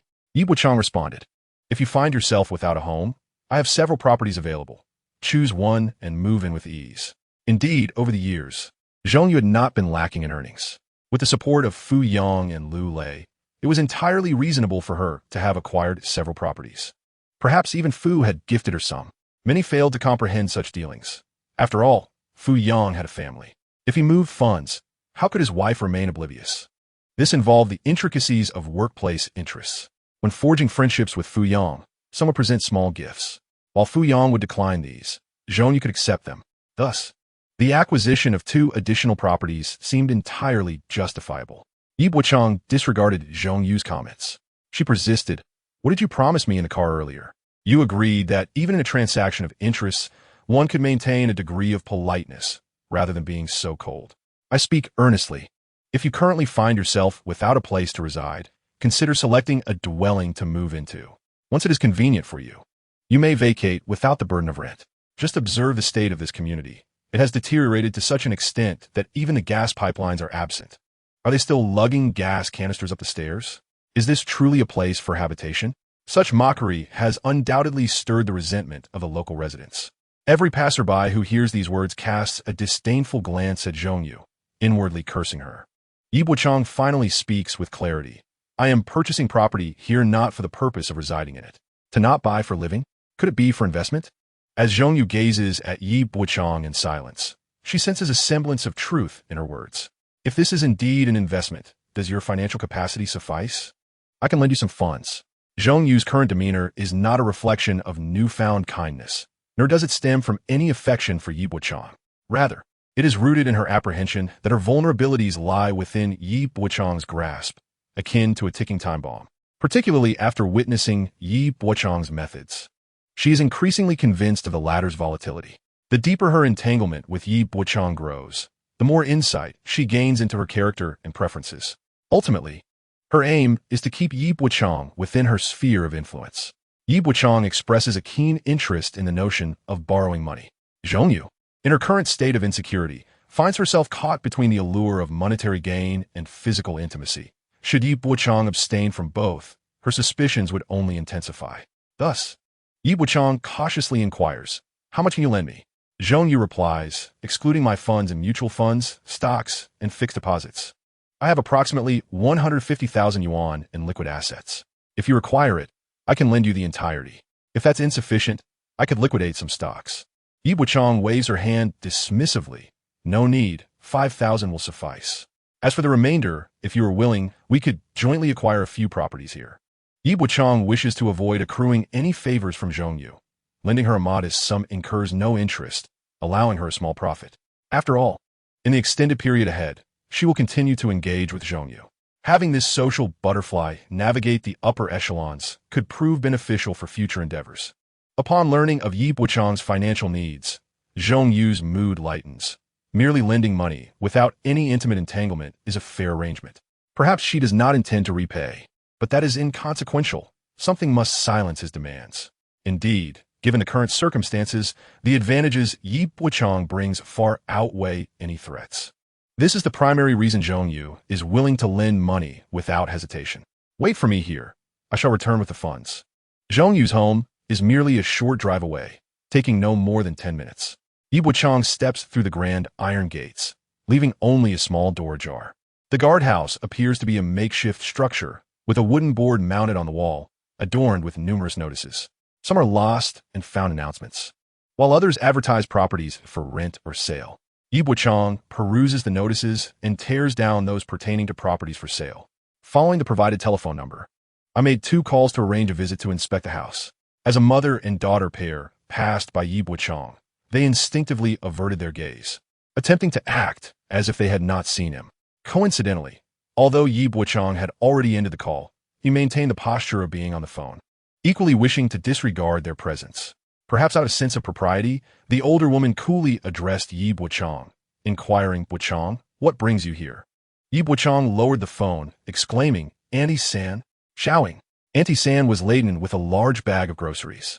Noticing Bochang's gaze fixed upon the bag, Ying hastily urged her mother, "Mom, hurry home to put down the groceries. We still need to go out for dinner. Don't be late." This cousin seemed to assume that Bochang had come merely to mooch a meal or, perhaps, to complicate matters for the family. Chapter 0071. Aren't you supposed to go out for dinner? Auntie San did not hurry away, but instead lingered, conversing with Bochang. "Your father's situation has left us all quite sorrowful. You must remain strong. After all, your poor mother is entangled in it as well. What can you do? Now that your father has passed, we can only speak of him as a good man, albeit indecisive in his actions. He was always hesitant, excelling in trivial matters while muddling through the significant ones. During his marriage, the entire family opposed it, yet he insisted on marrying your mother. We all knew the nature of her family, and he was well aware, yet he acted on impulse, which estranged him from his brothers. Moving forward, you must cultivate your own strength. Sometimes your Uncle San wishes to lend a hand, but you can see our family's predicament. It is not easy for any of us. Well, you attend to your matters. We shall not impose further." Though a multitude of words were exchanged, it felt as though nothing substantial was conveyed. Yet, Bochang could distill it all into one succinct thought. Your father brought this upon himself. He is of no assistance to you, so do not seek us out for trivial matters. They may have misconstrued Bochang's visit as an attempt to see his Uncle San. His father was the second among 3 brothers. On the day of his passing, the eldest and youngest brothers had come to pay their respects, hastily leaving 100 yuan before departing. In truth, Bochang was acutely aware of the finality of such familial loss. The words of comfort offered by others held little weight. It was through these experiences that he realized, when troubles beset you, no one but yourself can confront them. Bochang nodded at Auntie San, shouting, "Please go ahead." In truth, Auntie San had longed to leave, using conversation to deter Bochang, as she feared he might ask for financial assistance or seek out his Uncle San. They would not assist, even if they had the means, merely viewing Bochang as a burden.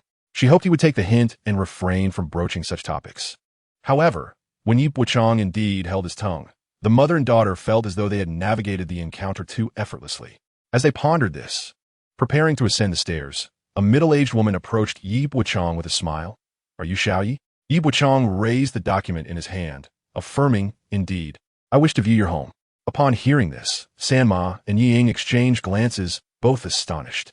Could it be that Lin Bochang intends to purchase a house in this area? Sanma promptly greeted the middle-aged woman. "Li Jia, are you selling your house?" The woman waved her hand dismissively. No, I merely have someone here to take a look to see if it suits them." Sanma's expression turned complex as she glanced at Bochang. Why would he want to buy a house here? Did he not already possess properties? One in the railway bureau and another in municipal officials' residential area. Were 2 houses insufficient for him? However, upon further reflection, it dawned on her that, given Bochang's rather timid nature, he was unlikely to maintain ownership of those properties. His mother's family was notoriously shameless. The house in the railway bureau had been taken over by Bochang's uncle a decade prior. Now that his father had passed, the property in the officials' area was a coveted school district house, with his uncle's nephew set to enter primary school in 2 years. It was likely they had already set their sights on it. Could Bochang really secure his holdings? Sanma and Sanba had privately discussed this issue. They would undoubtedly argue over the property. It seemed clear that the house had already been claimed. Bochang had only come to look at houses today, and perhaps this area's prices were the only ones within his consideration. Lining, who had been insisting on leaving earlier, tugged at her mother's hand, squeezing it tightly, and shot her mother a significant glance. Though not a word was spoken, her eyes conveyed a clear message. Aren't we also hoping to sell our house? We only need a little over 20,000 more to afford a new one. Why not approach him about it? If such an opportunity exists, why should we sell it cheap to outsiders and not to our own? Lining had long grown weary of living in this dilapidated community. The security guard, An elderly man in his 60s never bothered to check who was coming in or out. He merely sat there, locking the small gate after 10:30 at night. If someone returned late, they would rattle the gate, and he would impatiently shout, "Who is it coming back so late?" When a coin was offered, he would cease his complaints, unlock the door, and mutter, "Come back earlier next time." The community lacked streetlights, and during winter mornings, Lin Ying had often hesitated to descend the stairs, caught between the fear of ghosts and the dread of unsavory individuals. Her room could not accommodate an air conditioner due to peculiar circumstances. In the summer, she would squeeze into her parents' room to enjoy the cool air, but if a cockroach crawled over her forehead, she would rather endure the heat than sleep on the floor. How could a delicate princess like her continue to reside in such a run-down neighborhood? Her parents had recently set their sights on several properties, but were still short on funds. Now, with an opportunity before them, selling their old house would mean they could move immediately. Bochang was a relative. Selling the house to him should be easier, right? Just as this mother-daughter duo hesitated, another homeowner descended and approached Bochang. The owner with the surname Li felt somewhat displeased at that moment. "Xiao Yi, are you still considering other houses?" Bochang often remarked that purchasing a home is not akin to buying groceries. One must compare options before making a decision. The others concurred with this sentiment. In haste, two owners urged Bochang to visit their respective properties. Sanma was pondering how to broach the subject with Bochang. Having just told him not to seek them out for trivial matters, now she wished to sell him a house to liquidate assets. She felt a sense of reluctance to speak up. At that moment, Zhongyu entered through the large iron gate, carrying a bag, and approached Bochang, revealing 5 stacks of cash within. Zhongyu inquired, "Shall I give it to you now?" Bochang shook his head, suggesting they discuss it in the car later, as he wished to first inspect the house. Zhongyu offered, "I will accompany you." This caused Sanma to crumble under pressure. The beautiful woman beside Bochang must be his girlfriend, and they likely intended to marry, hence their house hunting. If this opportunity slipped away, it would be irrevocably lost. Suddenly, Sanma called out, "Bochang, you go ahead to view the house. I will return home to prepare dinner. You can join us afterward." The other two owners remained oblivious to the relationship between Bochang and Meng Ru. Bochang, however, remarked, "Sanma, weren't you all planning to go out for a meal?" Meng Ru and Ying felt a pang of embarrassment. Chapter 72. Two Extremes. What is the essence of social etiquette? It is the understanding of certain matters that remain unspoken. However, not expressing such insights can be detrimental to oneself. Those adept in social nuances often find themselves at odds with their own feelings. Just moments ago, Meng Ru and Ying viewed Bochang as an unwelcome burden they wished to dismiss, yet in an instant, he transformed into a coveted guest they longed to invite, but could not. The embarrassment of the two women was minor, yet the typically accommodating Bochang, who never turned anyone away, had now done so with remarkable decisiveness.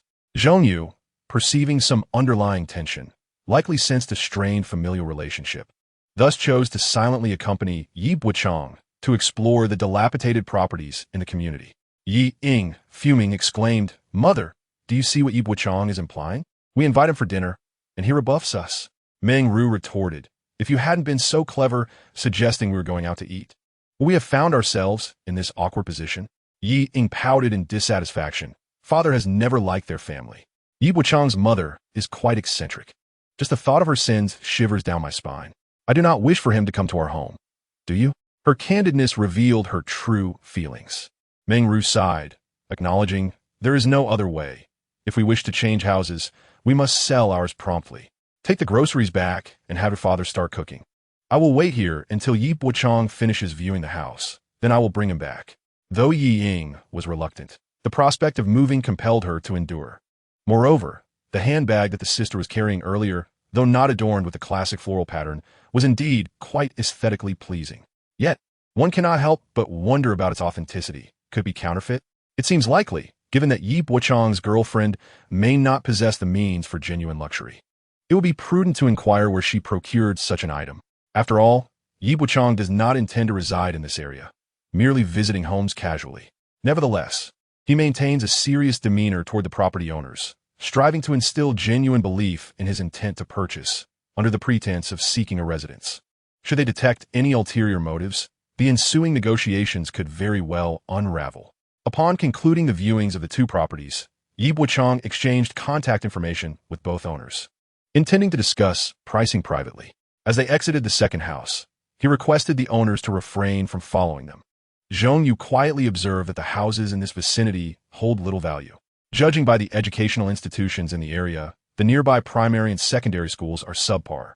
While the convenience of grocery shopping is acknowledged, she dismissively remarked on the locale, choosing not to elaborate further.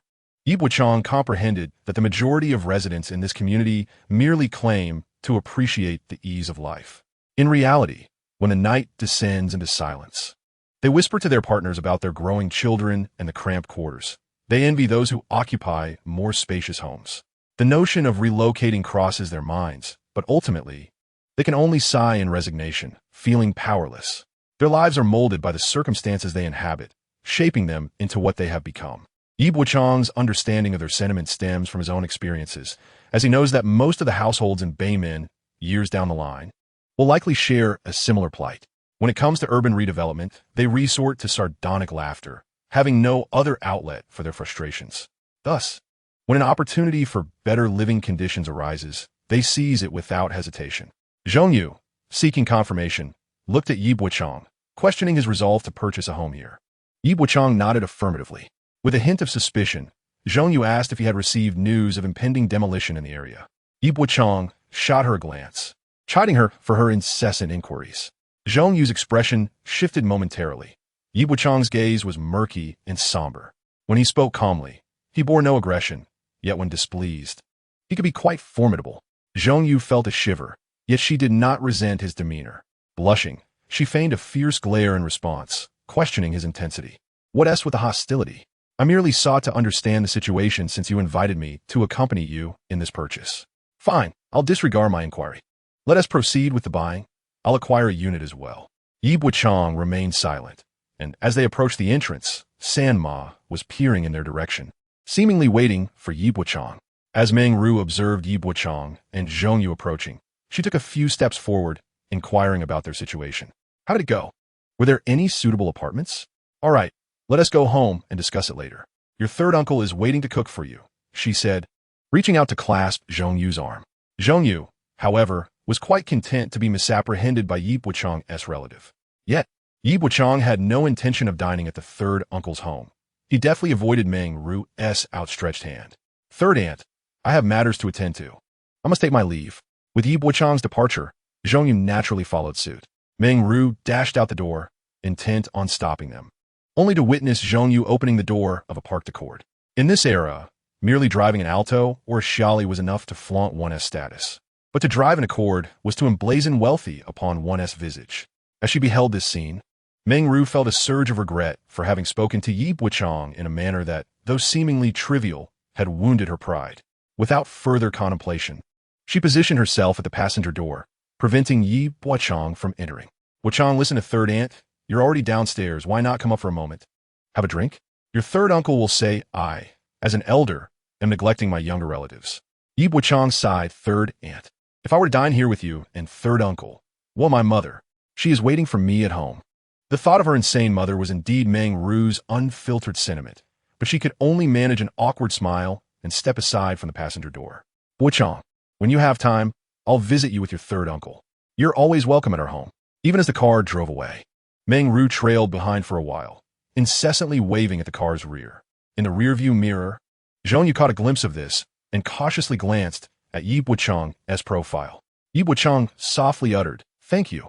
This elicited a complex swirl of emotions within Zhong Yu. She found something captivating in Bochang's cold, fierce demeanor. Conversely, his calmer, gentler side exuded a different charm. These two extremes left Zhong Yu's feelings somewhat tumultuous. Chapter 0073. Bowing for the sake of money, momentarily taken aback by the gratitude expressed, Zhong Yu nervously glanced around, inquiring, "What is the thanks for? Was it for the 50,000?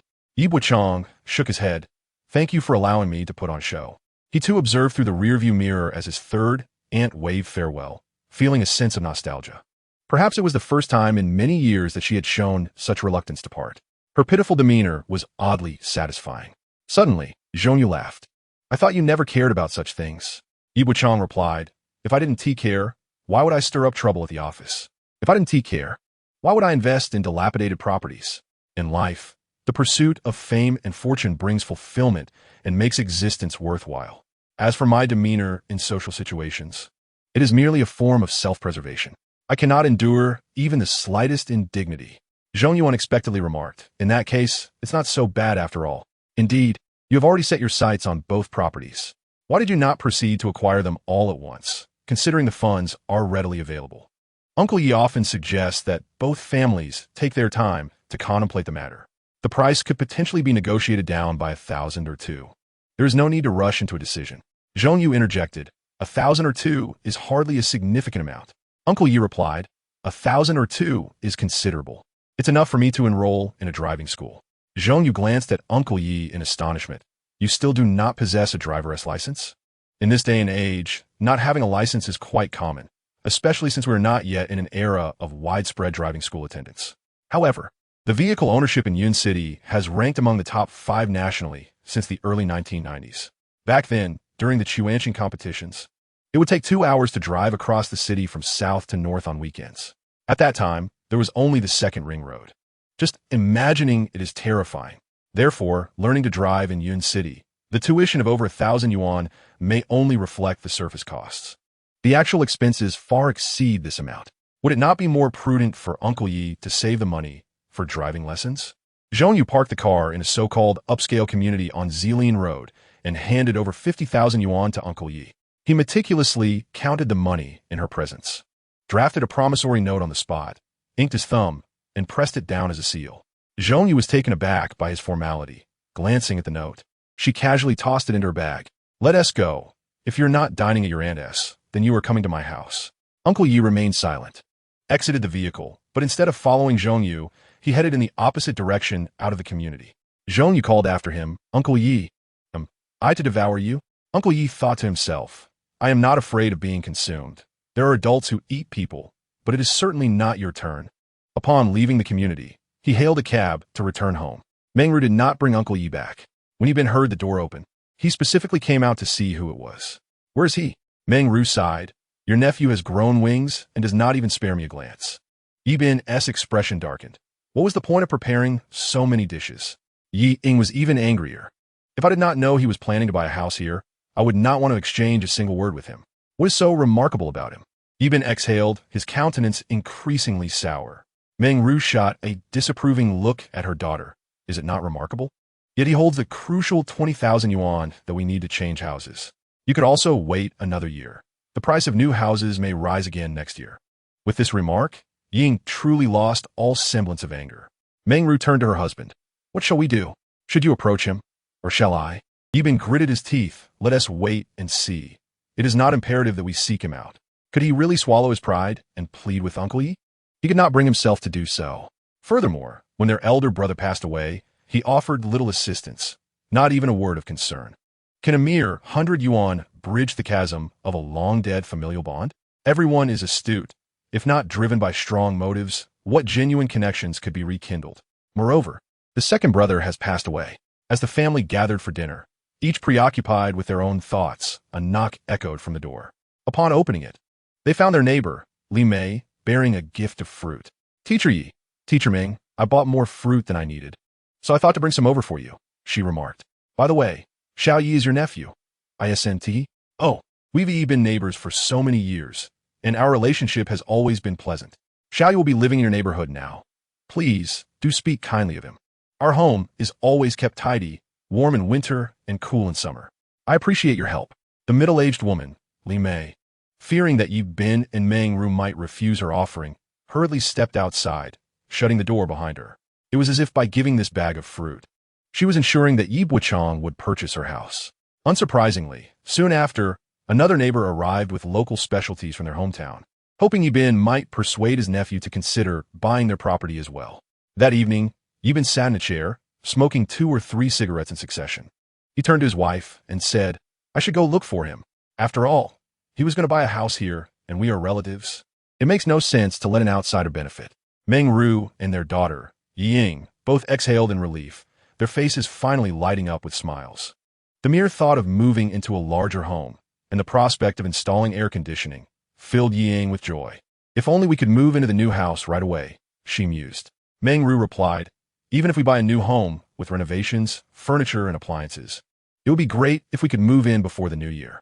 Nonetheless, the plans for moving forward had accelerated significantly compared to before. Yet, the thought of approaching Yi Bochang still stirred discomfort in Yi Bin's heart. It felt burdensome to lower oneself before an uncle. In truth, there was no need for such humility. If he approached Yi Bochang, he would undoubtedly purchase their house. After all, who would turn down extra money? Yi Bochang held no grudges against the elder and the third uncle. However, after Yi Ping married Lin Sulan, the couple had largely severed ties with his two brothers. They believed Yi Ping had married a woman with mental issues, thus tarnishing their family name. Despite this, Yi Ping still made time to visit his older and younger brothers when he could, amidst his responsibilities of caring for his wife and working. When the elder and the third uncle encountered Yi Bochang, they would preach at him. Everyone understood that their sermons were not only devoid of substance, but also carried a condescending tone that left one feeling uncomfortable. Ultimately, it was a matter of looking down on Yi Bochang and his family. Yet now, for the sake of 30 or 40,000 yuan, the third uncle would likely abandon his lofty demeanor. His gaze would surely become more perceptive. The next day, as Yi Bochang prepared for work, he wondered if his phone was broken, having received no calls. Yi Bin hadn't called, and neither had Lin Hongtao, which was quite unusual. However, upon arriving at the entrance of his workplace and seeing Lin Hongtao's expression, a mix of anger and triumph, Yi Bochang thought to himself, if you hadn't come, you wouldn't be the Lin Hongtao I know. Chapter 74. Killing two birds with one stone and 3 wins. Lin Hongtao was indeed the type who would stop at nothing to achieve his goals. In this regard, the 3 siblings of the Lin family indeed bear a striking resemblance. In the past, whenever Yi Bochang encountered such situations, he could only acquiesce, feeling helpless and resigned. It is not that there were no solutions. Rather, those solutions existed only within the realm of his comprehension, deemed unlikely to materialize. After all, they were relatives. How could one sever ties with family? However, now, those who irked him were not his kin. Yi Bochang strode directly towards the entrance of his workplace, where Lin Hongtao awaited, cigarette in hand. As Yi Bochang walked past him without so much as a glance, Lin Hongtao pondered that, regardless of the circumstances, he was still the elder uncle. Surely, Yi Bochang would acknowledge him, wouldn't he? Yet, Yi Bochang continued on his way, treating him as if he were invisible. Lin Hongtao, in that moment, grew incensed. How could his sister bear such an ungrateful son? Upon uttering this thought aloud, all the employees and officials from various departments on their way to work turned their attention towards Yi Bochang. Even the security guard at the entrance leaned against the wall, intrigued by the unfolding drama. Previously, when Yi Bochang heard such remarks, he would merely lower his head, silently absorbing the negativity while striving to prove that he was not ungrateful. But now he looked at Lin Hongtao and shouted, "Your mother never anticipated you would become such a laughingstock." Lin Hongtao's expression froze in disbelief as laughter erupted around him, scornful glances directed his way. Enraged, Lin Hongtao raised his hand, ready to strike Yi Bochang. Yet, Yi Bochang leaned closer, inviting, "Go ahead, strike me. Call security." Lin Hongtao was taken aback. How had Yi Bochang transformed into this audacious figure? Where had the once meek and easily bullied Yi Bochang gone, engaging in personal attacks while expecting him to vindicate himself? Those who seek to justify themselves are foolish. If you wrong me, why should I provide evidence to affirm my innocence? If you dare accuse me of having foul feet, I shall retort that your mother suffers from a disease. You handle your matters, and I shall handle mine. That is only fair. Observing Lin Hongtao's flushed face, Yi Bochang found the situation ludicrous. Lin Hongtao, consumed by his emotional outburst, shouted, "You son of a dog, are you abandoning your mother in a mental institution?" Yi Bochang replied, "Shouldn't I be grateful to you? You informed Dai Qian's family about my mother's condition before she even had a chance to understand my family situation. Now, everyone at the Design Institute knows my mother is mentally ill. So tell me, is there any hope for her recovery?" Lin Hongtao soon realized that the employees surrounding them did not seem the least bit curious about Yi Bochang's mother being labeled insane. Instead, they regarded him with the same look one would give a fool. Originally, Lin Hongtao had come to expose Yi Bochang's character, but it seemed he had unwittingly revealed his own shortcomings. At that moment, Lin Hongtao recognized that continuing this confrontation with Yi Bochang would yield no results. He gestured dismissively at Yi Bochang, stating, "I will not engage with you further." I shall report this to your superior. If your superior fails to provide me with an explanation and does not restore justice for my sister, I shall create a considerable disturbance at your design institute." Yi Bochang nodded, stating that while one may create a ruckus, it must not disrupt the normal operations of the institute or damage its property. Should any economic losses amount to 5,000 yuan, the consequences would be less than 3 years. If it reaches 10,000 yuan, the repercussions could extend beyond 5 years.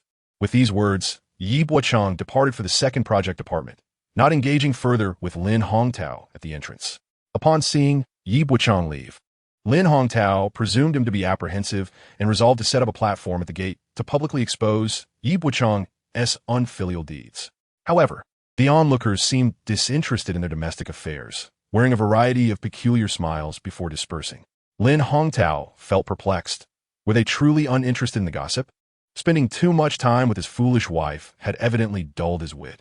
If one were to utter a word about Yi Bochang's lack of filial piety at the market, a crowd of aunties would swarm, demanding to know who Yi Bochang was.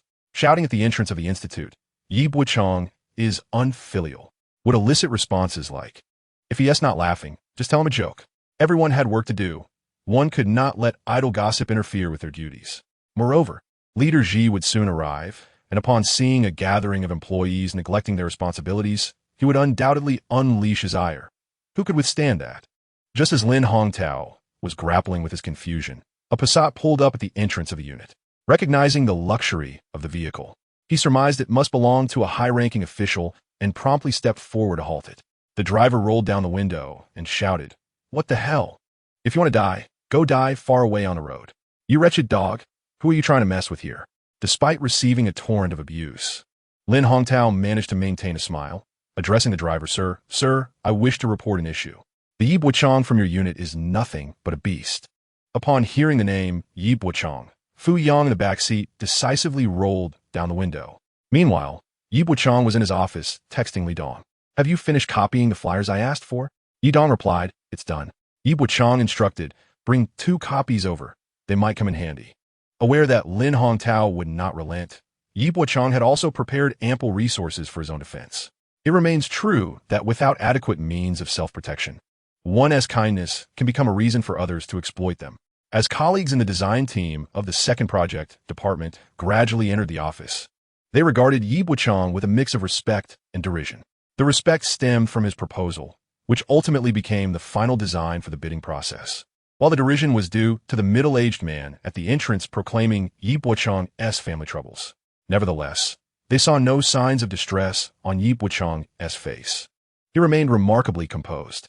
Yuan Lai remarked, "Your uncle has stopped the director's car to lodge a complaint against you." To which Yuan Lai added, "Shouldn't you intervene?" Feng Wangbei responded, "He hasn't affected me, so why should I concern myself with him?"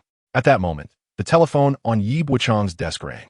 Upon answering, he heard Liao Jiqiang's voice on the line, stating that the dean was calling to address an issue concerning Ye's family. "How do you propose we handle this matter?" Yi Bochang inquired. "Secretary, this is an affair of our second project department. There is no reason for the institute to intervene," he asserted. Liao Jiqiang asked, "Can it be resolved satisfactorily?"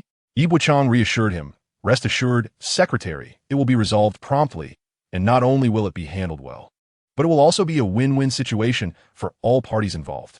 Chapter 0075. Merely utilizing each other individuals like Lin Hongtao, who caused disturbances, pose no substantial threat to the Design Institute. However, they do create a negative impression. Yet how does this adverse effect concern Fu Yang? He will merely feel disgusted. This incident directly involves Yi Bochang, providing Fu Yang with a perfect opportunity to deal with him. The second proposal has passed the Institute's review meeting, and although Yi Bochang's character is questionable, it must not hinder the bidding process. Therefore, Fu Yang has a justifiable reason to delegate this project to someone else for management. This individual could be either Lu Lei or Zhong Yu, but presently, Fu Yang favors Lu Lei. Consequently, Fu Yang called Liao Jiqiang, stating, "Secretary, Yi Bochang's relatives have caused a ruckus at the office. Please handle it." The message was simple, yet laden with significance. The situation has impacted the Institute, granting them a valid reason to remove Yi Bochang from his position. Liao Jiqiang contacted Yi Bochang to see if he could extricate himself from his predicament. Otherwise, the next step would likely result in the Institute placing Yi Bochang on leave causing him to miss a crucial opportunity. Unbeknownst to Lin Hongtao, Yi Bochang had been anticipating his arrival. Without him, subsequent actions would indeed become problematic. Yesterday, Dai Qian re-added Yi Bochang as a friend, but he declined her request. Upon returning home, she recounted this incident to her family. Their response was one of caution, suggesting that it was premature to sever ties with Yi Bochang given his current display of potential. They believed it wise to observe further, as his evident capabilities and knack for seizing opportunities indicated a high likelihood of advancement within the organization, especially since he had successfully overturned a previously predetermined project. It implied that he had support behind him. In such circumstances, should Yi Bochang successfully manage one or two projects, he would undoubtedly ascend in rank. Although her uncle may not approve, Dai Qian's parents still hoped she would take the initiative to reconcile with Yi Bochang. Throughout the night, Dai Qian struggled to find rest. Contemplating how to approach him, Yi Bochang should have been languishing in obscurity. Why was he excelling so remarkably? Her resentment was palpable. The thought of facing Yi Bochang's icy demeanor at work the following day filled her with conflicting emotions. She yearned for his gentleness, yet wished for his demise. This turmoil left her utterly disoriented. Fortunately, upon arriving at the office, she learned that Yi Bochang's maternal uncle had caused a scene, reportedly due to Yi having admitted his mother to a psychiatric hospital. Daisy was suddenly filled with excitement as she made her way to Huang Changxuan's office, only to find that he had not yet arrived for work. She could hardly contain her eagerness to call Huang and inform him that with the recent uproar, Yi Bochang would no longer have control over the new proposal for the second project department. Wei Yuping, also from the second project department, harbored similar sentiments. He had avoided looking at Yi Bochang when leaving work the previous day. However, this morning, he found himself peering over the cubicle divider with a smug glint in his eyes, relishing the thought that the moral degradation of that scoundrel ought to lead to his suspension and a period of introspection. Wei Yuping casually sent a message to Liu Lei. Manager Liu, Yi Bochang's uncle has caused quite the scene at the office. It seems he can no longer be responsible for proposal number 2. After sending the message, he continued to hear Lin Hongtao's incessant shouts echoing down the corridor. You have no idea what kind of person Yi Bochang is. He has driven his grandparents to the hospital, showing no concern whatsoever. He expelled his uncle from their home, rendering him unable to return. When his father passed away, he neglected to hold a wake, opting instead for a hurried cremation and burial within 3 days. Come now, let us be fair. How could such a person be called a man? Surely, he is a disgrace. Well, all those incidents are in the past. We need not dwell on them. But let me tell you, he is mentally unstable, as you all know. Instead of caring for his mother, he sent her directly to a psychiatric facility. What kind of behavior is that? He is nothing but a disloyal and unfilial beast. How can your organization even employ such a person? Initially, everyone was eager to hear the scandal surrounding Yi Bochang. Yet as the tales unfolded, some found themselves feeling a twinge of sympathy for him. Despite his many transgressions, it was hard to see him as anything but a responsible individual, and in truth, he appeared somewhat pitiable. However, this sympathy was only born from Lin Hongtao's sensational revelations. More often than not, these personal matters of Yi Bochang would become weapons in the hands of others, meant to inflict harm upon him. Of course, the effectiveness of such weapons would depend on whether Yi Bochang still cared. Does he still care? The door to Zhong Yu's office was ajar, allowing Lin Hongtao's voice to spill out into the hallway. She sat before her computer, engaged in a conversation with Yi Bochang. Shall I send him over now? She inquired. You still need to oversee proposal number 2. Do not entangle yourself in this mess, he replied. Yi Bochang, are you actually concerned about me? She teased. It's merely mutual benefit. I require your oversight for proposal number 2. If you aspire to ascend to greater heights and achieve success, you must obey. I will heed your every word. I promise to listen to you, she responded. Zhong Yu's message was laced with a provocative undertone, and one could easily envision her, clad in alluring lingerie, uttering those words to Yi Bochang. It was utterly enticing, nearly impossible to resist. After venting his frustrations in Zhong Yu's office for quite some time, Lin Hongtao became exasperated upon noticing her lack of reaction and slammed his hand on the desk. Are you even listening to what I'm saying? Zhong Yu's expression darkened. Am I not showing you enough respect? You dare to pound the table in my presence? I shall summon the security guard to provide you with 2 batons, and you will then comprehend the situation. You are to address the issues at hand. How they are resolved is the responsibility of the organization. Do you believe you have the authority to demand the dismissal of our employees? Such arrogance is laughable. Lin Hongtao was once again subjected to a tirade of insults. In the past, when issues arose, creating a disturbance at the workplace, particularly at the Railway Bureau, proved to be quite effective. Why then? Do these institutions show no fear of confrontations now? Lin Hongtao's voice grew muted as he implored, "Leader, I merely wish to ask if you could facilitate Yi Bochang in bringing his mother home from the hospital. She is my sister. If he shows no concern for his mother, I still care deeply for my sister. You care?" Zhong Yu chuckled derisively, "Though I may be frivolous. I have not sunk to your depths of depravity." Even Zhong Yu, usually patient, could no longer tolerate such a wretched individual and lowered her voice, stating, "If you seek assistance, it is futile to approach me. You must consult our manager Lu at the hospital." Lu Lei was in high spirits, engrossed in a text message from Wei Yuping. Chapter 0076, Killing with a Borrowed Knife. When a woman entered the hospital room, Lu Lei was beaming with delight. The chair beside the bed was unyielding, and she adjusted her skirt before sitting sideways, leaning against the backrest and crossing her legs while casting a glance at Lu Lei. "Are you flirting with some young lady again?" Smiling so broadly. Lu Lei's grin remained intact. "You need not feign sarcasm. Are you pleased that my leg is broken?" Jing Shan's cascading waves of hair, freshly permed and dyed a vibrant hue, framed her face. The unfamiliar shade of red accentuated her smooth, radiant skin, indicating that she had been enjoying life lately. Since her thoughts had drifted away from Lu Lei and her family, life had become remarkably carefree and unburdened. Each visit to see the injured Lu Lei only brightened her spirits further, making her afternoon spent drinking tea and shopping all the more delightful. Noticing Jing Shan's lack of anger or discontent in her resplendent appearance, Lu Lei found himself feeling discontented instead. "You must wish for my suffering, even my demise," he declared. "Let me assure you, if you desire to see me in pain, I shall never succumb to it in this lifetime. If you're unable to tolerate it, leave with nothing. You will never touch my wealth. If you seek to torment me, you are unworthy." Just as the words left his lips, a man and a woman, both appearing middle-aged, entered the room. Moments before, they had approached, hunched over, inquiring, "Is Manager Lu Lei residing in this ward?" Lu Lei assumed they were merely contractors seeking to curry favor. He put on an air of superiority and replied, "That would be me." Lin Hongtao straightened up and shouted to Lu Lei, "Manager Lu, you must advocate for our family. That Yi Bochang is utterly despicable. He is truly a bully.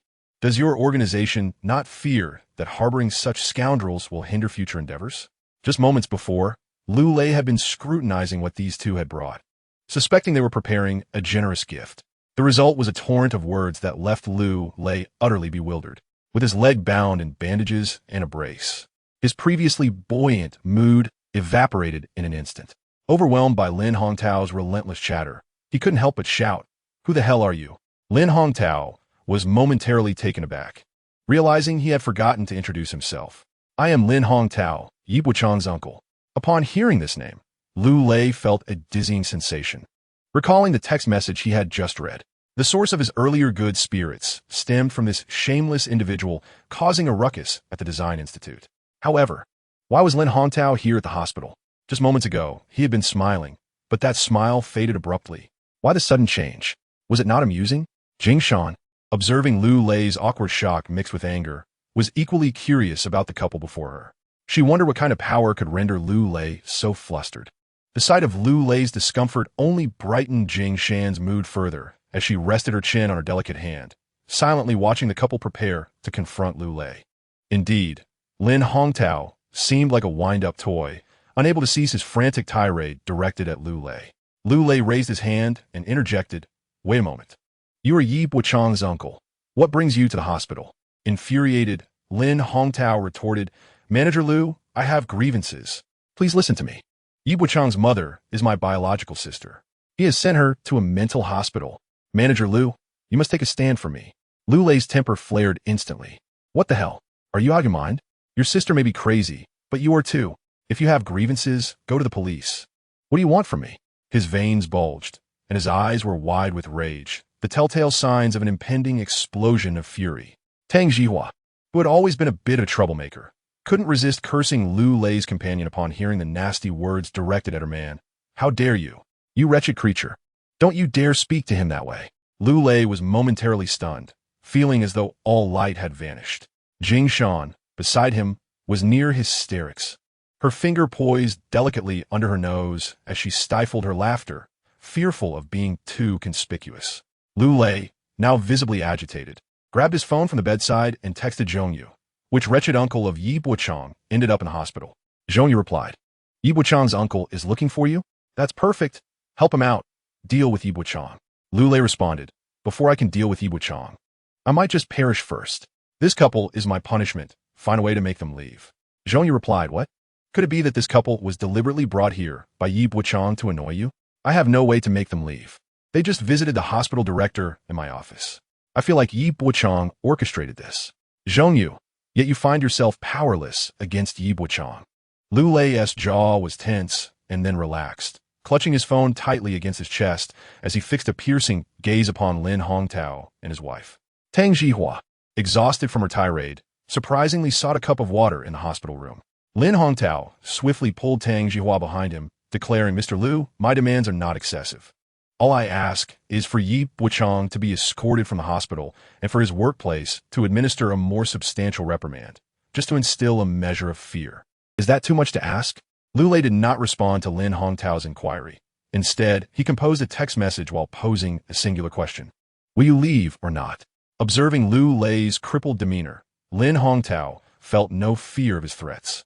They had grown accustomed to behaving like ruffians in Taiban City, resorting to disturbances at the homes of their superiors whenever faced with dissatisfaction, believing all leaders to be alike. However, he may not have realized that certain company executives, particularly those in construction or earth transportation, were not to be trifled with. While entities like commerce, taxation, and fire safety might lack leverage against an individual, the aforementioned sectors were notoriously corrupt in recent years. If Lu Lei could not handle Yi Bochang, how could he contend with you, Lin Hongtao? Mr. Lu, come to the hospital and identify yourself.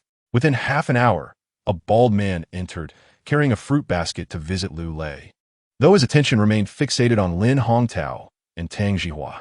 At that moment, Li Dong was stationed at the hospital entrance, lying in wait. Chapter 0077. A leverage of entry. The bald man greeted Jing Shan, sister-in-law. Good to see you. Jing Shan smiled and nodded in acknowledgement, intrigued by his arrival. Lu Lei had summoned him, seemingly incited by the couple's provocations. After a brief exchange between the bald man and Lu Lei, several unfamiliar faces appeared at the door, glancing into the room as they passed. At that moment, Jing Shan sensed impending trouble. Yet, it was not her concern. She remained merely an observer. Lin Hongtao and his wife were oblivious to Lu Lei's background and the events that would soon unfold. They lingered in the infirmary. At noon, a nurse brought lunch for Lu Lei, wheeling it into the room as she adjusted his bed and positioned a board on the side rails. Tang Jihua presumptuously inquired of the nurse, what about our meal? The nurse was momentarily taken aback, at a loss for words to describe this woman, unsure of how to reprimand her. For someone like her, no words could pierce her thick skin. As soon as the nurse set the food on the table, Tang Jihua lunged for it. There was no way the nurse could allow this couple to eat the meal she had just procured. What are you doing? If you want to eat, go buy your own. Why resort to theft? Tang Jihua retorted. What do you mean theft? We're here to address an issue. If your unit managed its personnel properly, we wouldn't have to come to you. This meal is your responsibility. Tang Jihua engaged the female nurse in a tug-of-war, during which a container of food spilled across the bed, oil and broth included.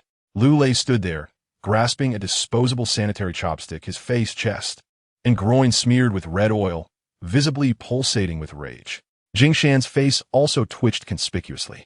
Lu Lei, suppressing his fury, instructed the caregiver to summon the security guard. Jing Shan had initially planned to indulge in shopping and tea with friends that day. However, the unfolding drama in the hospital piqued her interest, and she found herself disinclined to leave.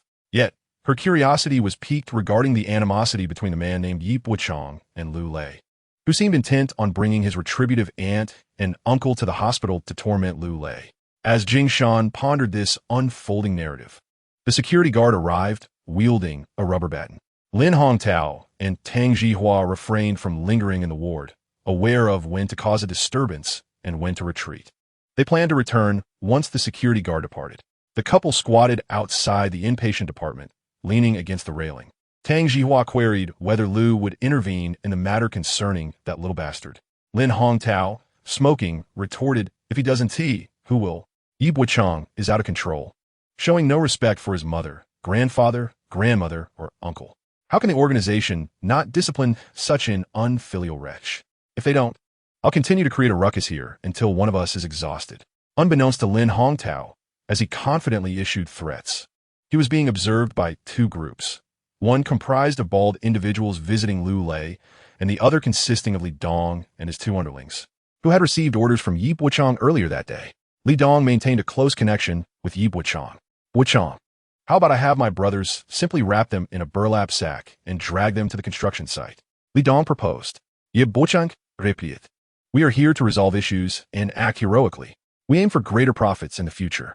It's best to avoid getting our hands dirty now, or you'll find it impossible to clean up later. Li Dong countered, it's mainly Lin Hongtao. That dog is infuriating. Yi Bochang remarked.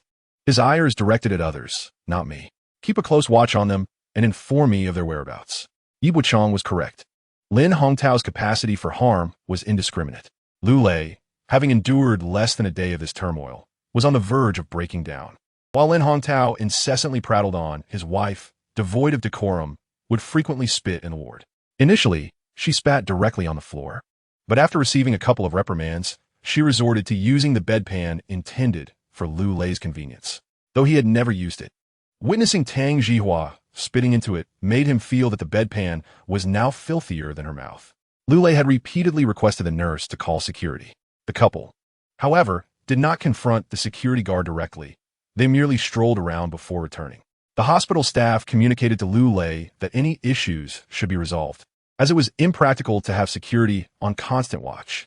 Continuing in this manner would disrupt the normal order of the ward's management.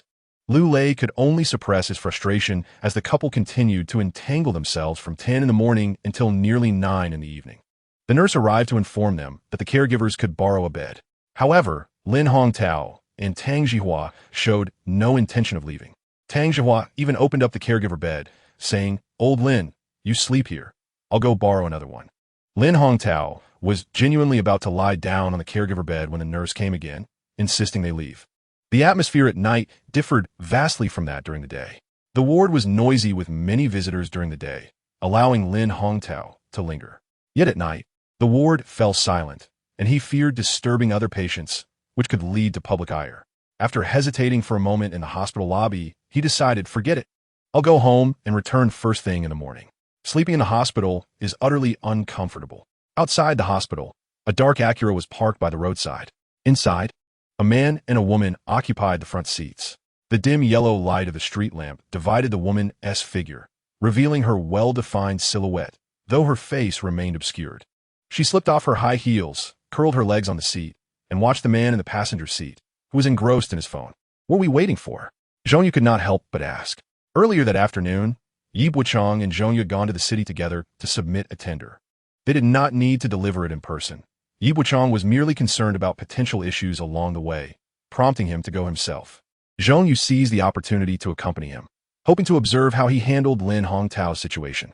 Having waited outside the hospital until now, she was growing weary. When she had inquired earlier about what they were waiting for, Yi Bochang had replied, waiting for the final opportunity to secure your entry into the hospital. Zhongyu remained puzzled as to how introducing her uncle to Lu Lei's hospital room would enable her to gain access. It seemed to her that these were two unrelated matters. After a while, with fatigue settling in, she wrapped her arms around her legs, releasing them carefully to stretch out her feet onto the passenger seat, resting them on Yi Bochang's legs. I'm just stretching my legs. I hope you don't mind. She said softly, her left foot crossing over her right, swaying between his thighs and calves. This was rather mischievous. Chapter 0078. Is there any law left? Zhongyu felt a sense of exhilaration. At least in her dealings with Yi Bochang, she had found a measure of agency. Recently, whether at work or in the hotel room, she had not noticed any glaring vulnerabilities in him. Yet at this moment, nestled in the dimly lit car, the thrill of their clandestine interaction had a palpable effect. Perhaps Yi Bochang enjoyed these special moments in unique locations, like a car. Or perhaps he appreciated nurturing their connection. Reflecting on it, Zhongyu realized she had done quite a bit for Yi Bochang in recent days. She had provided false testimony for him, slapped Dai Shi on his behalf, and maneuvered situations to undermine Lu Lei and Fu Yang, even lending him money. She wondered if these actions constituted her silent contributions.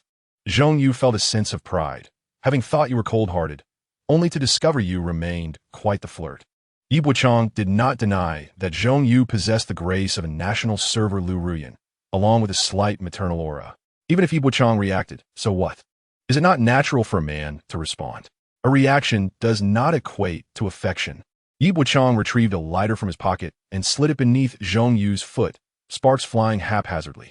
When Zhong Yu let out a light gasp from the ticklish sensation, she quickly withdrew her legs and shouted at Yi Bochang, "Are you out of your mind?" Yi Bochang's phone vibrated, and while glancing at the message, he remarked, "If you extend your foot again, I shall singe your leg hair." Zhong Yu was both anxious and irate. The fleeting pleasure she had just experienced vanished entirely. After mentally cursing Yi Bochang a few times, she stubbornly thought, "I'm neither beautiful nor sexy, yet I remain passive. I am practically on the verge of straddling him." This ignited her competitive spirit. "I shall prove that I can win you over." A message from Li Dong appeared on her phone. "They've come out. Ye Bochang instructed. Start the engine." Upon hearing his icy voice, Zhong Yu ceased to dwell on her earlier failed flirtation, donned her high heels, and started the car. Yi Bochang cautioned, "Do not turn on the headlights." Outside, Lin Hongtao and Tang Zhihua had just exited the hospital, intending to turn right at the upcoming intersection to catch the bus. Unbeknownst to them, a Honda Accord was trailing them from 50 meters behind, nor were they aware that someone had taken a detour to block their path ahead. As they walked, Tang Zhihua berated, "Your nephew is an utter beast. He has taken all the money. After all our hard work, we haven't received a single penny. And why must that house be transferred to his mother?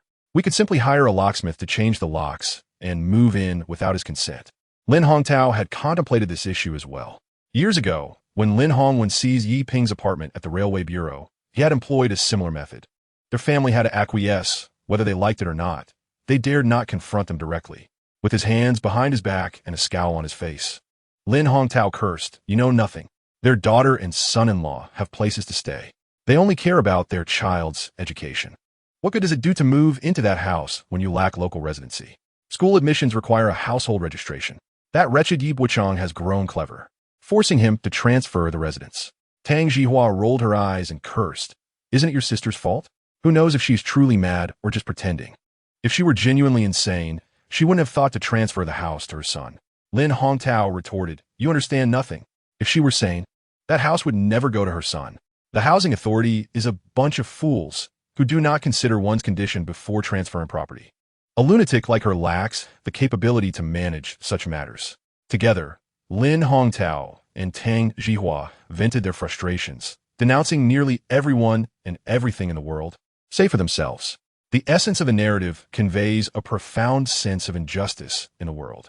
Lin Hongtao let out a deep sigh, realizing that the current predicament left him with no alternative but to take action against Lu Lei.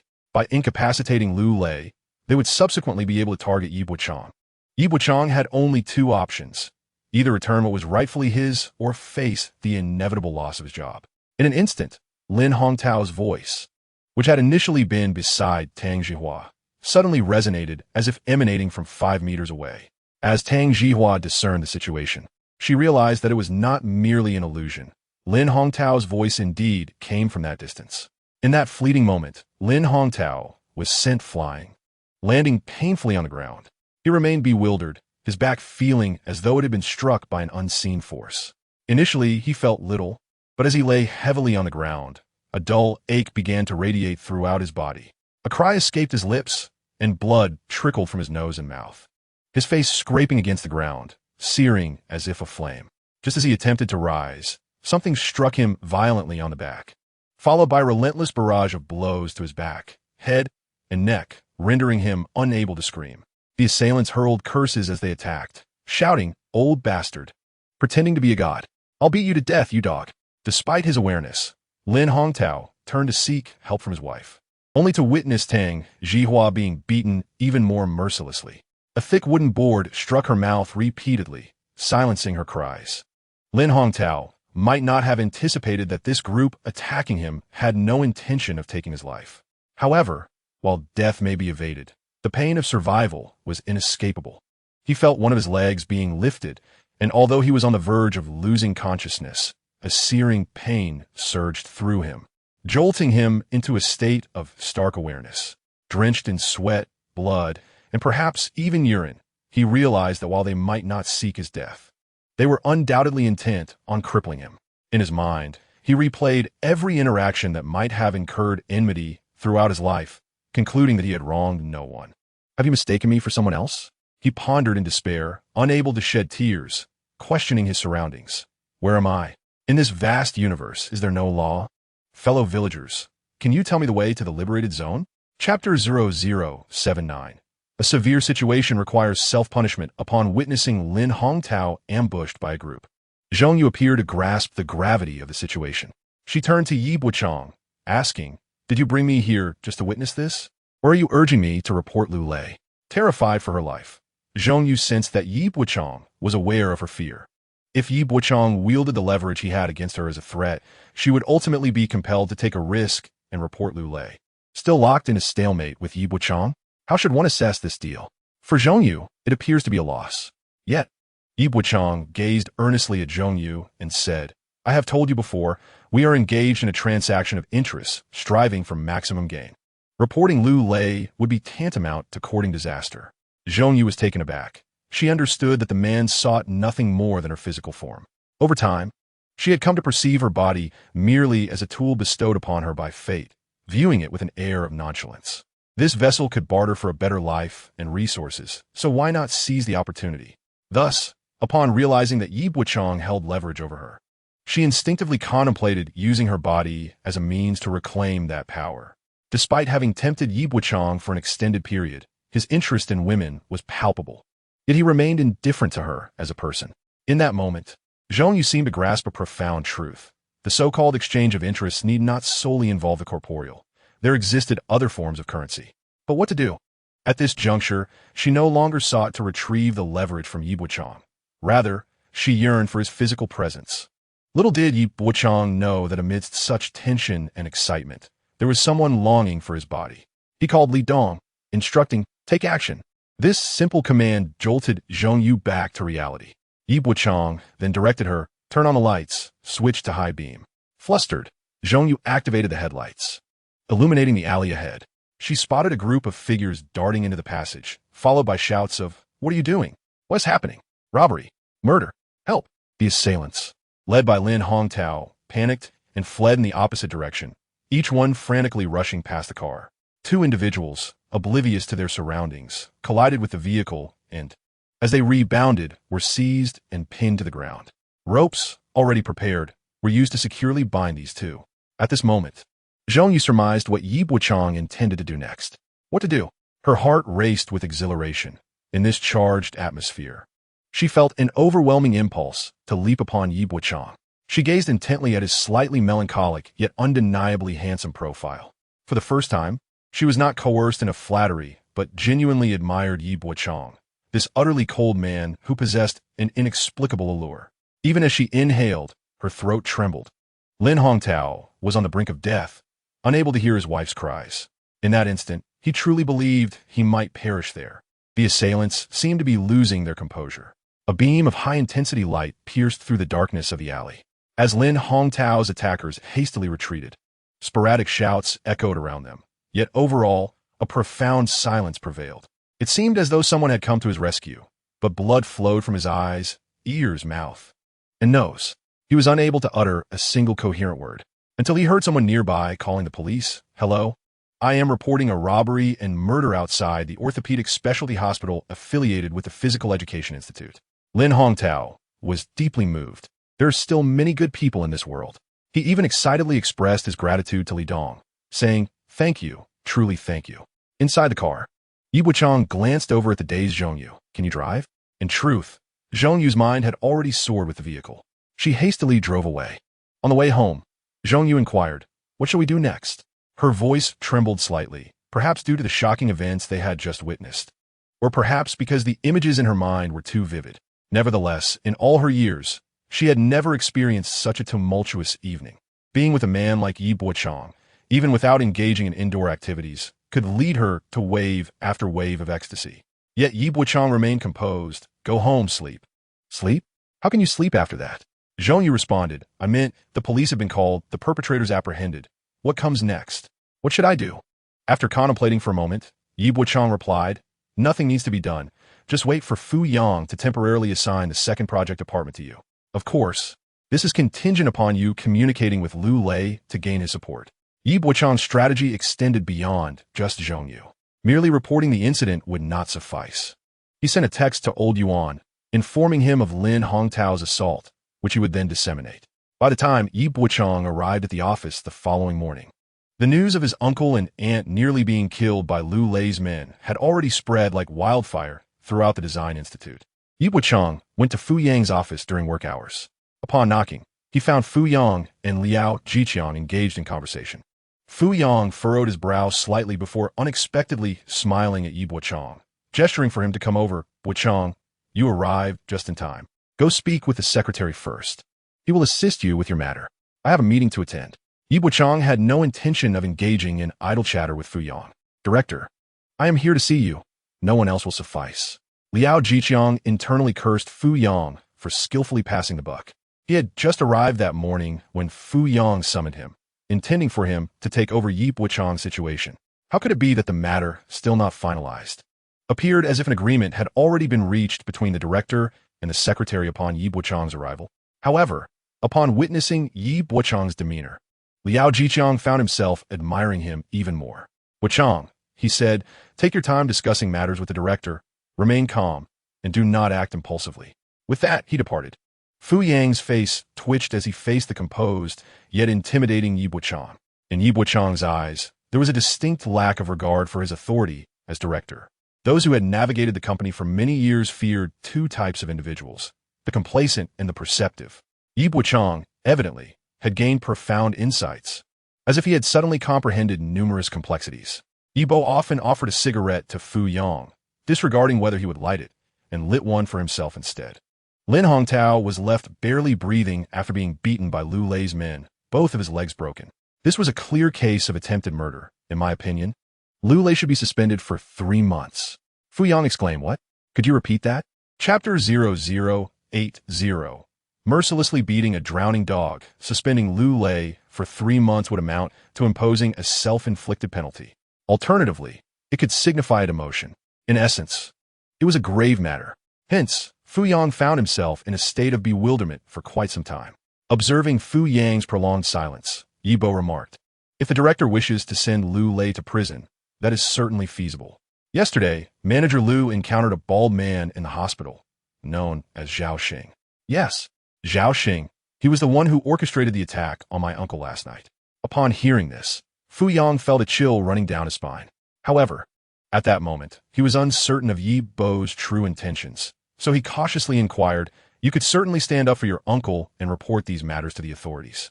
Yi Bo replied, "Then I shall go." He rose to leave, prompting Fu Yang to shout, "Come back. Why are you putting on such an act?" Yi Bo snorted, feigning innocence as he looked at Fu Yang. "Director, is there anything else?" Fu Yang responded, "I wish to hear your genuine thoughts." Yi Bo slid the ashtray towards Fu Yang and produced a lighter to ignite his cigarette. Fu Yang glanced at the prominent scar on Yi Bo's forehead. Bringing the cigarette closer to the flame, Yi Bo settled across from him, gathering his thoughts. In the first half of the year, several incidents occurred in the Institute. However, everyone remained united to ensure that bonuses were not affected, which facilitated effective resolution. Manager Lu's act of violence undoubtedly constitutes a crime. Lin Hongtao is my uncle, and his suffering pains me greatly. Yet no matter how distressed I am, it pales in comparison to witnessing the Institute's honor being tarnished. In the spirit of self-sacrifice, it is best to keep this matter from escalating. However, Lu Manager's incitement of violence and disregard for the law, if he were to return to the Institute, would convey a misguided message to the entire organization. Ultimately, the greatest repercussions would fall upon the director. Therefore, the appropriate course of action is for Lu Manager to rectify his own mistakes and take a leave of absence. When the second half of the year arrives and the impact of this incident has diminished, he may return. Yi Bo's words were so comical that even Fu Yang felt a smile creeping in. He suddenly wanted to ask Yi Bo if he had inflicted the injury on his forehead himself, but the question remained unvoiced. Given Yi Bo's seasoned approach to problem-solving, it was evident that the scheme to lure Lu Lei into action by directing Lin Hongtao to the hospital was entirely his design. As for the motive, it seemed that Yi Bo's second plan had already passed the Institute's review and was submitted to the Municipal Construction Committee. The bidding was to commence in just a few days, and he appeared confident, preparing to take the reins of this project personally.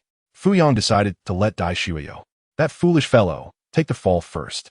Subsequently, Lu Lei, that despicable individual, set him up yet again. Time and again, he lost the initiative. Fu Yang had never anticipated that it was the seemingly honest man before him, Yi Bochang, who had driven him to such a predicament. The once timid Yi Bochang, who would blush while reporting in meetings and obeyed every task assigned to him, turned out to be a cunning wolf in sheep's clothing. Fu Yang gritted his teeth but begrudgingly praised Yi Bochang's awareness, expressing his delight at his perspective. If everyone in the Design Institute could think like you and prioritize the greater good, our work would progress smoothly. Everyone like me? Oomph. You must be tightening your backside all the time, Yi Bochang retorted as he rose to take his leave. Director, I won't disturb your work any longer. Oh, by the way, Lin Hongtao's son-in-law is at the Yunqing Natural Gas Company. I hear he holds the position of deputy director, named Jing Chongrue. To many, this final remark from Yi Bochang may seem trivial. However, Fu Yang instantly recognized that Yi Bochang was delivering a crucial piece of information. Did this uncle harbor a vendetta against him? With his goal accomplished, Yi Bochang exited Fu Yang's office, prompting Fu Yang to immediately call Lu Lei. Without granting Lu Lei a moment to speak, he unleashed a torrent of curses. Lu Lei, has your head been struck by lightning? Did you really have to stir up trouble for the Institute at this time? Do you think no one knows about your plans to deal with Yi Bochang's uncle? Lu Lei muttered softly. No one is aware.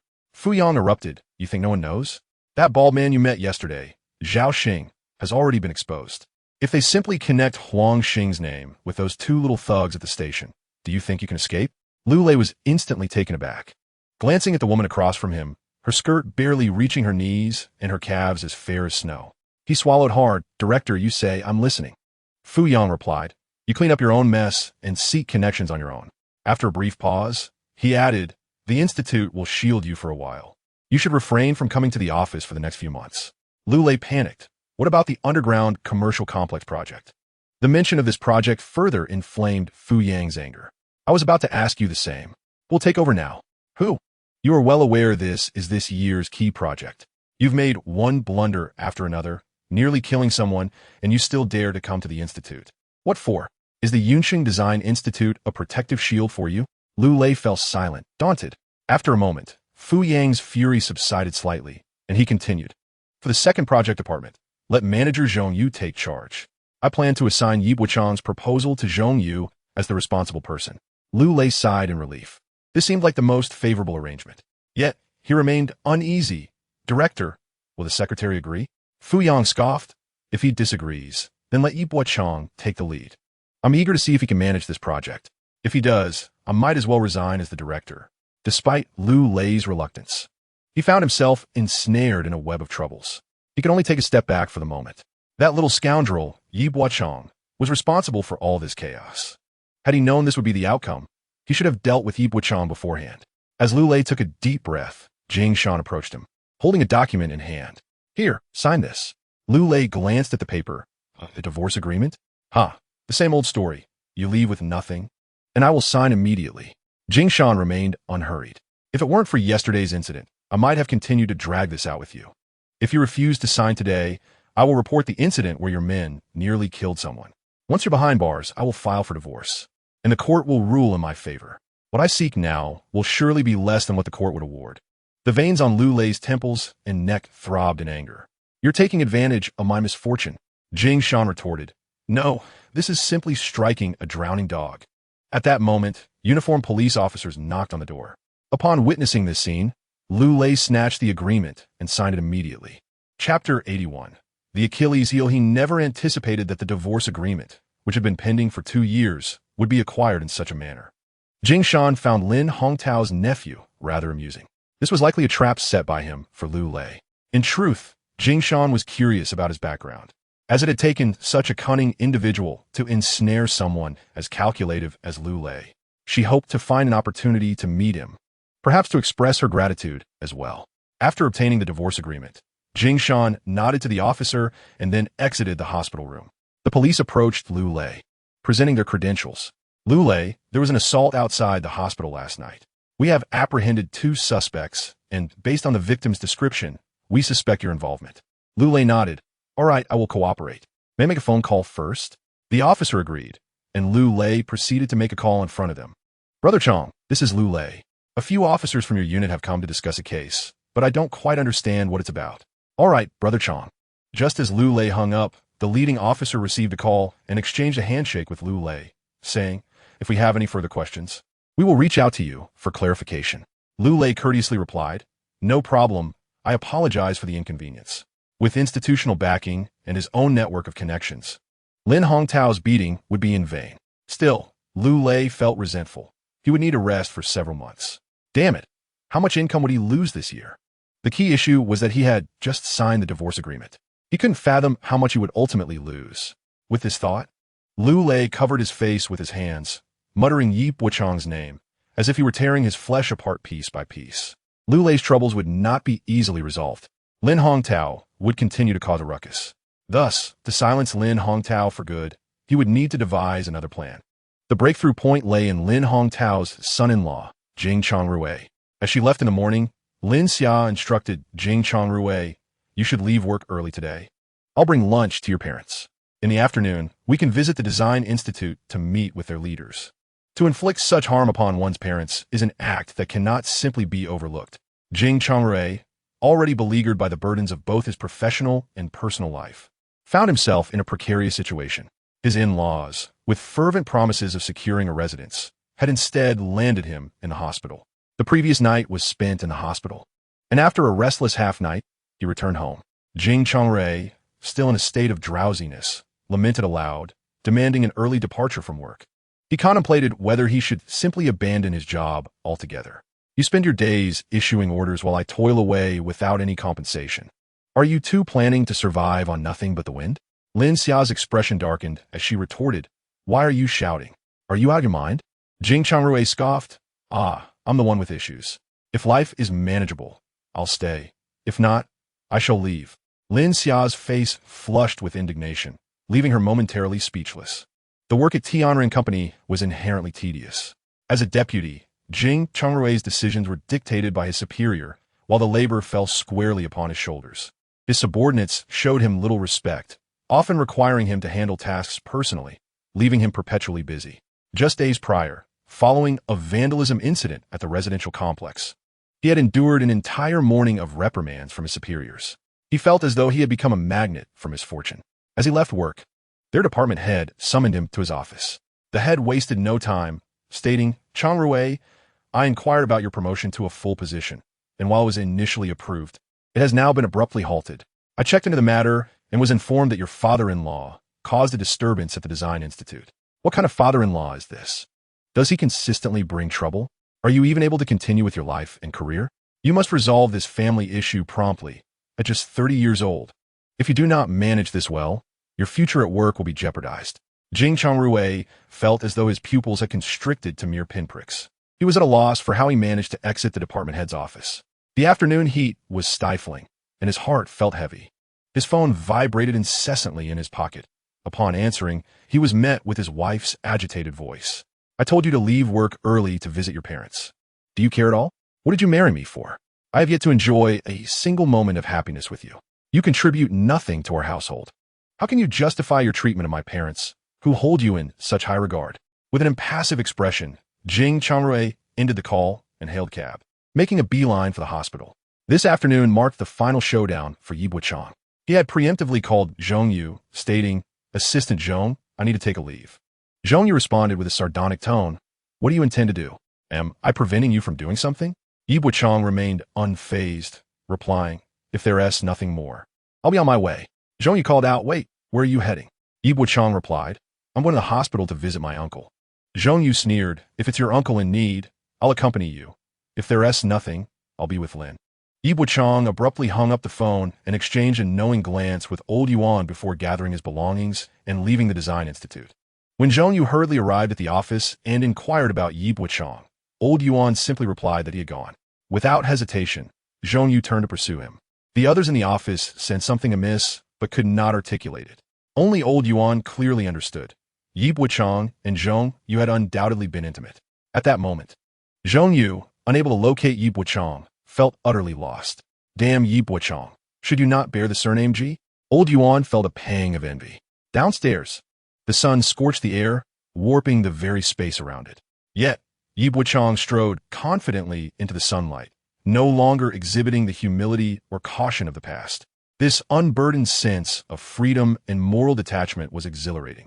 The security guard, who previously would only greet the higher-ups, waved at Yi Bochang upon seeing him, calling out, "Engineer Yi." He even handed him a cigarette. Yi Bochang accepted it with gratitude, and outside the gate stood a woman of mature elegance, her figure curvaceous. Her skirt asymmetrically high on one side and low on the other, her fair legs adorned in beautiful heeled shoes. Yi Bochang glimpsed only half of her fiery red lips and the delicate curve of her chin beneath the brim of her umbrella before turning right towards the music store. The woman approached the security booth and softly inquired, "Sir, that engineer Yi just now, is Yi Bochang?" The guard replied affirmatively, "Yes, indeed, it is him." The woman looked over, surprised to discover how young he was. Chapter 82.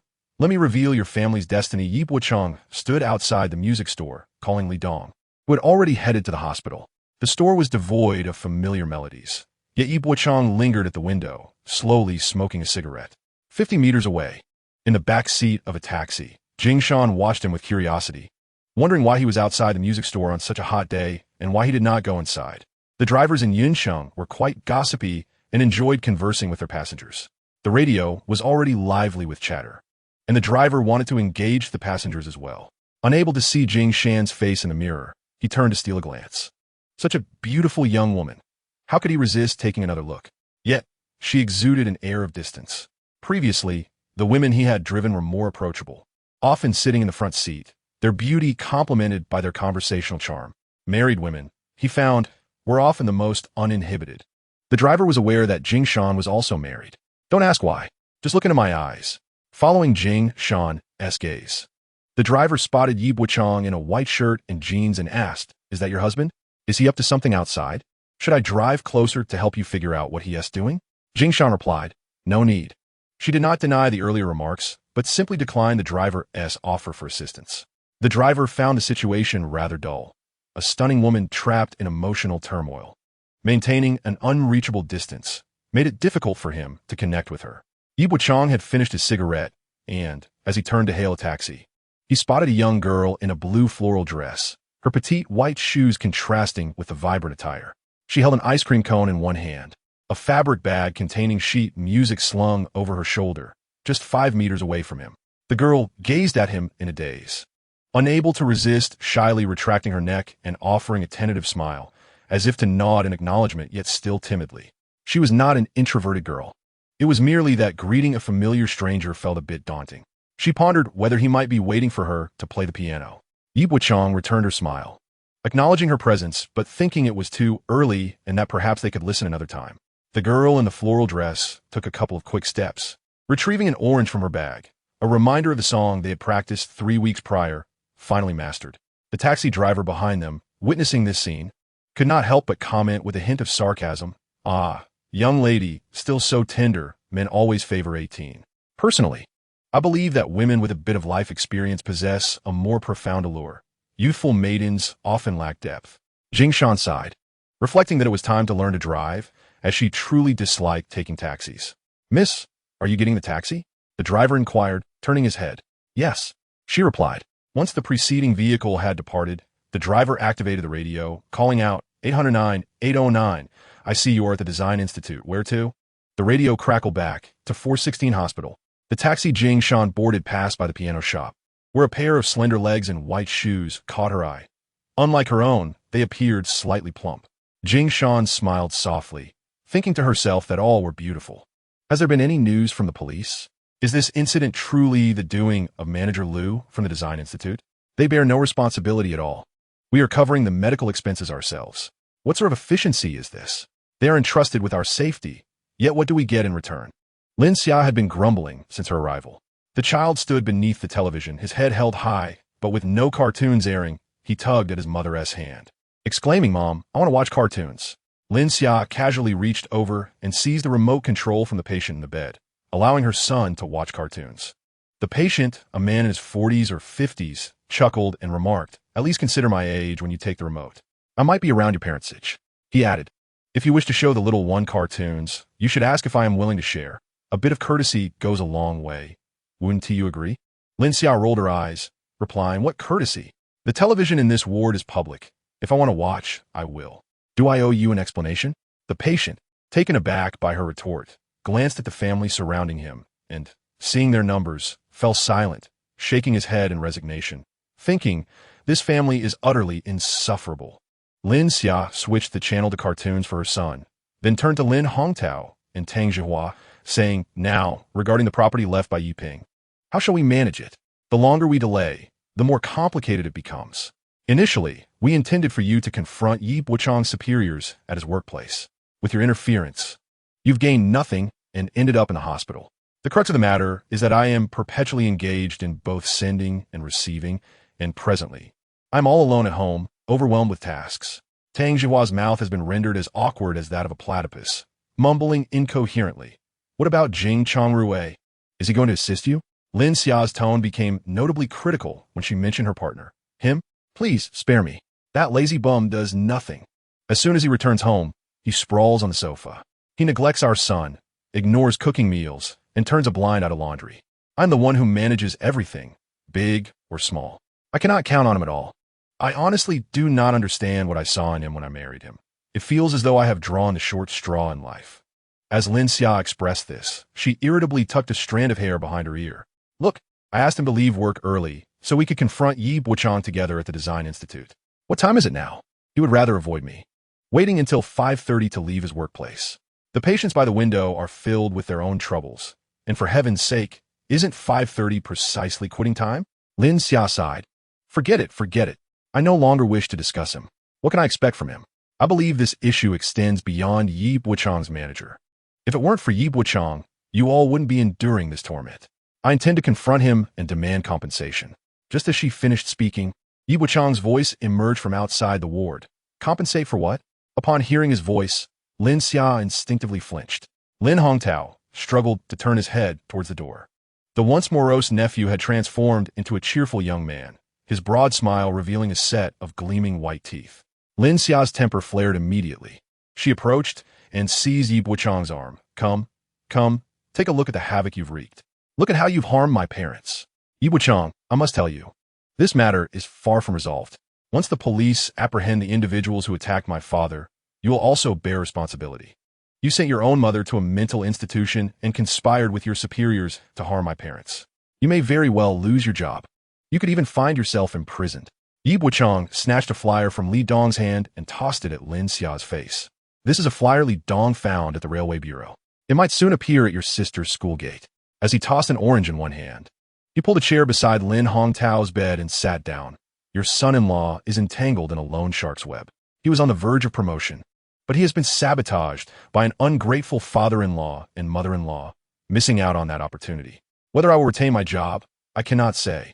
What I do know is that Lin Xia is enticing parents of other children in her child's kindergarten.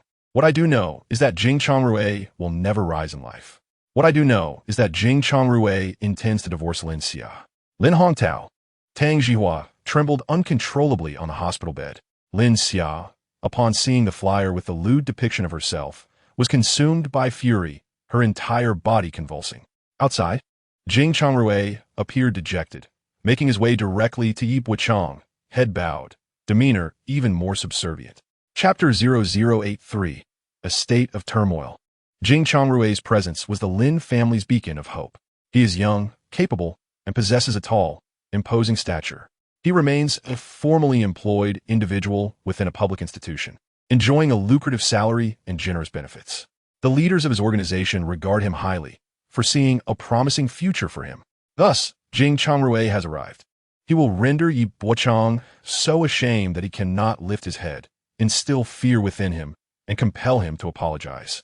In truth, Lin Hongtao, Tang Zhihua, and Lin Xia's thoughts stem from their prolonged existence in a closed-off world, which is forged an inextricable logical loop. They firmly believe that as long as they are shameless, the world will unfold according to their designs. Their past successes have only emboldened their confidence. Lin Xia, playfully tugging at Jing Changrui, exclaimed, "Darling, look at him. Look at what he has done to my parents.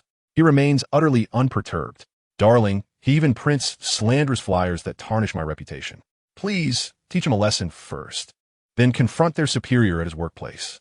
However, despite Lin Xia's persistent tugging, Jing Chongrui remained emotionally unresponsive. He accepted the flyer from her hand and glanced at its contents. The shameless mother of Jing Wenxuan, Lin Xia, do not hide your face, seducing my husband.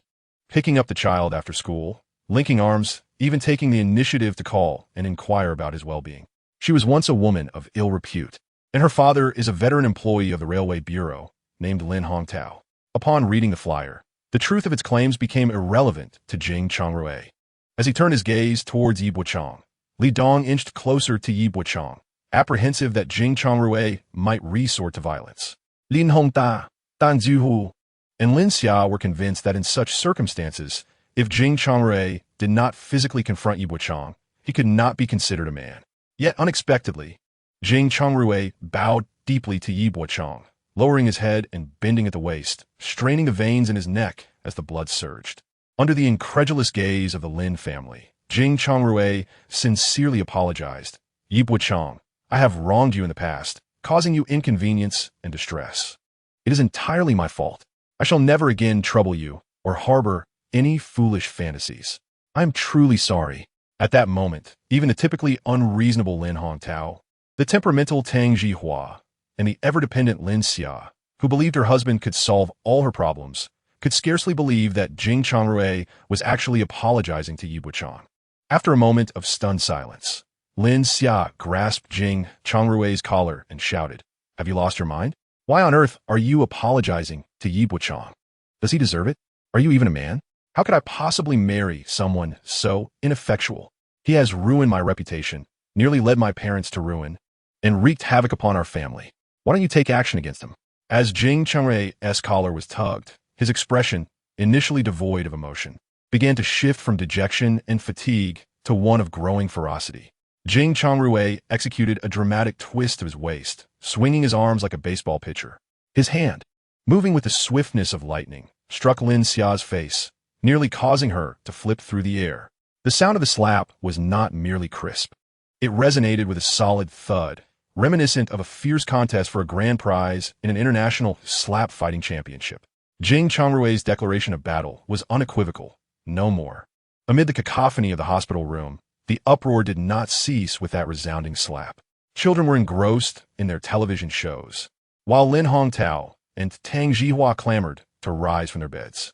Lin Xia, disoriented from the blow, resembled a rabid dog with a broken spine, scrambling on the floor to cling to Jing Chongrui's leg. "Jing Chongrui, you dare to strike my daughter, you dog. After all these years of servitude, this is how you repay us. Do you still wish to continue living?" In that moment, Yi Bochang transformed from a principal actor into a detached observer, coldly watching the unfolding drama. It was through such methods that Lin Hongtao and Lin Hongwan, accompanied by their parents, had once subjected Yi Ping to a life devoid of peace. Their repeated concessions had yielded no sympathy or pity, only intensified exploitation and encroachment. Now, witnessing the chaotic scene in their household, Yi Bochang felt an indescribable thrill of revenge. It was exhilarating. As the tumult in the hospital room escalated, Jing Chongrui forcefully kicked Lin Xia away and bellowed, "Lin Xia, I want a divorce." Suddenly, all the clamor and curses fell silent. Jing Chongrui, rather than shouting, appeared remarkably composed. "Upon reflection, we should indeed divorce. I cannot endure your family any longer. From now on, we shall part ways." Lin Hong swiftly approached, attempting to cling to Jing Chongrui's leg, only to be met with another kick. "Your family only knows how to take advantage. Not a single day of genuine work. Just petty squabbles. Lin Xia, you could easily return to work, yet you choose to lounge at home. You claim to care for the child, yet you leave that responsibility to your parents. Your father boasts of loving the child, yet when it comes to changing diapers, he shuns the task. Your mother brings the child to the market. The first word uttered is not dad or mom, but melon. I toil endlessly at work for a promotion. I barely settle on the sofa at home for 2 minutes before you label me the indolent man you complain about. When people inquire about your marriage, you tell them it's dreadful and devoid of prospects. If I am so lacking in potential, why did your mother marry me?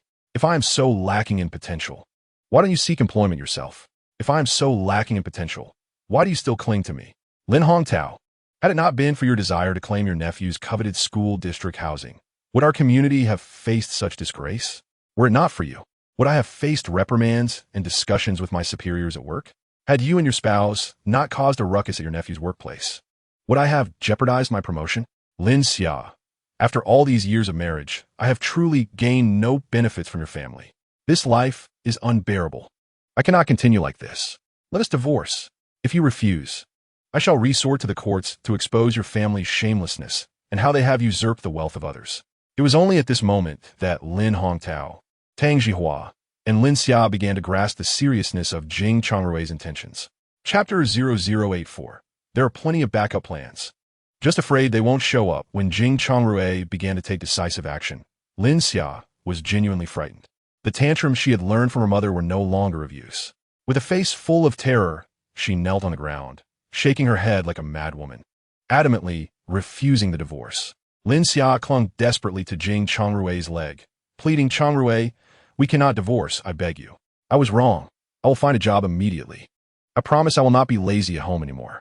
I will no longer speak ill of you to others. Chongrui, I know you care for me. Truly, please do not be angry." Mom and Dad quickly apologized to Jing Chongrui. Hurry. Lin Xia's heart-wrenching screams contrasted sharply with her earlier sense of triumph in the hospital. "Chongrui, please speak. I will never take advantage of others again.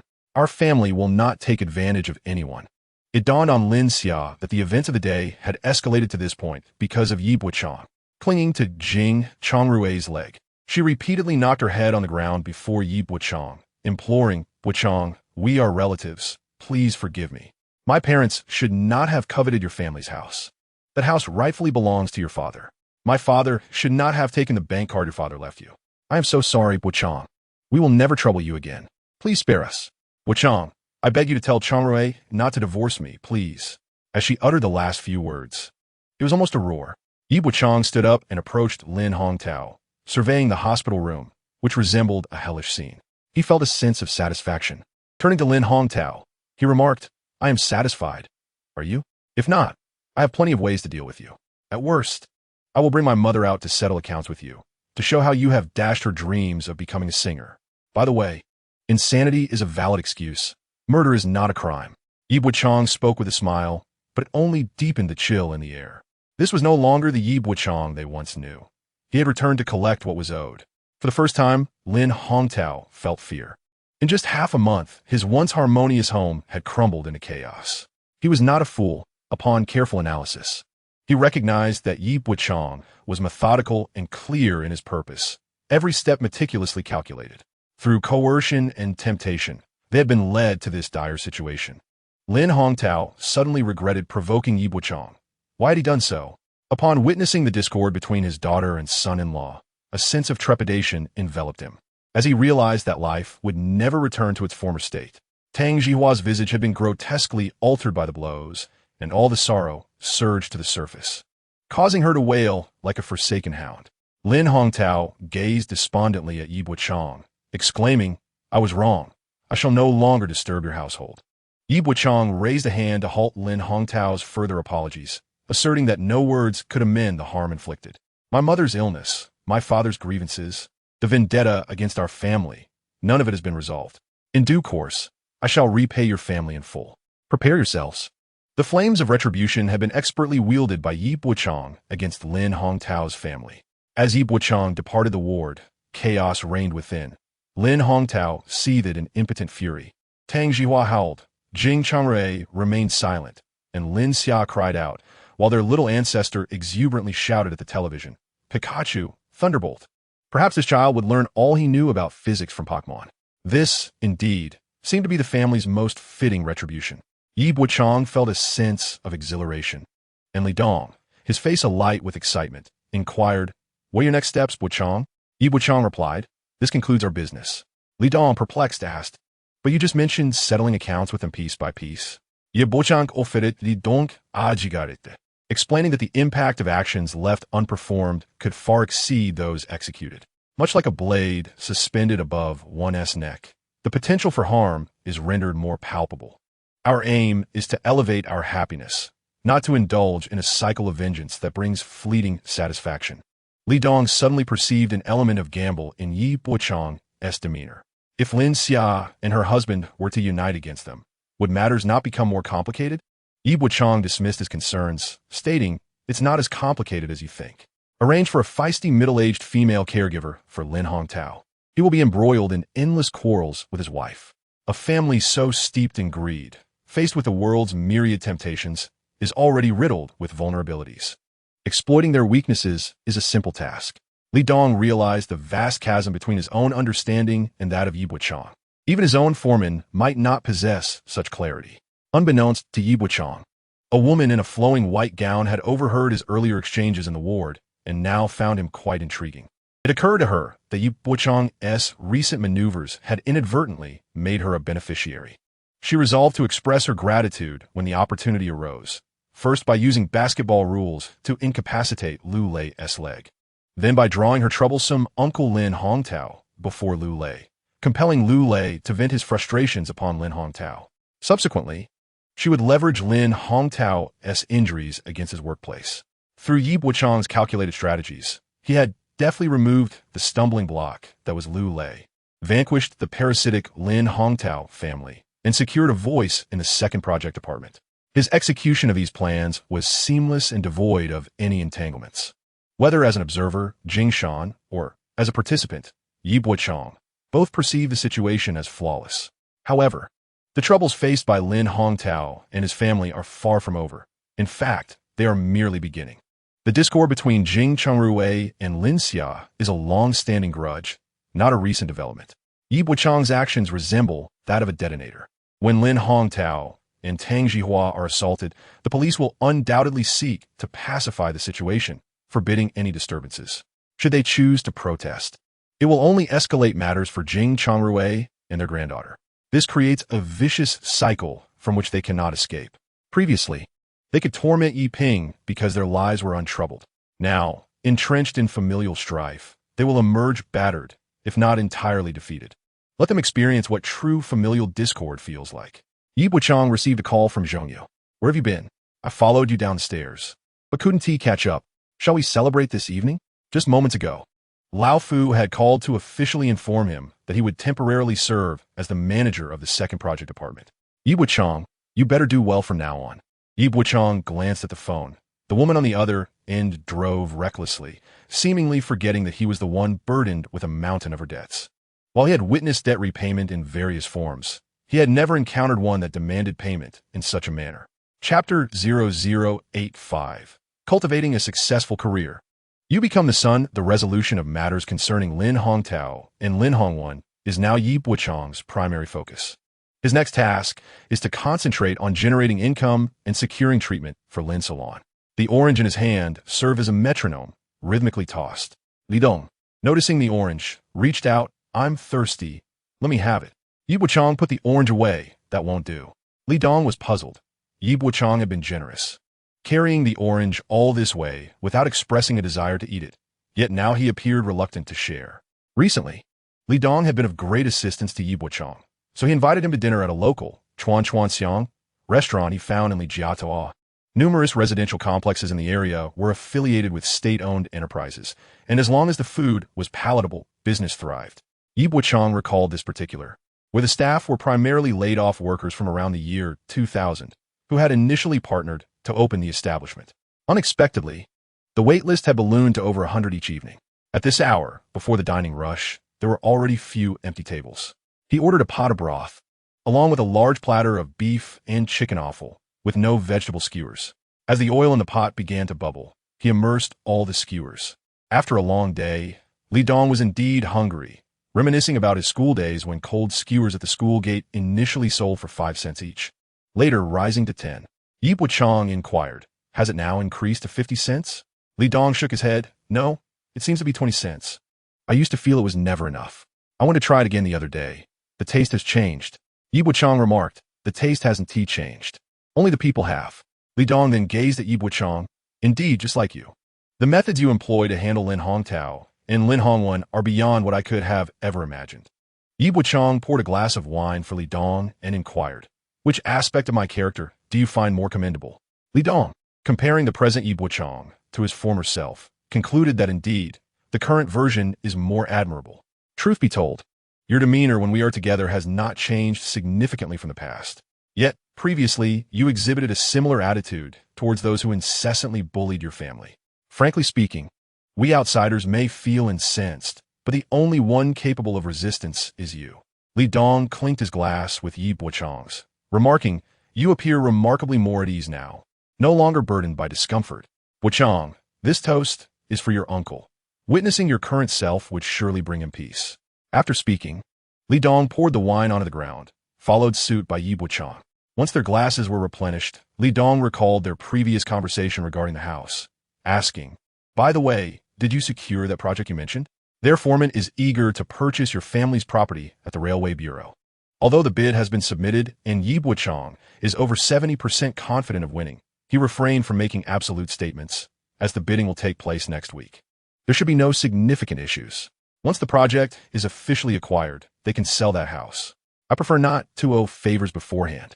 Naturally, Li Dong hoped for Yi Bochang's success, for it would enable their foreman to secure work. In recent days, Li Dong had merely hinted at this to his foreman, who had already inquired several times with palpable eagerness. However, Yi Bochang mentioned that should the project be won, you will certainly receive a portion of the subcontract. Just remember, when your foreman inquires again, tell him this matter is beyond your control, and he should come speak with me directly. Li Dong gazed at Yi Bochang in confusion, questioning, "Why?" Yi Bochang tapped his glass against Li Dong's, downing the contents in one swift motion.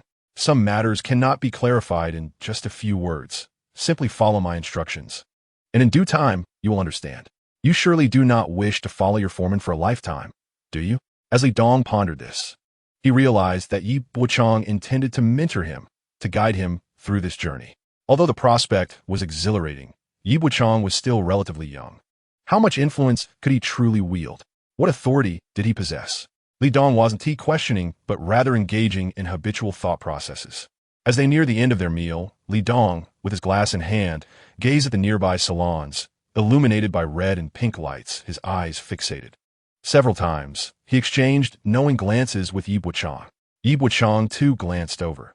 The sliding doors of those establishments were ajar, with curtains partially drawn, revealing glimpses of smooth, alluring legs, some propped up, others stretched across tables, engaging in playful collisions that produced a soft, rhythmic sound. Yi Bochang discerned that Li Dong had indulged a bit too much in drink and was feeling the effects. A man should focus on earning more, he advised. If you manage your career well, women will gravitate towards you. Even if you seek companionship, the quality should be immeasurably superior. To put it plainly, earn more, and indulge in finer experiences. Li Dong seemed to have an epiphany, feeling slightly embarrassed as he admitted, "Actually, my foreman has taken me to some high-profile events." Yi Bochang often humorously inquired whether those women, elegantly attired in evening gowns, who bowed as they served him, made Li Dong feel unworthy. Li Dong responded with a perplexed expression. While relishing a skewer of beef, Yi Bochang remarked that money, not earned by oneself, often feels like a form of charity, leading to a sense of inadequacy and lack of confidence. In the future, he encouraged, one should generously provide for oneself, allowing those elegantly dressed women to offer their services without hesitation. Unlike in the past, when others would ask if he desired to dance, he would only shake his head vigorously in refusal. He would no longer feel embarrassed when a woman inquired if she should bind herself with a rope, nor would he perceive it as an insult when a woman playfully bid him. Li Dong, holding a cup with both hands, bowed respectfully as he offered a toast, urging Yi Bochang to cease his commentary, questioning if he had been watching his live stream. It was evident that Yi Bochang's insights were astutely accurate, reminiscent of a scene captured by hidden cameras. Upon parting, he specifically advised Li Dong to keep his associates hidden for a while, suggesting they return to their hometown for a few days before coming back. Manager Liu had deep ties with several construction company owners, and after such a significant setback, he would likely seek to rectify matters. It was prudent to lay low for a few days.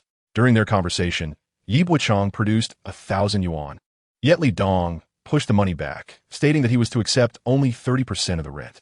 After bidding farewell to Li Dong, Yi Bochang returned home feeling unburdened, free from the entanglements of the Lin family. Upon arriving at his community, he was greeted by the absence of the maddening songs that typically filled the air. The neighborhood aunties, upon seeing Yi Bochang's cheerful demeanor, would often extend their greetings. However, their inquiries revolved around a certain visitor from upstairs, rumored to be his third uncle, suggesting that after dealing with some opportunistic relatives, at last, someone had come bearing gifts. In Chapter 0086, titled Who is Truly Benefiting from Whom, when Yi Bochang visited the dilapidated old house, he encountered only Sanma Meng-ru. With no sign of his third uncle Yibin, Yibin bore a resemblance to his brother Yi Ping, who had once shown considerable care for his younger sibling.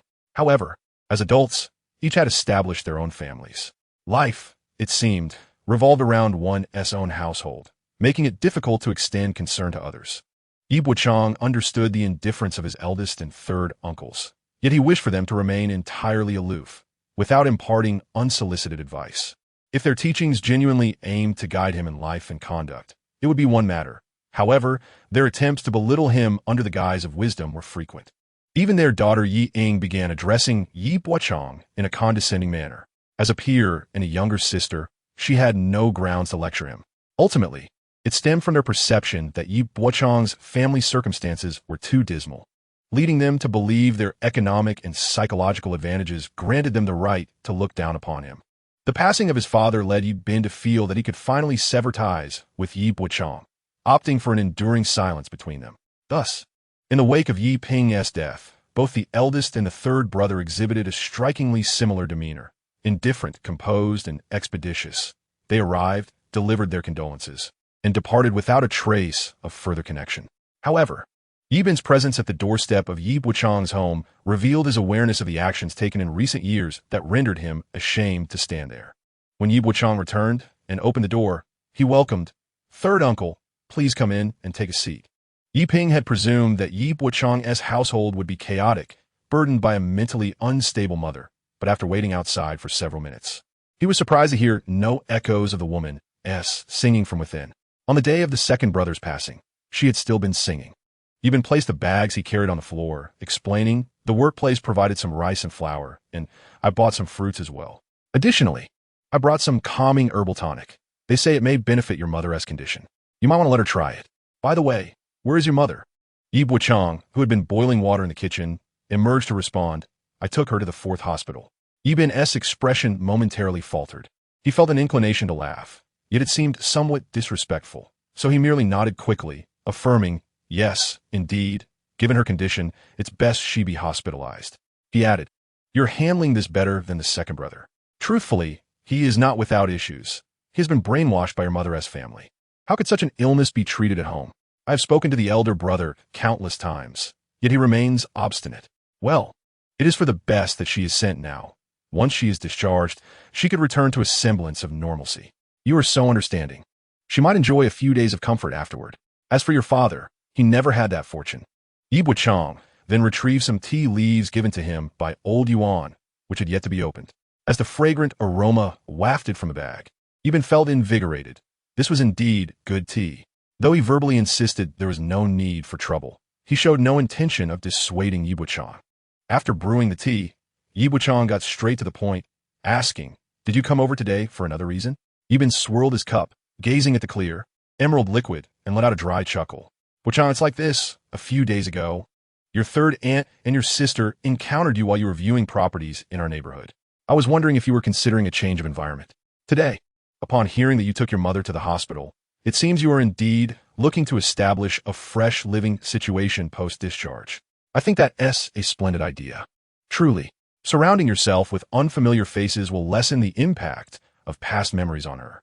The nearby community may appear dilapidated, but it offers convenience for daily living. Grocery shopping, cooking, and leisurely outings are easily accessible. Your reasoning is quite sound." Yi Bochang took a drag from his cigarette, patiently allowing Yi Bin to converse about trivial matters until the latter found himself at a loss for words. At last, Yi Bochang coughed lightly and said, "Since you're interested in purchasing a property in our neighborhood, why not consider my unit? As you know, your third aunt and I are kindred spirits, and she keeps the home impeccably tidy. The furniture and such have hardly been used for 2 years. After we move out, you and your mother will not need to purchase anything. You can simply move in. The house is well lit, with good ventilation in summer and warmth in winter. Truly a comfortable place.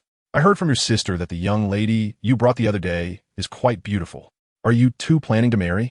Yi Bin, concerned that his words might sound awkward, quickly diverted the conversation to the romantic lives of Yi Bochang and Zhong Yu.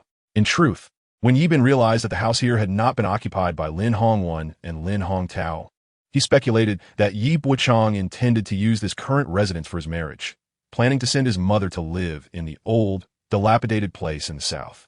Yi Bochang and his father are complete opposites, one irresponsibly carefree, the other emotionally detached.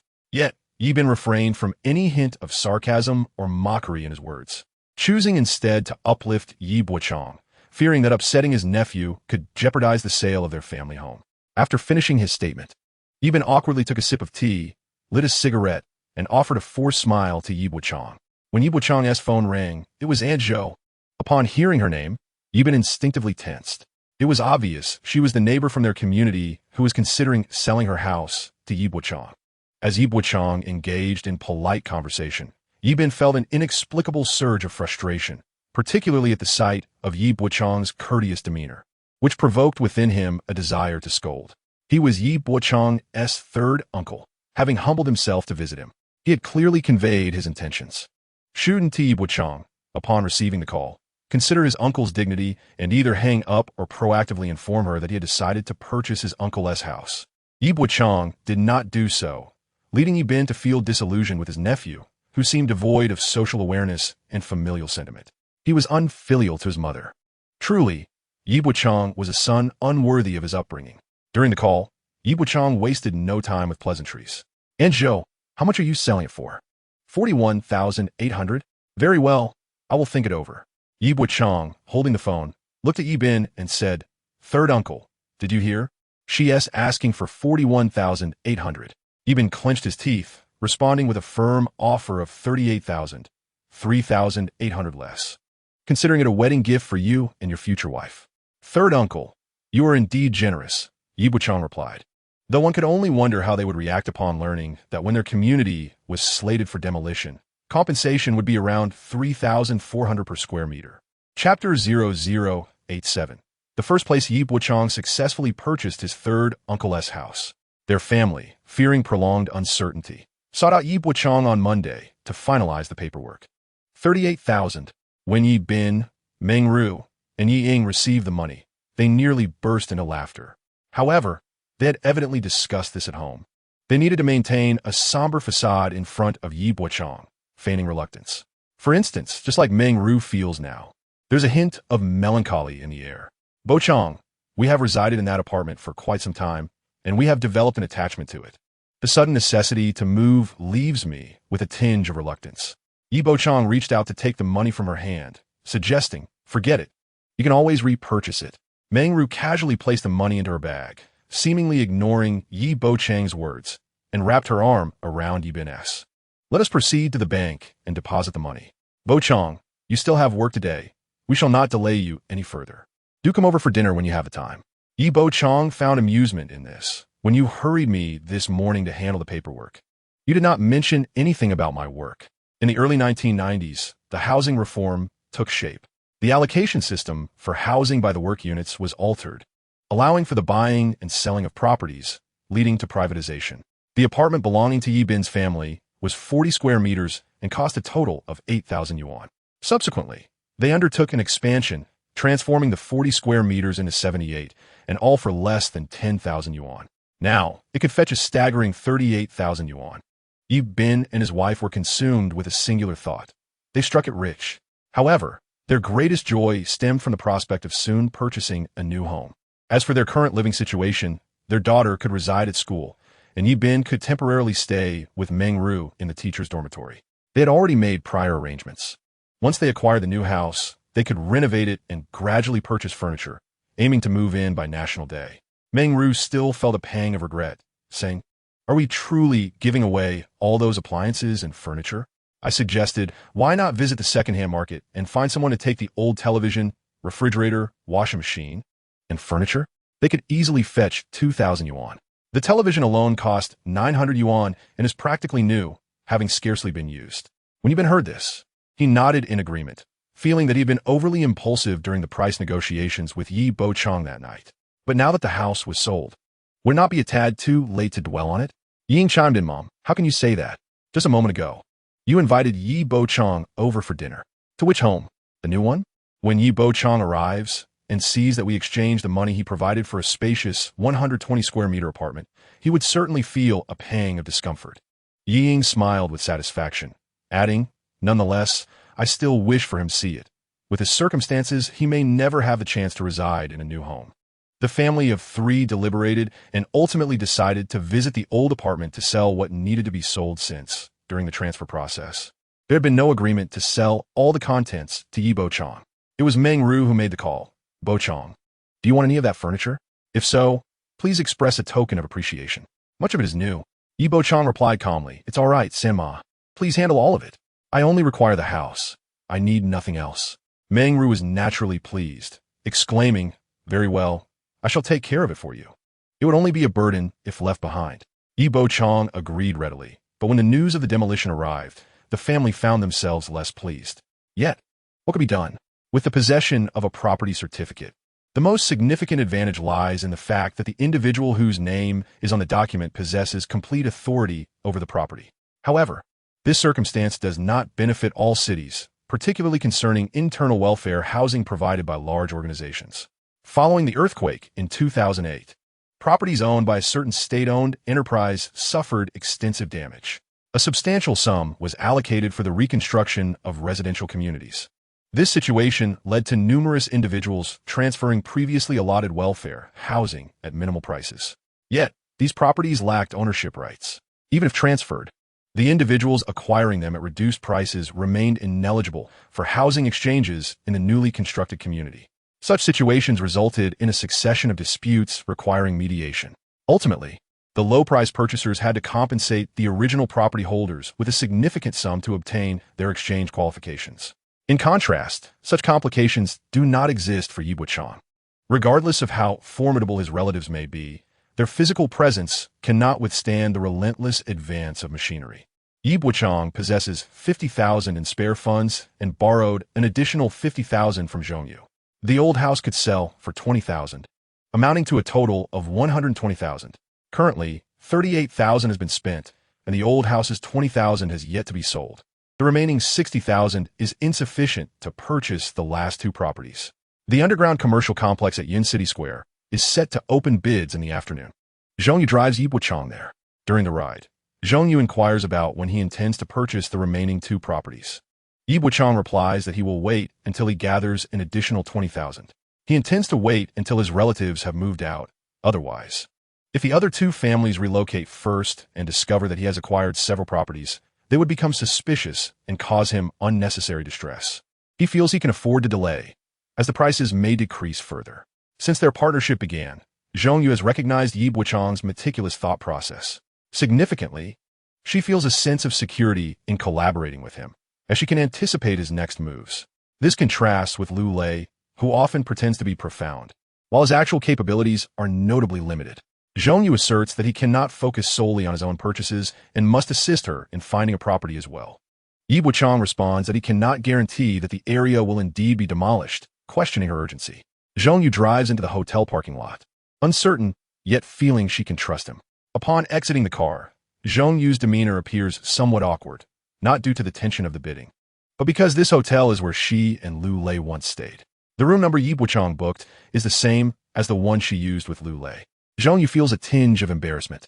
If given a choice, she would prefer Yi Bochang remain oblivious to her past. Now, even a smile from him feels like mockery regarding her previous indiscretions. As she jogs behind Yi Bochang, she asks, Aren't you nervous? Yi Bochang retorts, Why should I be nervous? Zhongyu replies, You invested so much effort into Plan B. Aren't you worried the Design Institute might not win the bid? Yi Bochang states, I only concern myself with aspects I can control. Why should I worry about what I cannot? Those matters are not my responsibility.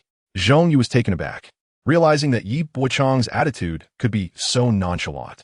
At 3:30 in the afternoon, within one of the grand banquet halls of the famous mountains, Zhongyu sat beside Yi Bochang, her body tense as she listened to the announcements.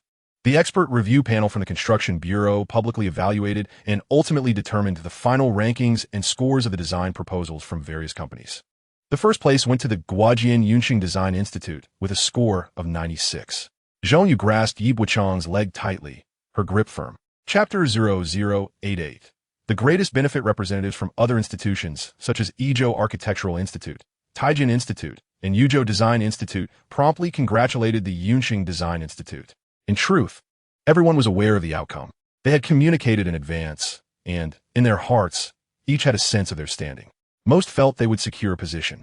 But the Yunxing Design Institute had taken the lead, leaving some feeling a tinge of dissatisfaction. Nevertheless, on the surface, cooperation among companies was prevalent.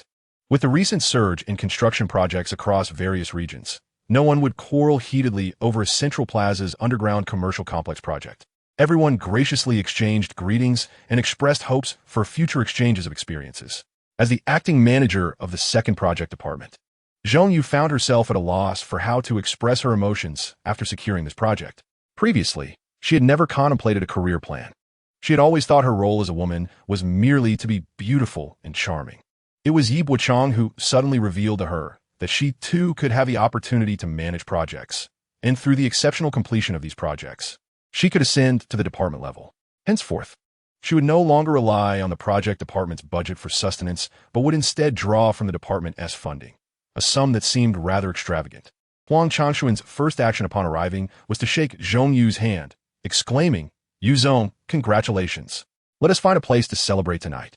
It was only then that Zhong Yu regained her composure and glanced at Yi Bochang, asking, "Celebrate what?" "We should first return to the office and report to the director and the secretary." Huang Changshan then turned to Yi Bochang, shaking his hand as well, saying, "Engineer Yi, you have made a name for yourself in one fell swoop. Your future is boundless." "No, I should address you as Director Yi now." Yi Bochang's second proposal had triumphantly won the bid, and to all observers, it was merely a matter of time before he became the project leader. Now, they simply awaited the official announcement from the institute.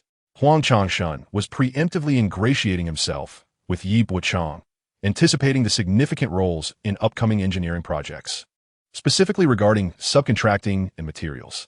This process was intricate. Technically, the Design Institute was merely the second party, lacking the authority to decide on material procurement. However, a crucial aspect lay in the phase review, particularly concerning fire safety. In this domain, those involved often lacked understanding of material structures, such as strength and fire resistance. Therefore, who determined the relevant data and performance? The Design Institute. More precisely, it should be Yi Bochang.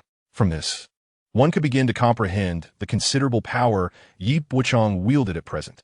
One can certainly comprehend why Huang Changshan, who thrives effortlessly within his workplace and is notorious for his unscrupulous conduct outside, would suddenly exhibit such proactive enthusiasm and generosity towards Yi Bochang, a man he usually disregards entirely. The mere utterance of General Yi would surely elevate anyone's spirits. However, Yi Bochang, with remarkable clarity, responded to Huang Changshan, stating, "Mr. Huang, the appointment of the project leader is a matter that requires the dean's decision. Merely calling me General Yi does not grant you authority. Should this reach the dean's ears, it might suggest that I possess the power to influence such appointments."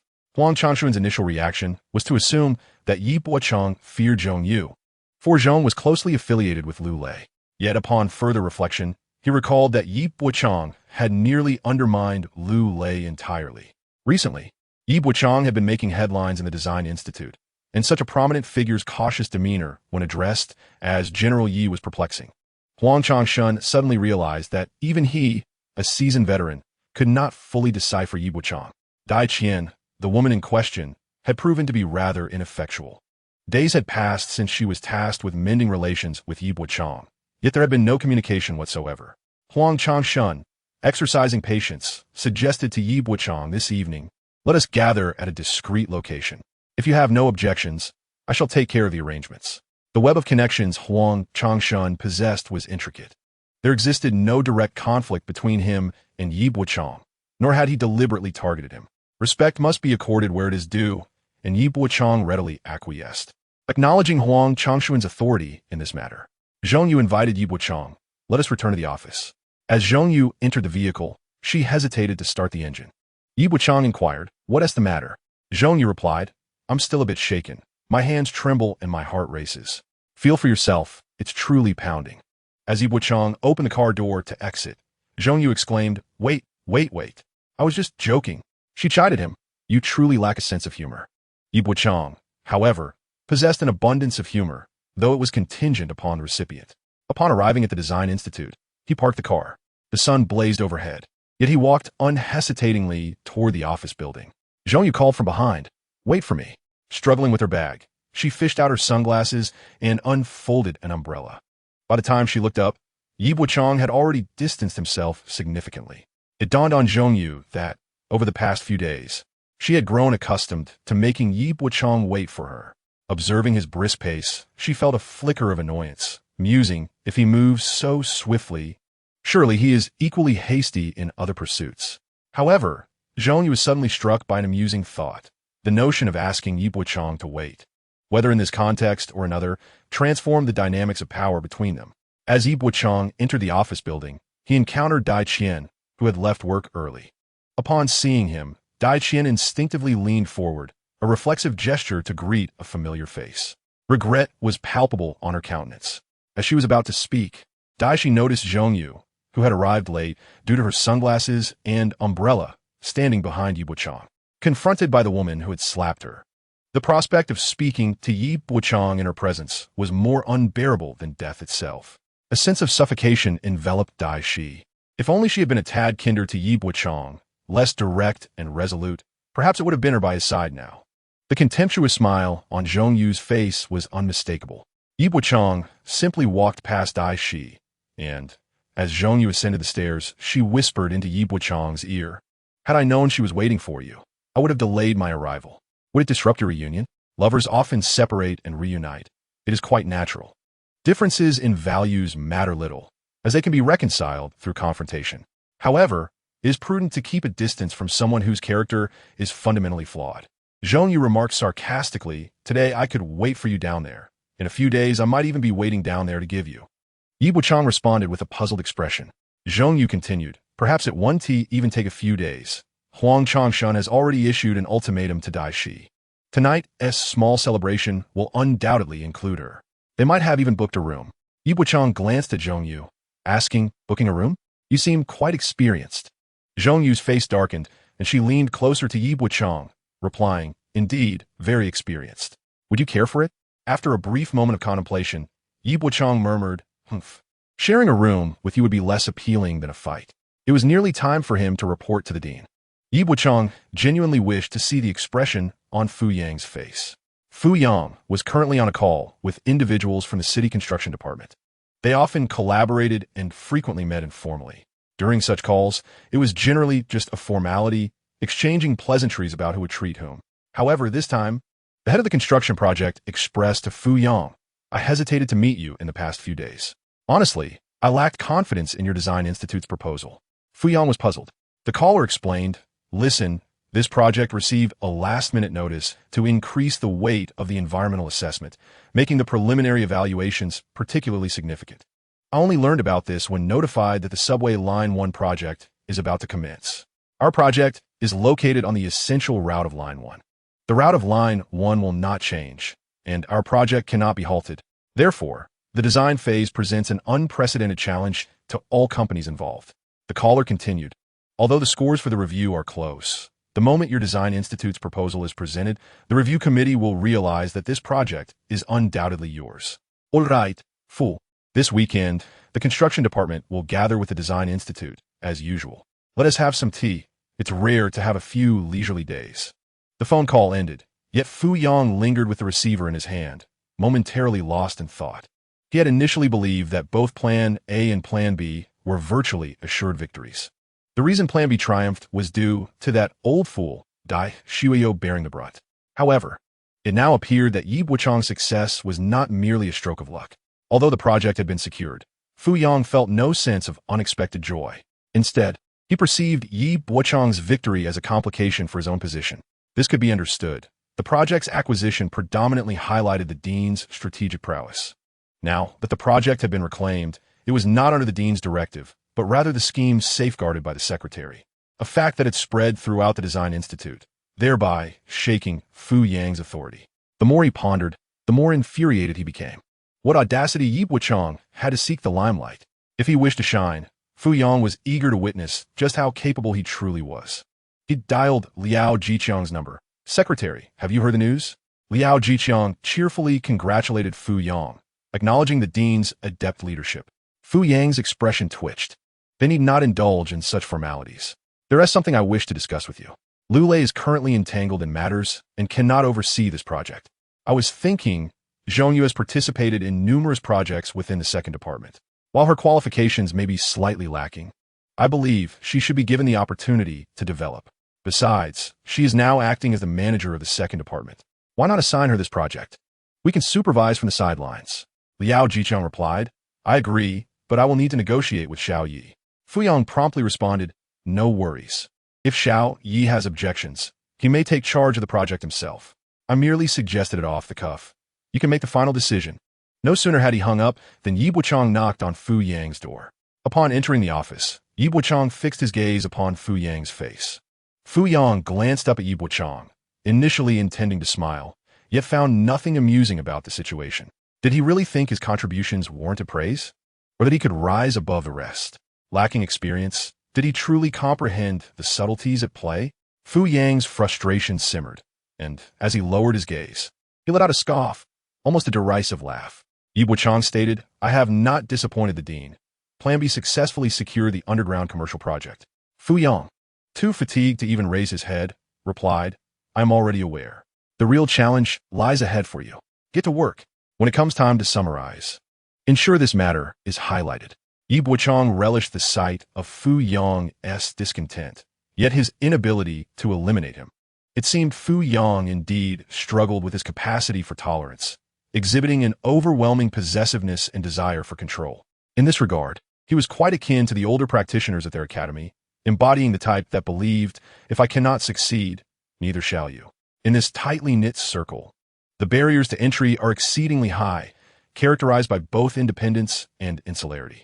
Those on the outside, lacking specialized knowledge, find themselves unable to penetrate this realm, unable to investigate or intervene. In the context of a robust infrastructure environment, those outside truly have no recourse against them. While one might scrutinize the Construction Institute's accounts and procurement processes, attempting to engage with the Design Institute presents insurmountable challenges. This predicament inevitably gives rise to leaders like Fu Yang, whose obstinate character remains unassailable. Yi Bochang, however, has managed to outmaneuver him, a significant victory indeed. As Yi Bochang emerged from Fu Yang's office, he held his head high, reveling in his triumph. Others may be unaware, but Yi Bochang understands that the Design Institute's success in securing this project is largely due to the secretary's behind-the-scenes influence, as well as the discerning eye of Deputy Director Tan Pinchao.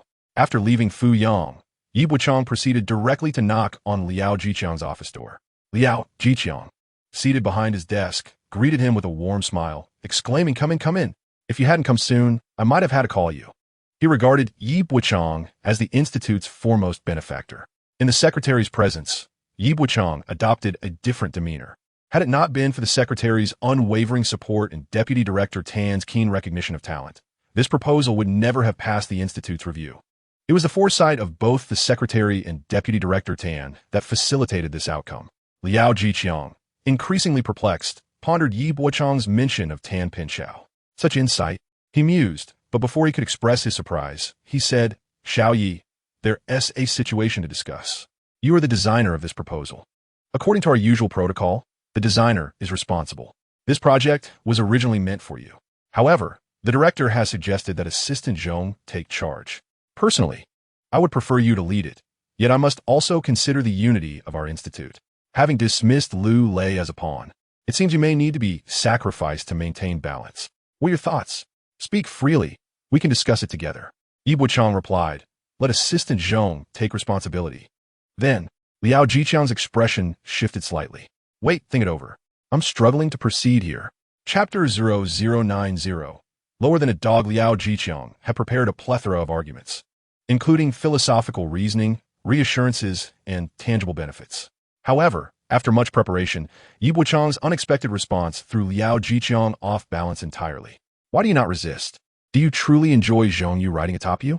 Liao Jiqiang chuckled, urging, "Come on, share your thoughts." How can you accept this outcome?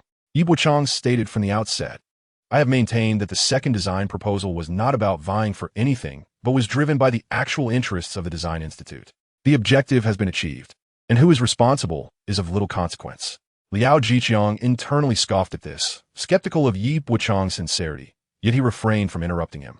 As Yi Bochang continued, he revealed, in truth, by presenting the second proposal, I have already alienated the personnel of the second project department completely.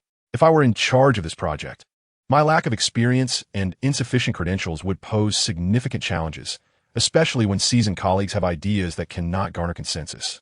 Should substantial disputes arise regarding task allocation, it would inevitably delay the project's progress, resulting in considerable losses for the Design Institute. Other project departments and the Institute would certainly find amusement in our predicament. Zhongyu, representing Lu Lei and the director, will preside over the work, compensating for my deficiencies in experience and qualifications. I can consult her regarding any concerns I may have. She will oversee the actual distribution of work, ensuring unity within the second project department, maintaining the pace of the project, and safeguarding the Institute's honor from any tarnish. If I were to mismanage things, it would render the secretary's efforts futile. Liao Jiqiang was taken aback, pondering how Yi Bochang could exhibit such depth of thought. The key point was that he had never perceived such expressive capability in him before. Liao Jiqiang chuckled, remarking that perhaps he should engage in more heartfelt discussions with him in the future. Bochang, you are indeed a person of great ideas. Since you are able to comprehend this matter, the director and I have decided to entrust the project to Xiaozhong. Was this not the result of Yi Bochang's meticulous orchestration? His intent was simply to methodically secure all that was due to him, while other matters could wait for their opportune moment. The Design Institute would not lose out on anything that needed to be claimed. As Yi Bochang departed, he remarked, however, one must consider whether the Institute and the departments might feel that the secretary did not retain my position, which could affect you. Yi Bochang's consideration was indeed thorough. Liao Jiqiang waved his hand dismissively. Not at all, not at all. We are all working for the benefit of the Design Institute. There is no need to complicate matters. Go now, and ensure you fully support and cooperate with Xiaozhong. The allocation of experts from the Institute will be discussed between the director and me. Should you have any suggestions, do not hesitate to share them with me. The project team roster for the second project department should also be submitted promptly. You may now get back to your tasks. As soon as Yi Bochang left, Liao Jiqiang reached out to Tan Pinchao. This Xiaoyi has some substance. He not only knows I am advocating for this, but also recognizes your significant contributions behind the scenes. He has even agreed to let Zhongyu take the lead. In the face of interests, he remains unyielding. He knows when to contest and when to concede. Upon hearing Liao Jiqiang's words, Tan Pinchao replied, if the secretary thinks highly of him, he could be groomed for future leadership. Liao Jiqiang understood that this cultivation was aimed at nurturing core strength for the next leadership team. From the current perspective, Yi Bochang certainly seemed worthy. Upon returning to the office, he noticed that every face bore a rich array of expressions. They attempted to feign indifference while internally grappling with intense envy. They wished to disregard Yi Bochang, yet found themselves unable to resist glancing in his direction. In moments of inner conflict, they could only console themselves with the thought that if Yi Bochang were to lead this project, they certainly did not wish to bear the burden of his work. I have no intention of engaging with him, they muttered disdainfully. Yi Bochang had thoroughly alienated Fu Yang and Lu Lei. They are all Lu Lei's subordinates. Without Lu Lei's return, none can command them. Yi Bochang? What significance does he hold? As Yi Bochang settled at his workstation and powered on his computer, he found merely a solitary message from Lao Yuan. Yuan Lai. Impressive, the effort was not in vain. Feng Wang Bei Chue. Thank you. Had it not been for your team, this project would not have progressed so swiftly. Yuan Lai. So, will you treat me to supper? Feng Wang Bei Chue. And let us find 2 ladies to accompany us. Yuan Lai. Haha, sound good. Just as he finished conversing with Lao Yuan, a message from Zhongyu arrived. Qingqing he bian chao. Bochang. Thank you. Without further ado, should you require my assistance in the future, do not hesitate to ask. I shall be there for you, even during my menstrual cycle. Feng Vang Bai Shui. It appears Zhongyu's appointment has been officially confirmed. Indeed, mere moments later, a stir erupted in the office. Whispers began to circulate, and they all cast their glances toward Yi Bochang, their eyes brimming with mockery. Yuan Lai, what on earth is Fu Yang thinking? He assigned the project responsibility to Zhongyu, despite it being your design? What a scoundrel. While Lao Yuan defended Yi Bochang, Wei Yuping, who had disconnected, seemed to come alive again, clutching a cup as if to fetch water, yet he sauntered along, sarcastically remarking, I thought he was something special. The urban construction bid was predetermined. Whether it's number 1 or number 2, it matters not. Some believe that by pulling a few tricks, they can lead this project.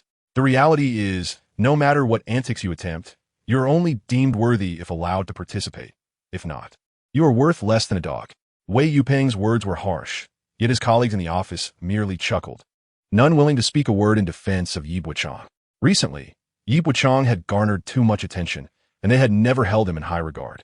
At this moment, they were content to watch the spectacle unfold, feeling rather pleased. What does it matter how formidable you are, Yi Bochang? You are merely dressing someone else's bride. Zhong Yu entered the design group, clapping her hands to gain attention. Everyone, please pause. I have something to say. Wei Yuping had awaited this moment for quite some time. After casting a cold glance at Yi Bochang, he rushed to Zhong Yu. Congratulations, Director Yu. Under your leadership, I believe we will achieve remarkable results once again. The underground commercial complex at Yincheng Central Square will undoubtedly become another highlight project. I can hardly contain my excitement.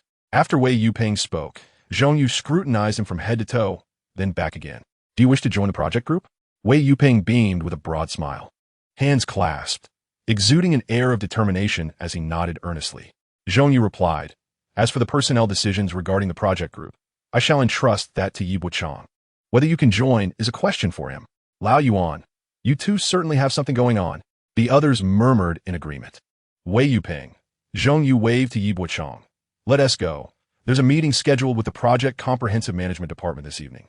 As Yi Bochang passed by Wei Yuping at the petrochemical site, he returned the words that had just been spoken. Only if you are allowed to ascend. Do you possess the right to do so? If not, you are worth less than a mere dog. Yi Bochang looked at Wei Yuping, wondering who truly was less than a dog. Wei Yuping's face was somewhat swollen, and the pain was unbearable. Indeed, it was excruciating. Chapter 0091. Breathing with caution, the reality diverged sharply from what everyone in the office had anticipated. Under normal circumstances, the project would be in hand. The dean would allocate responsibilities. And although the appointment of Zhong Yu as the lead was somewhat unexpected, it remained within acceptable bounds. Yi Bochang, who seemed to play a significant role, would in fact be marginalized, effectively excluded from the project. This was a consensus shared by all, stemming from Yi Bochang having offended the dean and Lu Lei. Even if he were to take charge, no one would accept his authority. With the dean assigning the leadership to Zhong Yu, and given Zhong Yu's relationship with Lu Lei, Yi Bochang was destined to be a pawn. However, Zhong Yu officially announced Yi Bochang as her deputy. The personnel list for the project team, aside from the experts, will be primarily determined by Yi Bochang. What baffled Wei Yuping the most was why Zhong Yu would entrust such an important matter to Yi Bochang. Why? The most embarrassing moment for Wei Yuping was having just humiliated Yi Bochang, only to be slapped in the face by the latter's unexpected rise to a significant position. Although he was accustomed to being rebuffed, witnessing Yi Bochang assume authority felt more painful than death itself. Even more troubling for Wei Yuping was the realization that for the foreseeable future, there would be no place for him in the second project department. Why had he so thoroughly alienated Yi Bochang? Seated at his workstation, Wei Yuping took out his phone and typed a message to an unfamiliar number. Bochang. This is Wei Yuping. We may have had some unpleasantness between us recently. I am quite straightforward, which often offends people. However, many say I am fundamentally a good person, just with a disagreeable manner. Bochang, I hope you can overlook my shortcomings and grant me a chance. My apology is not merely a means to enter the project team. I primarily wish to clarify any misunderstandings. I'm truly sorry. Yi Bochang replied, I accept your apology. The unfamiliar number then inquired, Does this mean I can join the project team now? Yi Bochang retorted, Join your mother. Get lost. Wei Yuping stared at the message, feeling as though he had been struck by a feral dog. Painful and humiliating, yet he could not voice his distress, relegated to resting his head on the desk. Too ashamed to lift it. At that moment, Yi Bochang finished his tasks and greeted old Yuan, saying, I shall take my leave now. Prepare yourself for the matters regarding the project team. You must personally attend to this project. Yi Bochang was determined to bring old Yuan along on the design team. Recognizing the unwavering support old Yuan had provided during his most challenging times, with opportunities for prosperity ahead, old Yuan would not be overlooked. That evening, The project management department had arranged for a hot pot dinner at Tanyudo. Given that the average salary in Yunqing hovered around a mere 1,000 yuan, a meal for two could easily cost 200 to 300, qualifying it as a luxury indulgence. However, for Huang Changshun, the entertainment expenses of their department, even if not spent, are still deemed wasted. Thus, it is often observed that Huang Changshun seeks the assistance of others to handle invoices when he is out with women. The project comprehensive management department sent 2 men and 1 woman.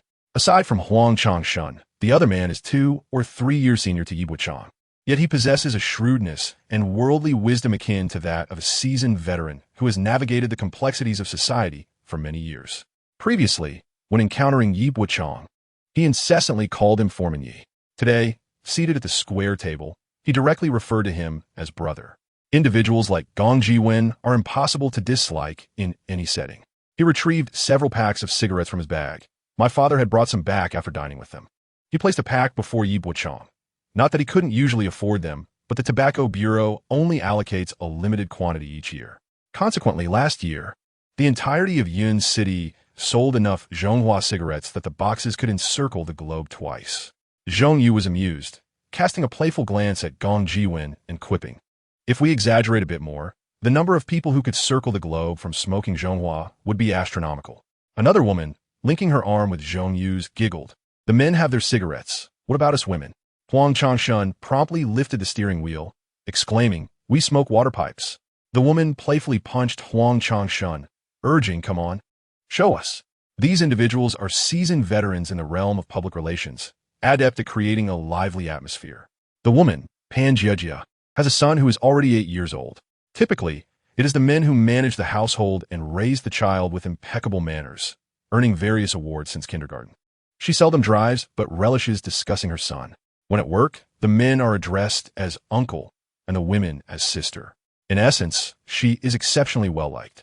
Who would believe a woman capable of raising such a well-mannered son could be so fierce in the workplace? If not for Huang Changshun covering his trousers, Pan Jiejia would have already unzipped him. Huang Changshun quickly handed the menu to Yi Bochang, saying, "Please don't take offense. We are usually quite open like this. You all should tone it down a bit. We don't want to embarrass ye." Pan Jiejia reassured, "We understand. Once the 3rd round is over, we will tone it down. You 3 young men can take your time." She continued to giggle with Zhong Yu. Zhong Yu casually glanced at Yi Bochang, her gaze enigmatic, leaving one to ponder her intentions. Huang Changshun pointed to the menu. "Yi, please see if there is anything you would like. We're all here." You were still waiting on her. Yi Bochang counted the dishes, noting 5 people. If another were absent, that would make 6. Huang Changshun ordered 15 jin of fish heads along with some side dishes, calculating that the portions were nearly adequate. He then returned the menu to Huang Changshun, stating, "I don't have any particular cravings. Let us see if Zhong Yu has anything she desires."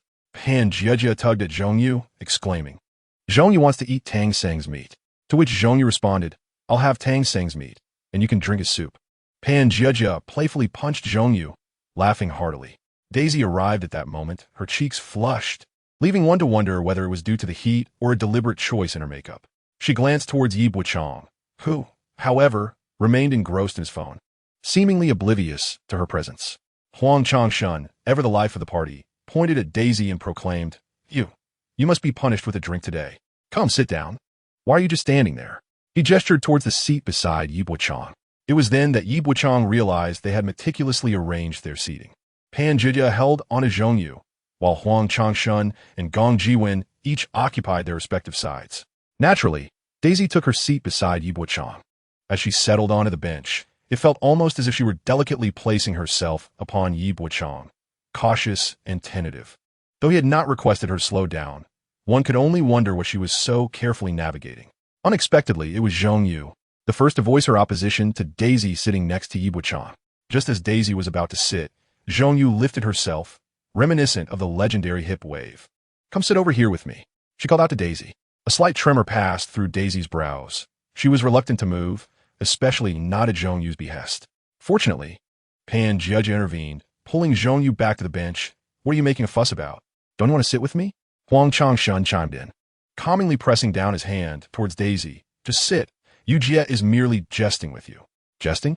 That slap in the hospital had lacked any semblance of humor. Once seated, Daisy offered an apologetic smile. Sorry, I arrived a bit late. Gong Jiwen chuckled. Sister Qian is usually beautiful, but today she has outdone herself. We understand. You're dressing up for someone important. Were it not for any particular grievances with the comprehensive department, Yi Bochang would not have entertained their presence. Their intentions were clear. They aimed to rekindle the connection between Daisy and Yi Bochang. The success of their matchmaking was of little concern to them. What mattered was Yi Bochang's disposition. As long as he was not averse to it and found enjoyment, the comprehensive department would find it feasible. After all, it ultimately revolved around the interests behind the project. Zhong Yu, seated opposite Yi Bochang, appeared somewhat resentful. Yi Bochang should have sent Daisy away. It seemed only fitting. Yet, why had he not dismissed her? Was it possible he held some lingering feelings for Daisy? Zhong Yu was particularly dissatisfied with Huang Changshuan's arrangements today, fully aware that he would orchestrate such a scenario. Perhaps Daisy had even packed a hotel room key within her bag. After a few drinks, should she entice him with a few words, he would surely be unable to resist. Men, she scoffed, with an air of knowing concerning Yi Bochang. Gong Jiwen observed Yi Bochang's expression. He remained composed, not revealing the expected joviality usually associated with the company of a charming companion. He worried that Yi Bochang might take offense, potentially sending Daisy away, thereby rendering their careful groundwork futile. He pulled out a cigarette and handed it to Yi Bochang, casting a glance at Dai Shi. The latter hurriedly picked up the lighter from the table to light Yi Bochang's cigarette.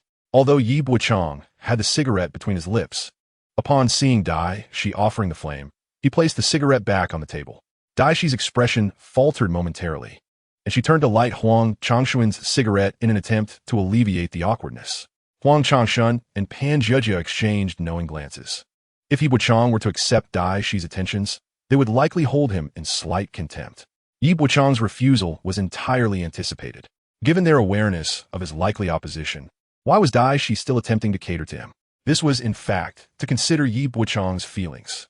As long as he was pleased and content, subsequent negotiations would proceed smoothly. They were all there to support one another.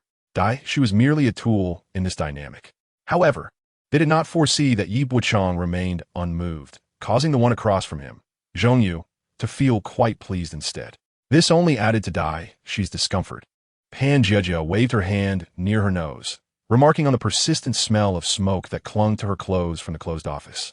She leaned towards Zhong Yu, inhaling deeply as if her attire were an air filter. Oh, your usual perfume seems to have lost its fragrance. Have you stopped using it? She inquired, astonished. Zhong Yu instinctively glanced at Yi Bochang, hoping for a shared moment of connection, as though they held a mutual secret. Yet, Yi Bochang remained absorbed in his own world. Lighting another cigarette, Huang Changshuan pointed to the pot, urging, quickly, grab your chopsticks. I've timed it. This is the perfect moment to eat, when the fish is at its tenderest and just beginning to absorb the flavors. He continued to extol the virtues of fish head hot pot paired with chilled beer. Cheers to the success of our second project department in securing this year's major project for our design institute, he proclaimed, raising his glass.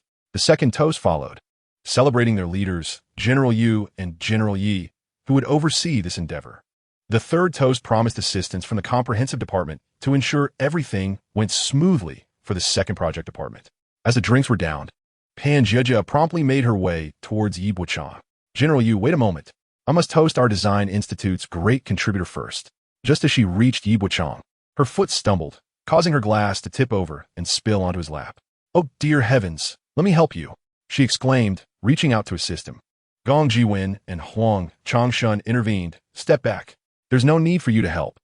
She can take care of it. Dai Shi, who had been cautious since her arrival, felt a mix of frustration and reluctance, but ultimately hoped to mend her rift with Yi Bochang. They did not genuinely expect Dai Shi to clean up the mess. It was merely a pretext to highlight the uniqueness of their relationship. Yi Bochang simply stood and said, You all enjoy your meal. Don't mind me. I'll just step out to the restroom. As he left, Dai Shi followed closely behind, without needing Huang Changshuan's prompting. She harbored a myriad of thoughts she longed to share with Yi Bochang. Zhong Yu's expression darkened, prompting Huang Changshuan to wave at her. What's the matter? There remained a possibility for Dai Shi and Yi Bochang. It would be prudent for them to cultivate their rapport. The future would be far more manageable if they did. Yet, Zhong Yu had to maintain a facade of composure, as if she harbored no particular feelings for Yi Bochang. However, the image of Dai Shi attending to Yi Bochang gnawed at her heart. In her mind, a fleeting vision emerged, akin to an edited photograph, where she replaced Dai Shi, rendering the scene far more agreeable. As this thought crossed her mind, her gaze drifted momentarily. Yi Bochang excused himself to the restroom, and upon his return, the onlookers fixated on his trousers, chuckling softly. What if he had an accident? Approaching the sink, Daishi offered him a few paper towels, yet he did not accept them. At that moment, Daishi was not as passive as she had been at the table, in the presence of familiar faces. Pride held her back. In the restroom, however, with no acquaintances around, she lowered her voice, suggesting, "Perhaps I could help you clean up?" After speaking, she feared he might dismiss her with a brusque remark about his temper. Fortunately, Yi Bochang did not push her head down nor reprimand her. However, he also did not take the paper towels or allow her to assist him. Such high-end service would typically cost $298, and without payment, the demands could be even greater. Yi Bochang was acutely aware of the dynamics at play. She had waited outside the restroom for an extended period. Yet as he washed his hands and walked past her, he feigned ignorance of her presence. This sensation of being overlooked was likely more painful than any form of reprimand. She yearned for the moment when Yi Bochang would greet her, as it would alleviate her speechlessness. Yet, Yi Bochang had long ceased to adhere to conventional expectations. Eventually, unable to restrain herself, she called out his name. Ironically, even after calling, it seemed as though he did not hear her. This reaction shattered her initial reserve, propelling her to pursue him unabashedly, igniting her with a desire to confront him. Yi Bochang, I have already apologized and acknowledged my mistakes. Is it not a bit petty of you to treat me this way? Yi Bochang halted, casting a glance at Daishi. We are merely colleagues in the same department. I do not believe you have erred in any significant way. However, your persistent entanglement is becoming rather tiresome. I am indifferent to any tasks you may have received from General Huang or any matters entrusted to you by Dai Shuiyo. Those are your concerns.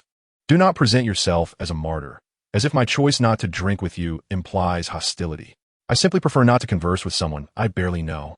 Maintain the current state. General Huang will not hold you accountable for any perceived shortcomings in your work. However, if you intend to assume a moral high ground to criticize me, do not blame me if I lose my temper in front of them. She was utterly bewildered. How could Yi Bochang utter such harsh words? Was he truly so heartless? Did he not consider any past sentiments? She had always believed that men were easily appeased. If she acted a tad wronged and spoke sweetly, he would surely come to her side if he remained upset. Yet, this strategy proved futile with Yi Bochang. He simply walked away, and she trailed closely behind him, as she observed him returning to his seat.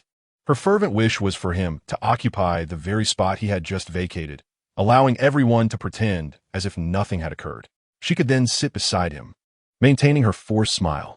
However, Yi Bochang chose to sit next to Gong Jiwen instead.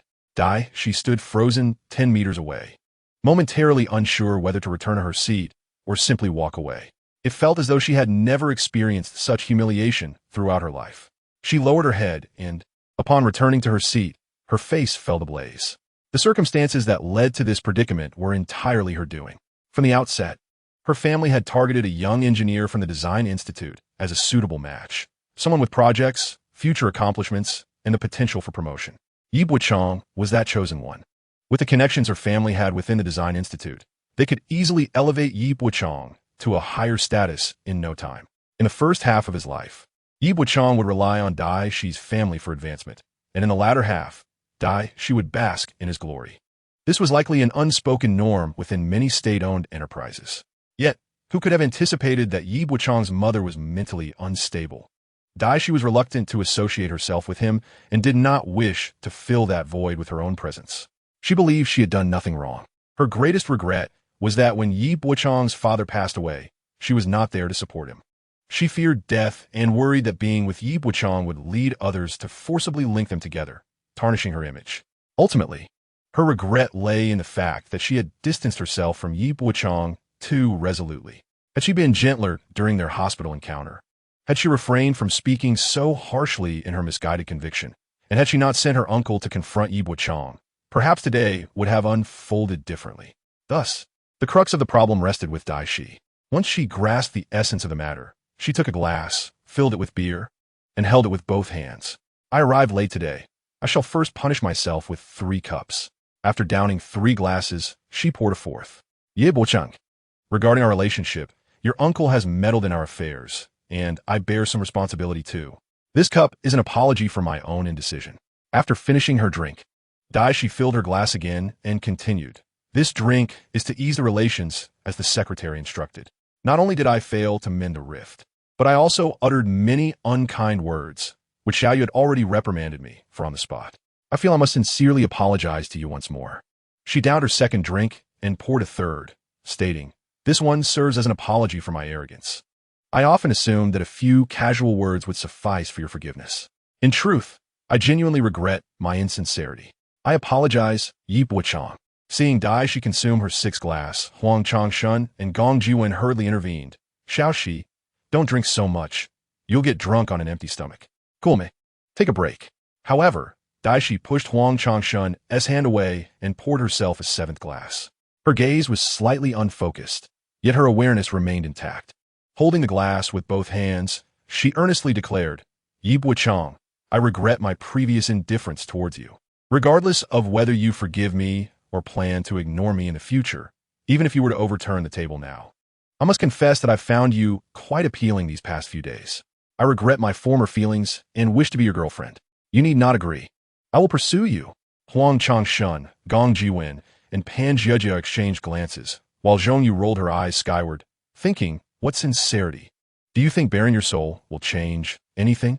She worried that Yi Bochang might be oblivious to Shi's true intentions and turned to him, saying, have some self-respect. She only desires to use you. Don't fall for it. As she drained her final glass, she looked at Yi Bochang and reassured him. You needn't worry. I won't get drunk. You're not leaving tonight. I'll just induce vomiting and continue drinking later.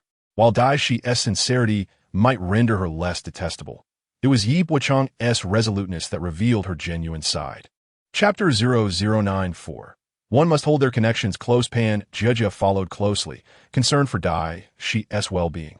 In the remaining group, Zhongyu contemplated whether Yi Bochang had softened. But unable to express her thoughts directly, she remarked to Huang Changshun, even if she is to apologize to Yi, it needn't be done so harshly. If she drinks too much and encounters trouble, it will fall upon your department as responsibility. Huang Changshun quickly waved his hands. No. Let's not speak of such things lightly.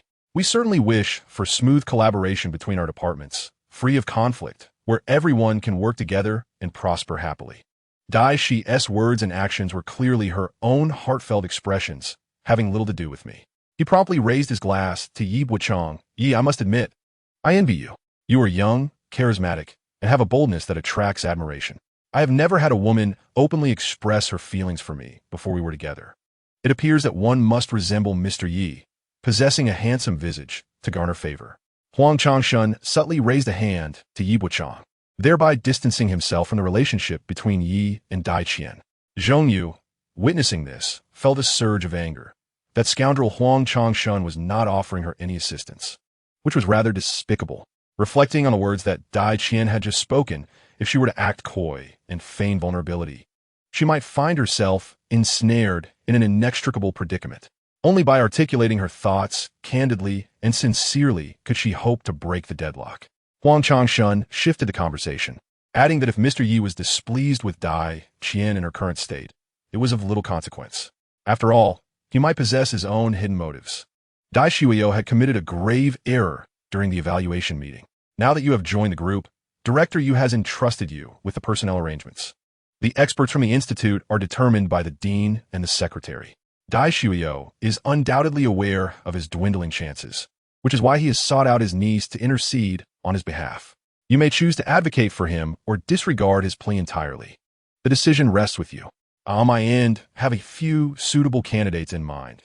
Guan Ningfeng from the 3rd Department and Yang Pingguan, a recent doctoral arrival from the 4th Department. These young individuals possess commendable potential and could benefit from some practical experience within the group. However, this is merely a suggestion. Should you have your own ideas, feel free to make your arrangements. This was, in part, one of Huang Changshun's primary intentions for organizing tonight's dinner. Yi Bochang refrained from making any immediate declarations. Matters of this nature seldom reveal their final resolutions until the last drop of wine is consumed and the time for decisive action arrives. When Dai Qian returned after a brief respite, Huang Changshun promptly shifted the topic, suggesting, shall we head to Suha? The bar has indeed become a prevalent mode of social engagement, particularly as it fosters a vibrant atmosphere with both men and women present. Were it only men attending, Huang Changshan would undoubtedly have arranged for a more private venue. The rationale behind the mixed company lies in Huang Changshuan's unfamiliarity with Yi Bochang's preferences, necessitating a cautious approach. As the evening progressed and the transition to a new venue was initiated, Zhong Yu declared, "I will ride with Yi Bochang." Fan Jia exclaimed, "I will join your car as well." Zhong Yu resolutely declined, urging her to return home to tend to her child, asserting that the forthcoming activities were unsuitable for her. Though Pan Jia jested in response, she understood that such an occasion offered her little opportunity for engagement. Consequently, after departing from the Fish Head Hot Pot restaurant, she hailed a taxi and returned home. As Huang Changshan departed, he received a phone call. "Sister-in-law, he is not with us. Indeed, today the second department is celebrating. We have just dined and are preparing to head to Suha. Would you care to join us for a while?" Upon ending the call, Huang Changshan scoffed. "Old Lu has a broken leg and is still out and about. Will he receive a discount for only one leg being washed?" The thought amused him. Once in the car with Dai Qian seated in the back, Huang Changshan remarked, "You're about ready to go. It seems Mr. Yi is not upset with you. If you're feeling unwell, I can take you home."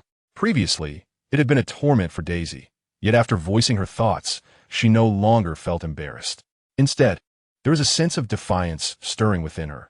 Considering Yi Bochang's typical silence and stoicism was quite distressing.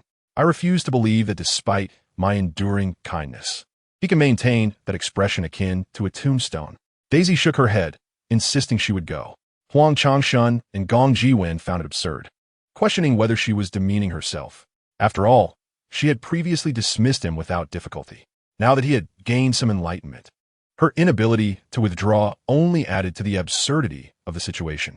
As Zhong Yu drove, she had stolen several glances at Yi Bochang, who was busy replying to a message from Li Dong. Li Dong had written, "Our foreman handed me 30,000. When will it be convenient for you to come by?" Yi Bochang responded, "I am heading to Suha. Will you be coming?" Li Dong replied, "Wait for me. I'll be there in half an hour." Li Dong, a seasoned rogue, would never decline a visit to a bar.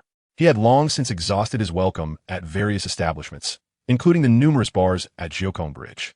Back then, his visits were merely for free drinks. Now, while he might navigate those places with ease, when it came time to spend, he would hesitate, primarily due to insufficient funds. After his exchange with Li Dong, Yi Bochang slipped his phone into his pocket and turned to Zhong Yu, stating, regarding the individuals Huang Changshan mentioned, "I'm not familiar with them. I only require Lao Yuan to join the group, and I will provide you with another list. These are seasoned technicians, my longtime collaborators. Select whom you like, and we can directly bring them into the group. You may consider Huang Changshan's recommendations, but it must be those individuals' connections that approach you, not Huang Changshan himself. The nature of personal favors requires reciprocity. It is better for you to hold the leverage than for Huang to barter on your behalf. This will be beneficial for your entry into the Institute." Yi Bochang had articulated quite a bit, yet Zhong Yu remained unresponsive. He glanced at her, inquiring if she had not heard him. At the red light, Zhong Yu finally turned to Yi Bochang and asked, "Are you trying not to laugh?" Yi Bochang responded with confusion. Zhong Yu continued, "If you want to laugh, just do it. If I were in your position, I would find it immensely satisfying. Just days ago, she held you in disdain, and now she is both toasting and confessing. Who wouldn't he feel elated?" Reflecting on the earlier encounter at the table, Yi Bochang admitted that it had been somewhat gratifying at the time, though now it felt trivial. Zhong Yu interrupted him, asking, "Daisy invited you to a hotel tonight. Will you go?" Chapter 0095, suddenly in high demand, yet still unaccustomed, none of your business. Yi Bochang retorted, offering Zhong Yu a curt reply. She rolled her eyes, commenting that all men were alike. If presented with an opportunity, they would not refuse. Suha was undoubtedly among the elite bars, not only in Yin City, but also maintaining a robust presence nationwide for many years. Alongside later establishments like Number 88 and Muse, it could be considered one of the triumvirate of bars that thrived until around 2013 or 2014. Older patrons tended to frequent disco bars, while the younger crowd gravitated towards those that offered a more relaxed, rhythmic ambience, preferring songs that were less cliché and more trendy. Huang Changshan adeptly ordered wine from the waiter. Currently, a bottle of Chivas 398 comes with 6 complimentary soft drinks. The younger generation might not be familiar with this so-called foreign liquor. One bottle of foreign wine can be mixed with 12 bottles of soft drinks. such as black tea or green tea. In essence, it presents itself as an exceptionally sophisticated way of drinking. Yi Bochang has never been able to appreciate foreign liquors from the very beginning. Of course, he cannot drink baijiu either. Only beer suits his palate. In the booth, Huang Changshun forcefully pulled Yi Bochang to sit beside him in the middle. Meanwhile, Zhong Yu had intended to sit on the other side of Yi Bochang. Their relationship, on the surface, was merely one of collaboration, with any hint of ambiguity stemming solely from Zhong Yu's own feelings. In public, she dared not exhibit too much intimacy with Yi Bochang, thus opting not to sit close to him. Huang Changshun waved to a few girls clad in extremely short skirts. They approached, hand in hand, either clutching their phones or holding Chanel bags the size of envelopes, while waving back at Huang Changshun. Their skirts were so short that they accentuated their long legs, barely covering their backsides. Yet from Yi Bochang's perspective, the outline of their curves was almost visible. This tantalizing level of concealment is most alluring, inciting a desire to glimpse more. Yet, should one muster the courage to bend down or tilt their head, the sight of safety shorts would be revealed. Huang Changshun gestured toward the side of Yi Bochang, indicating that his friend was there to enjoy himself. Gong Jiwen exclaimed, "I am also your brother," and began to introduce Yi Bochang to a girl. Huang Changshun interrupted him with a wave, exclaiming, "What are you introducing? The drinks haven't even arrived." He retrieved several documents from his briefcase and tapped them on the table before wrapping an arm around Yi Bochang's neck. Here are a few companies, all of which have previously collaborated with the Design Institute. At least 2 of them have been partners for over 5 years. The other 2 were established in the past 2 years, and their subcontracting qualifications are included here. You can take a look at them. Let me know which one you decide on, and we can expedite the process. You are an industry insider. If anything is unclear, feel free to seek assistance before making a decision. In our field, familiarity trumps novelty. Ideas are governed by the norms of the trade. However, if you have specific requests, do not hesitate to inform me in advance. Yi Bochang was not apprehensive about Huang Changshun's potential deception. The greatest advantage of the Design Institute lies in its collective responsibility. In the event of an issue, everyone bears the blame together, and no one can escape. Therefore, in terms of construction, the project's main body is executed by the architectural side, while the subcontracting is entrusted to well-established construction firms. Those films and novels that frequently highlight shoddy engineering as a point of conflict fail to consider that this is not merely a one-off transaction. Reputation is paramount, and everyone wishes to sustain their earnings. Huang's selected companies are all meticulously chosen and capable of withstanding scrutiny. Yibo often tucked the documents into his bag and remarked to Huang Changshun, "I am merely assisting General Yu. The final decision rests with her. When the time comes, I shall present the materials to her." Huang Changshun patted Yi Bo's thigh in understanding, subtly extending a personal favor. He undoubtedly recognized that ultimately, it was Zhong Yu who would make the decision, supported by Liu Lei and the dean. Yet, Huang Changshun was aware that many matters could not bypass Yi Bo, so he took the opportunity to fortify their connection, uncertain of when it might prove advantageous. This truly exemplified the caliber of the head of the Project Comprehensive Management Department. Seated beside Yi Bo was a young woman, her hair cascading over her chest. Upon noticing the conversation between Yi Bo and Huang Changshun had concluded, she flirtatiously tossed her hair, revealing her delicate straps and enticing cleavage to Yi Bo, accompanied by a charming and confident smile. As she nodded, the visible contours of her collarbone seemed to be filled with potent spirits, promising intoxication with just a glance or a whiff. When she retrieved 2 cigarettes from the table and placed one in her mouth, Huang Changshun exclaimed, "You certainly have a big mouth, always grabbing 2 at once." The young woman giggled playfully, "Shunji, you're so annoying." She ignited both cigarettes with a lighter, then offered one to Yi Bo, taking a puff herself and exhaling a fine, delicate wisp of smoke towards him, reminiscent of a fairy casting an enchanting spell. "Brother, shall we go dancing?"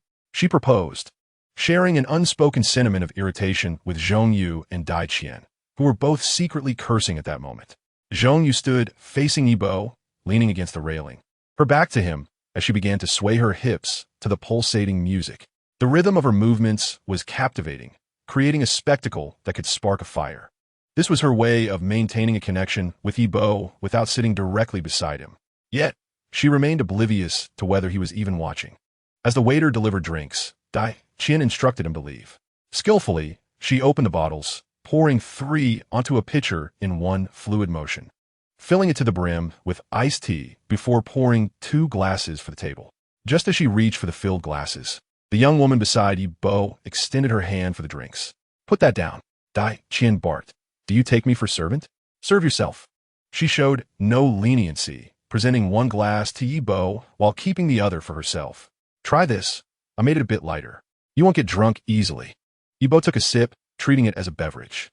Just as he placed a cigarette between his lips, the young woman beside him suddenly wrapped her arm around his, deftly removing the cigarette to tap off the ash before placing it back in his mouth, whispering teasingly in his ear, "Brother, does she like you? Will she hit me?" In that moment, with Zhongyu swaying provocatively, the flirtatious young woman drawing near for a kiss, and Dai Qian lowering her demeanor, Yi Bo unexpectedly found himself the object of envy and rivalry among women. Chapter 0096. I like him asking me for drinks in the realm of nightlife. Yun City undoubtedly holds a prominent position. Of course, Yuzhou is not to be underestimated either, as it is also a significant hub in the southwest. However, the experiences in Yun City and Yuzhou diverge. In Yuzhou, one might traverse 4 or 5 venues in a single night, with a frenetic pace akin to changing positions in bed, reminiscent of a juggler-esque performance. The evening involves a whirlwind of activities: dining, singing, hopping from one bar to another, and then to yet another. Conversely, in Yun City, the emphasis lies more on cultivating an ambience, often remaining in one venue to savor the experience. The activities are typically limited to 3: dining, singing, and late-night snacks. Dining, dancing, and late-night feasting. Dining, enjoying skewers, and savoring hot pot. This concentrated approach in Yun City, where revelers tend to linger longer, naturally increases the likelihood of stories unfolding. In such an atmosphere, once one acclimates to the din and imbibes a bit of alcohol, it becomes nearly impossible not to fall in love with the place. This explains why the bars in Yun City thrive from Monday to Sunday, with no day of lackluster business. Everyone is utterly enchanted by the locale. Huang Changshun and Gong Jiwen are seasoned veterans in such settings, effortlessly engaging with the ladies, leading them into games, and, after a few rounds, they have the girls tipsy enough to dance in each other's arms. Zhongyu has been trying to squeeze her way closer to Yi Bochang, but he is perpetually surrounded by company. Thus, she concocts a plan to intoxicate either Yi Bochang or the girl beside him. However, despite her 4 trips to the restroom, the girl next to Yi Bochang shows no signs of inebriation. Zhongyu sends a text to Yi Bochang. "I'm feeling a bit tipsy. Are you leaving?" Yi Bochang replies, "You should go." Zhongyu continues, "These girls are quite easygoing. If you're pleased, just take one to a hotel later. And remember to wear a raincoat." Yi Bochang responds, "All right." Initially, Zhongyu intended to merely tease, but upon reading his reply, she stomped her foot in frustration, berating herself, "What a fool I am." Without even bidding farewell to Huang Changshun and the others, she hurriedly departed the bar. As the clock approached 11, Huang Changshun, with a girl in tow, nodded towards Yi Bochang, saying, "We're off, Yi." He exchanged knowing glances with the girl beside Yi Bochang, a signal understood by all, urging Yi Bochang to seize the opportunity.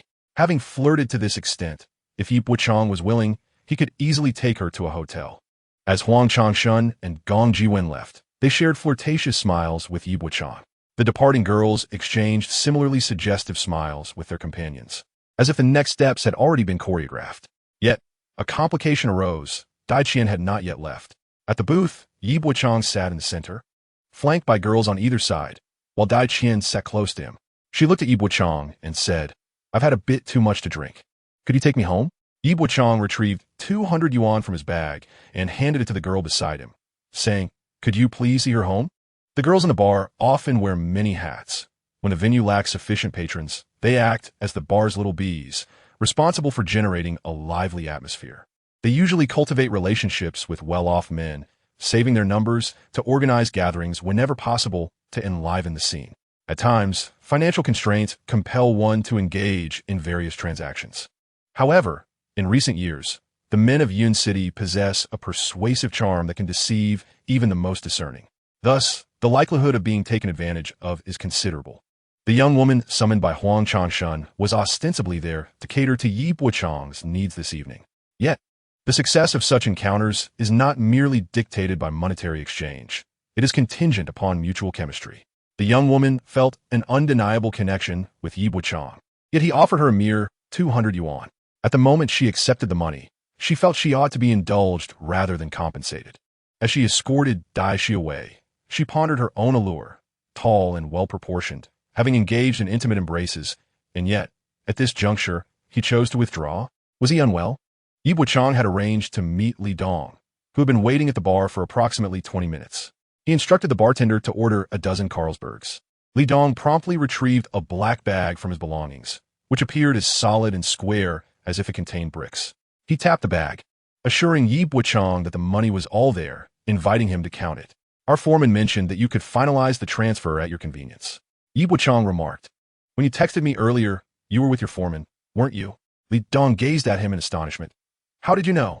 Our foreman has been quite anxious about this matter these past few days. I've been glued to his side, fearing that you might not reach out. Bochang, you are quite impressive now. Yi Bochang replied, I cannot accept this money at the moment. Please take it back to him and tell him to call me. Li Dong clinked his beer bottle against Yi Bochang's, suggesting, just keep the money. I can step out and have him call you. Yi Bochang countered. Do you wish to remain a subordinate forever? Don't you aspire to lead your own team? He clinked bottles with Li Dong once more, eyeing the black bag. That apartment is only worth around 20,000 yuan now. Your foreman is quite generous to offer 30,000 up front. How much do you think he will share with you for the work? Li Dong contemplated, perhaps 2,000 or 3,000. It likely won't be more. Yi Bochang asserted. I need to meet the subcontractor behind him and introduce you. Then you can venture out on your own and expand further. What purpose does meeting your foreman serve? While Yi Bochang spoke, a woman with a platinum handbag, elegantly dressed, perched herself on a high stool nearby. Li Dong, captivated, polished off his untouched beer in one go. Bochang, no need for words, it's all in the drink. From now on, your affairs will be my affairs. If needed, you may take my life in exchange. As Li Dong prepared to depart, Yi Bochang called him back, handing him the bag from the table. Once Yi Bochang turned back towards the bar, he noticed the woman was gazing at him intently. He tilted his head and inquired, Is there something you need? The woman, with a knowing smile, remarked, That bag contains at least 30,000 yuan. Are you not interested? Yi Bochang chuckled, for such bags, carelessly left about, seldom evoke thoughts of wealth. The woman is not only beautiful, but also remarkably intelligent. She inquires, with so much beer, will you be able to finish it? Or perhaps you could treat me to a drink. In truth, there are numerous individuals in the bar who seek to enjoy complimentary beverages. One can easily observe those who dart about the establishment, clutching a bottle of beer. Most are likely indulging in this free-spirited drinking. However, when a woman graces the bar with her presence, many men eagerly line up to offer her drinks, charmed by her allure. Yibo often recalls a particularly tall woman at number 88 who habitually donned a bikini and frequented the bar each night seeking free drinks. Countless men found themselves unable to resist the urge to buy her a drink. It was only later that he discovered she was, in fact, a man. Yibo couldn't help but chuckle at the thought. The sudden laughter caught the attention of the married woman beside him, prompting her to ask, What is so amusing? Yibo replied, Oh, it's nothing, just a humorous recollection. As they conversed, a portly patron approached with 2 cocktails, placing one before the woman. Here is a drink for you, beautiful. She tilted her chin towards Yibo, saying, I enjoy when he treats me. It seems this woman's approach is rather sophisticated.